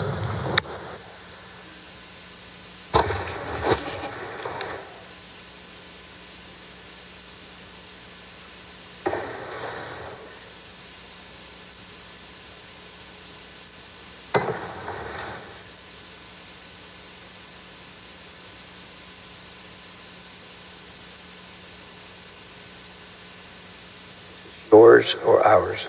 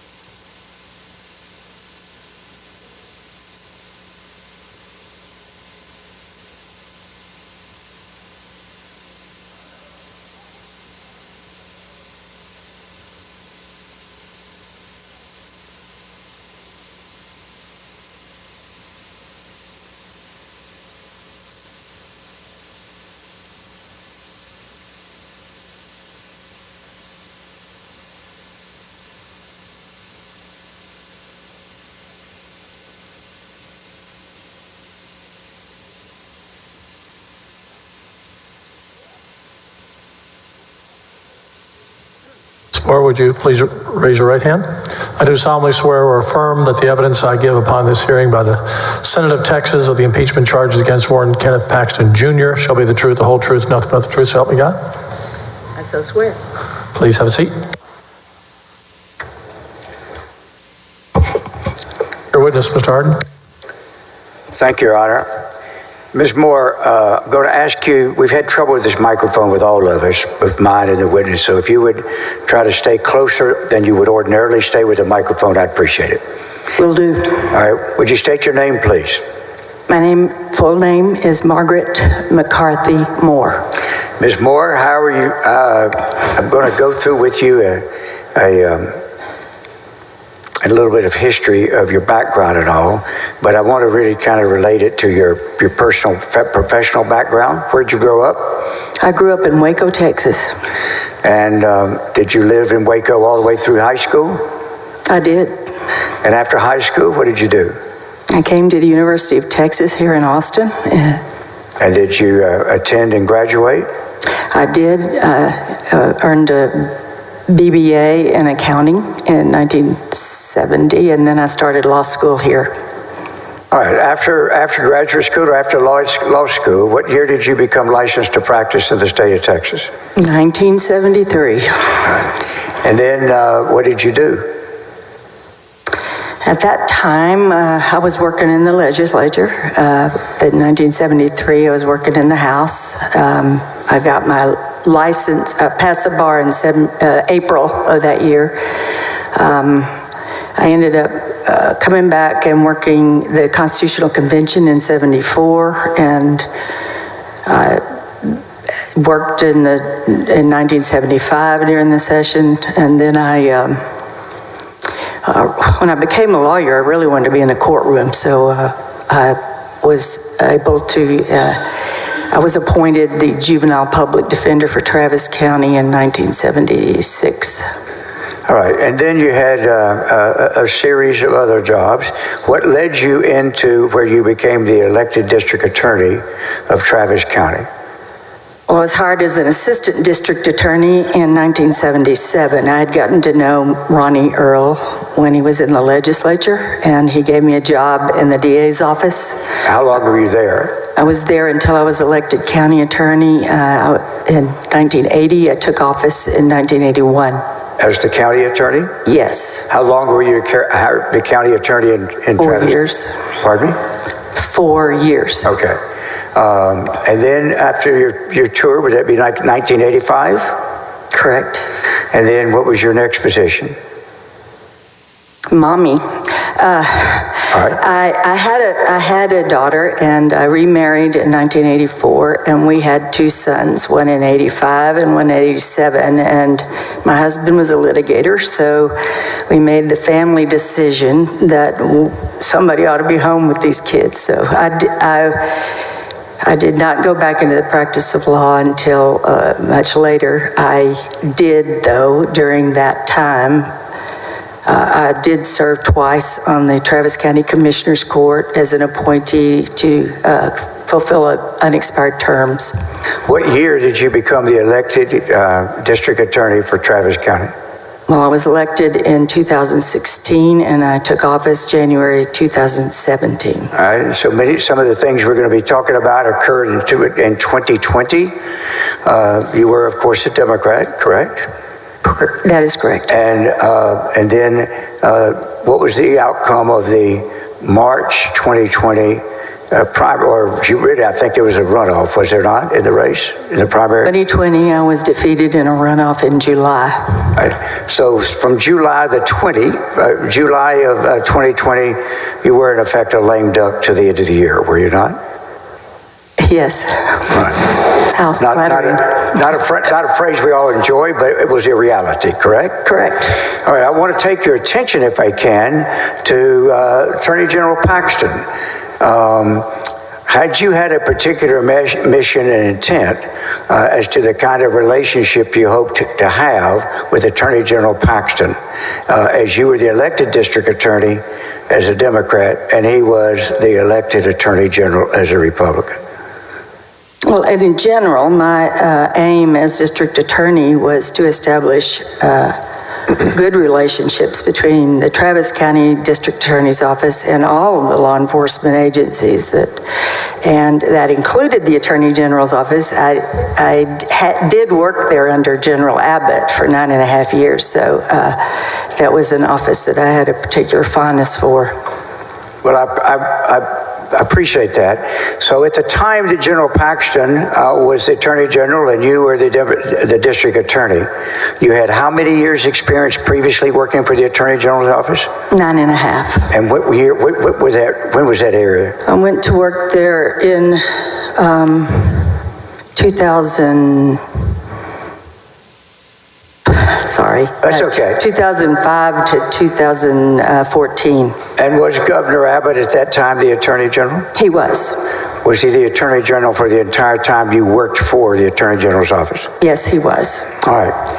Now, how would you describe into the period of May, June, or whatever of 2020. How would you describe your relationship and dealings with the Attorney General? He had, General Paxton himself had been, I considered him a friend. I didn't know him well, but he'd been very generous with helping with matters that we asked him to help with. I considered him a friend. All right, in May of 2020, did you become aware of any type of request that he was making regarding a particular matter? Yes. And what was that, and how did you become aware? My first assistant was Melinda Monford, known as Mindy Monford, and she told me, informed me about... Objection, hearsay. Sustained. So, did you become aware of a conversation that Mindy Monford had with the Attorney General? I did. And as a result of that conversation, did you authorize or agree to any type of meeting with the Attorney General on behalf of members of your staff? Of course. All right. And when you say of course, what do you mean? I did consider him a friend, and I'd considered the relationship between the DA's office and the Attorney General's office to be a very important working relationship. So an elected official, the highest legal officer in the land, wants to have a meeting with me or my folks, it's going to be yes. And who attended this meeting? And what type of meeting was it? Were you informed as to where it was and all? It was a lunch meeting to discuss a case that the Attorney General felt should be investigated by the DA's office. So was the original contact then with a proposal for by the Attorney General for the District Attorney's Office to investigate a particular case? It was directly between General Paxton and Ms. Monford. Had you ever yourself at this time before heard the name of Nate Paul? Not that I recall. All right. And then were you present at the meeting? No. And to your knowledge, who was present at the meeting? Mindy Monford, Don Clemmer, who is my director over special crimes, Mr. Paxton, Mr. Paul, and Mr. Wynn, an attorney from Houston, that representing Mr. Paul. All right. Now, at this lunch, did you know anything about whether there was perhaps another person? Have you ever heard of a Mr. Drew Wicker? I have not. So do you have any knowledge one way or the other as to whether he was at that lunch? I do not have that knowledge. When the lunch was over, did Mr. Clemmer and Ms. Monford come back to report on it to you? Yes, they did. And as a result of what they reported, what was your reaction as to what y'all intended to do with the Attorney General's recommendation, or request rather? Well, the allegations that were reported to me that Mr. Paul turned out to be his complaints that Mr. Paul brought to Mindy and Mr. Clemmer were ridiculous, and their communication to me was to that effect, and I agreed with them after they described it to me. Can I have exhibit, which is in evidence 88, up on the screen, please, or on the iPad, please?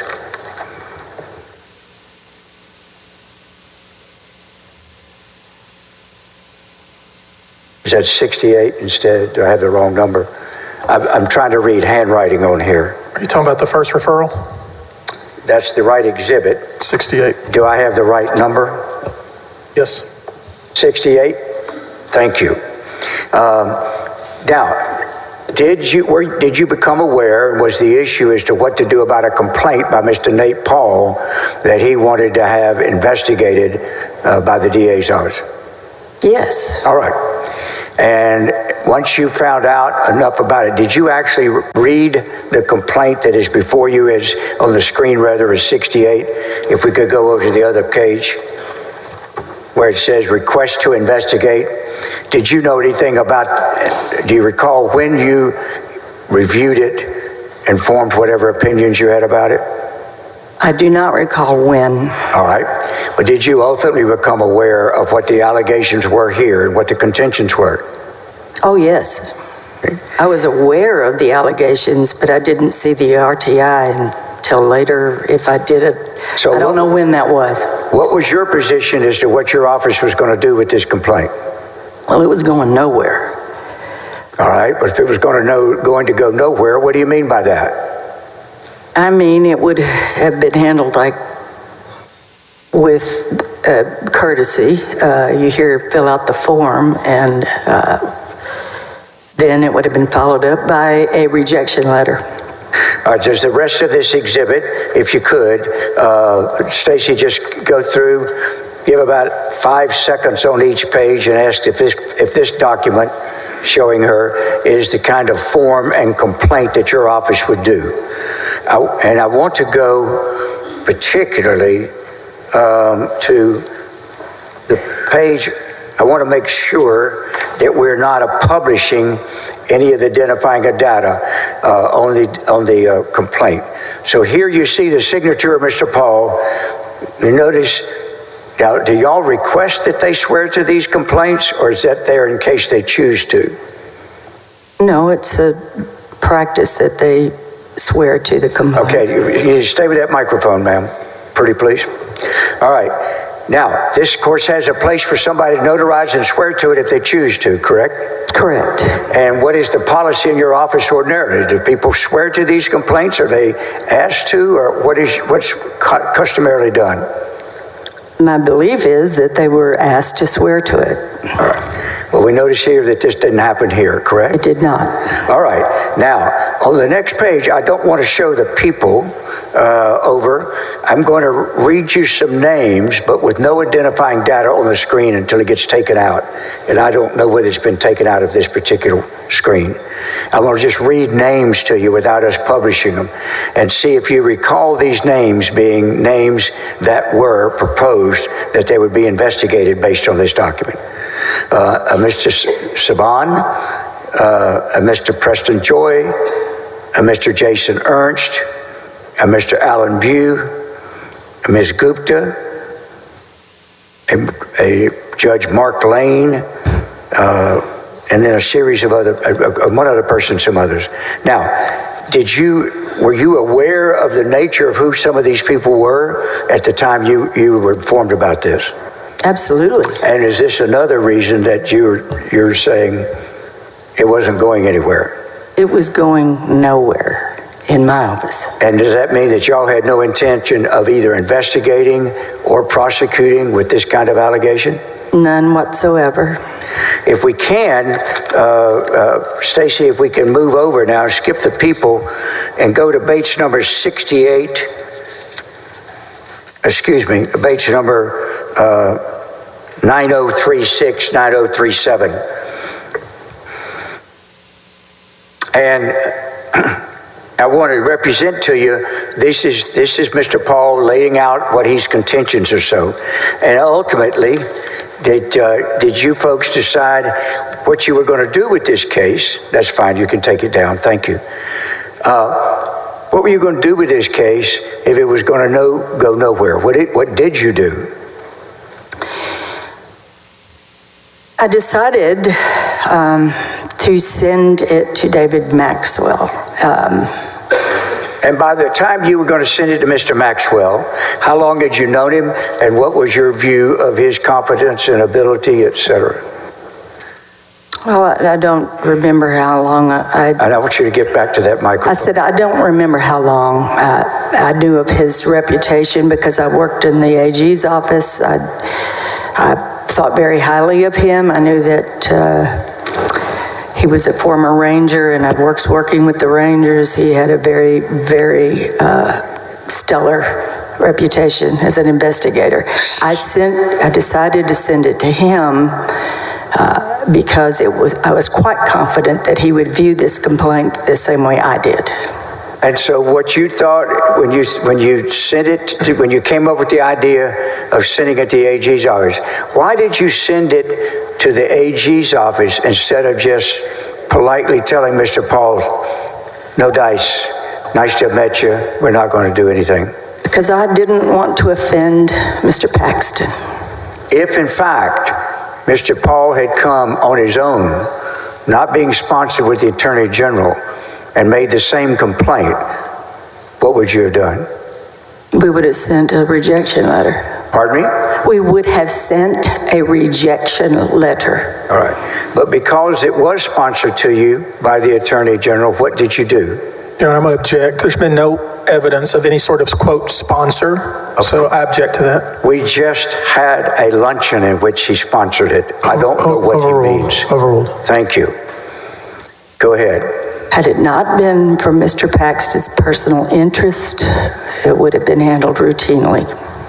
But because I valued the relationship with Mr. Paxton and considered him to have been a friend, I didn't want to offend him, and so this seemed to be a delicate way of having the matter reach conclusion. Yeah. So let me ask you,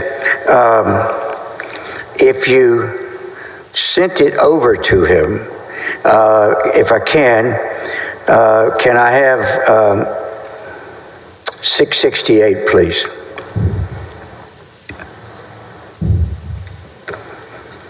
This is in evidence, Your Honor.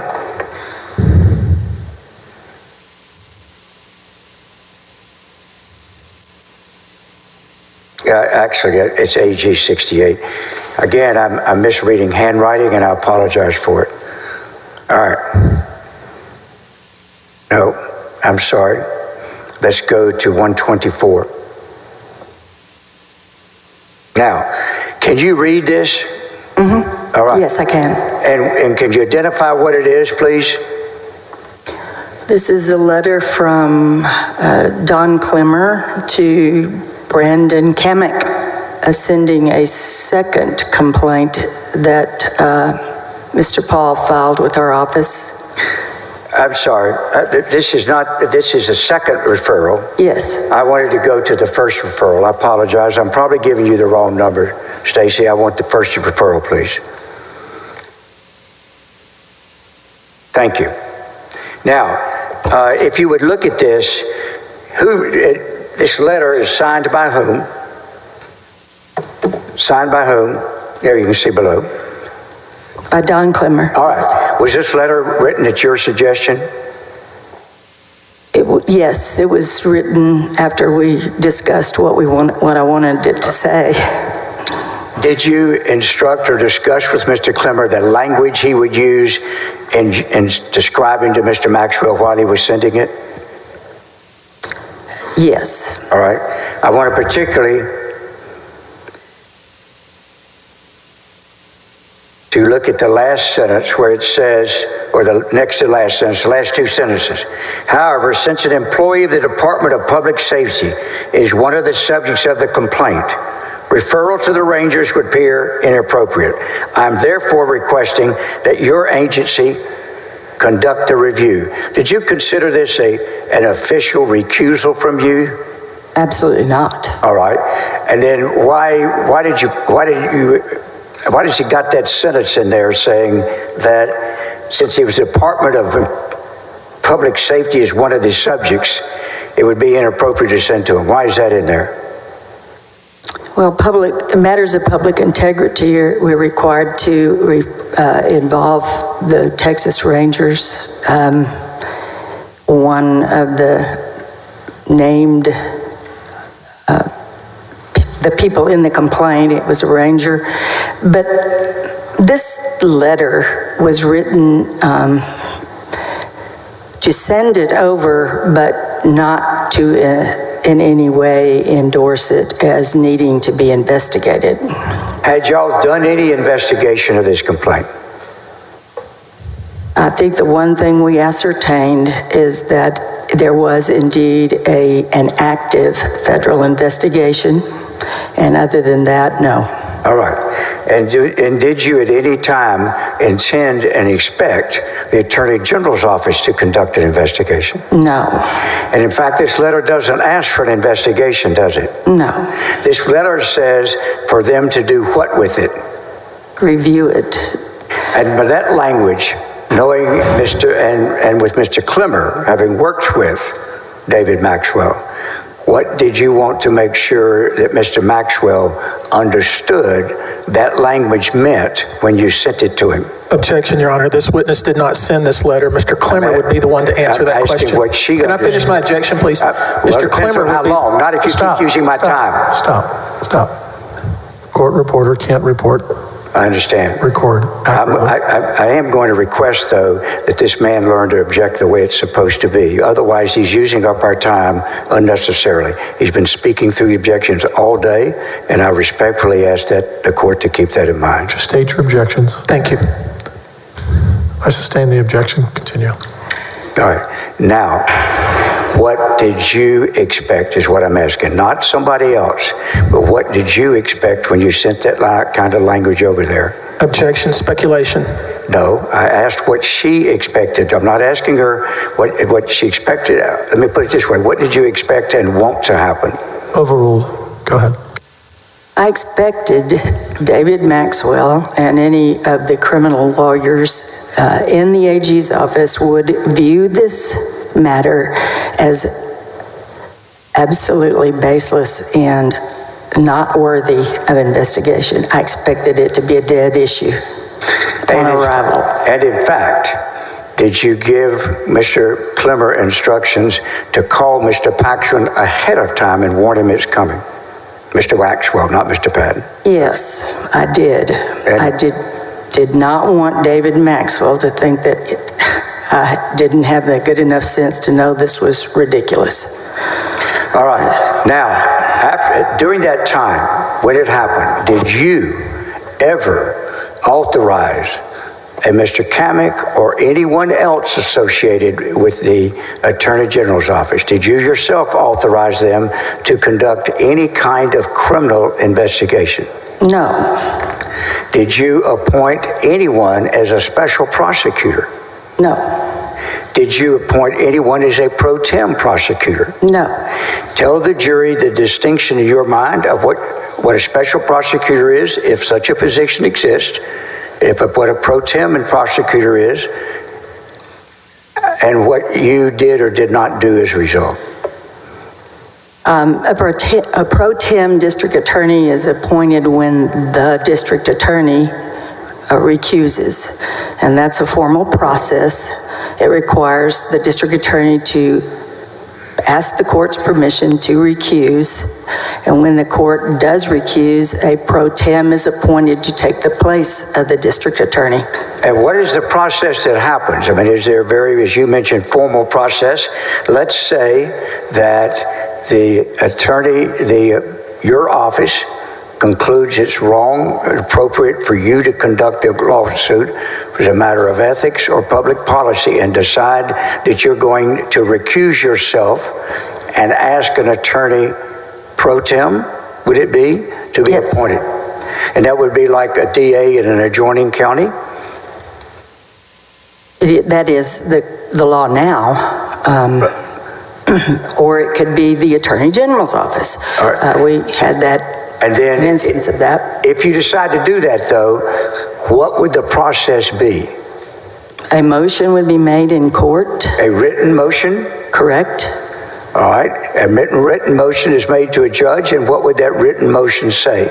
It would say that the district attorney, because of a conflict, or for whatever other reason, it's usually a conflict, is asking the court's permission to recuse, and the court then please appoint a district attorney pro tem to handle, and it's always a specific matter.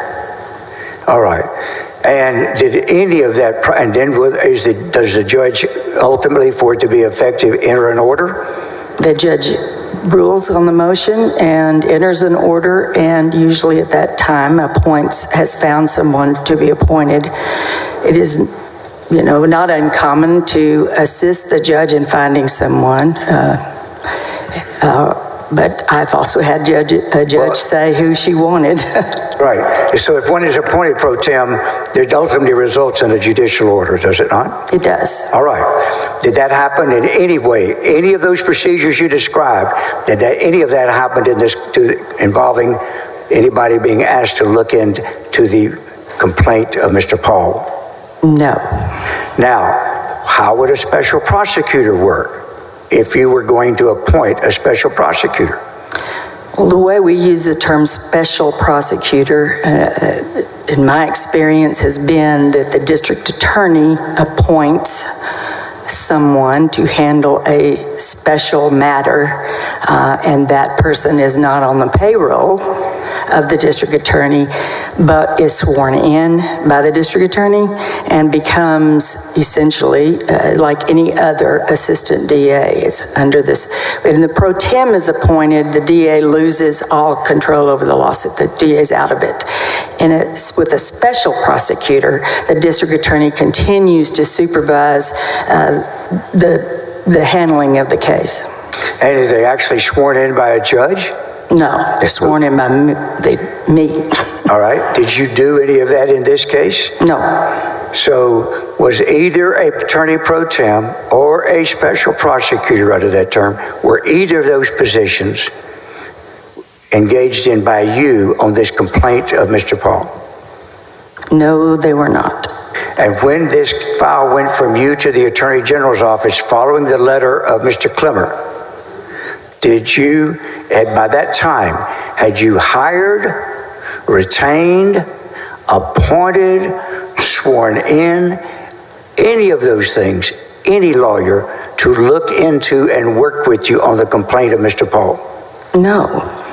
And after that case file left you and went to the AG's office, did you in your office have anything to do with investigating that file? No, we did not. Other than helping Mr. Kamek get his grand jury subpoenas, other than that, did you do anything to assist Mr. Kamek in investigating this case? No. And did anybody in the Attorney General's office ask you to aid in any way Mr. Kamek? No. Did the Attorney General ever ask you in any way to aid Mr. Kamek? He did not ask me. I don't know that he asked anyone. So was Mr. Kamek ever hired or employed by your office in any way? No.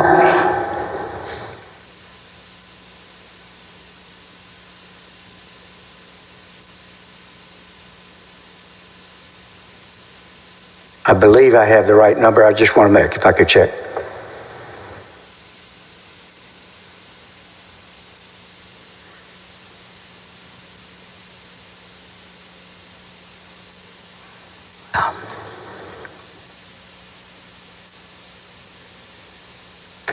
This is a video that is in evidence. I'm going to ask Stacy, Exhibit 249. I want to ask her to cue it up and play it for the jury, please. And I will ask you to listen, then I'll have a question afterwards. I want to talk about the appointment of special prosecutors, and I don't know if you or the general need to answer that. Is it rare for your office to appoint a special prosecutor?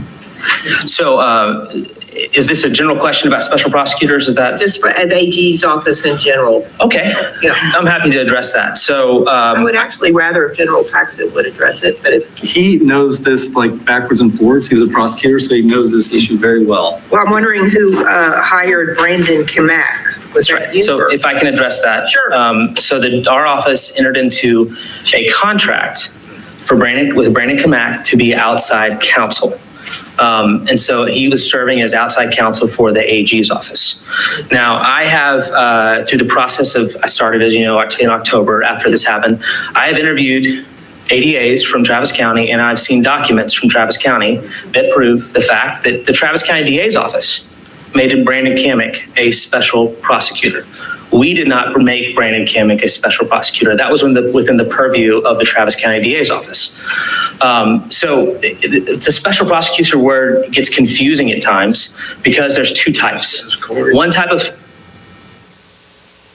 What is your testimony? Is a pro tem prosecutor, and a pro tem prosecutor can only be put in place when a DA's office recuses themselves from a case. And that's not what happened with the Brandon Kimmick situation. We hired him to be outside counsel. That contract was signed by the general. And then he went to go work because he was hired on to assist the Travis County DA's office. And the news glosses this over. No one ever goes and looks at the Travis County DA's office's files. They don't give really deep interviews on these things. But the fact is, he went and said, I'm the guy that's going to be the outside counsel for the AG's office, and I'm here to assist on your investigation. And then through that process, he worked with them to get grand jury subpoenas, and that's how he became a special prosecutor. And I'm aware of the difference. I actually wrote the legislation that determined on pro tem who could actually be appointed. So yes, I'm familiar with this.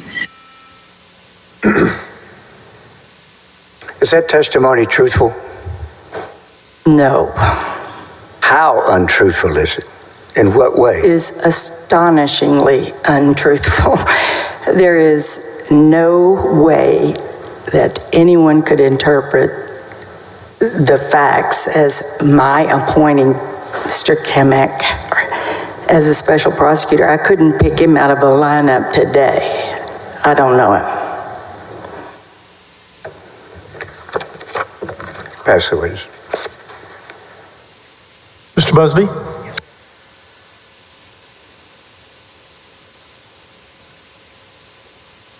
Hey, Ms. Moore. Hello. How are you doing? I'm doing well, thank you. Good. Eric, could you pull up Article 5, the impeachment article, so we can look at it real quick? As he's doing that, Ms. Moore, you're telling us all that there was never, in this situation, an attorney pro tem, true? Correct. Let's look at the article of impeachment. Article.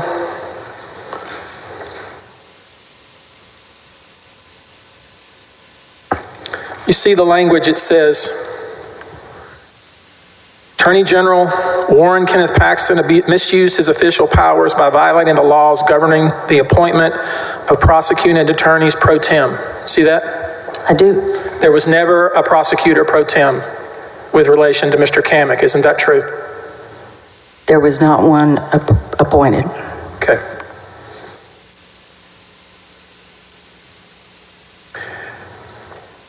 It sounds like when you learned about the complaint of Nate Paul, your initial gut reaction was, that is absolutely ridiculous what he's alleging. True? True. But you know, of course, that sometimes the FBI does in fact violate people's rights. Right? I've never witnessed that. But you certainly read the news reports about it, haven't you? I've read news reports alleging that.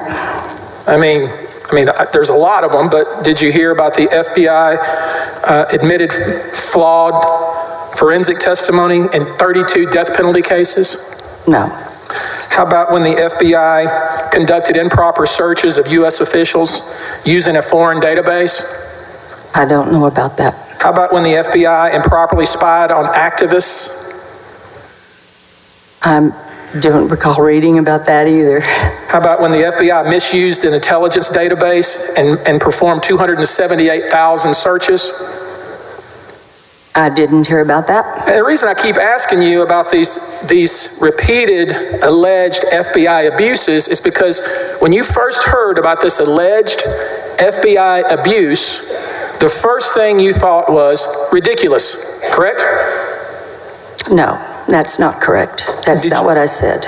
You knew that a federal judge had ruled that FBI agents had conducted illegal searches of businesses. I don't know what you're alluding to. How the FBI violated the privacy rights of tens of thousands of Americans. Mr. Busby, I'm not aware of that article. It seems to me that might be something you make yourself aware of before you decide. Excuse me, this is all irrelevant. Using it to attack one agency or another is irrelevant to what the Attorney General did in this case, and I object to being extremely irrelevant. Your Honor. Overruled. Thank you.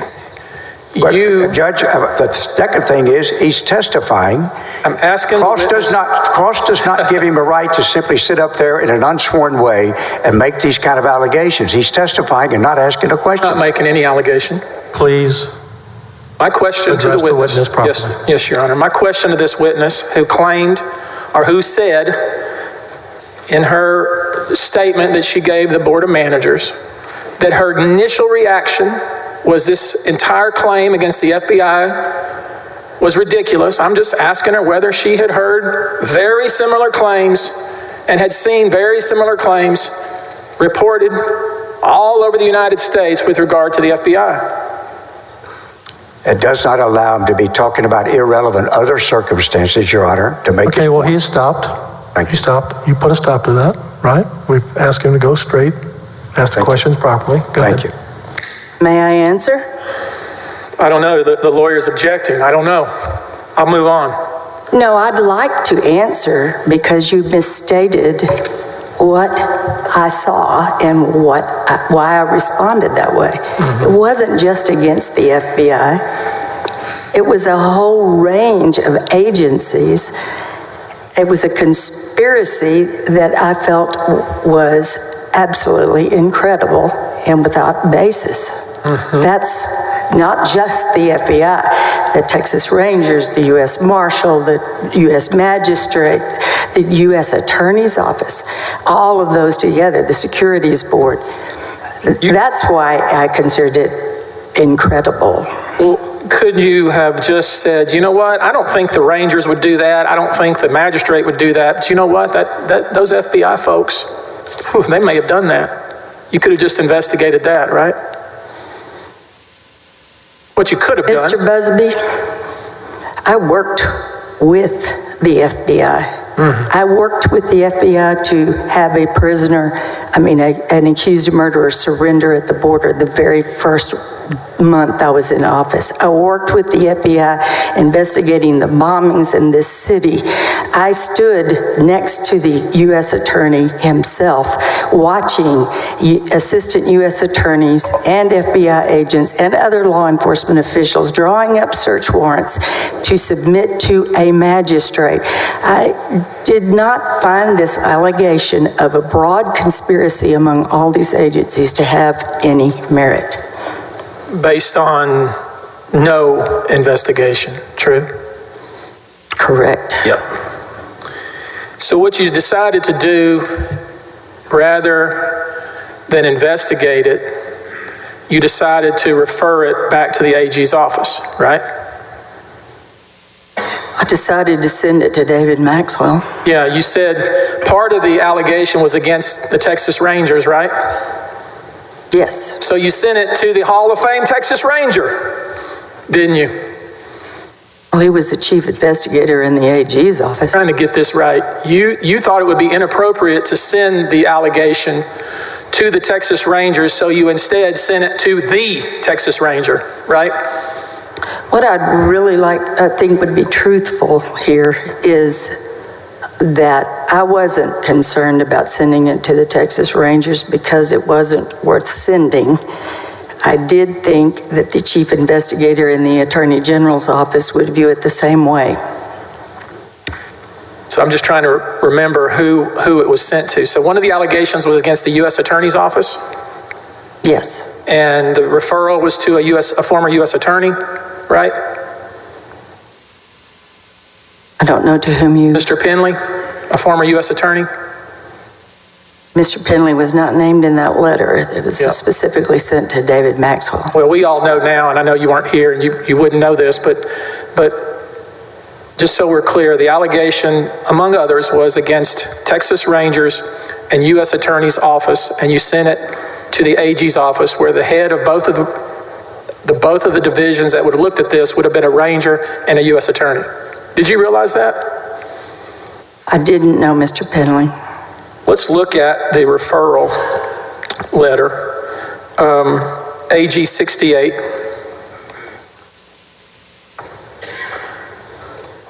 Eric, please. Just to correct the record, I believe he mistakenly referred to Mr. Penley as a U.S. attorney, and I don't want that to stay unchallenged. He, of course, was an assistant U.S. attorney, but I don't want a suggestion that this was being looked at by a U.S. attorney. A former assistant U.S. attorney. I think we all know who he is. He testified. Thank you. Now, let's look at the referral. Clemmer at the time worked for you in the office, right? Yes. Okay. He had the authority to send this letter, true? Yes. And he sent the letter to Mr. Maxwell. You've told us that, right? Correct. And he said, would typically forward such a complaint to the Public Integrity Unit of the Texas Rangers for review, right? Yes. However, since an employee of the Department of Public Safety is one of the subjects of the complaint, referrals to the Rangers would appear inappropriate, correct? Yes, he says it. Okay. Now, you also made a comment with Mr. Harden about, you typically would require someone making a criminal complaint to swear to the complaint. Is that right? Yes, the form. Is it required? I didn't review every single complaint, but it's my understanding we had that policy, yes. That was the policy in the office, is to require the complainant to swear to the complaint? Yes. May I approach the witness?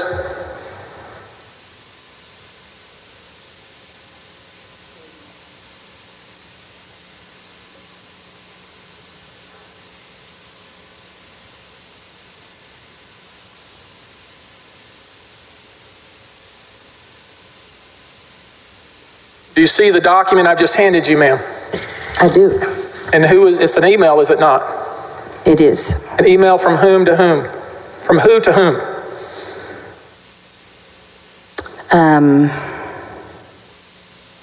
There's two, it appears. Is this email from people within your office? Both of the emails on this piece of paper are from Todd Bircher to Don Clemmer, and then the next one is Todd Bircher to M. Wynn. How do we move for admission of this piece of evidence? Any objection?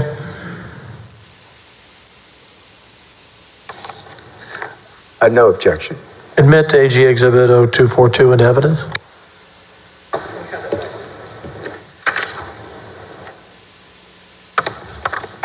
Now we'll put on the screen Exhibit 242, which I think His Honor put in evidence, allowed into evidence. And let's just so we know what your underlings, Mr. Bircher was one of your subordinates, was he not? He was. And let's look at what he told Mr. Paul's lawyer in writing. I'm going to read it. You tell me if I get it right. Please see the attached RTI, which includes instructions on submitting your client's complaint. Feel free to contact me with any questions you may have. Again, no need to get a notary signature on it. That's what your people told Mr. Paul's lawyer. Isn't that true? That's what this email says, yes. And yet, there's been suggestion here that the complaint, Mr. Paul, a suggestion that he knew that was baloney, and that's why he didn't get it notarized. Did you know that was the suggestion being made? Did you know that was the suggestion being made? I've been under the rules, so I haven't heard anything. I figured that. But what we know specifically is exactly what Mr. Paul's lawyer was told is what he did. He did not get it notarized, did he? No, he did not.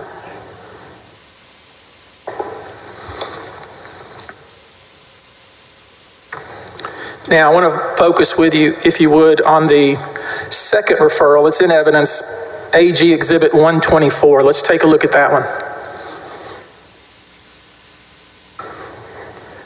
Were you aware that your subordinate, Mr. Clemmer, was sending a second referral? I don't know when I became aware of that. It very possibly was after this. I don't know. So it could be the case that when Mr. Clemmer sent a second referral directly to Mr. Kamek in Houston, you didn't have any idea about that at the time. That could well be the case. I just don't recall. Now, certainly Mr. Clemmer, common sense would dictate Mr. Clemmer knew who Mr. Kamek was, right? I don't know what he addresses this to him. Right, he knew who Mr. Kamek was, otherwise why would he send him the letter in Houston? The referral in Houston, right? That's common sense, isn't it? It would appear. Yeah, okay. Is it typical? Let me ask you it this way. If a special prosecutor is appointed and an additional matter comes up within the office and they want to continue to use the special prosecutor, is that sometimes done? That did not occur in my administration. Mm-hmm. Now, I want to look at some things that were happening. Maybe you didn't know about them. Did you not realize that the people within your office were assisting Mr. Kamek in obtaining grand jury subpoenas? I didn't know it until recently. Okay. You had no idea that there were multiple people in your office who were guiding Mr. Kamek in obtaining grand jury subpoenas? I did not. But you will admit now that you know it now, right? I do know it now. So let's be clear. Even though you didn't know it, you admit that there were multiple people in your office who were assisting Mr. Kamek in obtaining grand jury subpoenas related to both the first and second referral. Isn't that right? That's what I believe to be the case, yes. Yeah.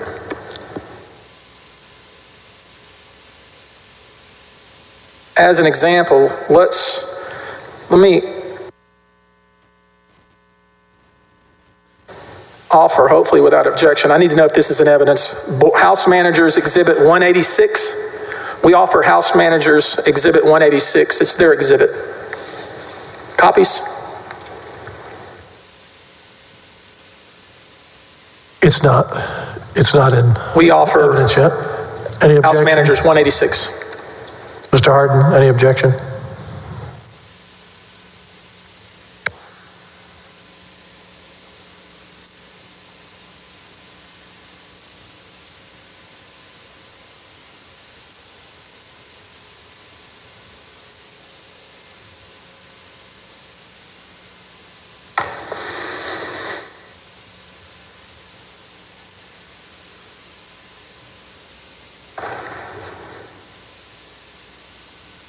May I have just a second more, Your Honor? Yes, you may.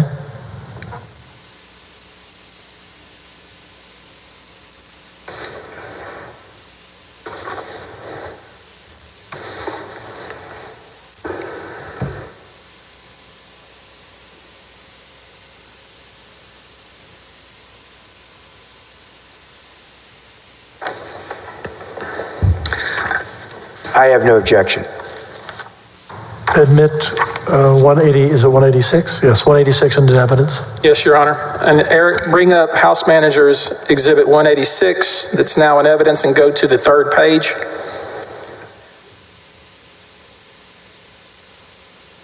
Make it the fourth page, Eric, please.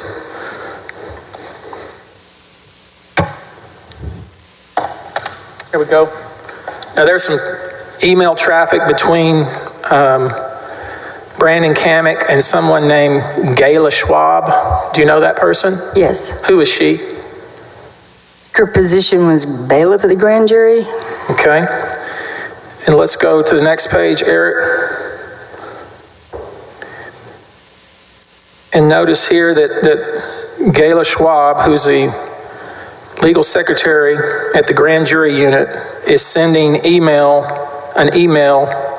to Brandon Kamek. Do you see that there at the bottom?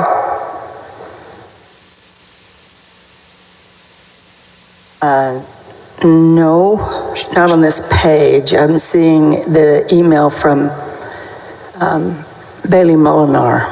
Look at the email. It says, "Hi, Brandon. I was directed to forward your request to Don Clemmer, director of our Special Prosecution Division, to handle this to handle this matter. Do you see that? No, that's not the page that's on my screen. Yeah, well, my eyes are terrible, so I can't see really your screen.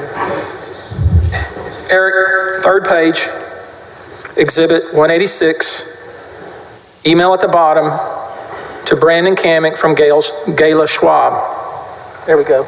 Now, can you see the email where she is referring Mr. Kamick to one of your subordinates?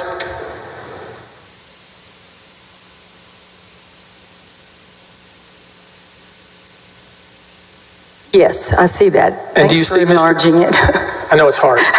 We're going to try to roll through this quickly. And do you see that your subordinate, Mr. Clemmer's response to Mr. Kamick? Right above it?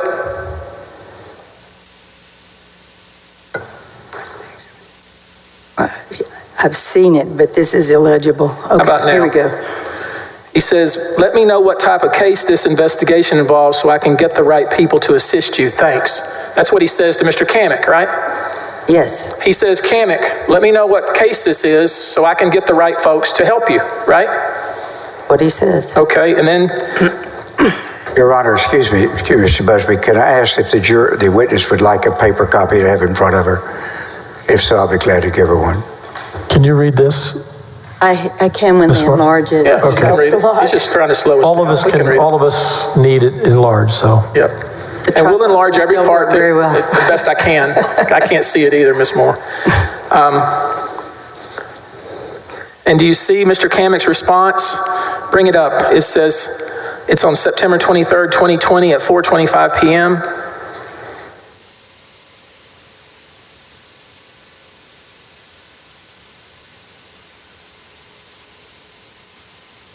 You see, he says, I've been appointed on a referral from your office to the AG's office regarding a matter involving public corruption. I am trying to get grand jury subpoenas issued. Do you see that? I do. He explained in detail what he was up to, didn't he? I'm not sure about the detail part, but he does say. I mean, it's in writing. What he was telling your subordinate what he was doing, right? He's getting grand jury subpoenas for a corruption investigation, right? Yeah, he just doesn't mention that it was the Nate Paul case, but but he does say it's a matter involving public corruption. I'm reading this. The first time I saw it was last week. Right, and that was the first referral. Let's look at the first page of this exhibit, and we can see at the top another email to Mr. Kamick from your subordinate, Don Clemmer. Pull it up, please.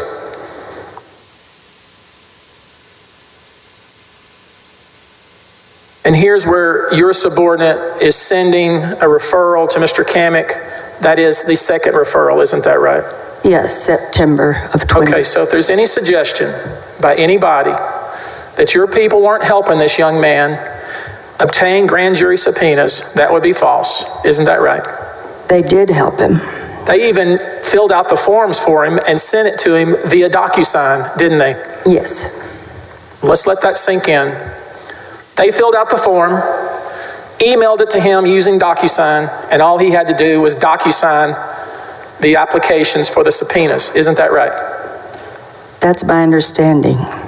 Who put the word special prosecutor on the DocuSign that was sent to this man? I do not know that.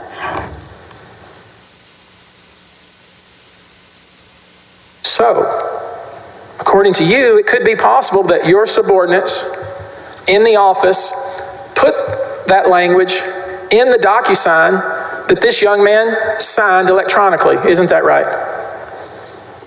Yes, but I noticed that he uses that term, special prosecutor, for the OAG. Yeah. So I wouldn't be surprised if they used his language. I mean, they certainly didn't tell him, don't use that language, did they? No, I wouldn't think that a secretary to the... It was more than a secretary, ma'am. You know it was more than one person, don't you? There was...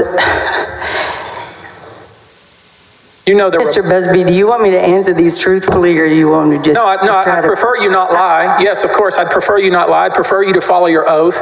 Will you agree that there were multiple people involved in your office in assisting this young man and getting grand jury subpoenas issued? I would agree that multiple people offered to assist him. I do not believe multiple people filled out the forms. I want to show you something that's in evidence, and you just tell me if it's true. And I'm going to get yelled at for this, but it's Exhibit 127, Exhibit 19, Eric. It's already in evidence.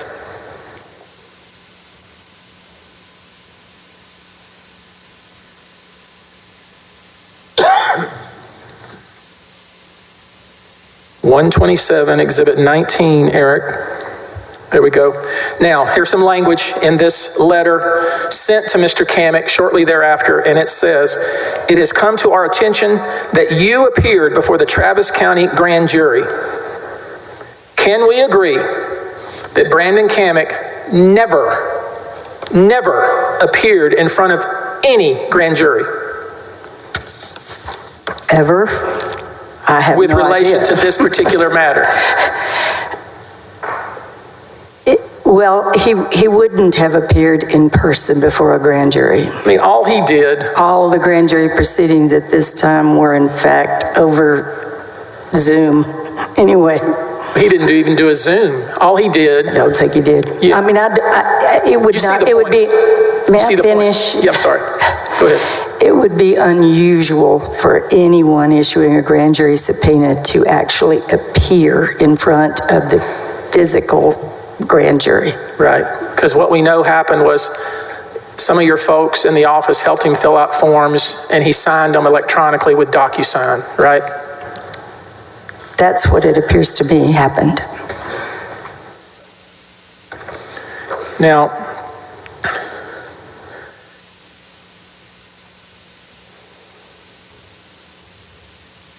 is it true that your office was excited about pursuing an investigation against Ken Paxton? I can't speak for the entire office, but I was not excited about any of this. Okay. Your Honor, I pass the witness. Redirect, Mr. Harden. Yes, Your Honor.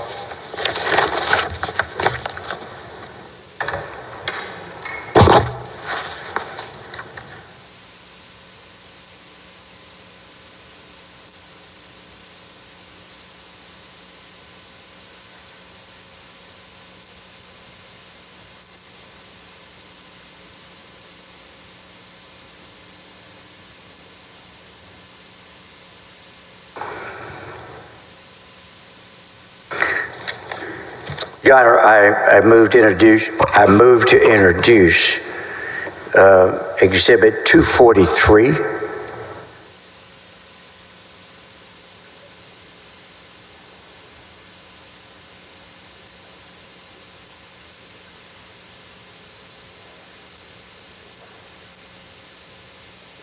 Thank you.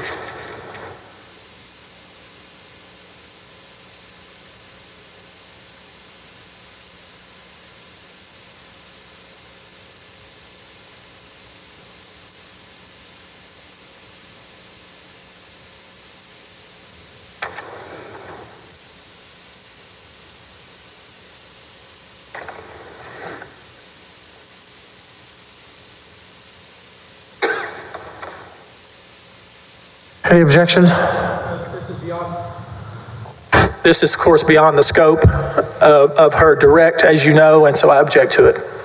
And as I said earlier, and I corrected myself, it was not within the rules, but we had discussed redirect would be on what was discussed in direct. I understand, but part of this cross was challenging whether or not her office was involved in what her office's involvement with this and what they did. This is her answer to an Attorney General public relations statement that he made, which also sets out her position about this entire matter, and she sent it to him on October the 9th, long before any of this was looked at. Hold on one second, councilors.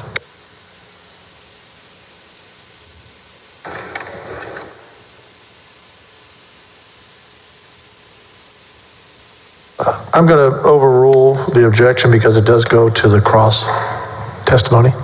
Thank you. Can you put it up, please? Now, I'm going to ask you to publish it by reading it. If you look up close to the microphone, I'd like for you to read to the jury what you told Mr. Paxton on October the 9th of 2020 through this letter. Well, it's addressed to Ken Paxton, Attorney General of Texas, the Office of the Attorney General, via email and by hand delivery. Dear Attorney General Paxton, on June 10th, 2020, my office sent to David Maxwell a letter referring a request to investigate, in parentheses, RTI, filed in our office by Nate Paul. The RTI was received by us after you asked my office to hear his complaints. The referral to the OAG was made with your approval. We did not conduct any investigation into the merits of the matters complained of. And referring the matter to the OAG, we concluded that ours was not the appropriate office to either address the matters raised in the complaint or to conduct an investigation into them. The referral cannot and should not be used as any indication of a need for investigation, a desire on the Travis County DA's part for an investigation to take place, or an endorsement of your acceptance of the referral. My office has closed this file and will take no further action. Furthermore, I have instructed my employees to have no further contact with you or your office regarding this matter. Any action you have already taken or will take pursuing this investigation is done solely on your own authority as provided by Texas law. The newly surfaced information raises serious concerns about the integrity of your investigation and the propriety of your conducting it. Sincerely, Margaret Moore. Now, Ms. Moore, are you aware that if one is a special prosecutor, that they are to be supervised by the authority appointing them a special prosecutor? Yes, especially and a properly appointed special prosecutor is supervised by the prosecuting authority. And if somebody is appointed as a special prosecutor, or let me strike that another way, do you consider when a person that says that they are a special prosecutor for the Attorney General, when that person contacts your office and asks for help in getting out subpoenas, tells you he doesn't really have experience in doing that, and your people assisting him, do you consider that in any form, in any way, supervising his later investigation? Objection, leading. Sustained. You can tell me either way. What is your opinion as to whether that is some type of supervision? Number one, I don't know that there's any such thing as a special prosecutor for the Office of the Attorney General. A prosecution is, the authority to prosecute is limited to the elected district and county attorneys of the state. So I don't even know what a special prosecutor for the OAG is, but this person was not appointed by me and was not supervised by me. And was he authorized? Would he be authorized to do any prosecution in the state of in Travis County without your approval? No. And is that built into the statutes that say only the elected district attorney of a county has the authority to approve and conduct prosecutions? That is the law.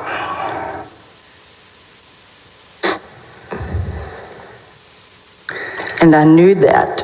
Finally, the video that we saw, did you notice that the Attorney General made no attempt to correct that untruthful testimony given before the Finance Committee? Not in the clip that I saw. That's all I have. Thank you. We need to admit Exhibit 243 into evidence, which I had not admitted into evidence yet. Thank you very much. Mr. Mr. Busby, recross. Yes, Your Honor. Let's look at, you said 247 is what it was, or 243? 243. 243. Yes, sir. Put on the screen, Eric. It's RAG 19, same exhibit. Ms. Moore, at the time you wrote this letter, you didn't even know about the second referral, did you? I easily could have. It's October 9, and the second referral was sent to Kamek on the 23rd. What happened in between is the motion to quash the subpoenas issued by Mr. Kamek were granted the motion was granted to quash those subpoenas. And when that happened, all of this was brought to my attention, so I could, by October 9th, have seen the second referral. Let's just make sure that we can agree on something. You didn't mention any second referral in this letter, did you? No, I didn't. No mention whatsoever of the second referral in this letter, is there? No. Okay. One thing you said in this letter, in the third paragraph, your office has closed this file, right? I do say that. So up and until that point, y'all had an open file on this referral, didn't you? I don't know that we did. I saw this. I don't have a full recollection of exactly what was going on at that moment, but I don't think we ever actually opened a file. So you just closed the already closed file? Is that what you're saying? Could have, yeah. So how many times do you have to close a file before it's closed? Well, Mr. Busby, I'm sorry, but